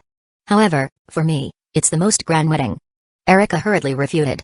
Being with her husband, there is nothing more she can ask. That's right, it's also the most grand for me. Hazel nodded in agreement. Weddings have nothing to do with these fancy things, the most important thing is that both partners love each other. Hazel explained. I'm just worried that my son won't do well. Erica expressed her concern. Don't worry too much, Liam is in our husband's good hands. Hazel comforted. Looking at their husband teaching Liam the do's and don'ts, they couldn't help but smile. Such a peaceful and happy family, they couldn't ask for more. A few days later, the grand wedding finally ensued. All over the manor were their family members, from grandparents, aunties, and uncles to cousins. There were also Liam's and Amara's friends and classmates. Although they were not very close towards their classmates, they still talked from time to time. Inviting them to the wedding was to enliven the event. When the wedding ceremony was about to begin, Amara looked around anxiously, not seeing her brother. Can't find your brother? Liam asked with a smile. Looking at his beautiful bride, he didn't want to see her frowning. Yeah. Amar nodded. He's on the way here, furthermore, you don't have to worry, the wedding ceremony won't start without your brother. Liam comforted. He was not in a hurry for the wedding, he had a lifetime to be with his wife. What were a few minutes of waiting? Soon, as Liam had said, Alistair was guided by the servant puppet inside. Brother. Amara bloomed like a flower with a smile. As sister. Alistair was a little stunned seeing Amara. It's not that he was dazzled by her beauty, but because a vague figure popped up in his mind. The battle goddess of nature, Amara, one of the top apex sovereigns in the Nexus continent. It can't be true. Alistair unconsciously thought. A few years ago, Amara was still too little to show any resemblance. Furthermore, his memories were still in chaos. Now, seeing the girl in front of him, whether in physical appearance or name, he couldn't be wrong. Suddenly, he seemed to remember that this was Amar's wedding. A battle goddess from the Nexus continent marrying someone from the Arcane continent? This is a humiliation. Alistair thought of stopping the marriage immediately. However, just when this thought popped up, a hint of crisis seemed to emerge, freezing him. Calm down, don't ruin my son's wedding. A transmission was sent into his mind. Alistair also calmed down and assessed the situation. The crisis he felt just now reminded him that he was still a weakling and can't act impulsively. Sister, congratulations on your wedding. Alistair smiled widely as if his previous thoughts were an illusion. Anyway, Amara would be the one to suffer humiliation, not him, Alistair thought. As for why marrying intercontinentally is considered humiliation? It's just the mindset of people from the Nexus continent. They thought of being partners with people from other continents was a humiliation because they regarded others beside them as weaklings. They are worried that their genes will pass on to a weak-willed individual, humiliating them in the future. Such a wild tradition can only be born from the battle continent, the Nexus continent. Then I thank my brother for taking the time for our wedding. Amara smiled, reminiscing about the past. Thinking of her silly brother who only knew how to swing a sword, and seeing him now, Amara couldn't help but smile. I didn't expect that you would become so strong in just over a decade. Amara commented, sensing Alistair's 6th-tier aura. By now, they had just reached Tier 3. This is thanks to suppressing their progress to build a deep foundation. You're not bad either, sister. Alistair said with a sigh. Although Amara was only at Tier 3, feeling such a deep foundation, Alistair couldn't help but get a little jealous. This was probably the most solid foundation he had felt in all of his lives, both current and previous. Such a foundation is what he had strived to have. Unfortunately, he was dirt poor, unable to guarantee even his training. Alistair even thought of joining the Origin Arcana Institute like in the old times to solve his urgent need for resources. However, he stopped. He didn't want anyone to know about his rebirth for now. The Origin Arcana Institute had a piece of his soul when he enrolled in the beginning of its existence. Once he joined, it would only be a matter of seconds before the news of his rebirth reached the top figures of this world. As for how Amara could join without revealing her existence, it's because she didn't study here previously. Naturally, the institute didn't have a strand of her soul. As for other identification like name and appearance, it's not reliable. Anyone can transmute into whomever they wanted. Furthermore, with a vast number of population, same appearance and name is not very uncommon. By the way, sister, is this your groom? Alistair shifted the topic. Oh, how rude of me. This is my future husband, Liam. Liam, you should know my brother, Alistair. Amara grabbed Liam's arm as she introduced him to her brother. Nice to meet you, brother-in-law. I'm Liam Shadowcrest. Liam introduced with a smile. Nice to meet you. Alistair also smiled as he eyed Liam. Like Amara, Liam had a very solid foundation, perhaps even more solid. Seeing this, Alistair couldn't help but nod. People in the Arcane Continent were indeed wealthy, even little children have such a solid foundation. However, Shadowcrest, where could he have heard that before? Chapter 214 Curse of Love. Shadowcrest. Are you from the Cursed Continent, Moonlight Empire? Alistair finally remembered. The ruling family of the Moonlight Empire is surnamed Shadowcrest. It's just that he rarely heard it, so he didn't remember for a while. Indeed, the ruler of the Moonlight Empire is my father. Liam said with a smile. So it is. You two should have known each other from the beginning. Alistair said, drawing a conclusion. After all, his sister couldn't possibly have met a significant figure in the Arcane Continent in just a few short years. Alistair also heaved a sigh of relief, thinking that the battle goddess of the Nexus continent was not really humiliated. After all, he still hated people from the Arcane Continent. The thought of having people from his origin marry people especially from the Arcane Continent, made him grit his teeth. While the three people were reminiscing and talking about the wedding, Maximus, who was silently watching, heaved a sigh of relief. Fortunately, you're a bit knowledgeable, he thought, seeing that Alistair didn't speak his thoughts. The pressure Alistair felt earlier was from him. Before inviting Alistair, he had already thought of the possibility of him recognizing Amara. After all, they had been in the same era and continent. The chances of recognizing each other, even in their reincarnated forms, were high. As for why others didn't notice it, like one of the Apex Sovereigns, Phelan, Maximus was not sure. Maybe they had already noticed, but they just didn't say anything. After all, for them, as long as it didn't reach their level, they didn't care much. Maximus was worried about Alistair because he was known as one of the most reckless Apex Sovereigns in history. Who knew if he would blow up the wedding, in the heat of a moment? Thus, as soon as he noticed that something was wrong, he quickly mobilized his power and pressured Alistair. Although it seemed that he was only Tier 5, while Alistair was Tier 6, the magnitude of power between them was vastly different. Even if Alistair was a reincarnation of an Apex Sovereign, Maximus could crush someone like him between his fingers like an ant. Husband, what are you deep in thought about? The wedding ceremony is about to start. Erica urged him. Oh, right. Maximus also began to concentrate on the wedding ceremony. Soon, Liam and Amara participated in the traditional wedding customs of the Origin domain. After exchanging vows of oaths, they greeted each other's parents and friends, receiving congratulations. Then, a party follows, as they eat and have fun.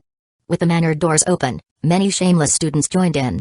They took this as an opportunity to indulge in the luxurious food. After all, Tier 8 and Tier 9 food was a significant nourishment for these less fortunate students. Of course, gifts were indispensable. Maximus gave the Origin Mana Pool as planned, and his wives presented their crafted gifts to the newlyweds.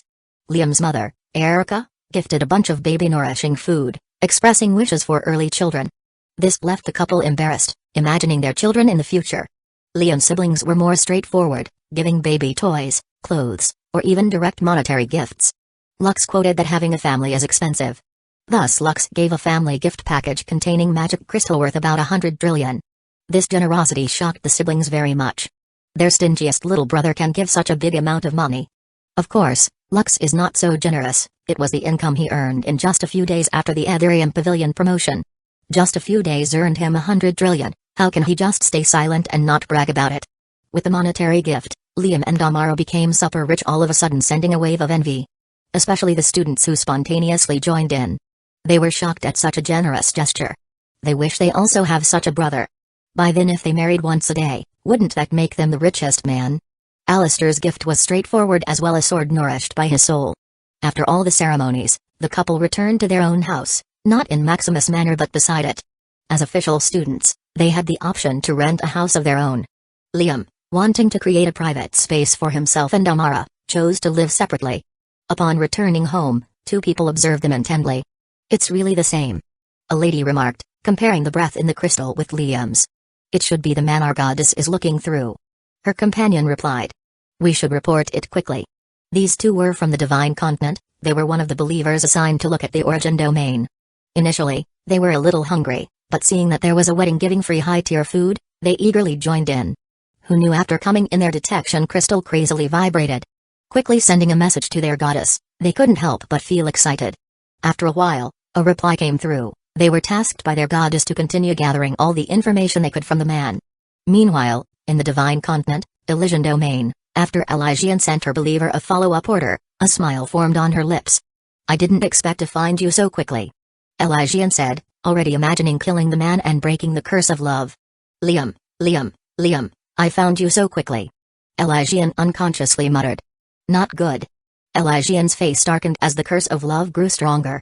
What did that bastard do to make this curse so strong? Elysian thought, not daring to think the name of the man. Every minute she did so, it seemed that the curse became stronger. "I need to end this quickly."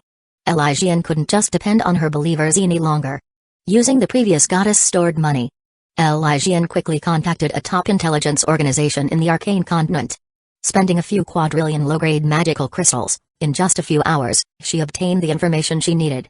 From every move, family member, hobby, like, relationship, friend, etc., Elysian could only say that the money was worth it. Browsing the information, instead of a smile, the frown on Elysian's face became gloomier. A core student? The most talented in this generation? What a fucking rich second generation. Even a goddess like her began to curse at Liam's background. Although it may not seem like it, a core student has a higher background than them, the new gods. Furthermore, being the strongest in a generation is no joke, it's already equivalent to a quasi-high god. What do I do now? Elysian thought sadly. She felt the curse of love becoming stronger.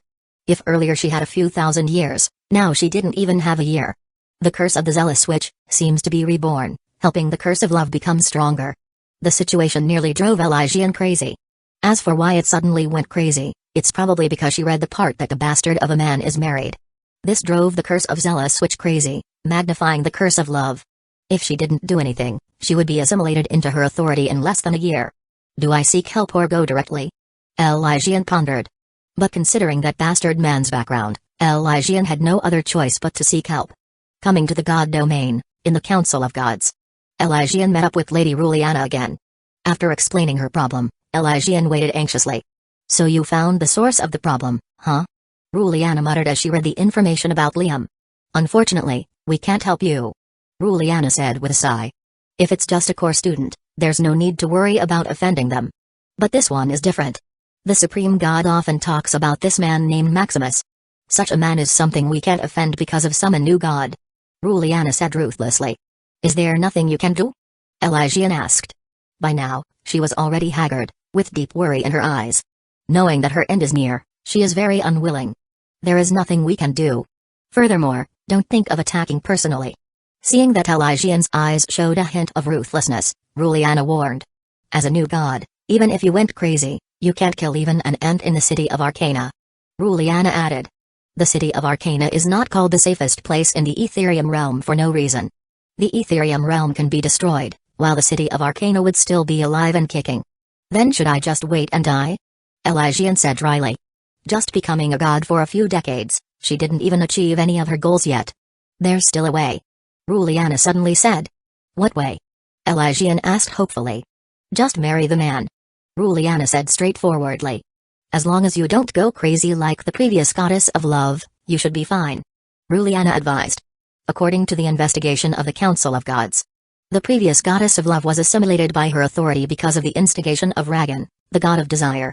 Such a thing is quite common in the Divine Continent. Each god of the same nature of authority often fights to the death, hoping to assimilate each other god's authority. The Council of Gods didn't forbid such a thing, as it was the only way to become a high god. Without making your authority whole, one is just a pseudo-god. Elysian's eyes seemed to show confusion as she listened to Ruliana's advice. Mary? Chapter 215 Virtual Lover Mary? That's right. You just need to elope with the one who put you into that position, and everything will be fine. Rylena nodded in confirmation. Elysian fell into thought as she processed what Ruliana had just said. She just learned that the previous goddess of love had gone crazy. As for how the previous goddess of love went crazy, she didn't know. However, marrying that bastard, Elysian's feelings were contradictory. Her curse of love seems to be both yearning and hopeful. Meanwhile, she couldn't wait to kill the bastard who put her in this situation. After a few minutes of thinking, Elysian sighed. I wonder how I should proceed to marry that man? Elysian asked. After all, she is still a god of the divine continent. Elysian can't just marry off with a man from another continent as she pleases. This is easy, just give up your god's authority and pursue the man. Ruliana said emotionlessly. Give up my god's authority? Elysian was speechless. That's right. After all, how can a god marry a mortal? Furthermore, you are marrying a man from another continent. Carrying god authority without strength is like saying to the world, rob me. Most of the new gods who ventured outside didn't believe in this saying. Venturing outside, they proudly carried their god's authority, confident in their strength. However, just after coming into the chaotic sea, a team of Tier 8 god hunters was already on the watch. God's authority is already equivalent to pseudo-ultimate treasure. Such resources can be said to be coveted, especially among these Tier 8 individuals. Consuming a god's authority could significantly increase their chances of ascending to the apex. Unfortunately, gods aren't fools. Aside from regularly dealing with these god hunters, they also set a rule that one must leave one's god's authority in one's domain before coming out of the continent. After all, god authority is a non-renewable resource. Once it is absorbed by others, it's gone unless you kill the one who absorbed it and take it back. Listening to Ruliana, Elysian frowned. Does that mean I will no longer be a god? She asked. No, it's just temporary. It's just storing your god authority in your domain. This is just a preventive measure. Although you'll grow weaker without the god's authority, you'll have a perk of immortality. Ruliana explained. Gods are immortal, as long as their god's authority isn't destroyed, they are immortal. Is that so? Elysian nodded in relief. She was just a new god, so these things were new to her. In the decades since she became a god, she had been either managing her domain or studying her authority. If it were not for all these troubles, she would not even come out of her domain. After Elysian talked more about the specifics to Ruliana, she exited the Council of God. Coming back to her territory, she ordered most of her believers to be stationed in the Origin domain and all over the Arcane continent. This would be her next base of operation, and she couldn't let anything slip up. As for the one guarding her god's authority when she leaves it here, it was not necessary. According to the god's treaty, based on Ruliana, no god was allowed to steal a god's authority that was unattended. They could either fight it out or conspire against each other. Blatant stealing was prohibited, otherwise, these gods wouldn't come out of the continent at all. And if they ever came out, they wouldn't dare to leave their god authority aside. With all of that, wouldn't it mean that it would be cheaper for the other continent if they ever killed a god and looted the god's authority? Anyway, Elysian was quite confident in the safety of her domain, so she only left a bare minimum of believers to manage it. As her next base of operation, she would stay in the Origin domain until she controlled the curse of love or became strong enough. As for worrying about that bastard not marrying her, Elysian was still confident in her charm. As a goddess of love, if she couldn't even charm the man that she loved, wouldn't she be the most useless god ever? After leaving her god's authority, she confidently left to travel to the Arcane continent. A few months later, after Liam and Amara's wedding, everything went back to normal. Maximus conducted his daily training, experiments, overseeing his empire, and guild as usual. He also constantly urged Liam to have a child, but unfortunately, his stubborn son didn't want children for now. Liam expressed his desire to enjoy their time as a couple for a while longer, to which Maximus just sneered. After Amara absorbed the Origin mana pool and regained her memory, Maximus speculated that Liam might not even share the same bed as Amara. By then, Liam could only cry hoping to coax Amara back. Meanwhile, on the cursed continent, an undercurrent was brewing. Secret alliances and exchanges began, and several ambitious emperors were secretly accumulating strength before the all-out war. Maximus estimated that the true war would begin once a Tier 8 emperor appeared. Currently, it was still petty fights and alliances suppressing others in this race against ascension. Maximus was aware of all this due to the microsurveillance bot. Unfortunately, it couldn't still pass through the amalgamation of will. His microsurveillance bot had encountered a bottleneck. Unless Maximus thoroughly studied the amalgamation of will, he couldn't overcome it. A year ago, he even invested over 100 billion system points, but there was still no progress. A month's worth of accumulated system points just went to waste. Maximus decided to set it aside for now and concentrate on another project. And what was that project? It involved a bunch of microbots for mining, harvesting, building, fighting, etc. With almost an unlimited supply of atomic god metal that he can fully control. How could he not make use of its full potential? While in deep thought, Maximus felt a large entourage approaching his manor. Who could it be? Maximus wondered. Opening the array formation, he was greeted by a group of women looking at him intently. "What do you want?" Maximus asked, frowning. Just now, he felt a trace of Liam's breath to the leading person of this group. With his sensitivity to energy, this breath seemed to be filled with love. Anyway, Maximus also noticed that they were from the divine continent. Now the question is, how could Liam's breath still influence this person? "I am here to meet your son, Liam, for a discussion," Elysian said in a somewhat domineering unshy tone. "He is not here. You should come back later." Maximus shook his head. Liam and the others were still in class and would return later. "Can I wait inside?" Elysian requested. Truthfully, she already knew that Liam was still in class. After all, she had her believers, looking at Liam 24/7. Elysian first came here to greet this difficult man that they couldn't offend. "Then come in," Maximus said after some thought. Feeling Liam's breath in the girl, he thought she might be Liam's mistress. Thinking of that bastard son, who was already married and still wanted a mistress, Maximus could only give a thumbs up. "That's my son, continue to kidnap girls and make our family prosperous," Maximus cheered mentally. As for being attracted to the girl, Maximus had none of that. He had already passed that age of being attracted to beauties. To him, they were all the same. Furthermore, there were still two people he couldn't get even now, Denise and Lilith. Denise was such a shy cat, allowing herself to be touched but not making him responsible. As for Lilith, if it weren't for occasional chatting, Maximus would have thought she was already dead. Apparently, she was still undergoing devil training from her sister. Such a poor Lilith being bullied by her sister. After taking them to the guest house, Maximus finally asked what had been brooding in his mind. "So, what's your relationship with Liam?" Elysian didn't know how to answer for a while. Should she say she was Liam's virtual lover? Without hesitation, Elysian told everything: the curse of the zealous switch, the curse of love, the problems she encountered, why she had come here, etc. Elysian didn't bother to hide anything. As a core student, equivalent to a pseudo-high god, Elysian knew that her information was within Maximus's fingertips. And it really was. With Tintin around, it was equivalent to Maximus having a top intelligence organization. All the information being transmitted within the arcane continent could be known by him. He even sometimes used it to know what was happening all over the Ethereum realm. "So, that's it." Maximus nodded after hearing Elysian's side of the story. He could only be proud of his son for bagging another goddess from another continent. Sometimes he wondered if Liam had a system to charm all these goddesses to himself. Chapter 216 Troublesome Children. "That means you are here to marry my son?" Maximus concluded. His son is really not a good thing, charming even a goddess from far away. That's right. According to High Goddess Ruliana, this is the only way to go. Elysian sighed. She didn't want to marry all of a sudden either. Unfortunately, to avoid being assimilated by her god's authority, she needs to take this step. It's really troublesome. Maximus frowned. Amara was just about to awaken her memory, and with another variable added, the chance of Liam coaxing his wife would plummet. Just now feeling the curse of love, Maximus estimated that there is only a few months' time for Elysian. If this is not suppressed, Elysian would become a puppet. Such a good daughter-in-law, Maximus didn't want to just give it up. Thinking of a solution, he scanned her with the system. Elysian, the goddess of love. God's authority, love minus 0.00012% curse of love, 20.12% curse of zealous switch, 30.1%, gods have no inherent talent, it mainly depends on how much control they have to their god's authority. However, if measured by normal standards, gods have a rank 9 talent. Furthermore, their strength is also tier 9. Of course, all of this is fake, and only on paper. Without great mastery of one's god's authority, they are barely stronger than normal tier 8. After reading the description of the curse of love and the curse of the zealous switch, he thought of a solution.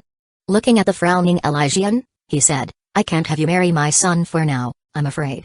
This brought Elysian's face gloomier. "Why?" Elysian asked as dark thoughts began to emerge within her. "Relax.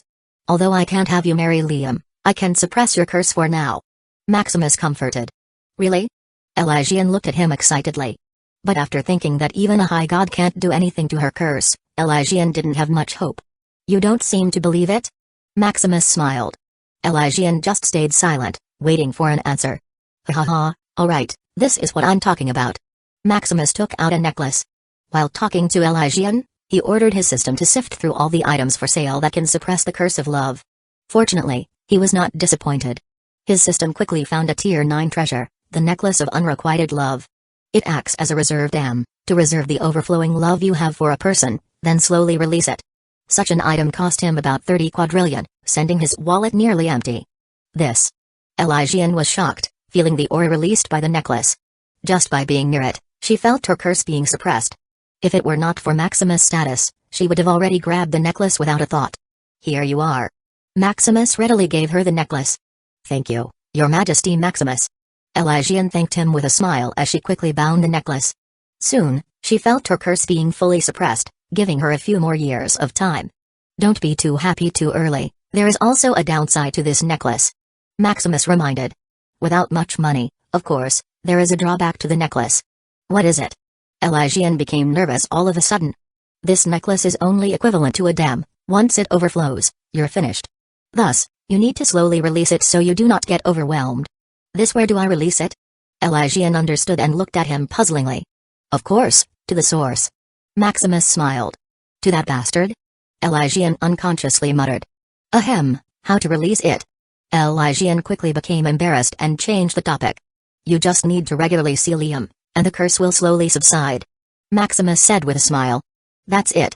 Elysian heaved a sigh of relief, hearing how easily it was. What she doesn't know is that hidden within it is Maximus' evil plan. In the future, as Elysian slowly releases this curse of love, she will fall deeper and deeper into the depths of the abyss of love. Of course, it's also a good thing for Elysian, making it easier for her to control her god's authority. After all, Maximus would not do a bad thing to his future daughter-in-law. After talking a bit longer, Elysian and her believers left his manor. Now that Liam is not needed, of course, they left quickly. Moreover, Elysian decided to develop a little further in the Arcane Continent and accumulate money for her domain. A year later, in Maximus Manor, training chamber, the wedding ceremony of Nathan and Zoe just ended a month ago. This time there was less commotion, the two only wanted family members to attend the wedding. There weren't any powerful beings that came to disrupt the wedding. Such a peaceful wedding. Maximus, as a father, couldn't help but sigh. If only all his sons were this low-key. First is Liam, there was a goddess on his trail and an awakening goddess waiting to erupt. Elysian came to Liam from time to time to release the trace of the curse stored in her necklace. Although Liam was a little weirded out at first, as the months passed, he thought that Elysian was just some fan. After all, their reputation within the institute is not low. With their father and their talent, they were quite famous as rising prodigies. As for Amara, she was still absorbing the origin mana pool. Maximus estimated that it would still take Amara over 5 years before she regained her talent. As for his other son, Max, he didn't know what was going on with that reckless kid. He went on adventures with his little lover, Ella. The two little battle maniacs didn't want to fight in the virtual world but instead dived into the real world. If it were not for the many life-saving items of the two, they would have probably died countless times.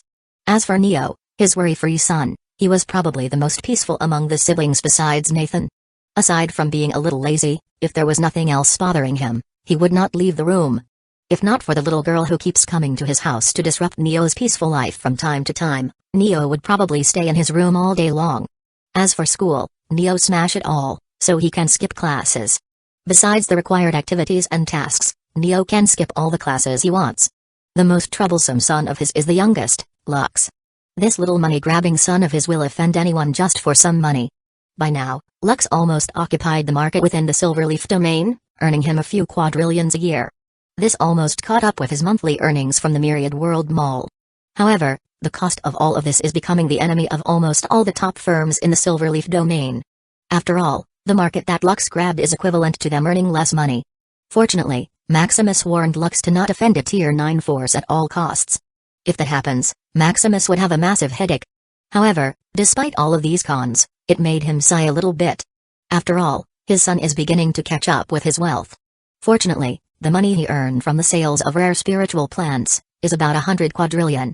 Moreover, after about 5 years, he will completely study Tier 7 knowledge skills, techniques, spells, cultivation manuals, etc. By then, his earnings would surely skyrocket. If it were not for him using his system points to strengthen his soul will, he would probably complete this a few years earlier. As for the girls, they were still his cute angels. Coming and going from studying, they barely cause trouble. The only headache is the pigs that come close to them from time to time. Maximus strictly prohibited them from going out with these pigs so as not to be sullied. Of course, if they insisted, the pig must undergo his butchering before proceeding. The girls didn't react much to this, unless they found someone more amazing than their father, it would not interest them. But how could there be a man more amazing than their father? After reminiscing and finishing his daily routine, he came outside his training chamber. Going to Sky, they started to fight as usual. With air-popping sounds, Sky's fists and kicks resounded in the room.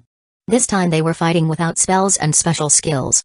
As Maximus continued to glide in the room, Sky's fists and kicks hit nothing but air. The excited expression on Sky's face began to frown. After almost an hour without hitting anything, Sky stopped. "What are you doing? You don't plan to fight me?" Sky asked angrily. After all, she looked like a fool fighting with her shadow. "Aren't I fighting you now? You just can't hit me," Maximus teased. After a few years of fighting, combat almost became an instinct to him. He can't even think of other things while he lets his body move freely. Such a perverted fighting skill almost made Sky give up. If it were not for her will being tempered a few lifetimes, she would probably have given up a long time ago. "Then fight another round, this time you are only allowed to use half of my strength and speed," Sky suggested. "Alright." Chapter 217 Friends Reunion 3 months later, in the city of Arcana, at Soul Kitchen. Maximus was in a top restaurant, gathering with his friends. "Maximus, when will you go back to fight an ancient battlefield?" Ragnar asked. "I don't know, there's still a lot of origin energy left for me to spare. I will not fight again before I finish it," Maximus answered. He was already a platinum rank in the ancient battlefield, equivalent to tier 6. Bronze, copper, iron, silver, gold, platinum, diamond, legendary, battle god. Although he could forcibly defeat his opponent, it's too troublesome. After all, he was only tier 5, showing off too much may have a degree of influence. The individuals fighting in the ancient battlefield are not ordinary people. Just to reach platinum rank, you need to be somewhat invincible in the 6th tier. "Pity, I don't have you as an opponent," Ragnar sighed. "Don't worry, just a few million more battles and I will also reach platinum rank," Griffin chimed in. Helmsworth Griffin was the first friend he made upon coming to the Arcane Continent. By now, even their families on the Curse Continent were in alliance. The Helmsworth Empire didn't have much ambition, thinking only to continue their bloodline. So in the fight for the supreme throne of the Curse Continent, they continued to be neutral. "Then I will wait for you," Ragnar said with fighting intent. The two of them became best friends through Maximus. A battle maniac to a battle maniac, they had a lot of topics to talk about. "Hey, you should quickly train yourself dutifully instead of fighting," Scythe advised. A few years ago, when the blueprint of the ship was finished, Scythe came back to his daily routine of studying knowledge and training.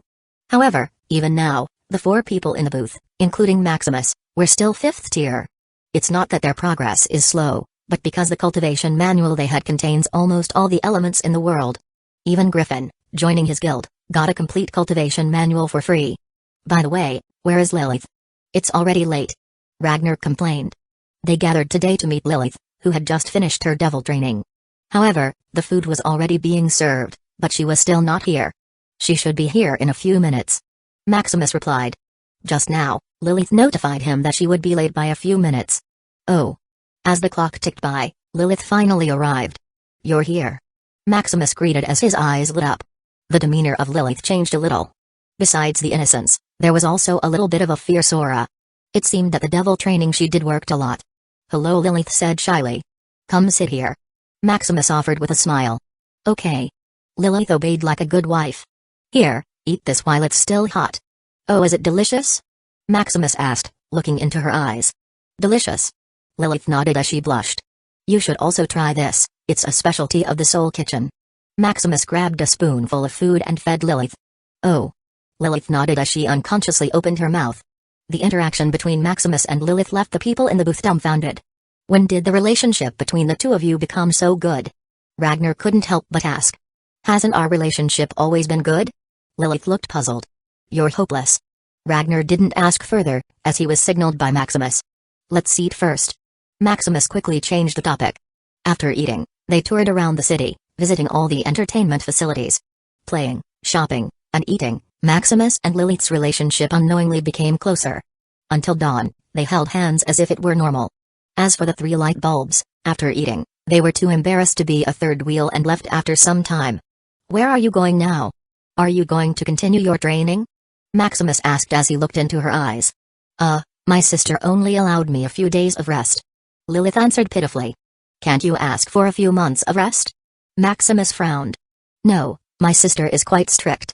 If it were not for her insistence, her sister might not even let her rest." "Hey, then we can only make your vacation worth it," Maximus comforted with a smile. Within a few days, he took Lilith to tour all around the city, even halting his training. His wives even got a little jealous and joined midway. As for Sky, she also took a break from training and joined them. The scene of Maximus taking beauties around the city soon became a sensation. Although there are many beauties comparable to his wives, their demeanor completely defeats others by a landslide, with only a few being comparable. After all, being nourished by various treasures and his system, how can they be comparable to others?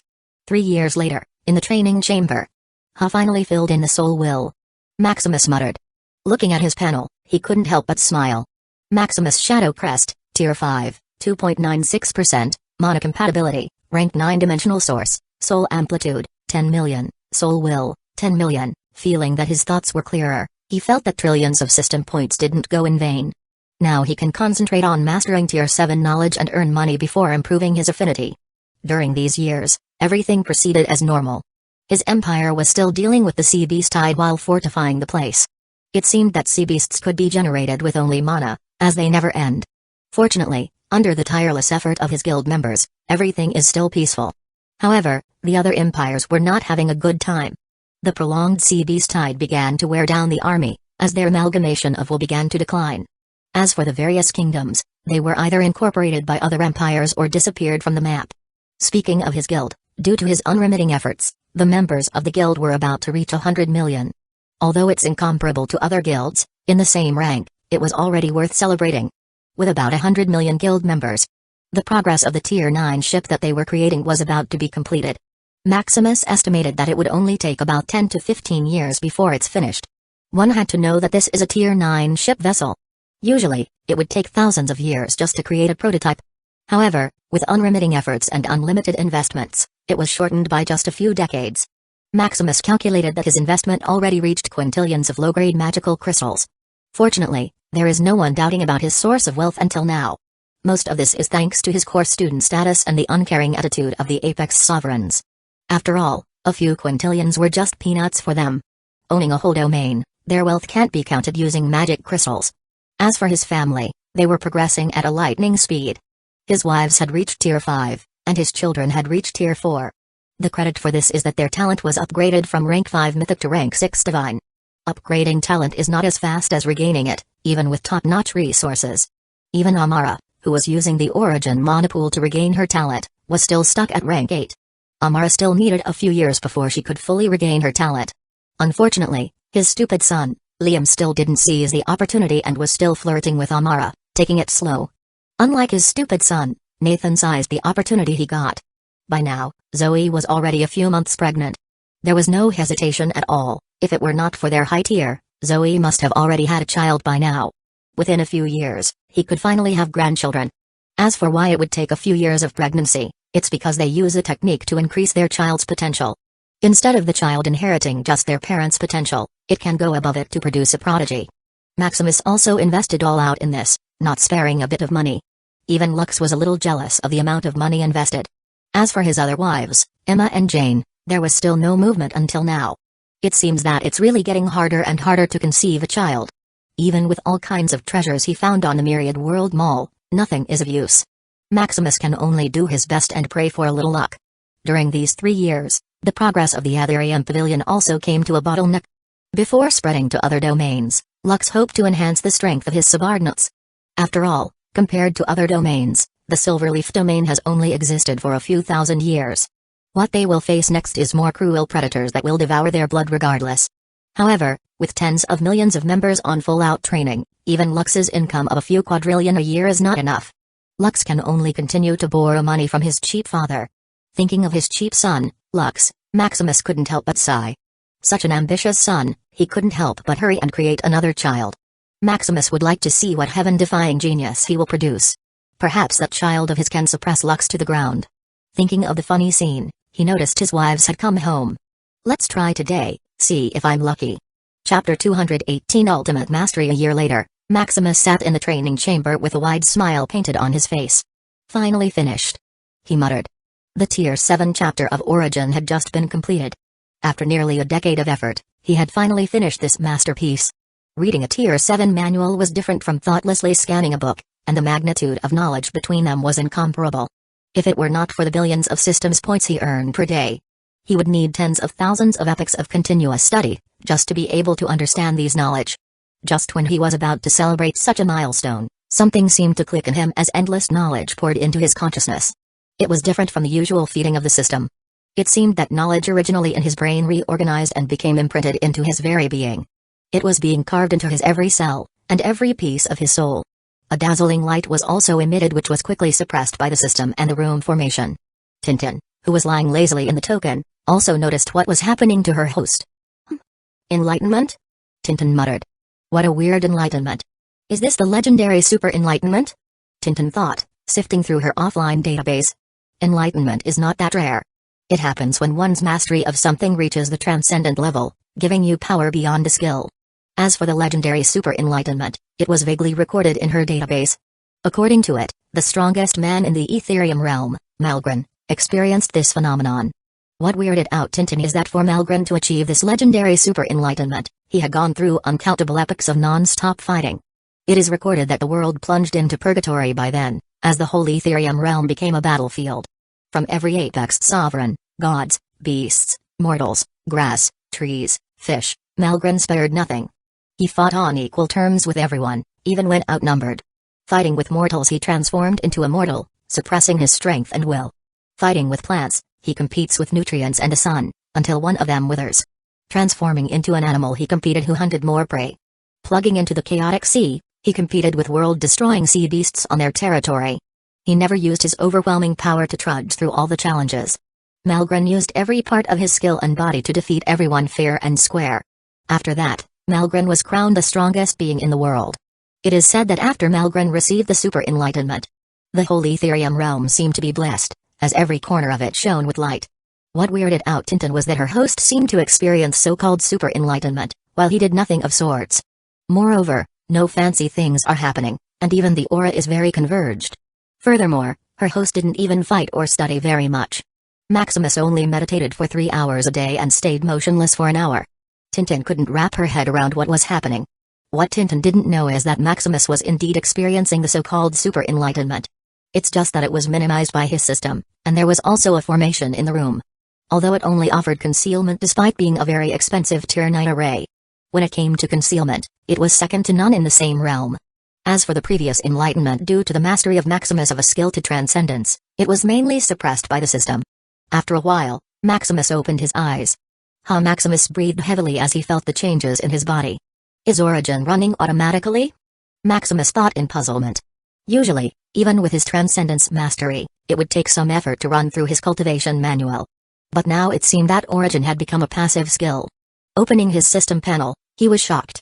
Maximus Shadow Crest, Tier 5, 3.21%, Monocompatibility, Rank 9 Dimensional Source, Soul Amplitude, 10 million, Soul Will, 10 million, Tier 7 Origin, Ultimate. He thought that ultimate ranking was only used for treasures, resources, skills, and physiques. However, now even mastery has ultimate as a ranking. Curious, Maximus searched about what the ultimate mastery represented, in the Myriad World Mall. What he found was a bunch of sporadic knowledge briefly mentioning what ultimate mastery was. Based on it, ultimate mastery is super rare. Although it's not as rare as an ultimate dimensional physique, very few achieve this feat. Reaching ultimate mastery in something is not as simple as going beyond that realm. Ultimate mastery means your skill will be at the origin of all dimensions. Soon, people lucky enough to be blessed can inherit a physique inheriting part of that skill, with the highest dimensional level physique. As for the benefit, he can have ultimate control of his skill.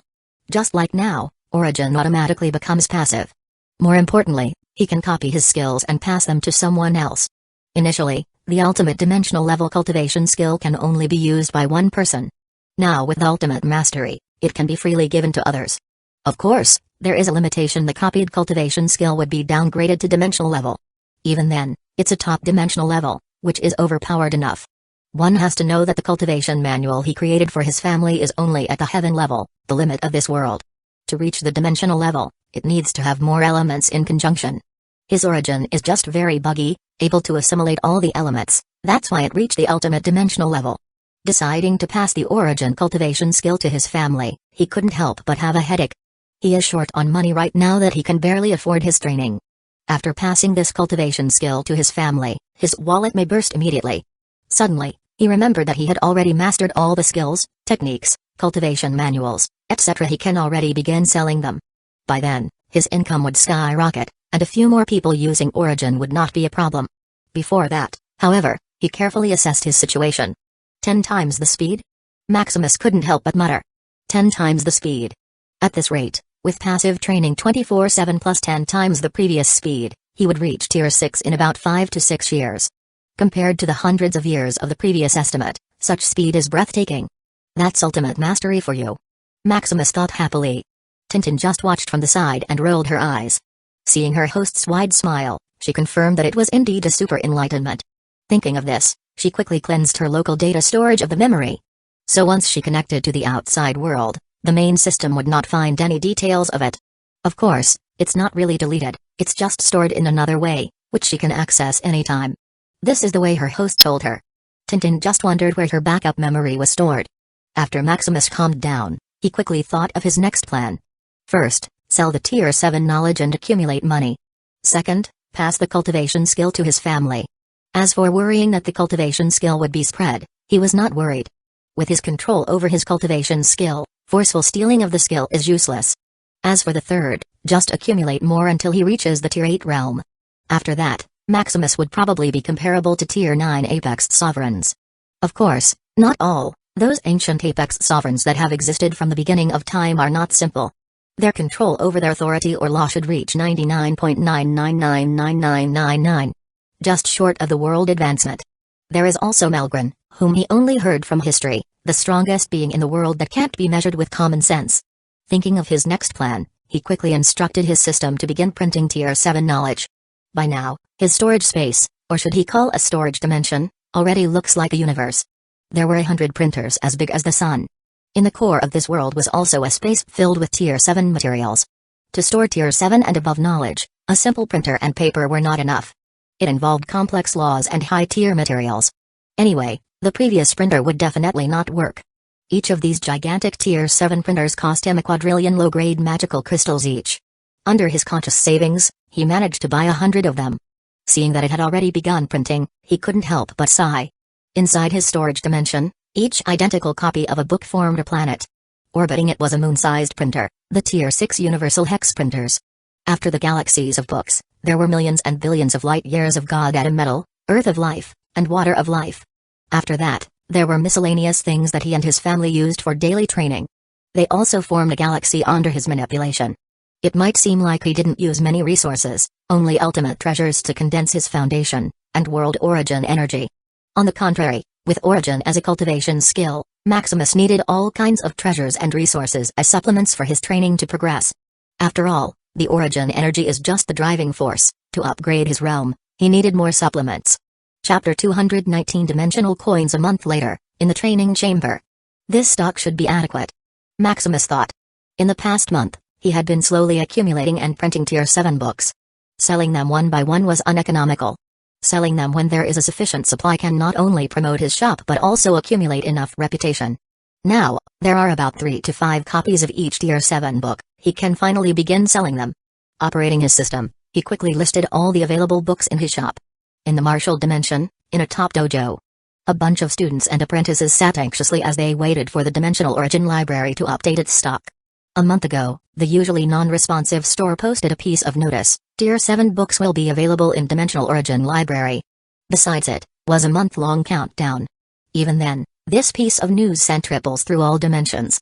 The Dimensional Origin Library had already accumulated some reputation by mass-producing and selling high-tier knowledge with transcendent mastery insight. It was considered the holy grail of learning. Unfortunately, years passed by, and the knowledge in it was only low to mid-tier. Now, finally, it would begin selling tier 7 knowledge. They were not merely excited for this tier of knowledge but for the meaning behind it. This signaled that in the future, the Dimensional Origin Library could continue to update, selling Tier 8, Tier 9, or even Tier 10 knowledge. The students eagerly waited. As the seconds ticked by, they warmed up their fingers so they could quickly buy what they wanted. After all, it was the first time Dimensional Origin Library would sell Tier 7 books, so there would surely be a shortage of it. With a ding, a pop-up with the Dimensional Origin Library notification updating their store product. With quick hands, the students searched for their follow-up cultivation manuals and quickly bought them regardless of the price. Before this, they had already borrowed money from the Dimensional Bank. The Dimensional Bank is a trans-dimensional platform similar to Myriad World Mall that lets you borrow and deposit money. Because Maximus kept the ethereal realm hidden, the trans-dimensional platform system he had is incomplete. Dimensional Bank is just one of them. There was also a specialized auction, Dimensional Travel, Dimensional Battle Arena, Dimensional Mercenary, etc. It can be said that Myriad World Mall is the most primitive function of his trans-dimensional platform system that connects through almost all dimensions. I bought it. Hahaha, I can finally advance to Tier 7. Damn, there were only 3 copies of my follow-up training manual. I didn't get one. Me too. I don't know whose fast hand it is. I didn't even see how many stocks are mine. A group couldn't help but curse, seeing they hadn't bought anything. Browsing for other books, they were also out of stock. Finally, under their search, they noticed that there were no longer any Tier 7 books in stock. In just a few seconds, the Tier 7 books Maximus had accumulated for a month were wiped out. Hee, newbies, I bought a total of 3 books. That's nothing, I bought 10. Fuck, what? You bought 10? How is that possible? Hee, I have a Tier 10 system spirit to reserve one for me. Damn, rich kid. Get out of here before I lose control of my fist and punch you in the face. Hey, plebeians, bye-bye. The students who bought more books couldn't help but brag about their achievements. It seemed like buying a book was worthy of an amazing achievement. As for the system spirit, it's like an eye that can help you manage your transdimensional platform. Like the Myriad World Mall, it can manage your shop and shop for you. Besides the situation in the marshaled dimension, other dimensions were not having a good time either. Although Maximus accumulated books for a month, it's not enough for them. Having bought nothing, despite excitedly waiting for a month, is heart-wrenching. And those who bought one brag continuously, adding salt to their wounds. Meanwhile, in the Ethereum realm, Maximus was having the time of his life. After the Tier 7 books he had accumulated were sold, his smile couldn't stop. In this wave, he earned over a quintillion crystal coins. If it were not for the short supply, he would have earned more. Maximus's previous earnings were only 1 to 3 quadrillion crystal coins every month. Now, in just a few seconds, he earned a quintillion crystal coins. I'm rich. Maximus muttered excitedly. However, before he could continue to celebrate, the Myriad World Mall seemed to glitch as an update began. This had happened previously when the gold coins were replaced by crystal coins. Maximus guessed it was another change of currency. It should be because my money finally reached a quintillion. Maximus concluded. Previously, whenever he had money, he bought anything he wanted. That's why, despite having quadrillions of income per month, his balance couldn't reach a quintillion. Heck, his balance probably never reached half of it. After a few seconds, the update was finished. Myriad World Mall, 1-star Dimensional Origin Library, 1,175,127 dimensional coins. First, his shop was finally upgraded to a star. Having a star meant it was somewhat recognized by all dimensions. Although in the past, the Dimensional Origin Library was already quite famous, the precipitation was still a little short. Now, earning a quintillion crystal coins in just a few seconds seemed to trigger the star ranking criteria. As for the benefits of stars, aside from better promotion and convenience, it did nothing. In the primitive state of his transdimensional platform system, with only buying and selling services, there was nothing more he could ask. Unless he exposed the Ethereum realm coordinates and distributed the Myriad World Mall system all over the world, his transdimensional platform system would remain as it is. However, if he did that, the fact that he owned Dimensional Origin Library would be exposed. There was already quite buzz, guessing his identity, to be able to provide a bunch of high-tier knowledge with Transcendence Mastery Insight. Some guessed that he had a connection to the top 3-dimensional organizations. The super-rich transdimensional platform, the elusive Time-Space Bureau, or the All-Dimensional Council. After all, mass-producing Transcendent Mastery Insight can only be made possible with Tier 12 treasure or at the same tier. This also reminded Maximus that his system is a remnant of a Tier 12 treasure. It is because it was a failed product that it was downgraded to Tier 11. Even then, it still contains some capabilities of a Tier 12 treasure. As for what Tier 12 represents, It was the strongest realm possible in all of the dimensions. It's so powerful that even with all the dimensions combined there were less than 10 tier 12 figures. Fortunately, he had already thought of the solution to this problem. It would not expose his connection with the Dimensional Origin Library, while still spreading the Myriad World Mall and exposing the Ethereum Realm coordinates. After reaching Tier 8 and having the Cursed Continent in his pocket, the amalgamation of will he would receive when converted to system points would probably reach hundreds of billions and possibly trillions of system points. Using it, he could quickly master the intricacies of Myriad World Mall and even his system. By then, a bit of micro-manipulation should not be a problem. Even if it could not work, using the omnipotence of the amalgamation of will, after he mastered it, there should be no follow-up problem. As for dimensional coins, 1,000,000 times different? Maximus counted. If crystal coins are worth 1, then dimensional coins are worth 1,000,000. Now it's a little better, Maximus thought after looking at his balance. With a bunch of zeros earlier, although it made him excited, it also had a sense of unrealness. Seeing a bunch of zeros earlier, Maximus even thought that there was a glitch. I wonder if there is a higher currency than this? Maximus thought. Not dwelling on it any longer, he used all his current balance to buy more Tier 7 printers and materials. 100 are simply not enough for the current shop. Adding 1,000 more Tier 7 printers means 10 times more money. After finishing the operation and seeing that the printer was already working, he sighed in relief. Now the money-making machine is upgraded, it's time to advance my realm. Maximus thought. He is still not satisfied with his speed of becoming Tier 6 in 5 to 6 years. Since he can still hasten his progress, why not do it? Using his system points, he can begin upgrading his affinities to Tier 9. As for learning knowledge to create Tier 8 chapters of Origin, he will put it aside for now. Coming out of his training chamber, instead of the usual scenery, he was greeted by his wife, Emma. What happened? Maximus asked worriedly. There is no problem, it's good news. Emma smiled. Huh, good news? Maximus muttered in puzzlement. Looking closely at Emma, he felt a slight pulse in her belly. You're pregnant? Maximus asked excitedly. It seems that husband's senses are still keen. Emma nodded happily. After feeling that something was different from her, she quickly did a personal checkup. Feeling the new life being born inside of her, she couldn't contain her excitement and quickly wanted to share the news with her husband. Hey, you've worked hard. Maximus muttered as he gave her a gentle hug. It's not hard, bearing the fruit of our love is as it should be. Emma smiled. Then I can't do anything but show my love to you. Maximus intently looked into her eyes. Husband. Chapter 220 Imparting Cultivation Skill. 3 months later, Maximus looked happily at his balance after selling this month's Tier 7 book quota. Selling them individually was impractical. Having a monthly sale is equivalent to hunger marketing, driving popularity and compulsive spending for his shop. Now, seeing his balance, it seems that his marketing is effective.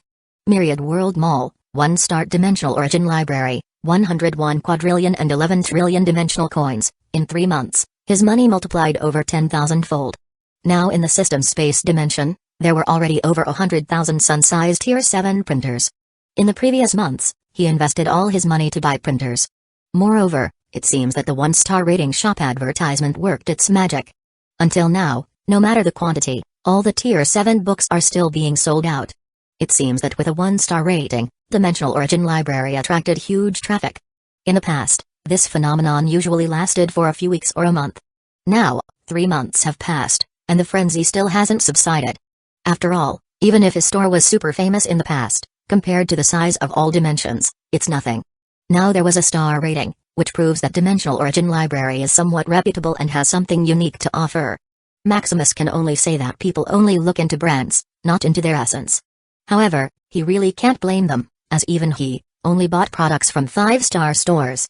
As for lower stars, he was too lazy to look into them, much less the starless ones after all. To reach 5 stars, the trial and tribulation that it went through made it an all-time honored brand. Even if it's a little expensive, you are guaranteed to be satisfied with the purchased item. Now I can start enhancing my Tier 5 foundation. He only needed about 30 trillion dimensional coins to buy all the ultimate treasures. With 10,000 trillion of them, it can be said that Maximus only spent some change coins. Having the Tier 5 ultimate treasure of the corresponding elements. He also bought another set of ultimate treasures from Tier 1 to 3. This other set is for his family.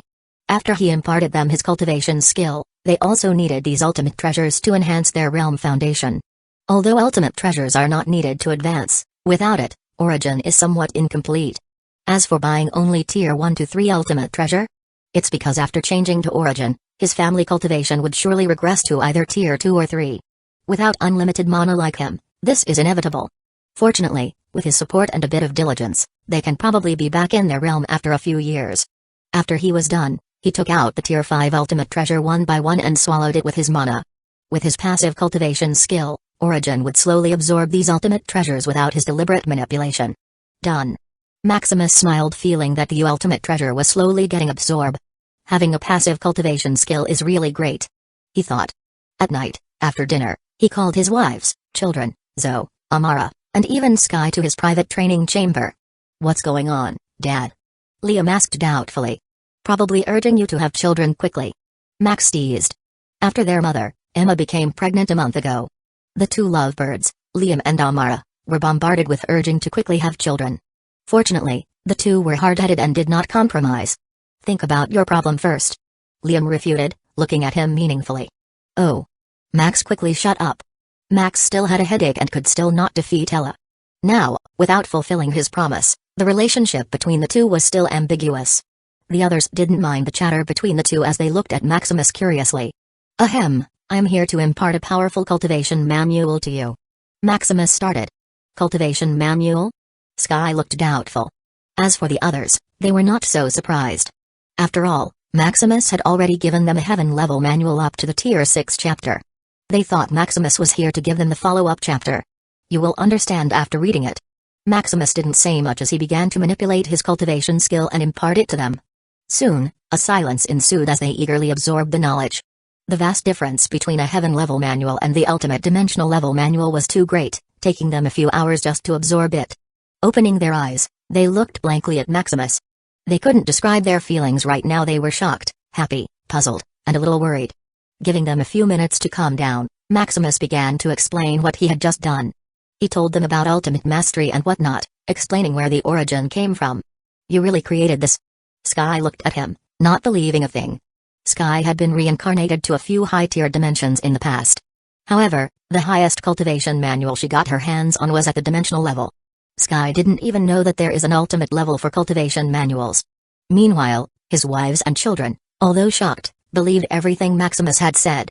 For them, their father and husband were omnipotent.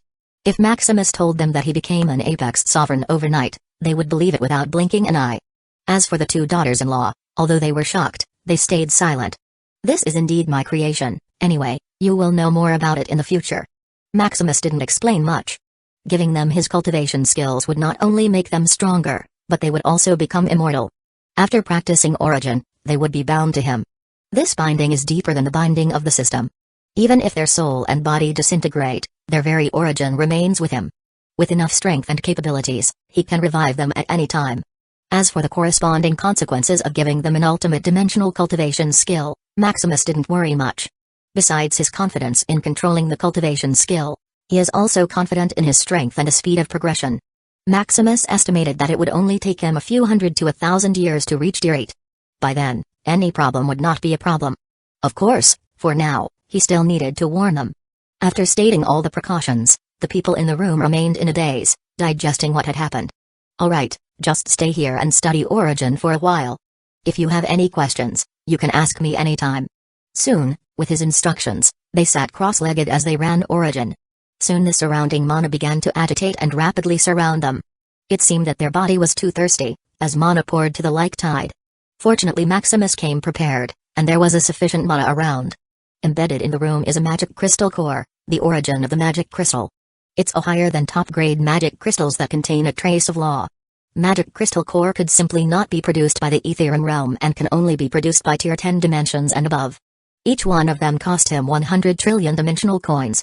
As the mana began to agitate and be absorbed by them, instead of advancing, their cultivation began to regress. The children regressed from tier 4 to tier 2. His wives regressed from tier 5 to tier 3. As for Sky, she only regressed by a tier, from tier 6 to tier 5. After a few days of consolidation, they partially digested his cultivation skill. "Now absorb these treasures quickly, don't leave this room with them." Maximus quickly gave the ultimate treasure without much nonsense. The people in the room were already numb to what Maximus was giving them, so they just nodded. Although they didn't know why they needed to absorb these treasures before leaving the room, they still obeyed regardless. Ultimate treasures are so rare that even an apex sovereign may not have them. Maximus was worried that the unfeeling apex sovereign at the top would covet them and cause problems for him. His training chamber could isolate everything, so he advised them to finish their business here. Soon time passes like a wind. After a few weeks, the children finished absorbing the treasure. After over a month, his wives also finished absorbing the treasure.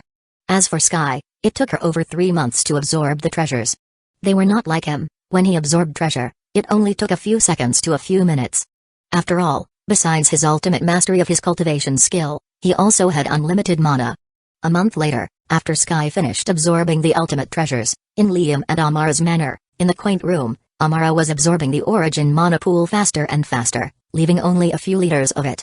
Origin seemed to hasten the progress at which she could absorb the origin mana pool. A few hours later, with a clicking sound, Amara's potential broke through the 9th rank. Subsequently, her heaven-level physique, Eternal Druid's body, was also awakened. Before Amara could celebrate and share the news with her husband, a rush of memories flooded her mind. The Nexus continent. Her past. The impending abyss attack. The great battle. Sacrifice. It took Amara a few hours to roughly sort her memories. I didn't expect that I would be arched by a pig of this generation. Amara smiled wryly. Chapter 221 Awakened Memory. Amara, the battle goddess of the previous Nexus content, fell into deep thought about her current situation. Liam. What an interesting kid. Amara muttered, reviewing what her reincarnated body had experienced in a few decades. Although Amara had just recovered her memory, her battle will in Nexus continent began to awaken. Although she couldn't fully control it, it made her fully conscious of who she was. Amara also felt several battle gods begin to awaken. The abyss was finally near, huh? Amara smiled wryly. According to their vow and restriction, they would reincarnate once the abyss realm was close to the Ethereum realm. This was the order put forward by Malgren. After all, their hatred for the people from other continents couldn't be suppressed if they didn't have a common enemy. Although they could be reincarnated, who would want to die if possible? Urging her battle will, Amara tried to sense how close to Abyss Realm was. A few epochs more. Amara estimated and sighed in relief. An epoch is a billion years. This means she and the others who had just reincarnated still had plenty of time to regain their previous strength. However, before that, my situation. Amara was speechless about her situation.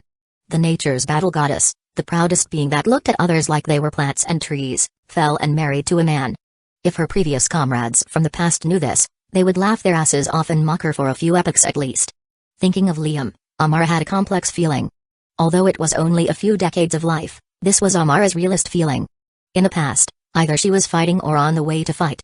How could she still have time to fall in love?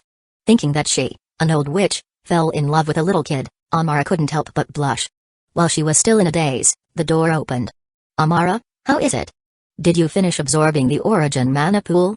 Liam asked gently. Amara, who was naked as she had just absorbed the origin mana pool, reacted in a daze as Liam hugged her gently. The blush on her face further deepened as she felt her naked body being touched. Although she is immemorial witch reincarnated, it's the first time she is this close to a man.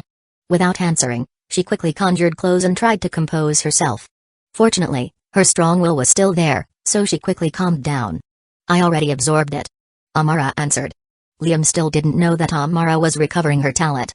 Liam didn't even know why her father gifted Origin Mana Pool if he would just regularly supply them with one. Since he had Origin Mana given by her father, the Origin Mana Pool was given to Amara. After seeing that Amara absorbed it at a faster rate, Liam thought Amara had a special physique or something, so he only bothered a little. Even Amara previously thought so, but now that she has recovered her memory, Amara guessed that her father-in-law already somehow knew of her identity. Speaking of her father-in-law, Amara could only say that he was very mysterious. First, the seemingly endless wealth was disproportionate to his status. Second, possessing an overwhelming strength without background or inheritance. Third, creating a tailored top heaven-level cultivation manual. Furthermore, just a few months ago, they were imparted an ultimate dimensional cultivation manual. Reviewing the cultivation manual origin, Amara still had an unreal feeling. Such a heaven-defying method was given simply to her, without conditions or vows. Her father-in-law gave the same feeling she felt when she faced Malgren. The same unfathomable means and strength, as if everything in this world is unworthy of them. It's as if they treated everything as amusement, doing whatever they want without regard to consequences. This is also the very reason she had no thought of harming Liam. Her awakening battle will seems to warn her, giving her a premonition about the consequences of harming Liam. It made her feel that once he harmed Liam, she would be destroyed eternally without reincarnation. Of course, The harm that Amara means is by killing or maliciously harming him. As for the usual beating, it's still possible. Seeing Liam's clueless face, Amara couldn't help but clench her fist, eager to punch this bastard in the face. Is there a problem? Why are you in a daze? Liam asked worriedly. Nothing, it's just that I awakened a physique. Amara shifted the topic. Amara still held herself before she thought this through. Congratulations. Liam couldn't help but kiss her. Unfortunately, Amara was alert this time and dodged the kiss. What's wrong? Liam asked in puzzlement. Nothing. Amara couldn't think of a reason. Thinking that the plants and trees that she saw in the past kissing her, Amara couldn't help but have a complicated feeling. It's so complicated that no words can explain it. Oh, then celebrate. Liam didn't mind and grabbed Amara's hand. This time, Amara held her impulse to dodge Liam's hand. Amara still had to keep up the pretense before considering her following action.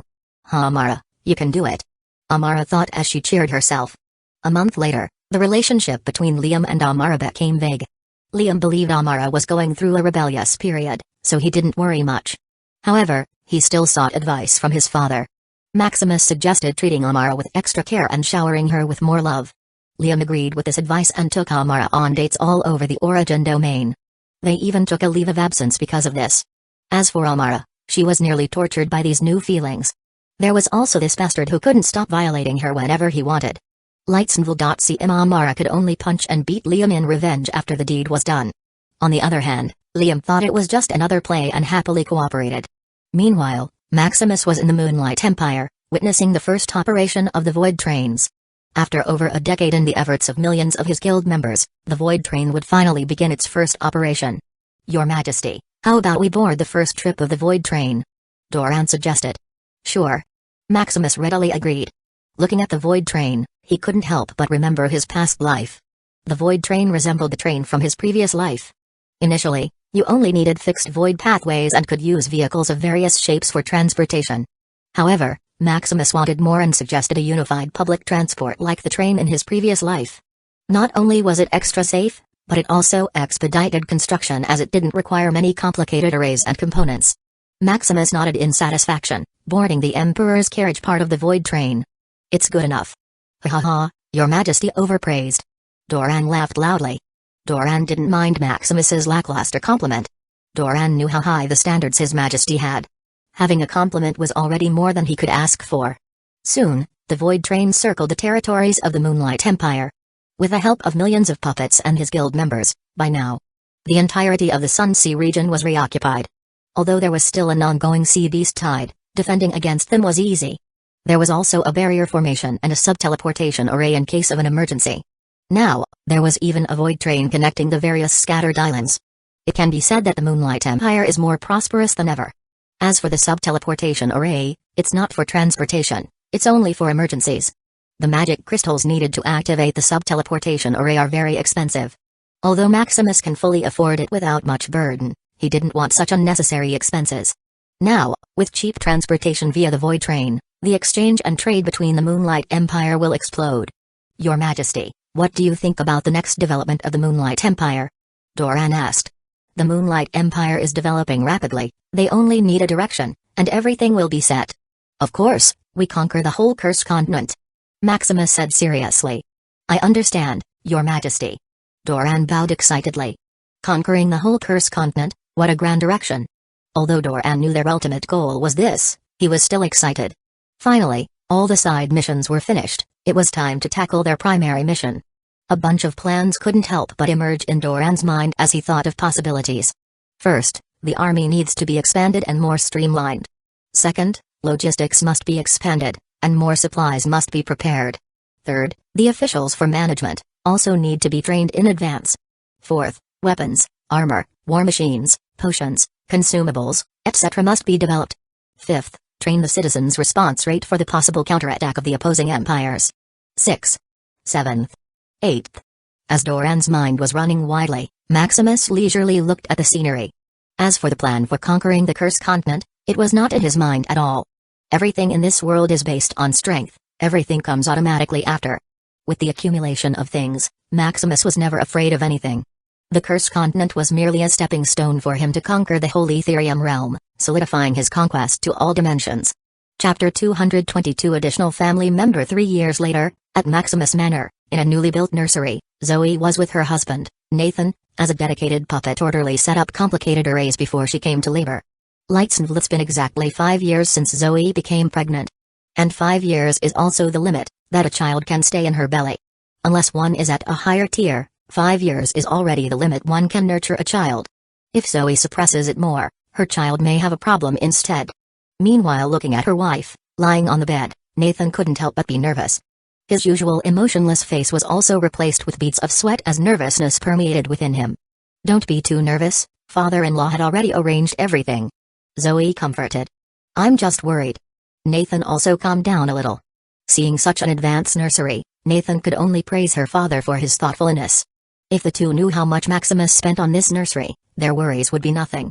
Maximus spent over 100,000 trillion dimensional coins on this nursery building dedicated to childbirth. This is nearly his income for the past 3 years. After the frenzy of the Dimensional Origin Library for a few more months, it came back to its original state. Usually, his income per year is about 10,000 trillion dimensional coins. If it were not for his accumulation in the first few months, Maximus could not even afford this nursery building. The function of this nursery is safety. It can be said that even if you want to harm yourself here, you would be revived shortly after. It's so advanced that even the most complicated creature can give birth here without worry. Of course, if it's just that, then 100,000 trillion dimensional coins was not worth it. The main function of this nursery is a guaranteed dimensional physique. All beings in the world, whether they are low in potential, have a special physique. The only difference is how high the rank of the physique is. If it's a mortal physique, then it's just a useless one without much help, which is usually what most have. For heavenly gods' physique, it's usually already decent, which most talented people have. As for dimensional physique, it's the pride of every dimension. Those who have it can represent their dimension's future. Even in the Ethereum realm, there are only a handful of people who have dimensional physiques. This nursery building is a Tier 10 special architecture that can guarantee a dimensional physique. If it were not for the inbuilt suppression array he requested from the seller, the Ethereum realm couldn't even accommodate his thing. Of course, such a heaven-defying thing that surpasses the Ethereum realm is not cheap to use. Every birth process costs tens of thousands of trillions of dimensional coins each turn. It can be said that Maximus spent all his life's property so as not to wrong his future children and grandchildren. Soon, the formation began to activate as mana began to converge. Zoe felt warmth all over her, especially in the stomach area. The puppets in the room surrounded her as a bunch of rune prints were engraved on her body. After a few minutes, a special mini-teleportation array was engraved. After a warm sensation, Zoe saw her belly collapse like a balloon as it began to rapidly heal. Zoe became nervous for a while, unable to find her child. Fortunately, Nathan was there to comfort her and pointed to where their child was. Looking around, she saw their child floating midair surrounded by dense mana and runes. Although the two were shocked, there was not much confusion.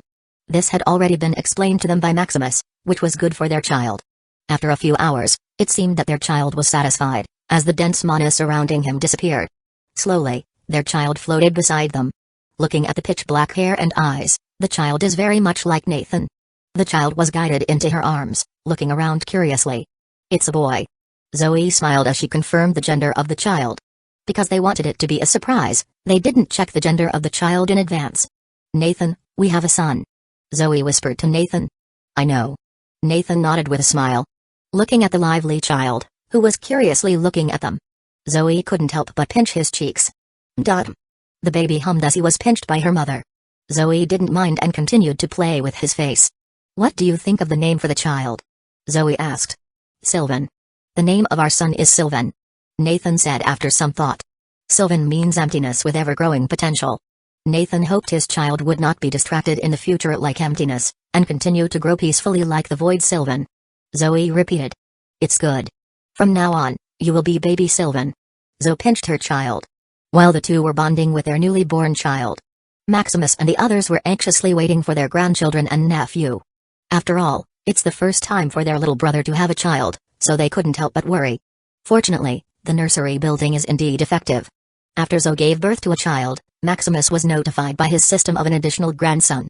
Sylvan Shadow Crest, Potential, Rank 8 Supreme, Physique, Dimensional Void Body, Unawakened, Parents, Nathan, Zoe, Dimensional Void Body, huh? Maximus fell into thought. Seeing that his first grandson had a dimensional level physique, he felt that his investment was worth it. Searching to his memory, Dimensional Void Body is quite a powerful physique. The usual affinity to time and space elements would be through the roof, surpassing the inherent one. You can also travel to Viad more easily, like it's your natural home ground.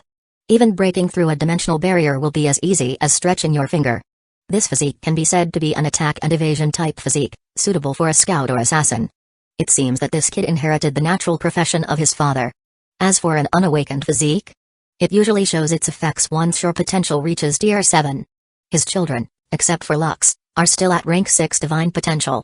Until now, even with a deep scan of his system, he still didn't know what their physiques were. He only got to know Neo's physique because it manifested earlier. As for others without the fluctuation of their physique, he can only have a rough guess. Zoe already gave birth. Maximus shared the good news. As for how he knew, the others didn't care. Soon, a celebration ensued within the manor as they greeted their newly added family member. Nathan, who was usually taciturn, also began to show off his child to his brother and sister, especially to Liam.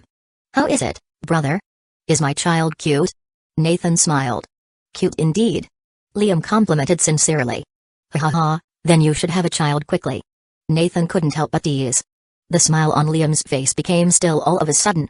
Remembering his current relationship with his wife, Liam couldn't help but sigh. Since 3 years ago, his wife seemed to change.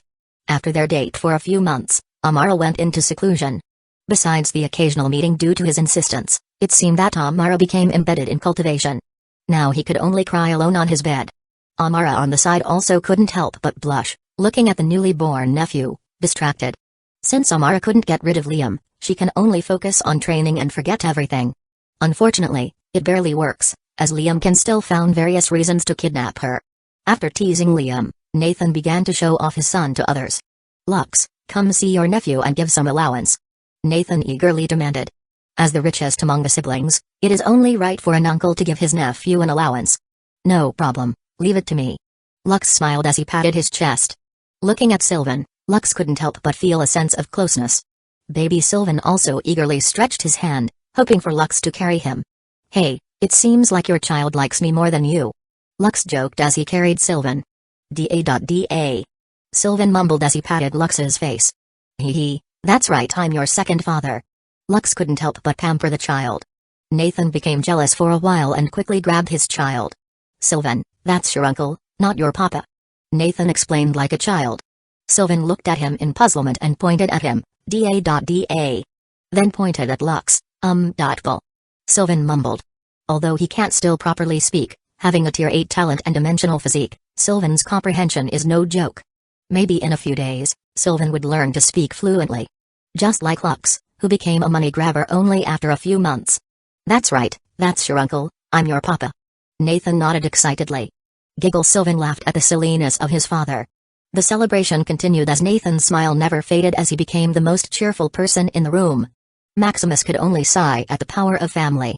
The usually taciturn Nathan became such a loving father in a few minutes after he had a son. Maximus perfectly understood this feeling.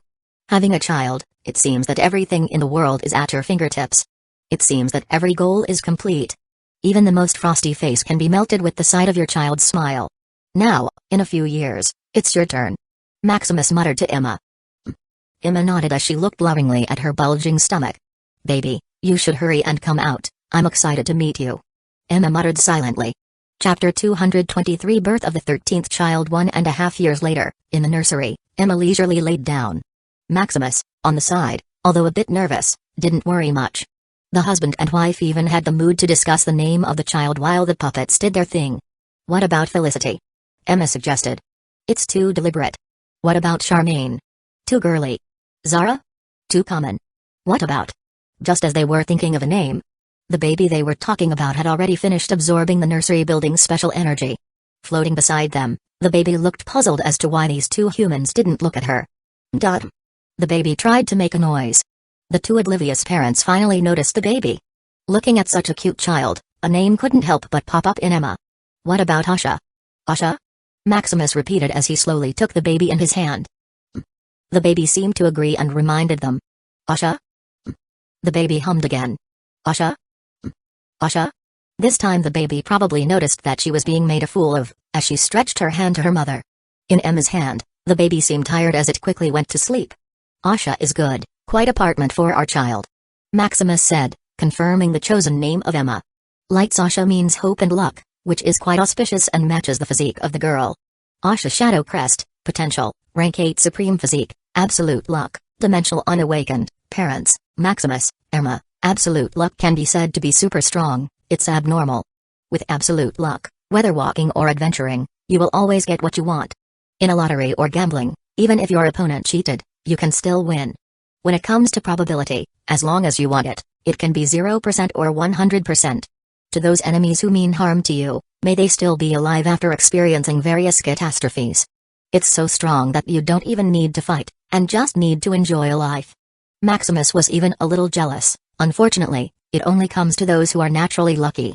Even a tier 12 being, who can interfere with the very origin dimensions, can't just grant absolute luck to whoever they want.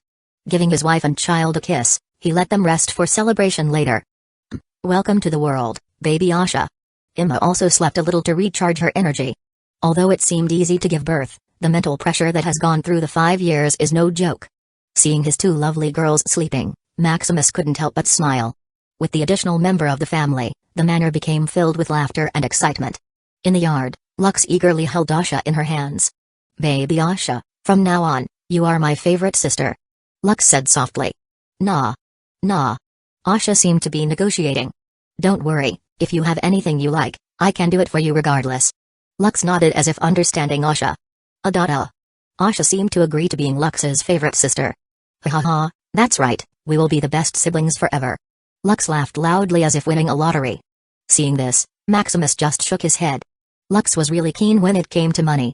Just having a glimpse of his sister, he had already concluded how great Asha was. All those who are close to Asha will also be surrounded by luck.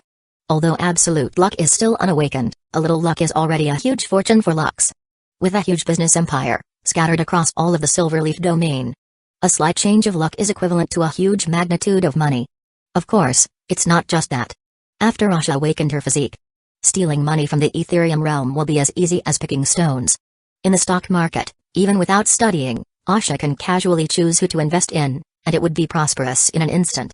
Even if there is behind-the-scenes manipulation, it would not work. A dimensional level physique is no joke. Unless it's a tier 10 or a fellow who also has a dimensional physique at a stronger realm, nothing could work. Alright, enough of that, give me my daughter. Maximus became a little jealous and grabbed his daughter. Dad, just let me pamper my little sister for a while. Lux complained. No. Maximus didn't compromise. Showing little Asha to his wives and children, the laughter ensued. Jane also dragged him, whispering words. After all, now that Emma had a child, it was her turn. Maximus also worked super hard that night, without any result. A year later, in Maximus' training chamber, a surge of mana collided and formed a dense mana aggregate. Each condensed mana was like a hurricane and tsunami, hoping to crush Maximus. However, instead of causing harm, Maximus's body began to transform. Bit by bit, his elemental mana pathways began to collide and integrate. Every beat of his heart seemed to transform his body to be more suitable for the world. After a few hours of transformation, Maximus opened his eyes. Tier 6. After living in this world for nearly half a century, he finally reached Tier 6. Time passed by so quickly. From a nobleman to an emperor. From the weakest mage to the strongest Tier 6 being in the world. Thinking of all the times he had been through, Maximus sighed. Opening his system panel, he looked at his status. Maximus Shadow Crest, Tier 6, 0%, Mana Compatibility, Rank 9 Dimensional Source, Ultimate, Soul Amplitude, 10 million, 1%, Soul Will, 10 million, 1%, 1115 Element Affinity, Rank 8, 0 out of 1000 trillion, 3 Supreme Elements Affinity, Rank 6, 0 out of 10 trillion. Seeing the change in his status, he couldn't help but smile. The percentage bar is another goal to conquer. As for the elemental affinity, it needed 1000 trillion potential points to upgrade to another rank. With his daily acquisition of over 6 billion per day, it would take him centuries to make his affinity peak. However, by then, he should already be the Holy Emperor of the Cursed Continent. Saving 1000 trillion points by then should take merely a few years. Thus, after he upgraded his 3 supreme affinities to rank 7, Maximus decided to concentrate on his soul amplitude and soul will. At the same time, he would also begin to conceive the Tier 8 chapter of Origin. He was greedy, thinking about how much he would earn when the time came. Just the Tier 7 books gave him financial freedom. He wondered what would happen if he sold Tier 8 books. After sorting out his next plan, he went to the Myriad World Mall to buy a Tier 6 Ultimate Treasure. After browsing, Maximus heaved a sigh of relief that he could buy the complete set of Tier 6 Ultimate Treasure. After reaching Tier 7, Ultimate Treasures became rarer and more scarce, and they were rarely sold. When Maximus browsed in the past, he only saw a few pieces of it for sale, and it was so expensive that he didn't even bother to count the zeros. Even for Tier 6 Ultimate Treasure, sometimes there were few Ultimate Treasures in line with his elements missing. Now, there is a complete set, how could he not be happy? After reserving the set of Tier 6 Ultimate Treasures, he resolutely quit the Myriad World Mall. There were only about 10,000 trillion coins in his balance right now. And the total of the Tier 6 Ultimate Treasure is over 150,000 trillion dimensional coins. It would take him over a decade before he could get that amount. Fortunately, with the benefits of his one-star shop, he can reserve any number of items for at least 100 years without any deposit. Seeing that all the things had been done, he eagerly exited his training chamber to meet his daughter. Coming out, he was greeted by Asha jumping at him. "Dad.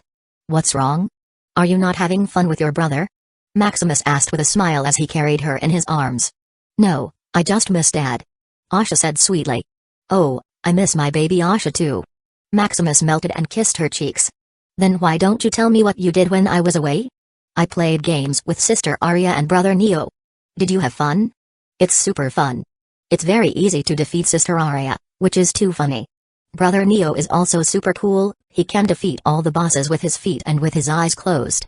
Asha chattered about all the fun things she did this morning. Asha's favorite brother can be said to be Neo. Being with Neo, Asha can be as leisurely as she wants, eating food and playing games. As for her brother Lux, Asha also likes him very much. It can be said that her brother Lux is like her wishing fairy, buying and granting all she wants. Unfortunately, her brother didn't have much time to play with her, which is a pity. Thinking of their promise of being the best siblings forever, Asha pouted. "What's wrong? Who made you unhappy?" Maximus asked, noticing the pout of his daughter. "It's Brother Lux, he can't play with me." "Humphrey. That brother of yours.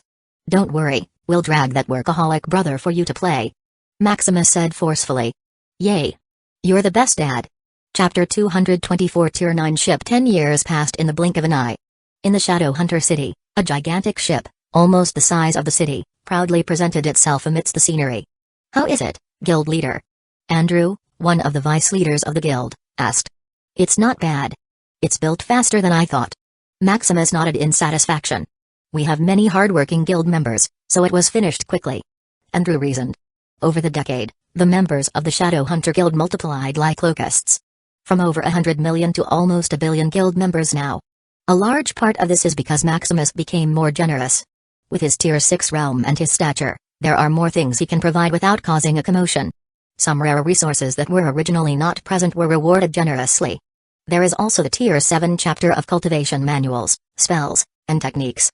Because of this, many past graduate students of Origin Reikana Institute who were at Tier 7 came back to the Origin domain to join his guild. To achieve this feat, he had posted a mission of secret solicitation in the guild. With the eagerness for the reward, his guild member became the greatest undercover, digging the foundation of those weaker organizations. As it's a secret operation, it didn't alarm many.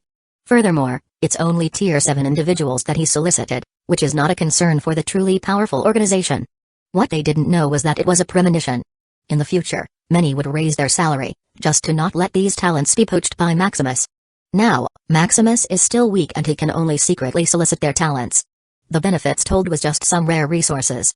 The heaven-level cultivation manual, spell and techniques was not shown until they joined the guild. After all, he can't always set up complicated vow or contracts, like Pact of Inheritance, while poaching others. Maximus was careful not to spread a word that he had heavenly defying manuals in his guild.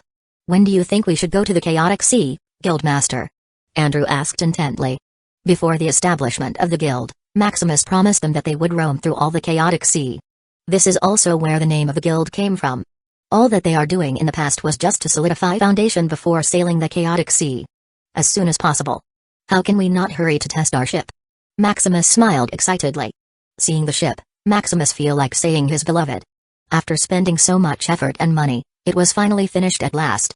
Although he can just buy one in the Myriad World Mall, a personalized ship is still worth looking forward to. All the thought that they put into this cannot be compared to some mass-produced product. Furthermore, in these 10 years, he invested over 100,000 trillion dimensional coins for the finishing touch. Although the ship is still Tier 9 now, a slumbering infinite potential is hidden within. Maximus estimated that this ship reached pseudo-dimensional level without the scan of his system. Then we will prepare right away, guild leader. Andrew excitedly replied. By the way, we still didn't have a name for the ship. What do you think is a suitable name, guild leader? Right. Let me think. Maximus fell into thought. How about Eternal Voyager? Maximus suggested. That's a great name, guild leader. Eternal Voyager, to explore eternally, discovering all the wonders of the world. Then it's Eternal Voyager, it is. Maximus nodded, also satisfied with the name that he thought. Name, Eternal Voyager, Tier 9, Growth, Ship Spirit, Pseudo-dimensional, unactivated, size, 30,000 kilometers width, 150,000 kilometers length, 10,000 kilometers height, passenger capacity, 3 billion, light speed, 1,000 to 10,000 light years per day. Looking at the status of the ship, Maximus was more than satisfied. It may take a few months to prepare, guild leader. Let us witness the mightiness of this beast by then. Andrew said after estimating the time. Then I'm looking forward to it. 3 months later, Maximus was about to say goodbye to his family, as he prepared to explore the chaotic sea. Dad, can I come? Asha asked pitifully. Alright, you can come with me. Maximus agreed without thinking. Yay. You're my best daddy ever. Asha said, acting coquettish. After more than a decade, Asha had grown to the size of a teenager. However, the innocence in her eyes seemed to be magnified, that others couldn't bear to resist her cuteness. In the whole family, it could be said that Asha was the favorite child. Whatever she requested could be done immediately. Due to this, Asha grew up super spoiled without knowing the dangers of the world. Fortunately, the world seemed to spoil her more. Wild beasts would be like puppies when they met her. The bad guys would be disabled before meeting her. Those with malicious thoughts were too busy dealing with their increasing problems, as if the world was against them. The luck of the world seemed to concentrate on her, that she didn't encounter any hint of danger or problems. This is still in the unawakened state of her psyche. Once she fully awakened it, maybe Asha would be invincible without training. This time, taking Asha to the chaotic sea was a measure and an additional luck. Although Maximus was sure of his safety, some precautions were still needed. Furthermore, with some luck, maybe they could find some more treasures. Grandpa, I also want to go. Sylvan, the son of Nathan, asked. Sure, you can come. Maximus agreed quickly. After hearing that Asha and Sylvan could join, the others were also eager to join. Finally, amid the commotion, all of his wives, plus Sky, joined in. For his children, the girls joined in without hesitation. As for the boys, except for Liam who was busy coaxing his wife, all of them joined in. Since one or two were joining, it couldn't hurt for others to join together. As for the Institute mandatory task and mission, it's not a problem with his increasingly high status. Even if his family left the Institute for a few years, no one would dare to embarrass them. During a decade when he became Tier 6, Maximus strengthened his influence in many ways. First is the ancient battlefield. With endless fights, he became a diamond rank fighter, equivalent to Tier 7. Second, his guild was finally promoted to Tier 8. The influence of such an organization is overwhelming. There was only millions of Tier 8 organization in the whole Ethereum realm. It may seem like a lot, but under the blessing of time, even the rarest thing can be mass-produced. Compared to the countless emerging organization, the Shadow Hunter Guild can be said to be a behemoth. As for Tier 9 organizations, there were less than 1,000 of them in the whole Ethereum realm. It can be said that these Tier 9 guilds indirectly control the lifeline of the entirety of Ethereum realm. Aside from him, there was also Lux's business guild, which became a sub-branch of his guild. Due to too much department, Lux decided to just merge Ethereum Guild with his father. Anyway, they are one family, most of his department will also disappear. What a good deal. Ethereum Guild had already spread across more than 10 domains in the Arcane continent. Although it could still not occupy the market and was still struggling, it had a huge influence. There was also Moonlight Empire. Usually, an empire on the Cursed Continent would just be an inconspicuous backward place. But because it's the era of imperial domination, it can still add some weight to influence of the place. As one of the most promising emperors, to become the ruler of the Cursed Continent. Most organizations paid a lot of attention to him. There were also his wives and children. They were already famous prodigies within the Institute. With origin as a cultivation skill, it can be said that they are invincible in their realm. Jumping and easily defeating the realm above them is also no problem. Many thought that Maximus and his family have some huge secret. Fortunately, no one was hot-headed enough to confront him with it. The Apex Sovereign also didn't care about such trivial matters that didn't concern their interest. Maximus was just a Tier 6 weakling, besides Phelan, who cared for such little prodigies. Most of the Apex Sovereign didn't care. In Shadowhunter City, Just as they arrive in Shadowhunter City, Maximus' family couldn't help but look at the gigantic ship. It stood tall among the various buildings, like a wonder of the world. Tens of millions of guild members who were chosen and had the opportunity to board the ship on its first trip were also lining up. "Guild leader, you are here," Andrew shouted, seeing that he had finally arrived. "Is everything ready?" "Don't worry, guild leader. I made sure to prepare everything." Andrew patted his chest confidently. "Ha ha ha, then let's set sail." First, Maximus warped the massive ship with his spiritual consciousness and took it into his storage dimension. A ship of such size with various space-folding compartments couldn't possibly fit in an ordinary storage space. In the Ethereum realm, only a small world with a solid space could accommodate items that have unique space foldings. Maximus didn't want to damage his plans, so he didn't put the ship in the timeless world. However, knowing that he had a small world, the others didn't doubt where he put the ship. Chapter 225 Continental Lands. After seeing Maximus put out the ship, Andrew looks at him and asks, "Guild leader, where should we go on our first trip?" "Let's go to the Quantum Reef domain." Maximus thought for a second and replied, "Quantum Reef domain? Great." Guild leader really knew how to choose a place. The others sighed in relief, thinking that their guild leader had chosen a safe place for their first trip. Quantum Reef domain is just suitable for ambitious newbies like them. The Quantum Reef domain is directly connected to a part of the chaotic sea reef, full of aquatic resources and minerals. The water is also shallow, suitable for beginners like them to explore the dangers of the world. Maximus chose such a place after a bit of consideration. Although there are more resource-rich locations to choose from, the corresponding danger is also more significant, which is not worth it. As for how a domain can directly connect to a part of the chaotic sea, it's because each domain of the arcane continent is not directly connected. The arcane continent is an integrated alchemical wonder created to gather all the resources of the chaotic sea. It's because of the continental teleportation array that, despite the situation, each domain of the arcane continent is very interconnected, like a large piece of land. This is also why, despite the vastness of the Ethereum realm, it would only take a month for a Tier 9 ship to travel from the Cursed Continent to the Silverleaf domain. Silverleaf domain is situated in a safe place near the Cursed Continent to accumulate resources. Although there are not many resources to be found, there is no worry of danger either. Being only a few thousand years old, this part of Chaotic Sea is the safest place for the Silverleaf domain. This integrated alchemical wonder of the arcane continent can also be considered ingenious. For every newly promoted Apex Sovereign, competing for territory is unnecessary. One only needs a vast amount of resources to create their own domain. Taking the land from the seabed, you can create a personalized domain at your discretion. Such an excellent idea, of course, is not unique to Arcane Continent alone. Divine Continent is permanently stationed in the most peaceful part of the Chaotic Sea. As it's the most peaceful part of the Chaotic Sea, the resources are also mediocre. However, gods do not need resources and such. What they need is a peaceful and stable place where their believers can multiply and grow, contributing the maximum amount of faith. Although faith is not as omnipotent as the amalgamation of will, it's easier to control.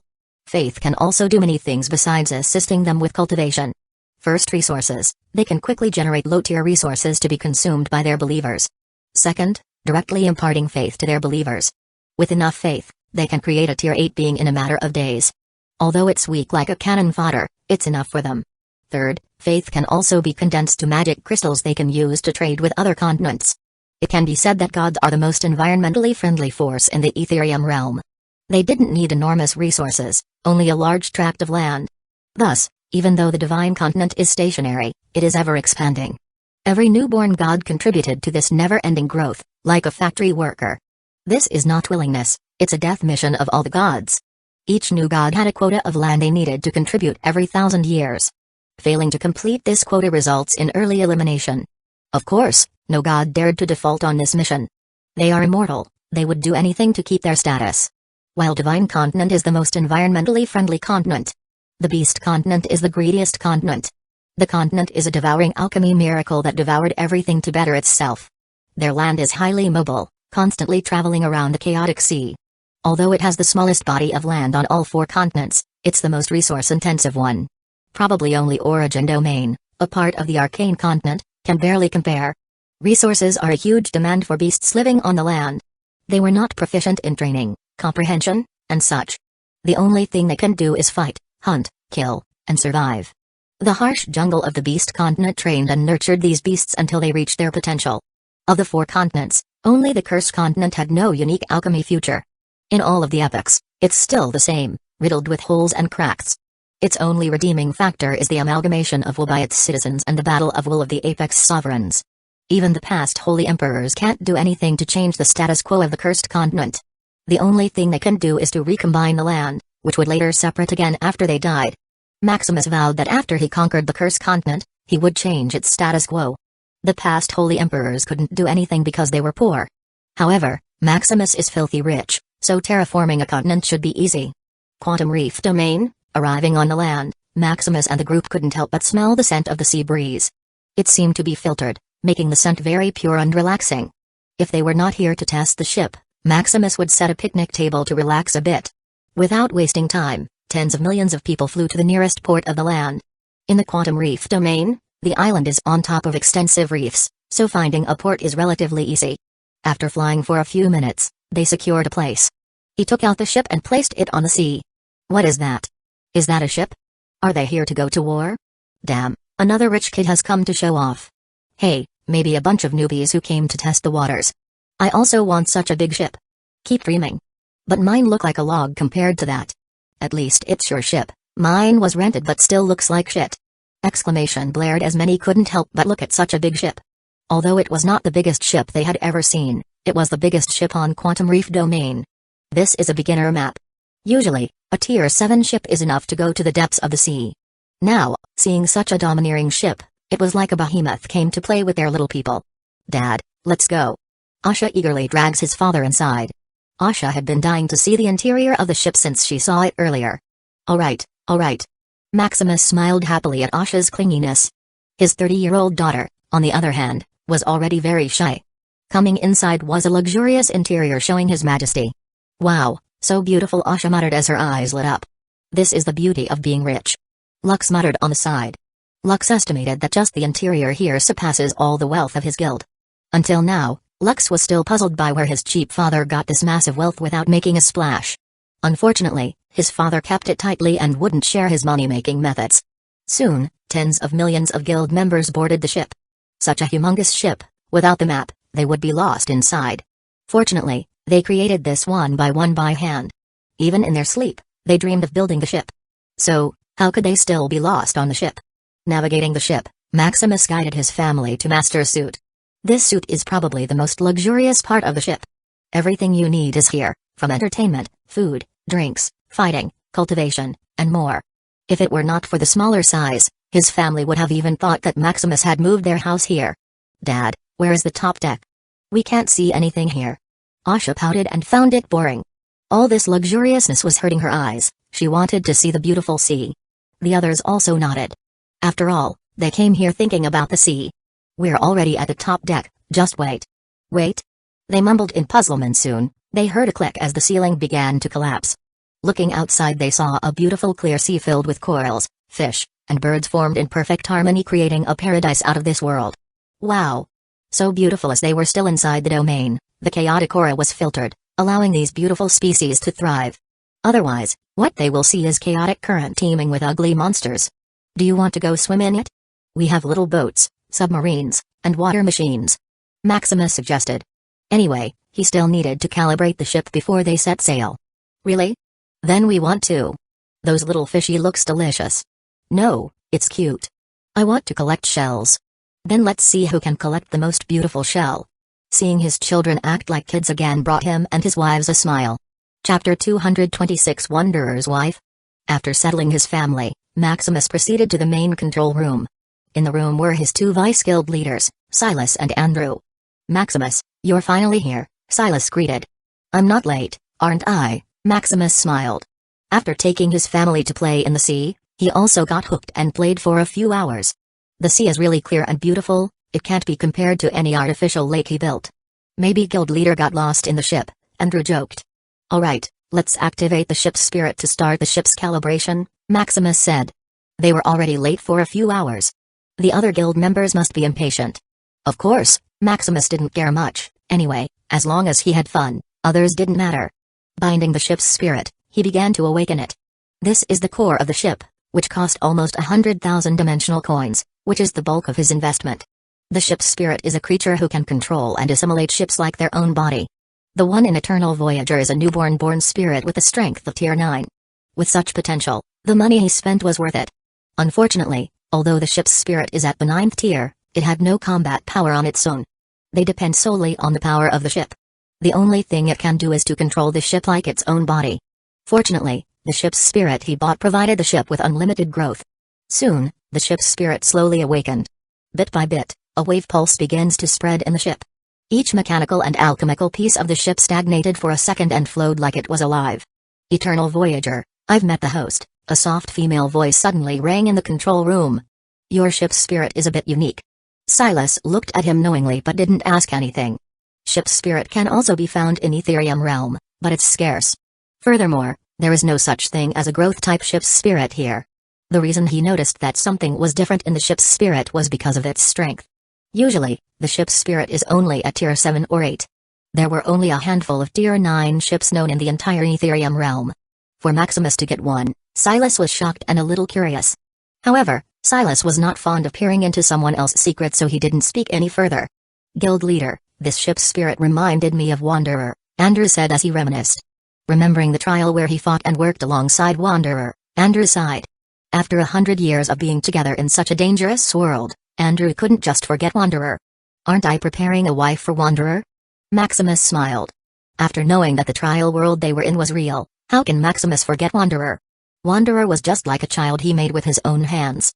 Unfortunately, he was still too weak now, he couldn't even cross his own dimension, much less travel around different dimensions. He can only wish Wanderer to be alive and well, waiting for the time they meet each other again. He specially chose this ship's spirit to be the daughter-in-law of his son, Wanderer. Meanwhile, Eternal Voyager looks puzzled at the people in the control room. As a newborn ship spirit, everything was new to her. Eternal Voyager, host? What is your order? Although she was just a newborn, the ship's operation is ingrained in her very spirit. Just calibrate the ship for now. Furthermore, have you reviewed the map of Quantum Reef Domain and the surrounding chaotic sea I gave you? Eternal Voyager, I've already processed it, host. Where should we go? Eternal Voyager said with a hint of excitement. Just take us to the calm seas, we're here to test the ship. Eternal Voyager, right away host, calibrating the ship, checking for any damage, analyzing the map terrain, selecting destination, all self-analysis is complete, destination coordinate is marked, Eternal Voyager, host, should we go now? No, wait a few hours, my family is still playing. The two people in the room just shook their heads at Maximus' willfulness. A few hours later, his family were tired of playing. Eternal Voyager is finally able to set sail across the chaotic sea. On the top of the deck, Maximus let a gentle wind blow as he looks ahead. The ship's speed didn't enter the light speed, so Maximus was able to enjoy the breeze. As it was still inside the domain, light speed was prohibited. Soon, a few hours later, the ship entered the chaotic sea. Eternal Voyager, host, it's advisable to take shelter inside the ship before it accelerates. Alright, Maximus just nodded and came back to Master Suit. A few days later, thousands of light years away from Quantum Reef Domain.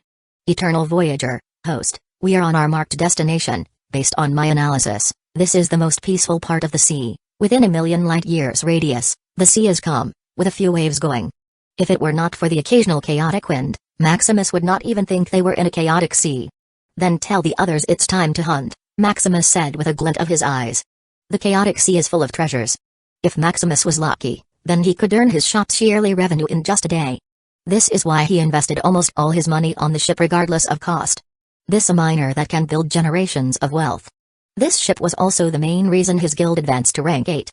It can be said that almost all the wealth of Apex sovereigns and the world's top organizations came from the chaotic sea. It's just that the chaotic sea is too dangerous. Even an Apex sovereign may fall here if they were not careful. While Maximus was in deep thought, the tens of millions of guild members geared up as they marched to the ship compartment. Inside were different ships responsible for the mining operations. Eternal Voyager, what resource collector ship should we use on this sea topography? One of them asks. Eternal Voyager, mining ship tier 3 would be appropriate. Also, according to radar, you better equip auxiliary weapon XL5 to deal with sea monsters. Thanks, Eternal Voyager. Lightsnvl hahaha, Eternal Voyager is the best. Eternal Voyager, you're welcome. Pity Eternal Voyager is a ship's spirit, or I would be willing to marry her. Eternal Voyager, Che.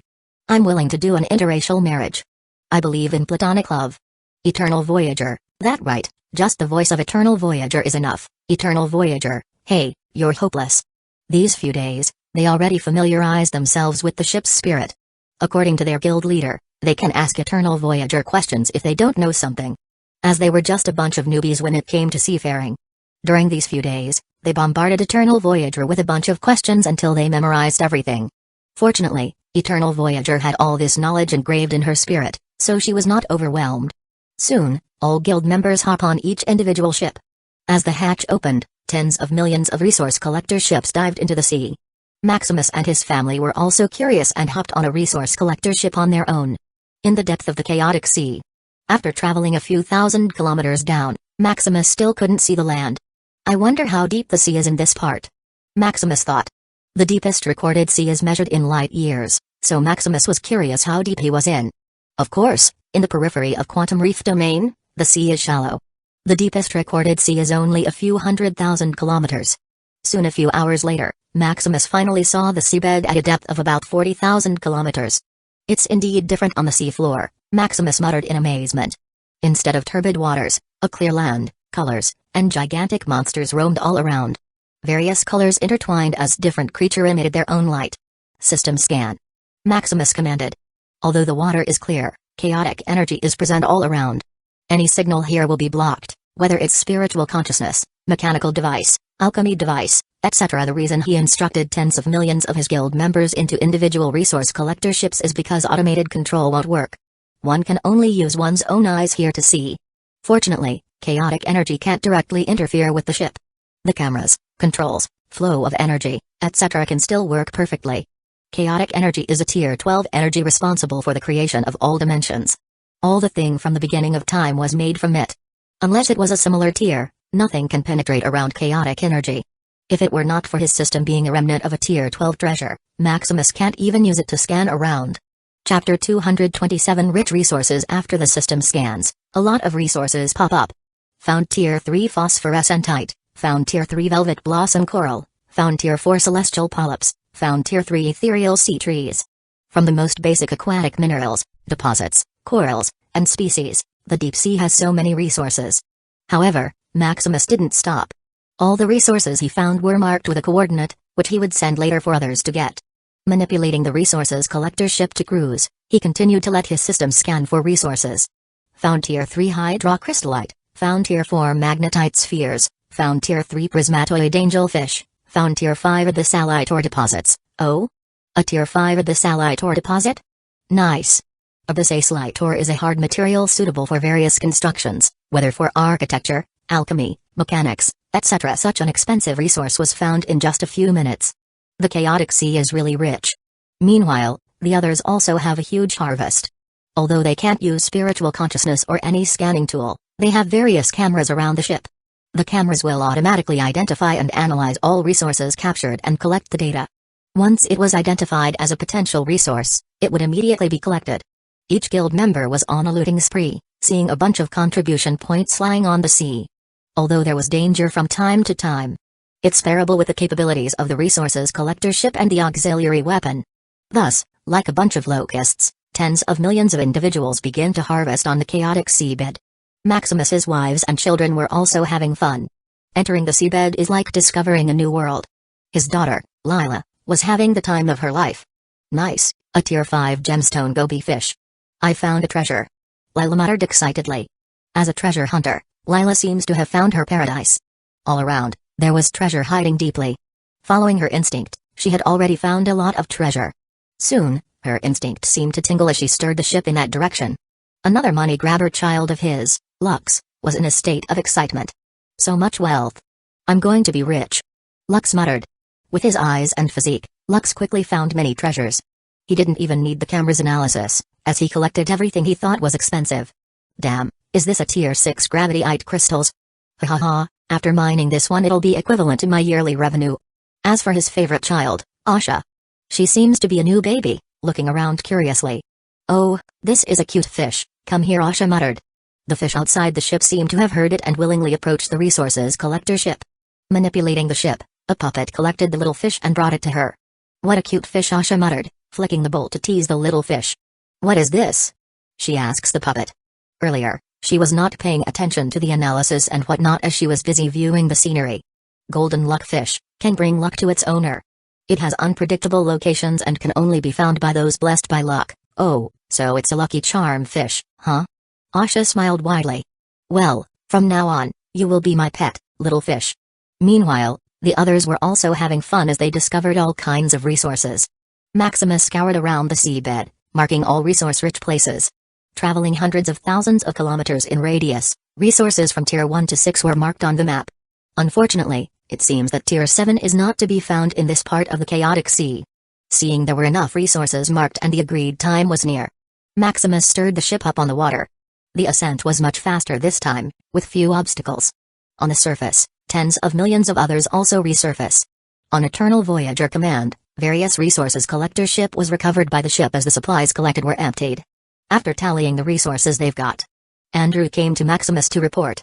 Guild leader, this time we earn almost 3 quadrillion worth of resources. 3 quadrillion? Maximus was a little shocked. This is just a resource-poor region of the chaotic sea.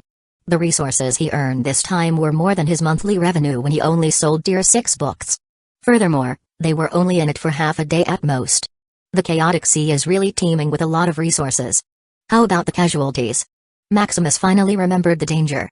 There had been no casualties so far. Only damaged resources collector ship and such. Andrew excitedly said. Earning 3 quadrillion worth of resources is equivalent to a few months of their guild's monthly revenue. So far, their first trip has already been successful. However, thinking of the ship's investments, they still had much to go. Although Andrew didn't know how much their guild leader invested. Just seeing how fast and sturdy their ship was, Andrew knew it was a lot. There was also the ship's spirit, Eternal Voyager. Such an intelligent ship spirit couldn't possibly be cheap.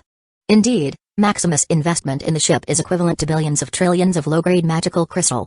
At their current rate, they need at least 1,000 years to earn back the cost. That is, if there is no unexpected problem, sinking the ship. It can be said that although mining in the chaotic sea is profitable, few have the capabilities and dare to do it. After Maximus heard that there was no casualty, he heaved a sigh of relief. Then continue to mine resources, we will leave here in a few weeks. Maximus thought and said.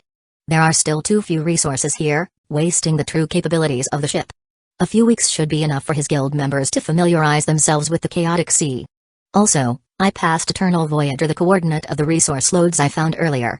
Don't bother looking at other places, just mine that one. Resource load? Although Andrew was a bit puzzled, he nodded regardless.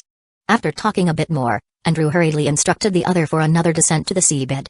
Soon, the day passed as tens of millions of individuals collected resources in a frenzy.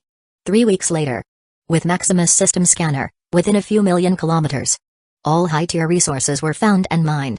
After weeks, they got about 300 to 400 quadrillion worth of resources. Such enormous resources were an eye-opener for most of them. Especially his wives and children, they finally saw how easy it was to earn money. It was already spread on the floor, you just need to pick them up. Moreover, their father didn't just pick them, he used a vast number of tractors to scoop every bit of it at a faster rate. However, most of his guild members were still dissatisfied and requested to change places because they thought the chaotic sea area they were in was too poor. They had no worries about danger with such an incredible ship that they built with their own hands. Maximus was also happy to comply and instructed Eternal Voyager to move to a more resource-rich area. Although the resources earned here were only equivalent to hundreds of billions of dimensional coins. With this as a cover, he can proudly spend large amounts of money without arousing any suspicion. First, his family can finally use Origin Mana to bathe. There is no need for a handful of drops because he can't think of a sufficient reason to afford a huge amount. They can finally run wild, as he buys high-tier expensive weapons openly. Although they have a Tier 9 protection emulated, his family thought he borrowed money to afford it. Then there is his empire. Although he invested a large amount of money into it, it's all within what his status can afford. Now, he can open his wallet and let the Moonlight Empire be the richest. So what about the top empires? They are shit. After the fall of money comes the strength. Just setting up a Tier 9 empire-wide array can crush all of them. Of course, Maximus didn't dare to underestimate those emperors. The amalgamation of will is a bit weird. Who knew what power they had hidden? Although he was sure to get out scratch-free, he didn't want any unnecessary casualties. Finally, there is his guild. With billions of members, the resources he provided are barely enough. Although most of it is a rare resource, some still couldn't help but complain. Now, with the resources earned in the chaotic sea, he can be magnanimous and even give them a discount. Anyway, the resources were bought in Myriad World Mall, which is very cheap compared to the sale price. Although he would earn less, it would also attract more people to his guild. The capacity of his ship is 3 billion. This means that 3 billion can mine resources simultaneously. Maximus can't just waste additional billions of resources collector ships because of the lack of guild members. Investing in this ship is really worth it. Chapter 228 30 years later. Time flew by like a hurricane. 30 years later. Moonlight Empire, Shadow City, 2 females, an adult, and a child, appeared from the teleportation array. Sister Auntie, are we in Grandpa's empire? The little girl asks. We are here, how is it? What's your first impression? Asha, who had grown into an adult, asked while eating a lollipop. It's normal? The little girl didn't know how to describe it. Growing up in one of the most prosperous cities in the world, the city of Arcana, the little girl looks at everything as if normal. Hey, you really are a clueless girl. If my father heard that, he would cut off your allowance. Asha flicks at the little girl's forehead. Humphrey. Grandpa dares. Anyway, my father and mother are there to give me an allowance. The little girl flared up, hearing that her allowance would be cut off. But Big Brother Nathan's money comes from father, Asha reminded. That's right, this little girl is Nathan and Zoe's second child. Leela is a 7-year-old grandchild of Maximus. Leela also possesses a dimensional-level physique named Ethereal Fairy Body. Its function is straightforward, that is, to look beautiful and cute. Thus, Asha and Leela are the 2 favorites in the family. Leela was bored at home because her grandpa Maximus was in seclusion. With nothing to do, Leela drags her sister Auntie for a walk at her grandpa's territory. However, looking at the ordinary-looking city in front of her, Leela couldn't help but doubt if this was really grandpa's empire. Now, hearing her allowance may be cut off, she became rebellious. Humphrey. There is also Uncle Neo, I'm sure he will give me money. Leela still didn't relent. With her beauty and cuteness, no one dared to harm her. Unfortunately, Leela was with another spoiled child who had everything at her fingertips since childhood. Hey, I'll tell my brother not to give you anything either. Asha smiled mischievously. Humphrey. How dare a little brat refute me? Asha thought. That I'm sorry, Sister Auntie, okay? Leela's eyes moistened as she asked pitifully. Oh, it's nothing. Why are we even fighting? Asha still couldn't resist Leela's cuteness and pinched her cheeks. Now, where should we go? Asha muttered and thought of their first destination. Is there something specific that you would like to do? Asha couldn't decide, so she asked Leela. How about shopping? Leela excitedly suggested. Good idea. Asha also nodded as she began to disguise herself. It seems like shopping is engraved between these 2 little spoiled brats that they agreed without a fight. What are you doing, Sister Auntie? Leela asked in puzzlement, seeing Asha change her appearance. Because my image was already known by the people here, it's too troublesome to be always surrounded. A few years ago, when he came to visit with her father, the people of the Moonlight Empire came to know her identity as a princess. Thus, if he wanted to avoid being overwhelmed by the crowd, she could only be escorted by guards or disguise her appearance. You too, with your cuteness, maybe you will be kidnapped in a few seconds. Asha teased. Is Grandpa's empire so dangerous? Leela looked around, scared. Ha ha ha, I'm kidding. The rule here is as strict as Origin Domain, so you don't need to worry. You scared me. Leela gnashed her teeth in anger. Anyway, let's go. I knew a big shopping mall here. Alright. After boarding autonomous vehicles, they reach their destination after a few minutes of traveling. There is also an autonomous vehicle around, huh? Leela muttered in amazement. Usually, only core regions of the domain had this kind of transportation. But here, it seems that it's everywhere. Don't sweat on that, Moonlight Empire has the most advanced transportation in the entire Curse continent. It can be said that you can reach anywhere within the Empire within a few minutes to a few hours. N0 Velbin so amazing, Grandpa is super rich. Hee, let's go inside. Leela's eyes finally landed on the mall. Different from the usual mall in Origin Domain, which usually only displays 1 or 2 items, here, the mall is filled to the brim. Instead of catalogs and lists, the actual products were fully displayed for them to see. Leela's eyes shone with excitement as she looked around. Come on, I will treat you today. Hee, then I'm welcome. First, they went to try the clothes. Good morning, madams. Welcome to Fairy Apparel, the stewardess greeted. Would you like me to show me around? No, we're good on our own. Asha waved her hand. Then I wish you a pleasant shopping experience. Leela didn't bother the stewardess any longer and dragged Asha. Sister Auntie, I want this. Also, this, and this. Leela went on a shopping spree as she chose all the pleasant clothes. Oh, don't bother me, just grab what you want and pay later, Asha said. She can't take her eyes off the other clothes. During the decades, the clothing and food industry in Moonlight Empire boomed like no other. With Maximus' unlimited investment, ingenious design and invention began. It became so famous that even people from the Arcane continent came to visit for a vacation. It can be said that during this decade, the Moonlight Empire became a veritable vacation spot in the Curse continent. After a few hours, after almost emptying the mall, the two were a little tired. Sister Auntie, I'm hungry. Do you know any good food here? Do you have any cravings? Something savory and cute would be better, then let's go to this year's food competition champion. I heard the food he cooks is super cute. Asha thought for a while and replied. Oh, there is even a food competition here? Of course, food is essential for life.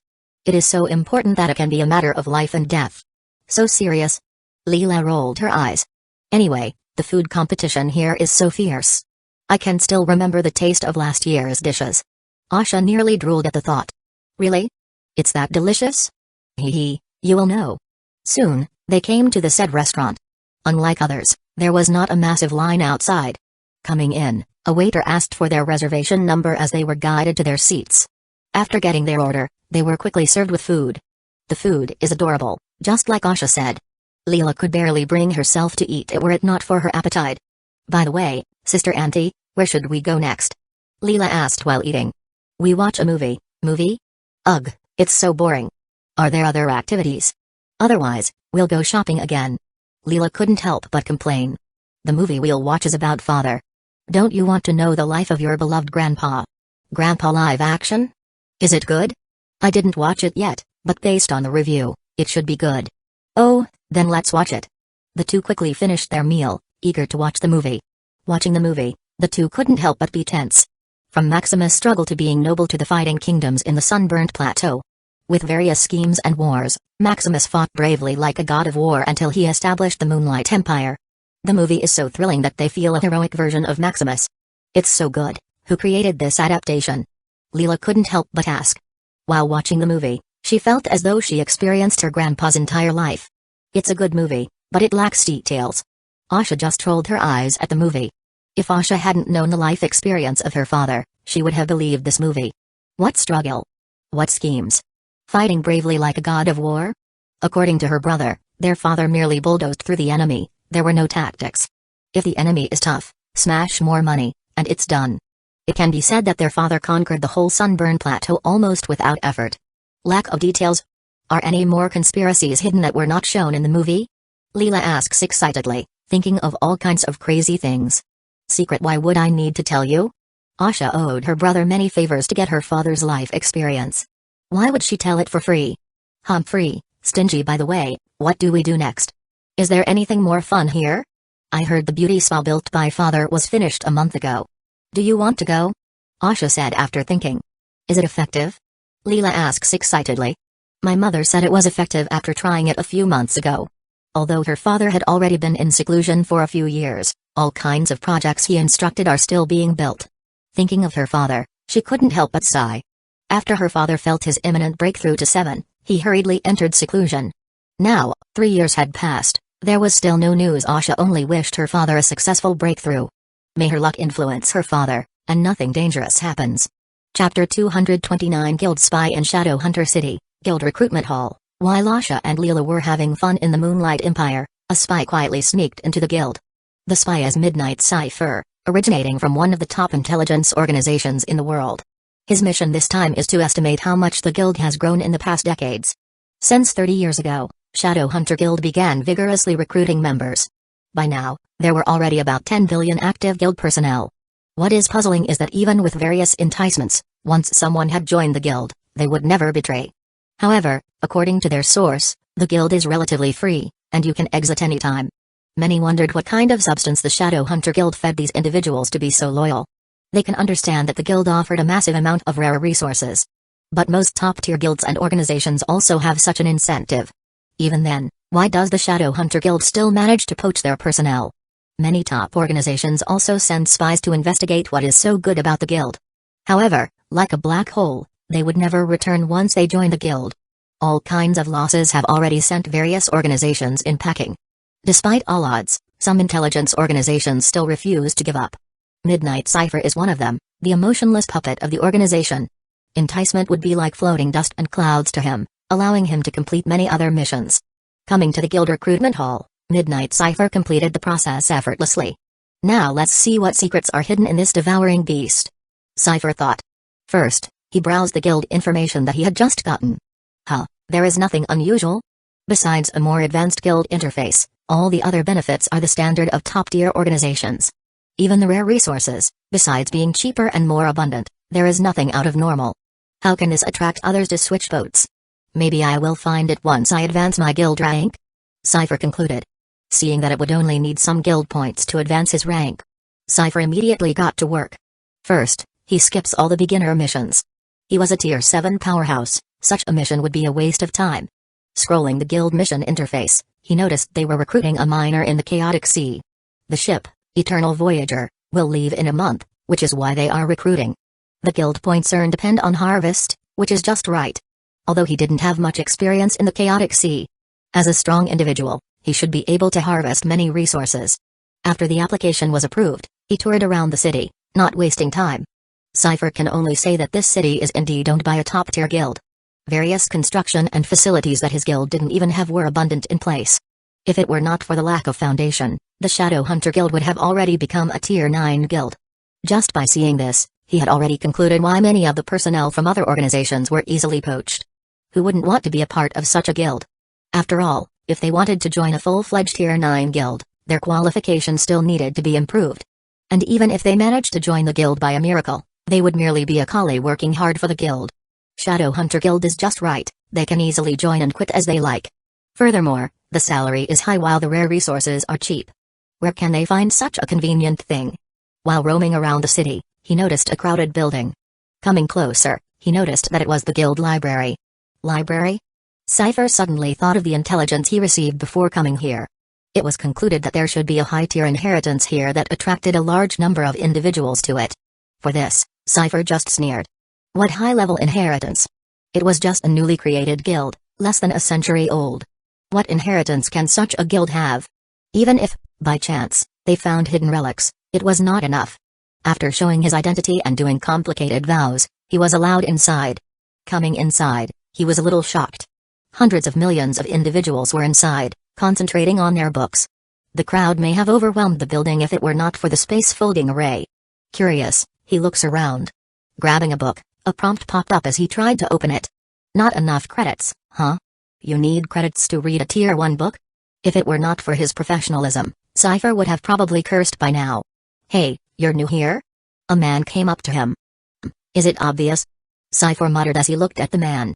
You. Cipher couldn't help but be shocked, recognizing the man. What, couldn't remember me? The man teased. Dawn. It's you, the bastard, who betrayed the organization. Cipher said, suppressing his anger. What betrayal? Didn't I pay for the severance fee? But the guild nurtured you when you have nothing.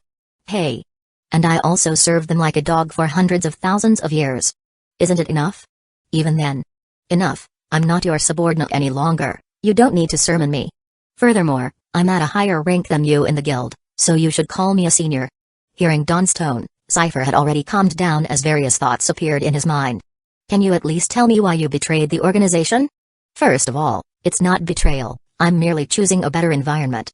Alright. Then what makes this guild so great to be a better environment than your previous organization? Cipher changed his wording. Haha, it's good that you ask. Maybe you will be my real guildmate after this. Come follow me. Soon following Dawn, they came to the cultivation manual area. Cultivation manuals? Is the secret to Shadow Hunter Guild hidden here? Cipher thought deeply. Dawn said nothing as he rummaged around the manuals, finding something. I found it. Here, I already paid for you, Dawn said, handing him a tier 1 chapter of the cultivation manual. This is? Just open it, and you will know. Curious, Cipher opened the book and read the introduction. Huh? Heaven level manual? 1116 elements? Cipher was a little shocked by the introduction. Heaven level is as rare as a phoenix feather. Usually, only tier 9 guilds or families possess such stuff. Continuing to read, the shock on his face became intense, and his breathing hastened. The cultivation manual in his hands just fitted in his path. The night, fate, and calculation element that he condensed is here. Cipher is already tier 7, so no matter what heaven-defying manual is in front of him, it's useless. However, if it coincides with his path, there is no problem. He can recondense his realm, just consuming more time. Such a heaven-defying manual will increase his chances of reaching Tier 8 to 100%. More importantly, given enough chance, reaching Tier 9 is no longer a dream. Tier 9 is the apex of the world. All the people in the world hope to reach it. Immortality, wealth, power, women, everything you desire is at your fingertips. Such an opportunity was present in front of him. How can his heart take it? Even an emotionless rock will be moved by tides and winds. How can he, a mere human, not be moved by temptations? Dawn, on the side, just smiled slightly at the scene. The familiar routine, the familiar face. Dawn couldn't help but smile, remembering his experience a few years ago. Like Cypher, Dawn came to Shadowhunter to be a spy. However, entering the unsuspecting guild library, a familiar coworker lured him. Dawn, like an idiot, followed like an obedient dog. After reading the cultivation manual given to him, he stops around motionless for a few minutes as his future couldn't help but flash forward in his mind. With such an experience, Dawn became a loyal guild member immediately. A Tier 7 member, TSK another windfall. I hope there are more idiots who deliver themselves to the door. Or I could just lure another one. That's good. It's better than waiting around. Just a few more, and I could buy the Tier 7 chapter of my manual. Various thoughts couldn't help but emerge in Dawn's mind as he thought of a plan. Meanwhile, Cypher already calmed down. You got me this time, your progress didn't lag behind, I see, Cypher said, looking at Dawn meaningfully. Thinking of his encounter until now, it seems like he was a puppet on the string. A cold sweat appeared as he thought of such a scheming plan. However, looking at the cultivation manual before him, the slightest resistance in his heart was gone. Ha ha ha, it's all for the guild. Dawn didn't explain anything and laughed. It's indeed all for the guild. Cypher repeated. As for his previous organization, fuck that. His immortality is on the line, other things are irrelevant. Ha ha ha, welcome to Shadowhunter Guild. Chapter 230 Tier 7 In Training Chamber, a cocoon made of mana started to crack and disintegrate slowly. Soon, a man came out as he glistened with luster. Opening his eyes, Maximus looks around calmly. So this is Tier 7. Maximus muttered, feeling his strength. He felt that the past him was merely an ant compared to his current strength. With just his thoughts, he can stir up mana to create chaos and destruction. By the way, my domain. Before his 3 years of seclusion, Maximus had long reached Tier 7. However, to ensure the formation of his domain, he hurriedly entered seclusion. As his domain began to spread, he felt the underlying origin of the world. The very fabric of mana, the law that governed all things. Although he can't control these laws, he can see its very fabric of its detail. Origin domain. What a powerful domain. Maximus muttered in excitement. Usually, although the domain can help you have a glimpse of law, it's only a glimpse. However, for him, it was already presented on his plate. Although he can't eat it, he can smell, touch, and arrange it in whatever he likes. Meaning he can deprive anyone in his domain of the power of law. Without enough control, they can only be a powerless chicken waiting to be chopped off. As for mana, he can also deprive it without a doubt. However, there is no need, as he can beat anyone if they are only fighting with mana. With his unlimited mana, who can still defeat him using it? Only the power of law can harm him. That is why previously, he wanted to avoid facing those apex sovereigns. As for 8th tier individuals, they can also use a bit of power of law. He was not so scared about them as he had a lot of preventive measures that he could buy. If push came to shove, he was confident in defeating them. Now, with his current strength, as long as his opponent is not an apex sovereign, he can fight mano-mano without using any tricks. Furthermore, although he is still no match for the apex sovereigns, they can't scare him any longer. They can't do anything to him as long as they're in his domain. They can only wish to harm him unless they fully control the power of law, like those ancient apex sovereigns. As for the power of his domain, besides observing the origin of things and depriving the power of law, it can also copy anything. It's not just resources, he can also copy special physiques and other domains. Of course, it's only temporary while his domain is active.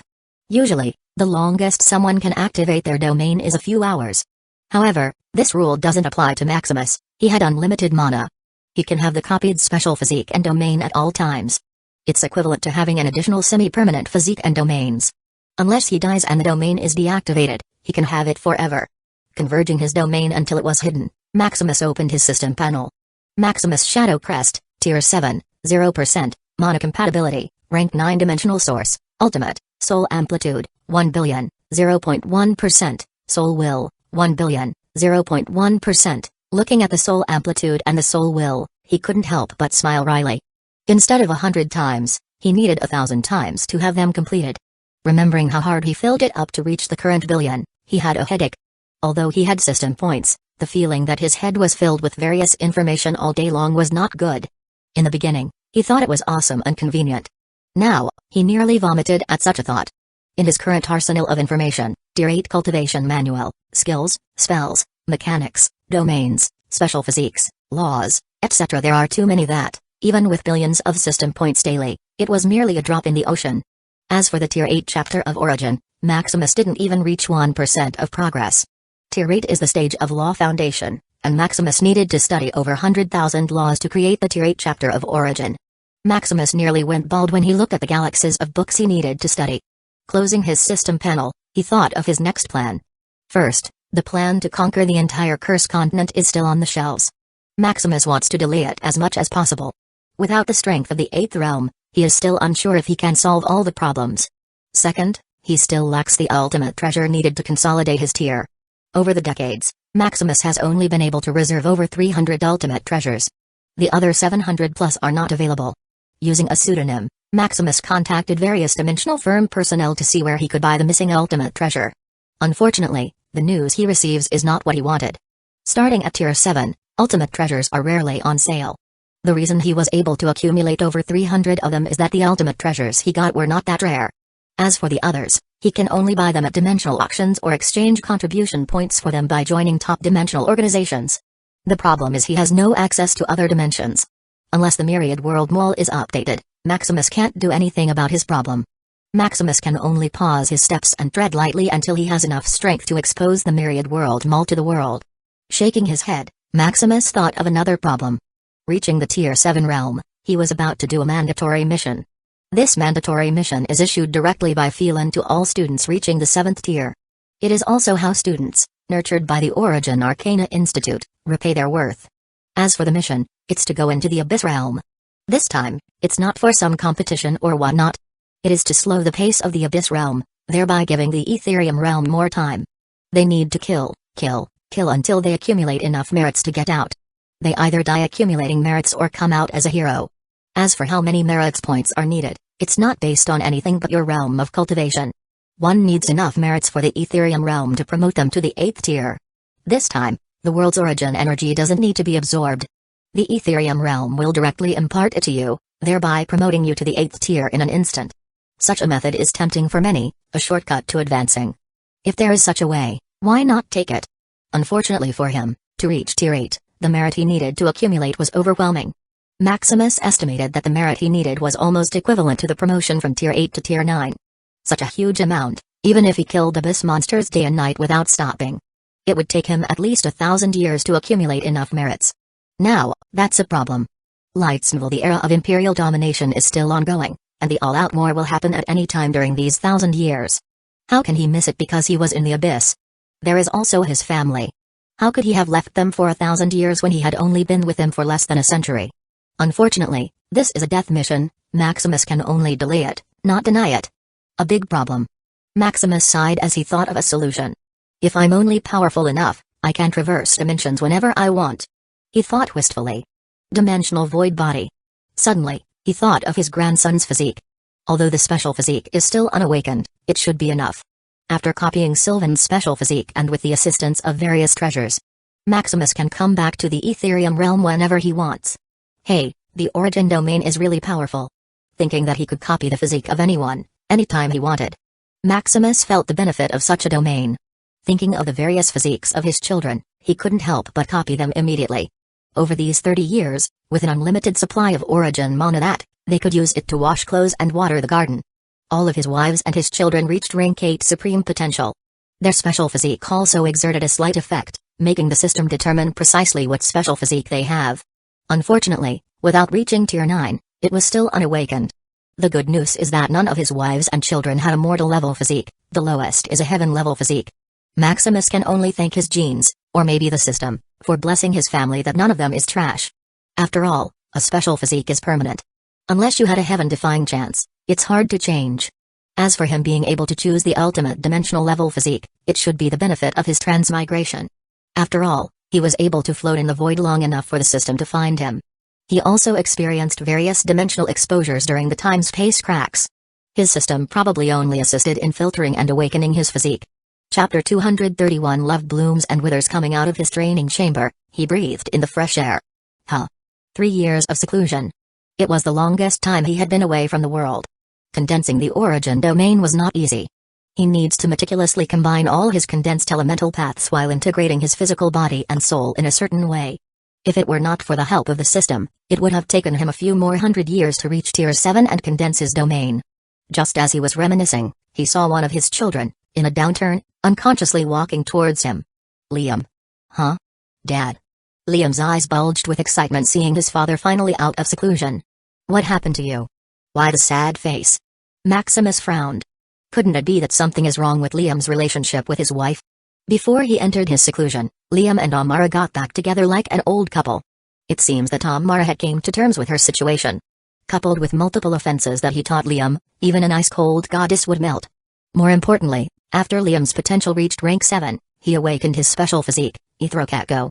It's the ultimate charm that can bring curiosity and attention.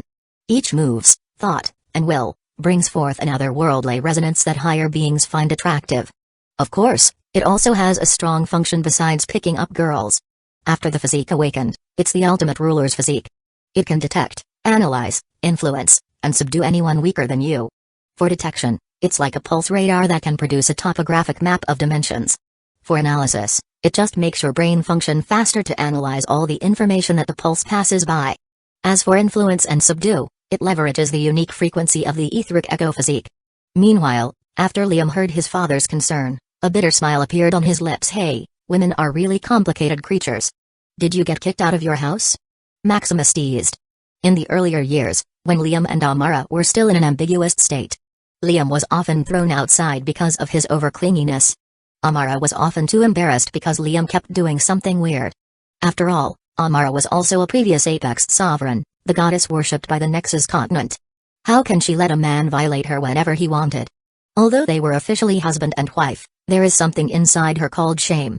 No, it's because of another woman. Liam said embarrassingly. Elysian? Maximus asked knowingly. How did you know Elysian? Liam was a little shocked to hear that his father had guessed who the woman was. I know every woman you've met since you learned to walk, Maximus said confidently. Oh. Liam unconsciously nodded, not doubting anything. Since Maximus met Elysian that day, Elysian seemed to disappear, only meeting Liam occasionally. This is why Liam didn't know his father knew Elysian from the very beginning. Speaking of this goddess of love, Elysian is really talented in business.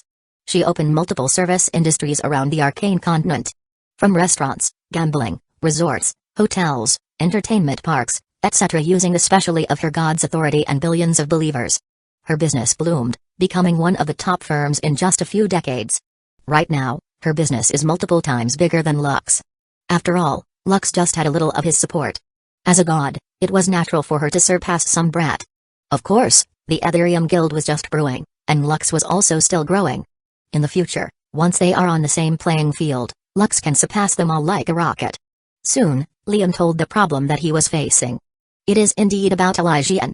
The time bomb, the curse of love, exploded. Fortunately, before he went into seclusion, he had already arranged everything. Now, Elysian is still conscious and not assimilated by her authority. Even so, Elysian must stay with Liam at all times.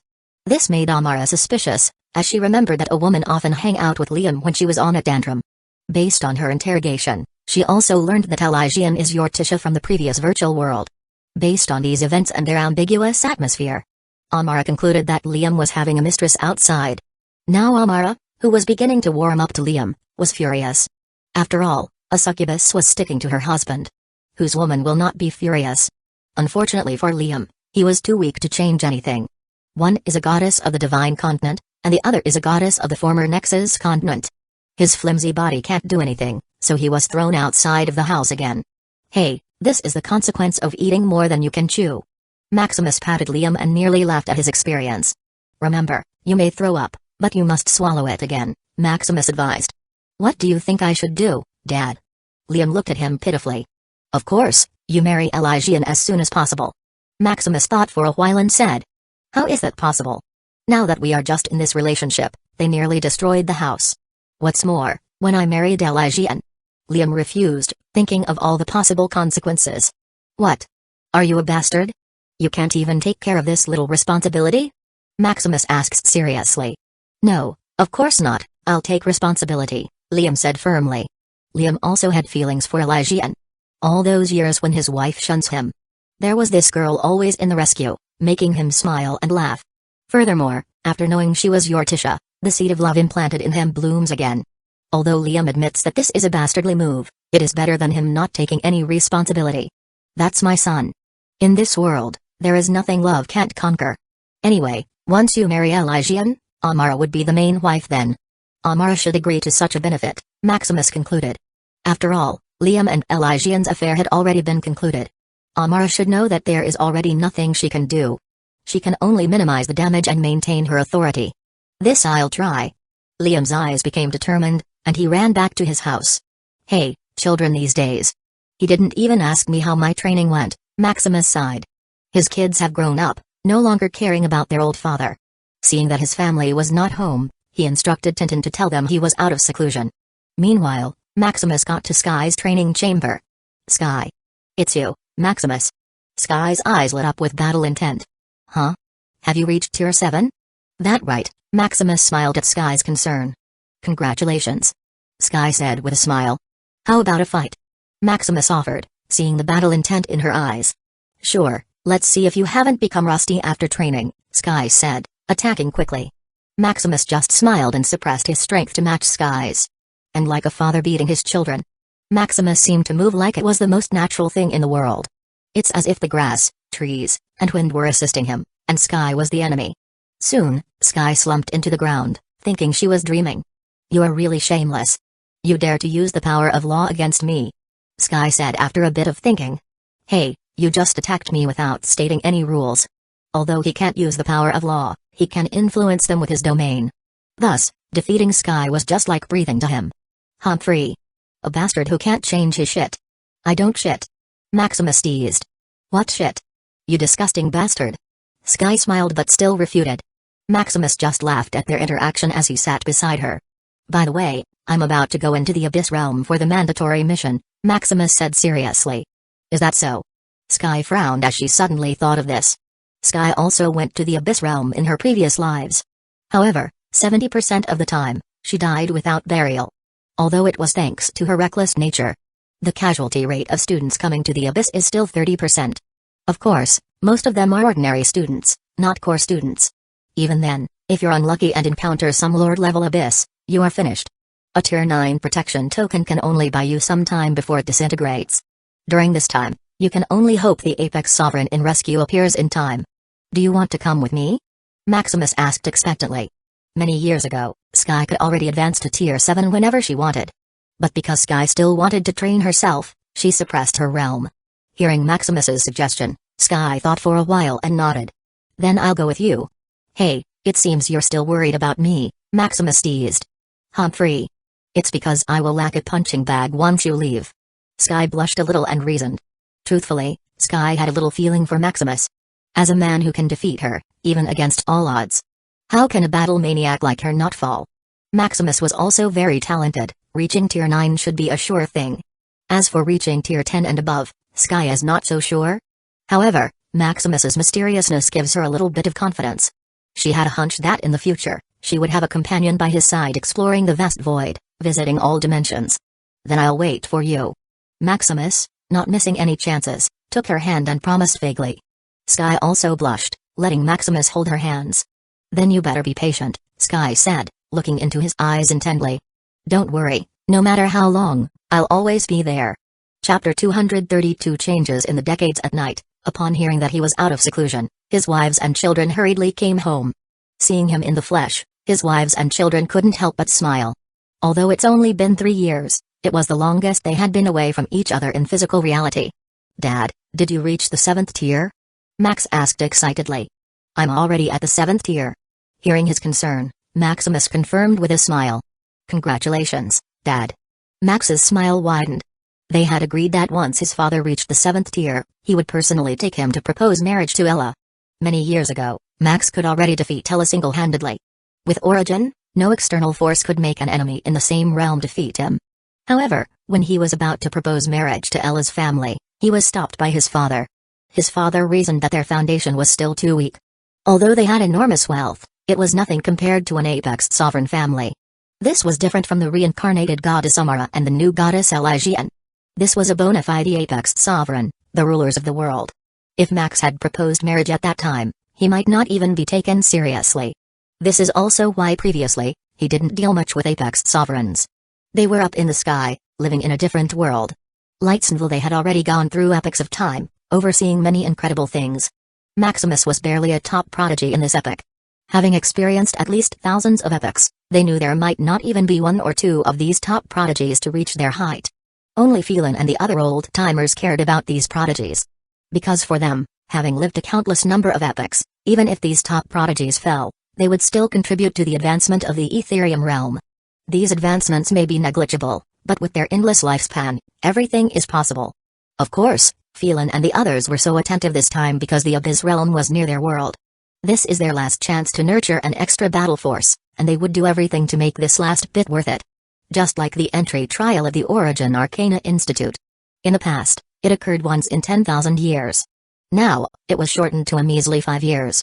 The resources that many people fought for in the past can now be sold cheaply. The exercises that were once monopolized were now almost free to browse. All these measures are to increase their chances of survival in the coming world catastrophe. Soon, all his wives and children congratulated him. Even his unfeeling son, Liam, finally remembered and congratulated him.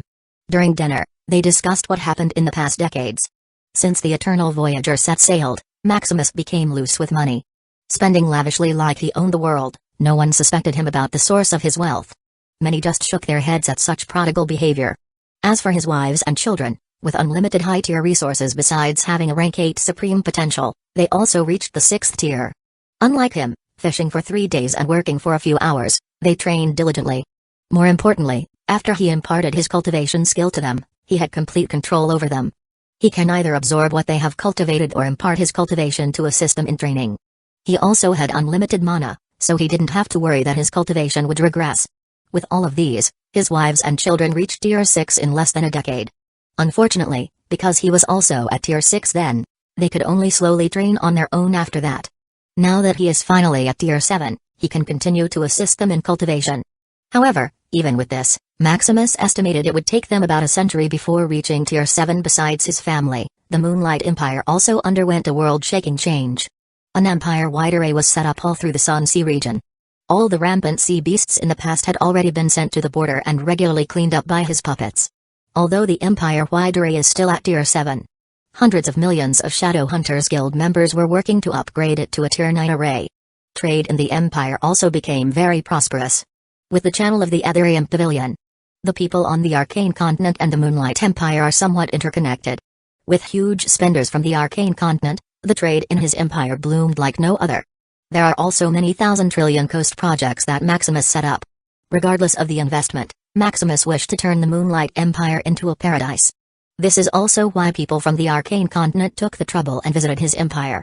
Various attractions are comparable to or even surpass those of the Arcane Continent. Many couldn't help but book a visit to see what it's worth. For the army, they were already hidden from the public eye. Besides the usual rotation of guards, billions of soldiers were undergoing death training underground. All kinds of resources that were hard to find or didn't even exist in the world were provided like water. Tailored cultivation manuals, skills, techniques, and array formations were being trained to perfection. It can be said that the training specifications were almost catching up to the Origin Arcana Institute.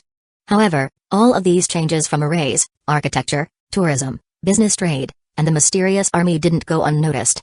All emperors eyeing the throne of the Cursed Continent were like hawks gazing intently at his empire. Such rapid development made them vigilant and worried. Their armies began to expand, and alliances between empires became more apparent. Others also started secretly seeking support from one of the 3 continents. The Cursed Continent became increasingly silent by the decade, hiding its fangs, preparing for the prey to emerge. The Moonlight Empire became a trigger that somewhat hastened the war to the peak. Now, emperors were only racing to reach the 8th tier until the all-out war began. As for the Shadow Hunters Guild, It already has about 10 billion members. There were also 3 Tier 9 ships, all controlled by the Eternal Voyager. Fortunately, one ship's spirit is enough to control multiple ships. Unless they separated in the chaotic sea, having one ship's spirit is enough. As for the blueprint of the ship, it was the same as the one Silas had made. As for why only 3 ships have been made so far, even with a massive amount of money, it's because Maximus controlled the rate of time a Tier 9 ship is produced. Maximus limited it to at least one ship every 15 years. It is so that it wouldn't attract much attention. After all, on average, an apex sovereign only had millions of ships under their command despite a long time. It can be seen that the materials needed for Tier 9 ships are rare and hard to procure. Anyway, 3 ships are more than enough for the current size of his guild. After they talk about what happened in the past decades, Maximus told them about going to the Abyss Realm for the mandatory mission. As they were about to reach Tier 7, they also knew about this mandatory mission. Thus, knowing this, the joyful atmosphere was suddenly replaced with a frown and worry. Don't worry too much. I will go with Maximus, there shouldn't be much of a problem, Sky said, cheering them up. Furthermore, you are about to reach Tier 7. I'm sure with Maximus's help, you will reach that realm quickly, Sky reasoned. That's right. With my help, you would also go into the Abyss Realm sooner or later. Instead of worrying about me, you should prepare yourself. Although, as your husband and father, I promise to protect you even in the deepest hell. It is better to prevent something before it happens. Hearing what he said, they couldn't help but be moved. Like their father said, they were also going to the Abyss Realm sooner or later. Instead of worrying about their almost omnipotent father, they should worry about themselves. Alright, enough of that.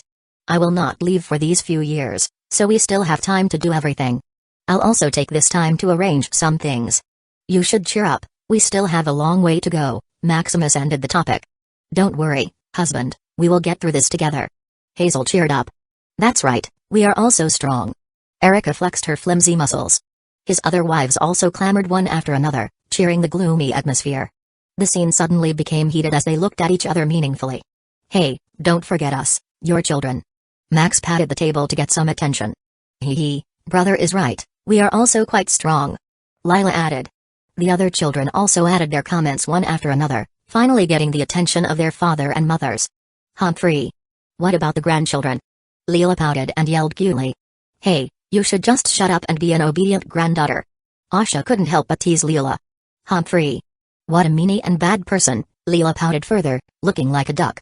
Laughter ensued as they looked at each other, thinking of their happy family. Chapter 233 Copy Domain and Physique. The next day, Maximus proceeded with his plan. Before heading to the Abyss Realm, he needed to prepare many things, such as copying a bunch of special physiques and domains. He had already copied the special physique of his wives and children the day before, but he was still unsatisfied. Although their physique was powerful, it was unawakened. He wanted to roam around the city of Arcana at least to see if he could copy some special physique and domains. There was also his guild and his empire. He couldn't just leave just like that without preparing for emergencies. Although he had already thought of a way to return to the Ethereum realm independently, Maximus still wanted to make sure nothing serious would happen. Coming out of his manor, he lazily walked around the city of Arcana. His system also spread, scanning a few kilometers around. Usually, if he wanted to copy a special physique or domain, he needed to personally study, analyze, and witness the usage of what he wanted to copy. However, with his system, all these steps were omitted. He could copy domains and special physiques with just a tap of his finger. It seems that the city of Arcana is really teaming up with hidden dragons, Maximus thought. In just a few kilometers, he scanned 3 domains, meaning there were 3 7th-tier individuals in just a few kilometer radius. Let's see. Door-to-door domain, hidden domain, inducement domain, huh? What a weird domain. Hearing the names of the domains, he already knew that these domains were for robbery and burglary. The door-to-door domain could disregard any restriction and array that was not stronger than your tier. Maximus found the domain very useful, and he copied it right away. Soon, he felt his origin domain added another function. The mana consumption also shot up to another magnitude.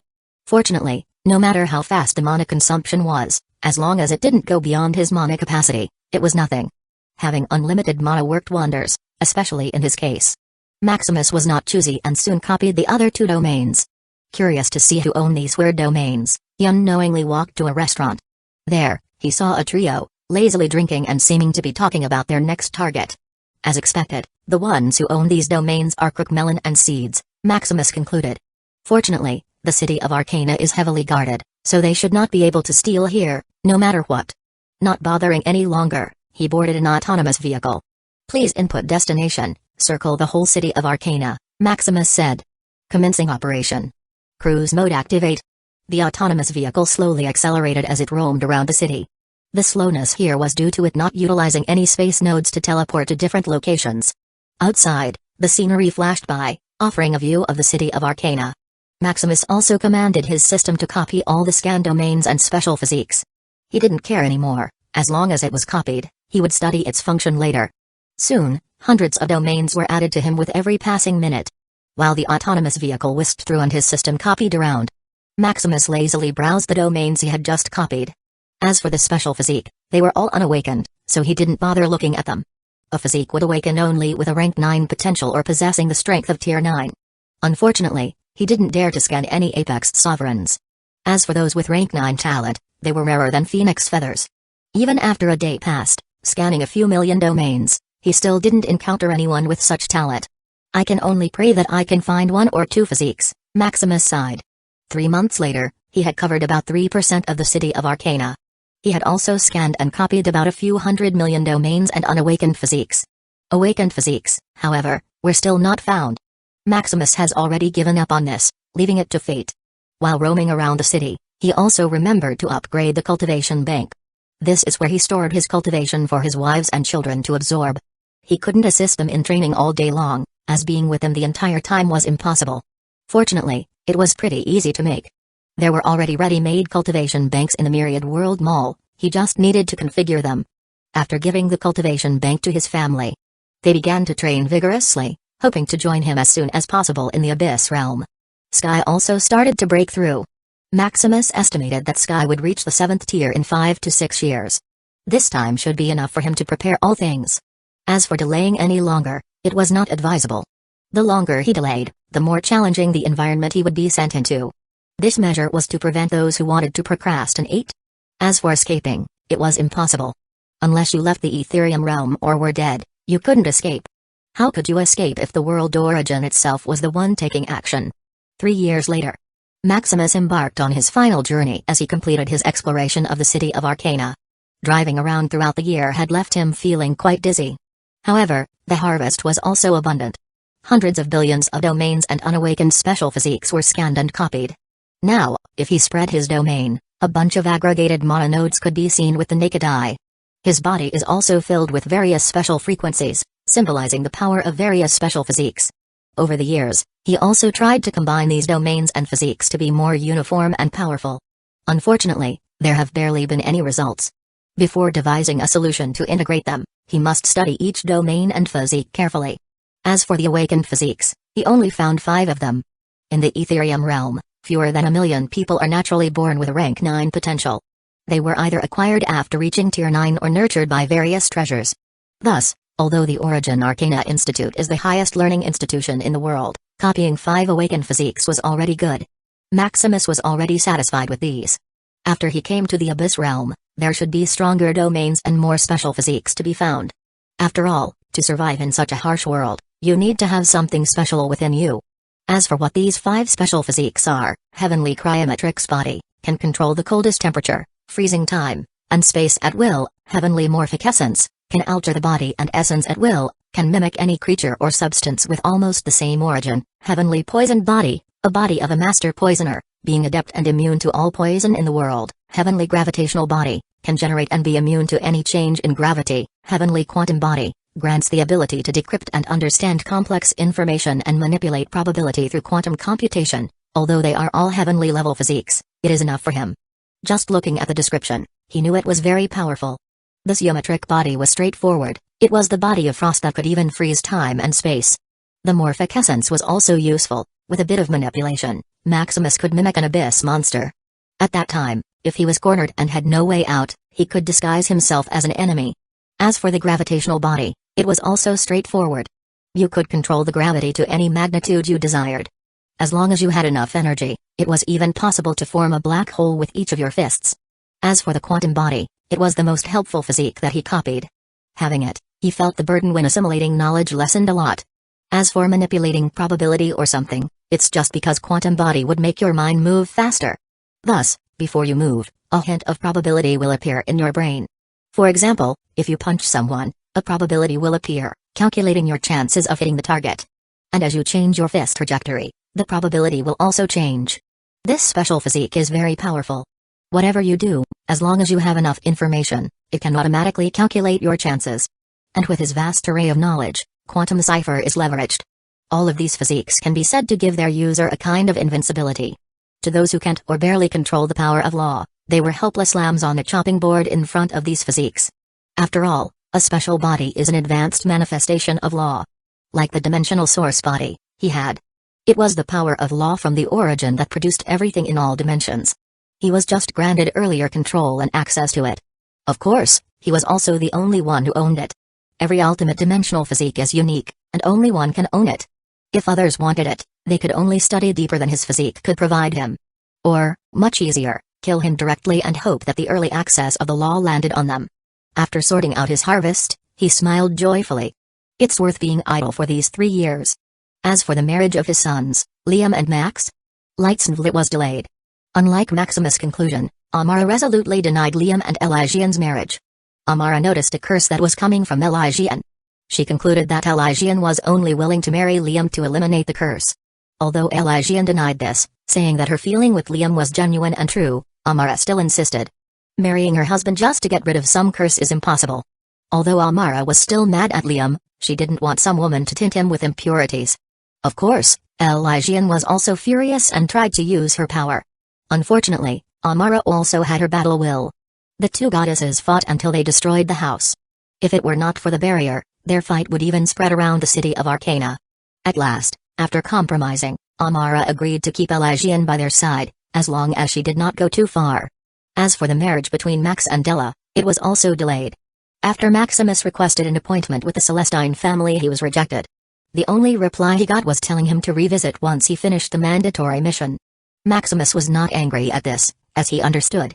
No matter how high his potential was, if he couldn't even survive staying in the Abyss realm, then it was all for naught. Truthfully, the Celestine family has long known about the relationship between Max and Della. They also approve of the relationship between the two, seeing Max's talent. Initially, they wanted the two to marry immediately and seal the deal. However, according to Maximus' tone, he wanted his son and Della to have an equal relationship. But how is that possible? Maximus was barely a fledgling compared to their family. His current status is still not enough to negotiate with the Celestine family. The Celestine family also didn't want to offend a future powerhouse because of some marriage dispute, so they proposed a condition. After surviving in the Abyss realm and reaching the 8th tier, they were willing to hand over Ella and have an equal relationship with his son. If he died, then it's better they can have a house and son-in-law who had a bright future. Now, Max can only wait for his verdict and be a monk, keeping his pure relationship with Ella.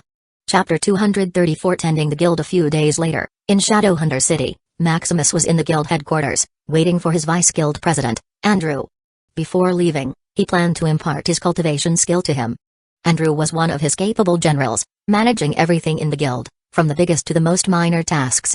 He was like Doran in his empire, handling everything on his behalf. As for the other two vice-guild presidents, Silas and Griffin, they were also the backbone of the guild. However, instead of management, they focused on production and battle force. He also planned to pass his cultivation skill to them, however, now is not the time. Silas had a Tier 9 background family, so although Maximus trusted him, it was better to be careful. Griffin, on the other hand, was outspoken and couldn't keep his mouth shut. Maximus was worried that he might accidentally expose the uniqueness of origin to others. Before having the strength to protect himself and his loved ones from all consequences, Maximus preferred to minimize all kinds of risks.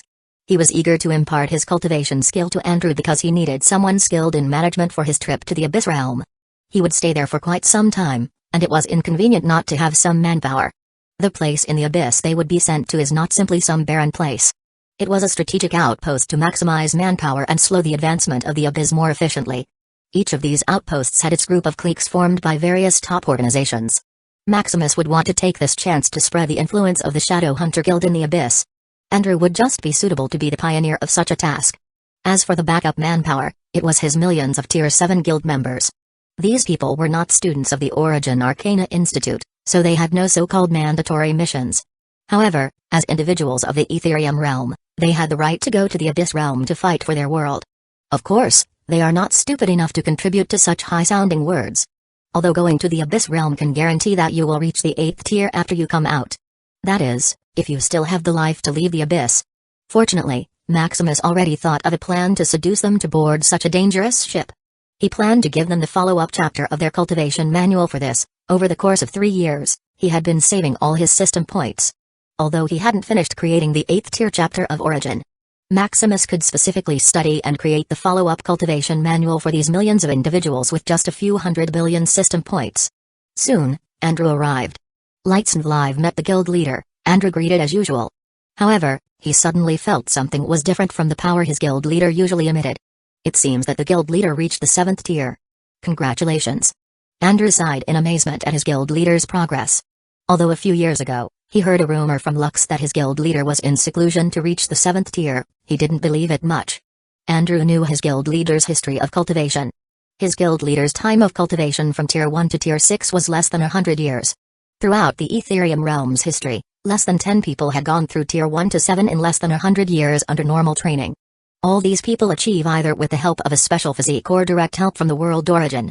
Thus, although Andrew had a blind worship to his guild leader, he still couldn't help but doubt the news. Now, seeing his guild leader in the flesh and feeling the aura he emitted, the worship in his eyes intensified. Reaching tier 7 in less than 100 years means that his guild leader talent is at least on par with those myths and legends in the past. Serving under such a man, Andrew couldn't help but feel unreal. How about it? Do you want to know my secret to quickly reach this realm of strength?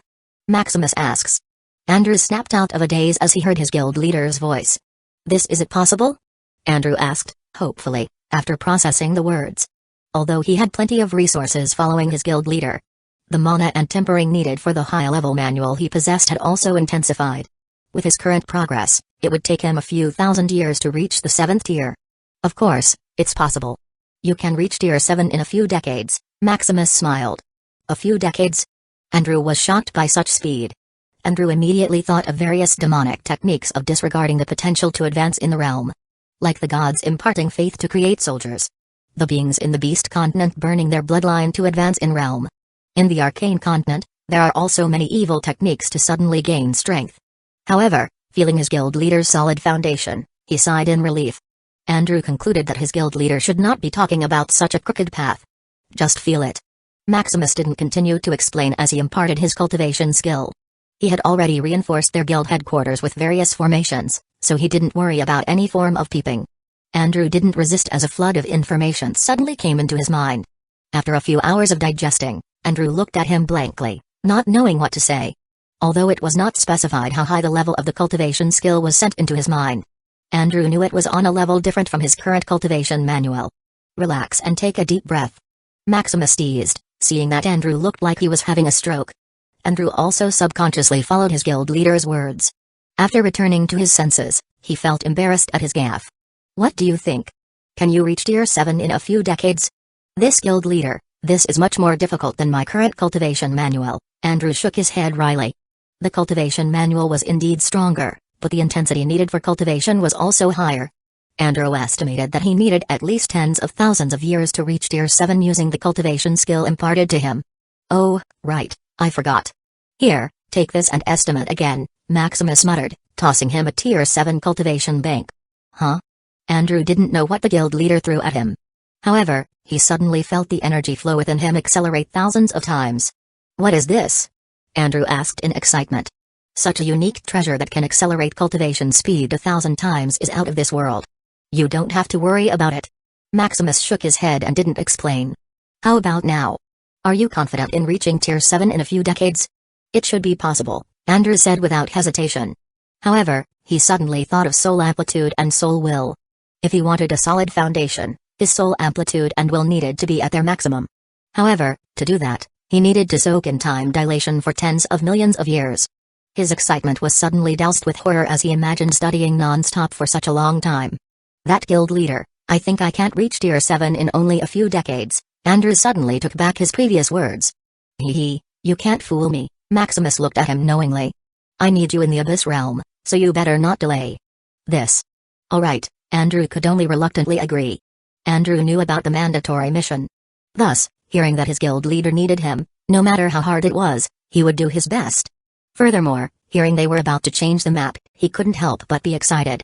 Soon, they talked more about the details of the plan. Before Andrew proceeded to training, he needed to establish a management group. It should be able to manage the group for at least a few thousand years without any problems. There were also those Tier 7 guild members to persuade to come to the Abyss Realm. Although he was confident that no one could resist having the advanced cultivation manual, they still needed to plan it rigorously. They also discussed the plan to store enough supplies for the guild for 1,000 years. After all, once Maximus came to the Abyss Realm, he could only secretly return to the Etherium Realm. Although he already bought a disguise that could fool even a continental array, it was better to be prepared. Oh, before I forget, remember to put this on when you train in the time dilation chamber. What is this? Andrew subconsciously asked. Suddenly, a warm current flowed into him, making him clear-headed. All the distracting thoughts in his mind seemed to vanish out of thin air. Seeing Maximus, who had already walked out, he couldn't help but be thankful. This should be the measure his guild leader left for him so he wouldn't go crazy even if he trained for millions of years without stopping. I will not let you down, guild leader. Andrew vowed. Chapter 235 Last goodbye. After imparting his cultivation skill to Andrew, Maximus returned to his empire. This time, he also shared his cultivation skill with Doran and the two generals, Johnson and Smith. As for others, they could only wait until he had enough strength. After calming down and feeling the newfound cultivation skill, they began to discuss the follow-up plan for what they would do in his absence. Fortunately, Maximus was mostly a hands-off keeper, so whether he was present or not did not affect the running of the empire. Furthermore, he could return to his empire at any time without fear of being detected. Thus, he didn't need to make many preparations or backups.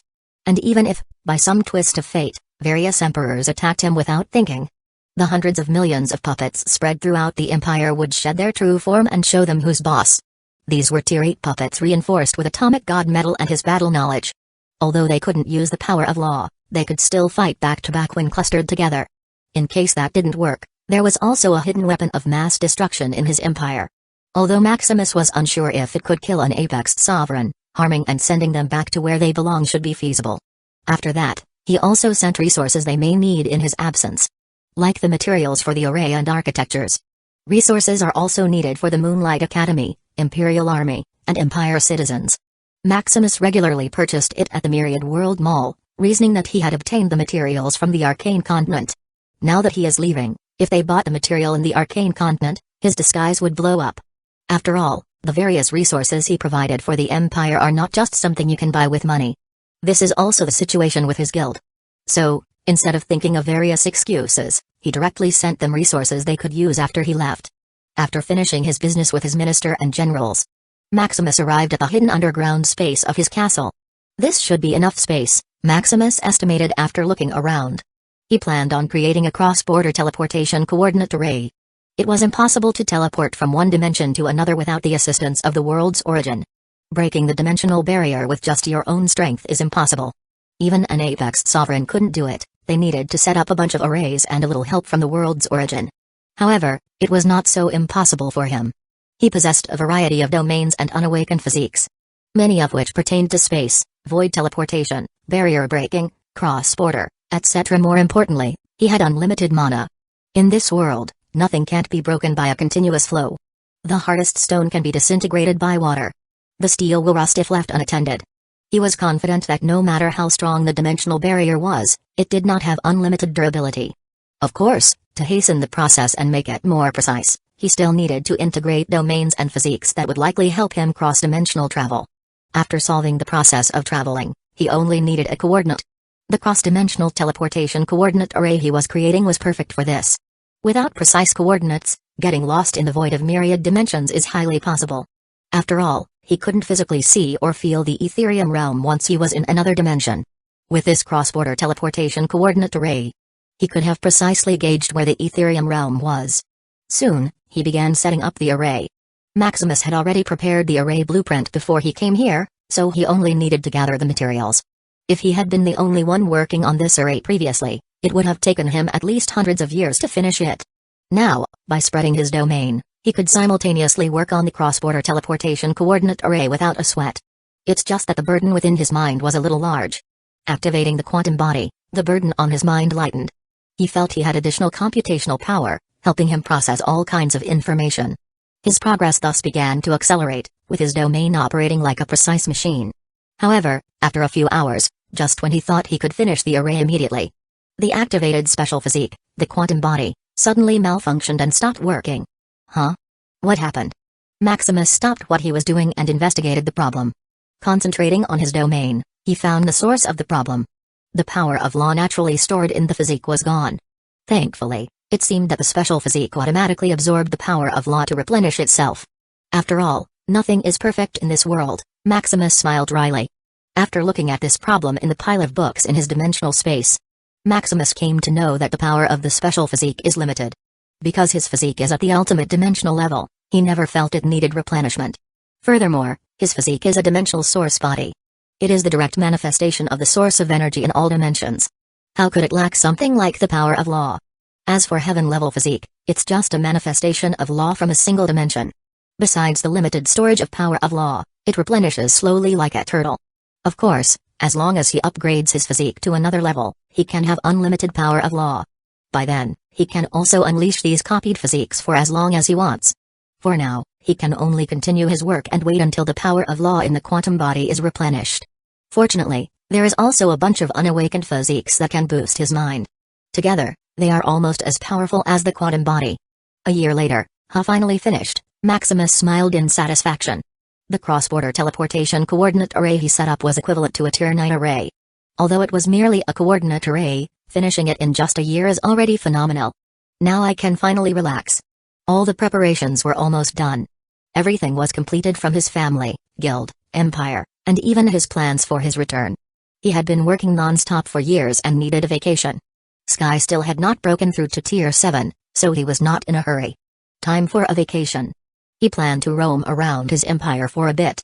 As a veritable paradise he had painstakingly built, it was where he wanted to relax.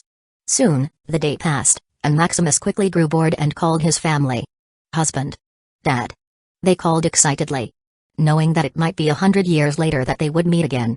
Even if they were busy or had a lot to do, they made time to relax with him. Maximus also forgot to tell them he could return to the Etherium realm whenever he wanted. However, even if he remembers it, he will keep it a secret not to ruin the fun. He also wanted them to feel the urgency to train and make themselves stronger. Where do you want to go? Maximus asked with a smile. Soon, they visited different foods that conquered everyone's appetite. Resorts and entertainment parks that even people of their status would enjoy. They also visited the farms. The vast tracts of land teeming with various spiritual plants. The domesticated animals filled the palate of the empire. The purified sea teeming with various aquatic resources. Maximus and his family stopped training and relaxed wholeheartedly like mortals. After a year of indulgence, Sky finally broke through the 7th tier. Maximus and his family could only reluctantly come back to their home. Congratulations on reaching the 7th tier, they said to her. Although Sky disrupted their family bonding, they were also happy that their husband and father had a companion in such a dangerous world.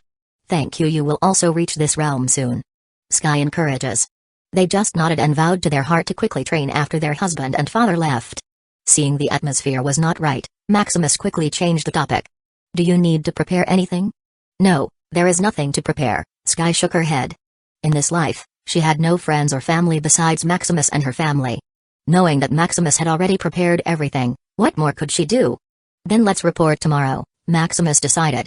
Maximus still hadn't reported his current strength, as he needed to prepare. Once he reported it, he would be directly sent to the Abyss Realm, leaving him no time to prepare. Then tomorrow, Sky nodded, looking at him and his wives meaningfully. That night, Maximus and his wives went wild and tried all kinds of things. After the deed was done, they collapsed one by one. Maximus could only applaud his physique. Besides mana, it also gave him unlimited stamina. Seeing his wives sleeping soundly, he couldn't help but smile. Don't worry, we still have immortality ahead of us, Maximus comforted. Chapter 236 Abyss Outpost. In front of the Tower of Origin, Maximus halted, gazing one final time at the city of Arcana. Are you reluctant? Sky asked softly. Yeah. Maximus sighed. He had been living in this world for almost a century. How could he not be reluctant to part with it? Although he thought of a way to come back.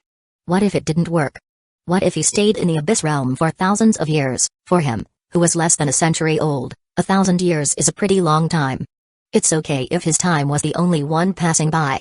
However, his family, friends, subordinates, all of them will experience this passing of time. If he could not come back, Many events, celebrations, and partings would pass by without him to witness it. All these things made his mind a chaotic mess. My soul will really need more training. Maximus thought of a reason. Just bear with it, and you'll get used to it after some time, Sky advised. How many partings has she experienced? Living an immortal life, it can be said that she became used to it. The people of the past are the people of the past. Living a new life, Sky always suppresses her previous life memory, only keeping what she learned and essential events. No, I'm not gonna get used to it. If I don't like it, I'm gonna change it, Maximus said resolutely. All the odds are already with him. If he still can't do what he wants, what's the point? Meanwhile, Sky was a little shocked by what she heard. If I don't like it, I'm gonna change it. What a powerful words. If she had had that much determination in the past, perhaps the previous tragedy could have been avoided. However, looking at Maximus, who resolutely entered the Tower of Origin, she smiled. I only need to be careful in this life so I can be with you forever. Meeting Maximus, Sky didn't think about the past any longer. The Tower of Origin, cross-border teleportation array. Inside, tens of thousands of students were patiently waiting. Phelan lazily sat at the entrance, welcoming these brave students and offering advice. It seemed that Phelan was the freest apex sovereign there is, personally meeting every student when they needed him. However, it was merely a clone. Phelan has millions of clones just in this Tower of Origin. All the apex sovereigns, especially the ancient ones, dare not to stop training. Reaching the apex in this Tier 9 world, which is in danger of invasion from another dimension, is dangerous. The word's origin would instinctively assimilate its scattered law, hoping to fight back on its own. And to reach the world's apex, you need to contest it with the control of law. Thus, once these apex sovereigns stop training, the world origin will instinctively assimilate them. The higher your control of the power of law, the stronger the assimilation. This is also why these ancient apex sovereigns were in a hurry to advance the world. Once that happens and they reach the 10th tier, they can become independent of the world and in control of their life. You two are here, it seems you are ready to contribute to the world, Phelan smiled joyfully. We are ready, Dean. Maximus and Sky saluted. That's right, quite energetic. Wait here for a while, Phelan instructed them to sit. The Origin Arcana Institute is quite a big place. Every day, hundreds of thousands of individuals are promoted to the 7th tier. Thus, hundreds of thousands were also sent into the Abyss Realm every day. A few hours later, most of those promoted to Tier 7 in the past few years arrived. As for others, they were either still preparing or delaying time. Alright, first choose one of these Abyss outposts, Phelan said, giving them a list. Since they didn't delay much, they still had the freedom to choose which Abyss outpost to be sent to. Looking at the list, Maximus read them carefully, thinking of what place to choose. This time, his goal in the Abyss is not only to complete these missions and reach Tier 8, but also to collect Abyss Source to be absorbed by his system. Now, the Abyss Source, he had produced more than 1 billion system points per day. This is still just the Abyss Source he found in just a few months. Staying in the Abyss realm, he wants to collect so much Abyss Source that he can use system points however he wants. However, after reading the information about the various outposts, he frowned. There is not much description that he can use to base on and tell if there is a lot of Abyss Source in the place. Not finding a solution, he thought of asking Sky. Sky is a reincarnator, so she should have a pretty good idea about Abyss Realm. What place do you think should have a lot of Abyss Source? Maximus sent using mind transmission. Abyss Source? What do you need that for? Sky frowned. Although Abyss Source is an expensive, rare resource, with Maximus's current wealth, it should not matter much. Abyss Source is the source of the Abyss monsters. Looking for it is equivalent to seeking your death wish. Just tell me, I need it, Maximus requested. Oh, if you need Abyss Source, then N-Town is just the right place, Sky said after thinking. Then let's go to N-Town, Maximus decided. Are you sure? Sky asked with a frown. Although N-Town is not the core of the Abyss, the danger in it is also enormous. I'm sure. If others can survive in it, why can't I? Maximus smiled confidently. Right. How can we be less than others? Sky's fighting intent also fired up. As for what she thought earlier about being careful to be with Maximus forever, Sky already forgot that. Fighting is already ingrained within her very spirit. Anyway, if she died, she could be reincarnated again. At worst, she will tell Maximus her uniqueness. As for Maximus dying in such a place, she had no such thought. Sky already built blind confidence in the man's invincible strength. Then let's go. Soon, they walked to the array designated for the N-Town outpost. Who are those two? So brave? TSK. Two stupid idiots who had enough of their life. Hee hee, maybe they want to die faster. The students jeered at Sky and Maximus, seeing that they chose a 5-star difficulty outpost. Although there is not much detail about the outpost, they were going to. The outposts are still ranked according to their difficulty. A 5-star outpost is basically hell, only for daredevils who want to die immediately. 4 stars are for those who are confident in their strength and want to gamble with their lives. 3 stars are for those confident in their strength but still want a stable life. 2 stars are for those with mediocre strength who still want to fight for their chances. Finally, 1 star is for those in auxiliary professions or those who are cowardly and have no future. Meanwhile, hearing the jeering on the side, Maximus and Sky's faces didn't change as they still had time to flirt, using mind transmission. Finally, after all of them chose an outpost, the teleportation array lit up as the world's origin descended into them, sending them into the Abyss Realm. Abyss Realm, End Town. Before Maximus carefully looked around, he felt a dense abyssal energy around him. It was thicker than the mana in the arcane continent. If ordinary people were here, they would be immediately assimilated by this energy, transforming into abyss monsters. A newcomer is here. The guard at the cross-border teleportation array yelled as if seeing some miracle. What newcomer? Is there still someone stupid enough to come here? Ha ha ha, maybe they are also like us? TSK, that's what you get for escaping such a mandatory mission. A bunch of haggard men who exuded thick murderous aura laughed at the two. It was like seeing some escaped convicts who were caught again and sent to the harshest prison to reform. Alright, that's enough, they would also be our comrades from now on. A somewhat respectable man said. Although he didn't exude any murderous aura, the group who laughed at them shut up like frightened chickens. Nice to meet you. I'm Cade, the manager of End Town. The man introduced. I'm Maximus, and this is Sky. Maximus also introduced. Can you tell us about this place? Sure, first, this is End Town. Over 10,000 people are here, desperately fighting for the slight chance of survival. The reason why this outpost is named as such is because we are one of the last barriers before the core area of the abyss. Outside, an endless sea of abyss monsters roams around. Thankfully, Sovereign Axel is present, giving us this little town as a safe haven. Sovereign Axel? Maximus asked. Sovereign Axel is one of the apex sovereigns with us on the edge of the core of the abyss. Chapter 237 End Town. Soon, Cade began to explain the division of the abyss. The abyss is divided into 4 layers: boundary layer, central layer, purgatory layer, and core layer. Maximus and Sky were in the purgatory layer, the first line of defense against the abyss core layer. Here, there are over 3,000 outposts like the End Town. Furthermore, 10 apex sovereigns from each continent were in charge of the purgatory layer, making Sovereign Axel one of the 30 apex sovereign leaders of the purgatory layer. While they were talking, he had his system scan Cade and copied his domain and special physique.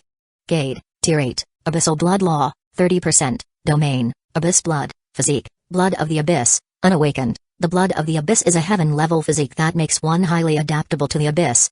The thick, devouring aura of the abyss for this physique is like highly concentrated mana. It also grants the owner of the physique devouring capabilities like the abyss monsters. Looking at Cade's path and physique, Maximus concluded that he was born in the Abyss Realm. Most people without hope of returning to the Etherium realm chose to settle here and thrive. However, looking at Cade's strength, he should have been willing to stay here. How about it? Do you have any questions? Cade asked. Where do we stay here? Maximus asked. The place to stay? We have different properties here for you to choose from. However, most of them cost crystal merits. As a newcomer, you should have none of them. But you should be able to stay in the outpost dormitory, Cade explained. In End Town or any other outpost, the currency used is crystal merits. Merits are the crystallized, purified abyssal energy converted by the world's origin. This crystal merit is acquired after killing an abyss monster or making a significant contribution. I see, thank you, Maximus said politely. After Cade left, Maximus and Sky began to discuss their next move. Should we first earn crystal merits or stay here first? Sky asked. We earn crystal merits first, Maximus decided. So we kill abyss monsters? Sky said as a fighting intent burned in her eyes. Are you stupid? Of course, we exchange resources, Maximus knocked her head. Oh, Sky also forgot that the man before her was super rich. Fighting and killing were only for barbarians like her who only knew how to fight. Soon, Maximus and Sky circled the town until they found a branch of the Etherium Gold Chamber of Commerce.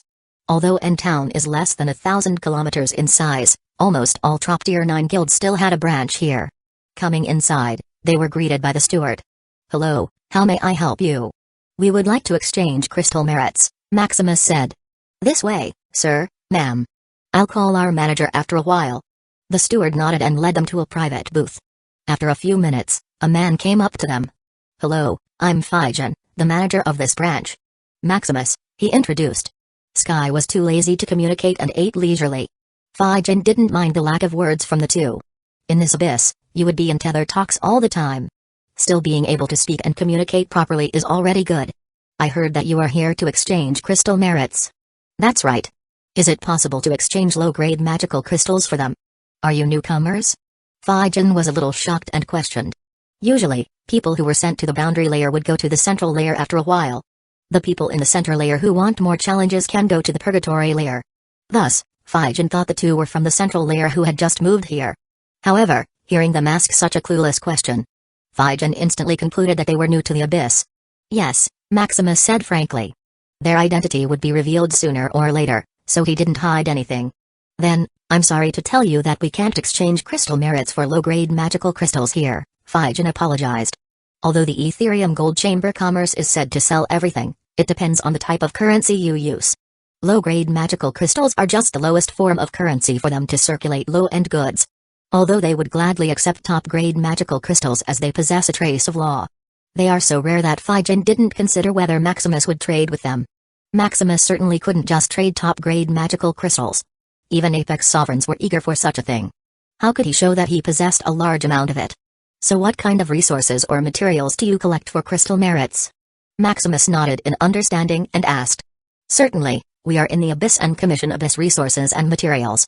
However, the lowest material or resources we take is at least 7th tier, Figen explained. There are a lot of resources in the purgatory layer of the Abyss. Even the dirt and rocks are at least tier 3. Furthermore, their main customers are tier 7 students, believers, and beasts from 3 continents. Thus, they would be at a loss if they bought low-tier materials. Seeing that you are a newcomer, you can exchange crystal merits for rare resources in Ethereum realm, Figen added. Is that so? Maximus fell into thought. Browsing the Myriad World Mall, he saw various shops selling Abyss materials and resources.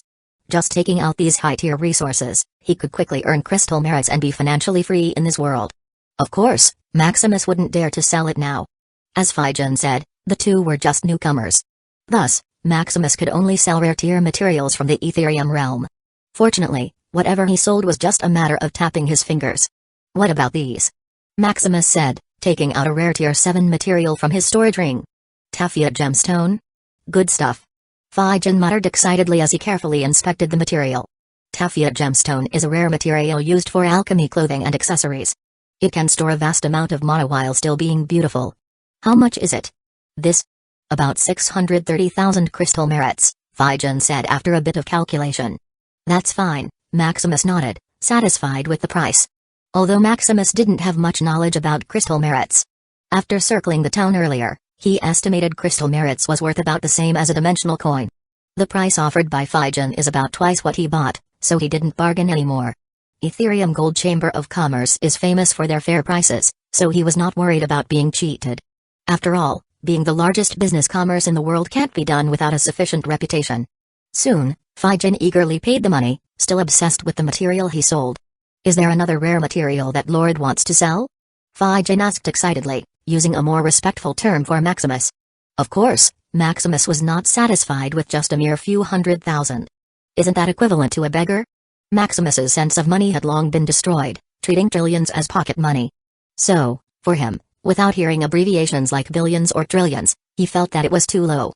Soon, under the shock of Figen, Maximus took out rare resources one after another until this branch of the Ethereum Gold Chamber of Commerce ran out of money. Lord, we are sorry, we ran out of money, Figen said with a bit of sadness. N-Town is only a small outpost, housing tens of thousands of people. The money in their branch was only a few billion crystal merits. As for wireless banking, it could not work in this kind of environment. The Abyss is an unpredictable place, full of dangers and chaos. What a bank needs to thrive is a stable and peaceful place. They don't even have public long-distance outpost-to-outpost communication. How could they even set up a bank? Figen was just too sad that he couldn't get all the rare materials from Maximus. This was the first instance of such an occurrence in his career, so he was a little out of touch. Looking at Maximus, who could seemingly produce unlimited rare materials, he felt he was merely a beggar before such an existence. As for entertaining the thought of robbing Maximus, it didn't even cross his mind. besides the strict contracts and vows. Each Ethereum Gold Chamber of Commerce manager was trained to withstand any temptation. Even if a fountain of immortality were in front of them, they would merely salivate at such an amazing treasure. Meanwhile, Maximus was satisfied with the transaction. This time, he managed to rack up over 7 billion crystal merits. This is only worth about 7 quadrillion in low-grade magical crystals. So he didn't worry that he was too high profile. It's just that he was disappointed that there was so little money in the shop. By the way, when would you replenish your treasury so I know when to come back? This Fijan's lips couldn't help but twitch hearing such a question. On the side, Sky just rolled her eyes at Maximus's willfulness. Ahem, the annual exchange is in 3 months. The Ethereum Gold Chamber of Commerce Abyss headquarters should replenish our supply by then, Fijan explained. Annual exchange? Maximus asked, unfamiliar with the event. Chapter 238 Abyss Source Annual Exchange? Annual exchange is when all outposts in the Purgatory layer gather in one place to exchange with each other, Fijan explained. In the Purgatory layer or any other layer of the Abyss, this annual exchange is like a mandatory event. It's akin to a holiday you get after fighting with the Abyss monsters all year long. Besides the exchange, after the end of the event, you can change which outpost in the same layer you want to return to. I see, Maximus nodded in understanding. By the way, do you sell Abyss Source here? Maximus suddenly remembered. He did not necessarily need to fight to get Abyss Source, he could buy them. He only remembered it now because he couldn't find any Abyss Source for sale in the Myriad World Mall. Maximus didn't know if it was because the Myriad World Mall was not updated, had dimensional incompatibility, or what. But as far as he knows, Abyss Source is not a scarce resource like the ultimate treasure, so why isn't it for sale? Of course, we sell anything in the Abyss. Fijan suddenly became energetic, seeing that there was business.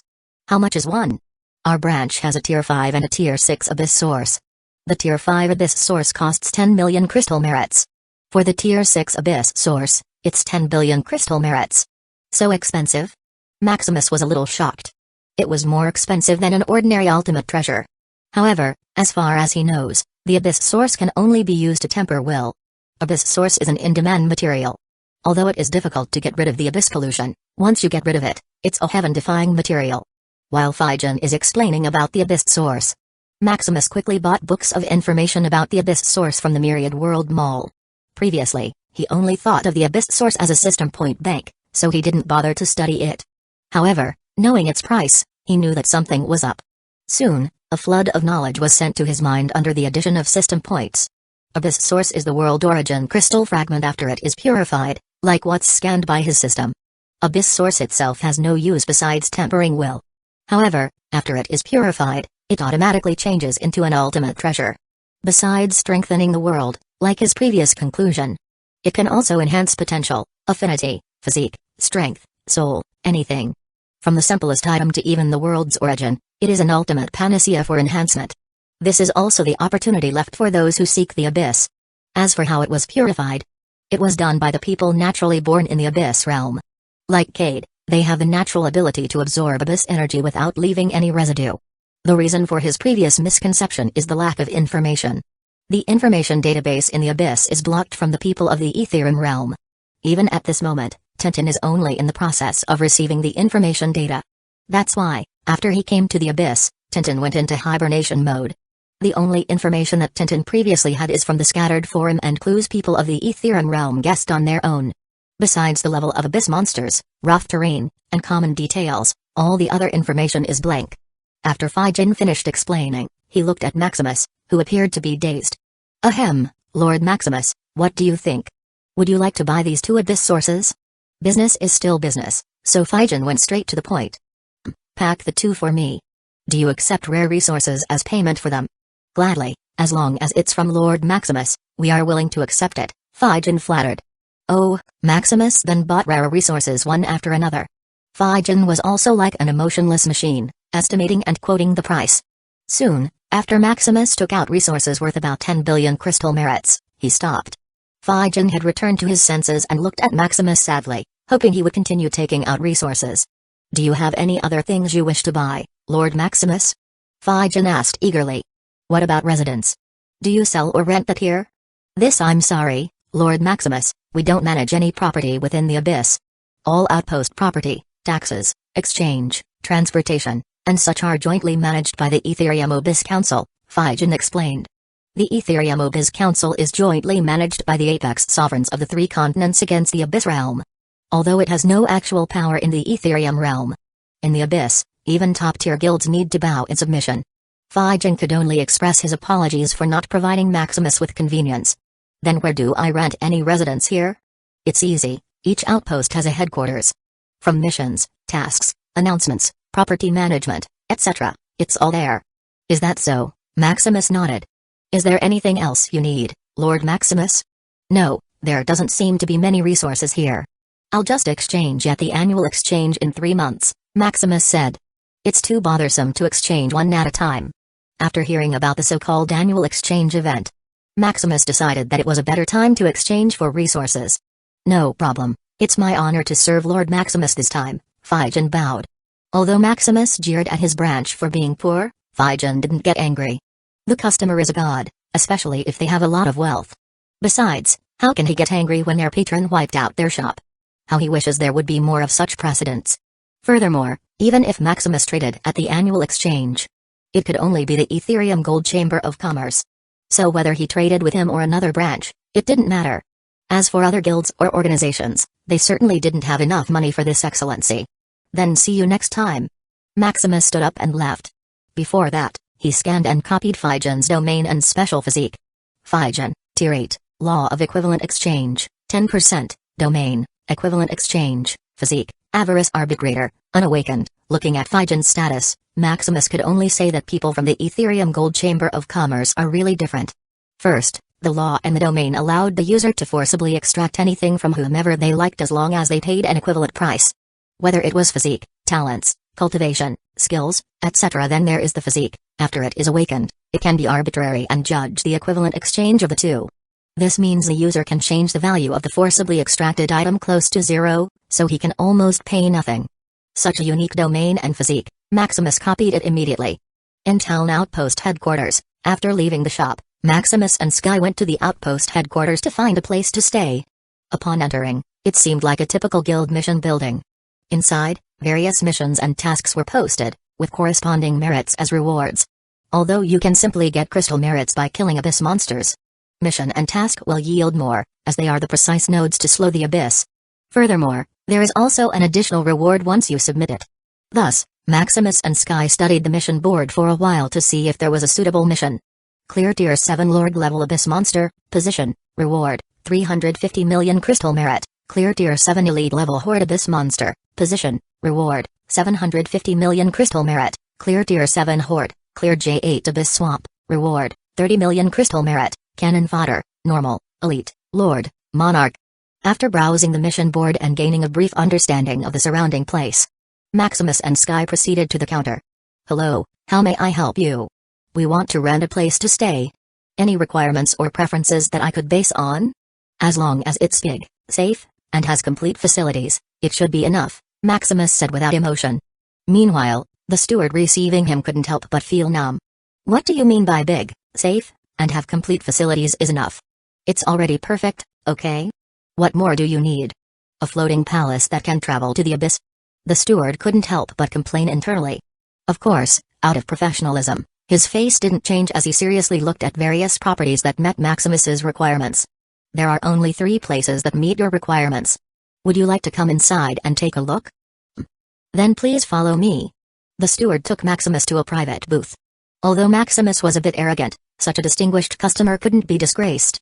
Inside, the steward projected the 3 residences that he found. Please, tell me if you're unsatisfied or have chosen a residence. Looking at the residences projected in front of him, he was a little disappointed. Just this Netherlux mansion, Maximus picked reluctantly. It's only about 200,000 square meters, barely the size of his bathhouse in the city of Arcana. Meanwhile, seeing Maximus's reluctance, the steward and Sky on the side couldn't help but sigh. Is there really such an arrogant person in the world? How much is it? About 1.5 billion credits per year. Oh, then let's finish the transaction immediately. I want some rest.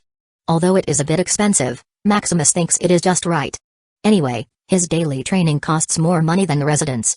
The steward can only numbly process Maximus's transaction. Sigh. Maybe this is an illusion by abyss monsters, the steward thought. Chapter 239 Crystal Merit Conversion in Netherlux Mansion. Maximus was in the bath, relaxing as he thought about his next plan. Currently, Tintin is still in hibernation. Maximus can only set his goal first, as he lacks precise information about the Abyss Realm. First is the crystal merits. He needed to collect enough of them to be promoted to Tier 8 and properly return to the Etherium realm. Second is the Abyss Source. He needs to gather as much of it as possible. His freedom of system points depend on it.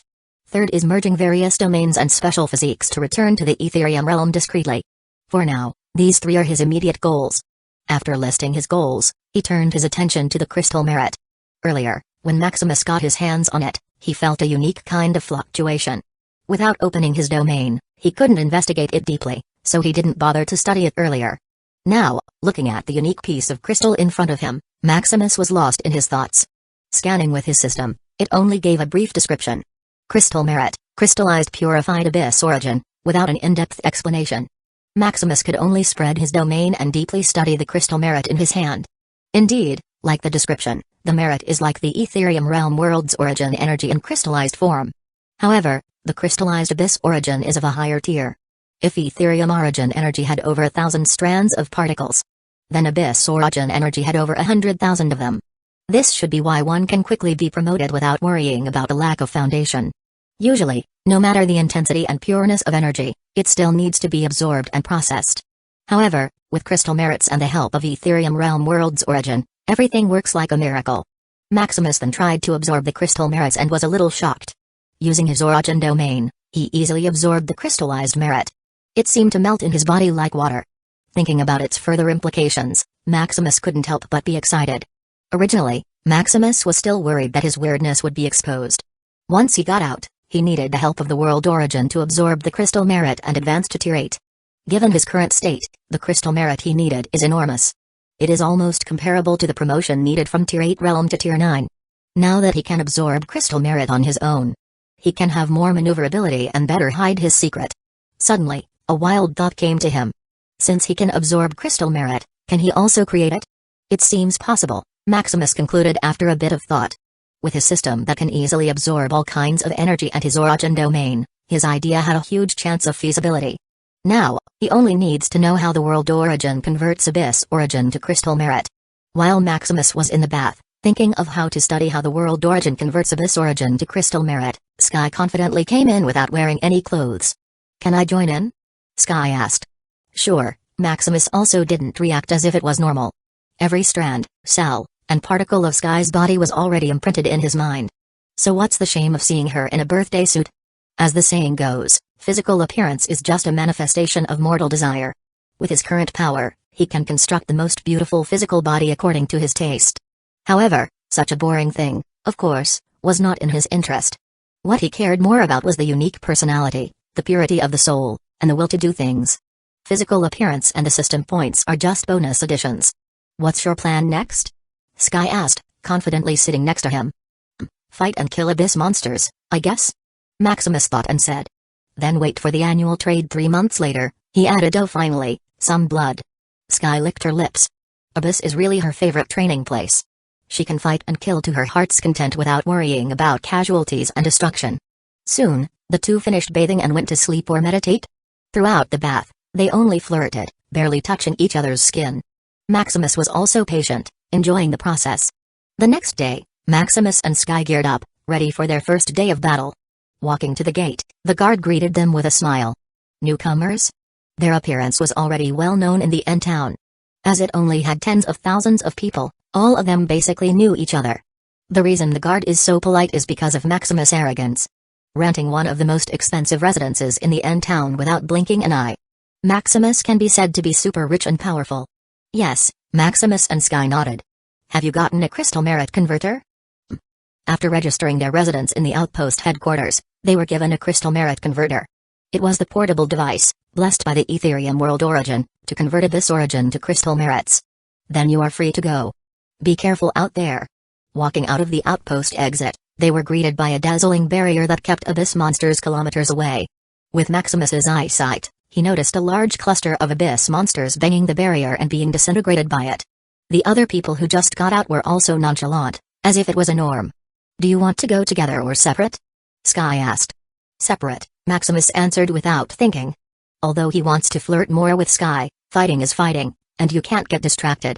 Sky also agreed on this. Being together is fun and a little safer, but their harvest may not be much. Sky can't also unleash all of her strength with others around her. Alright. As they got near the barrier, the abyss monsters seemed to smell some meat and became more ballistic. Fortunately, they were only low-tier cannon fodder abyss monsters. Releasing a little pressure, the abyss monster around a few kilometers was crushed into a pulp. Taking out the crystal merit converter, an energy beam came out, condensing and purifying abyss origin energy until it crystallized. A few thousand? Maximus calculated, counting his harvest.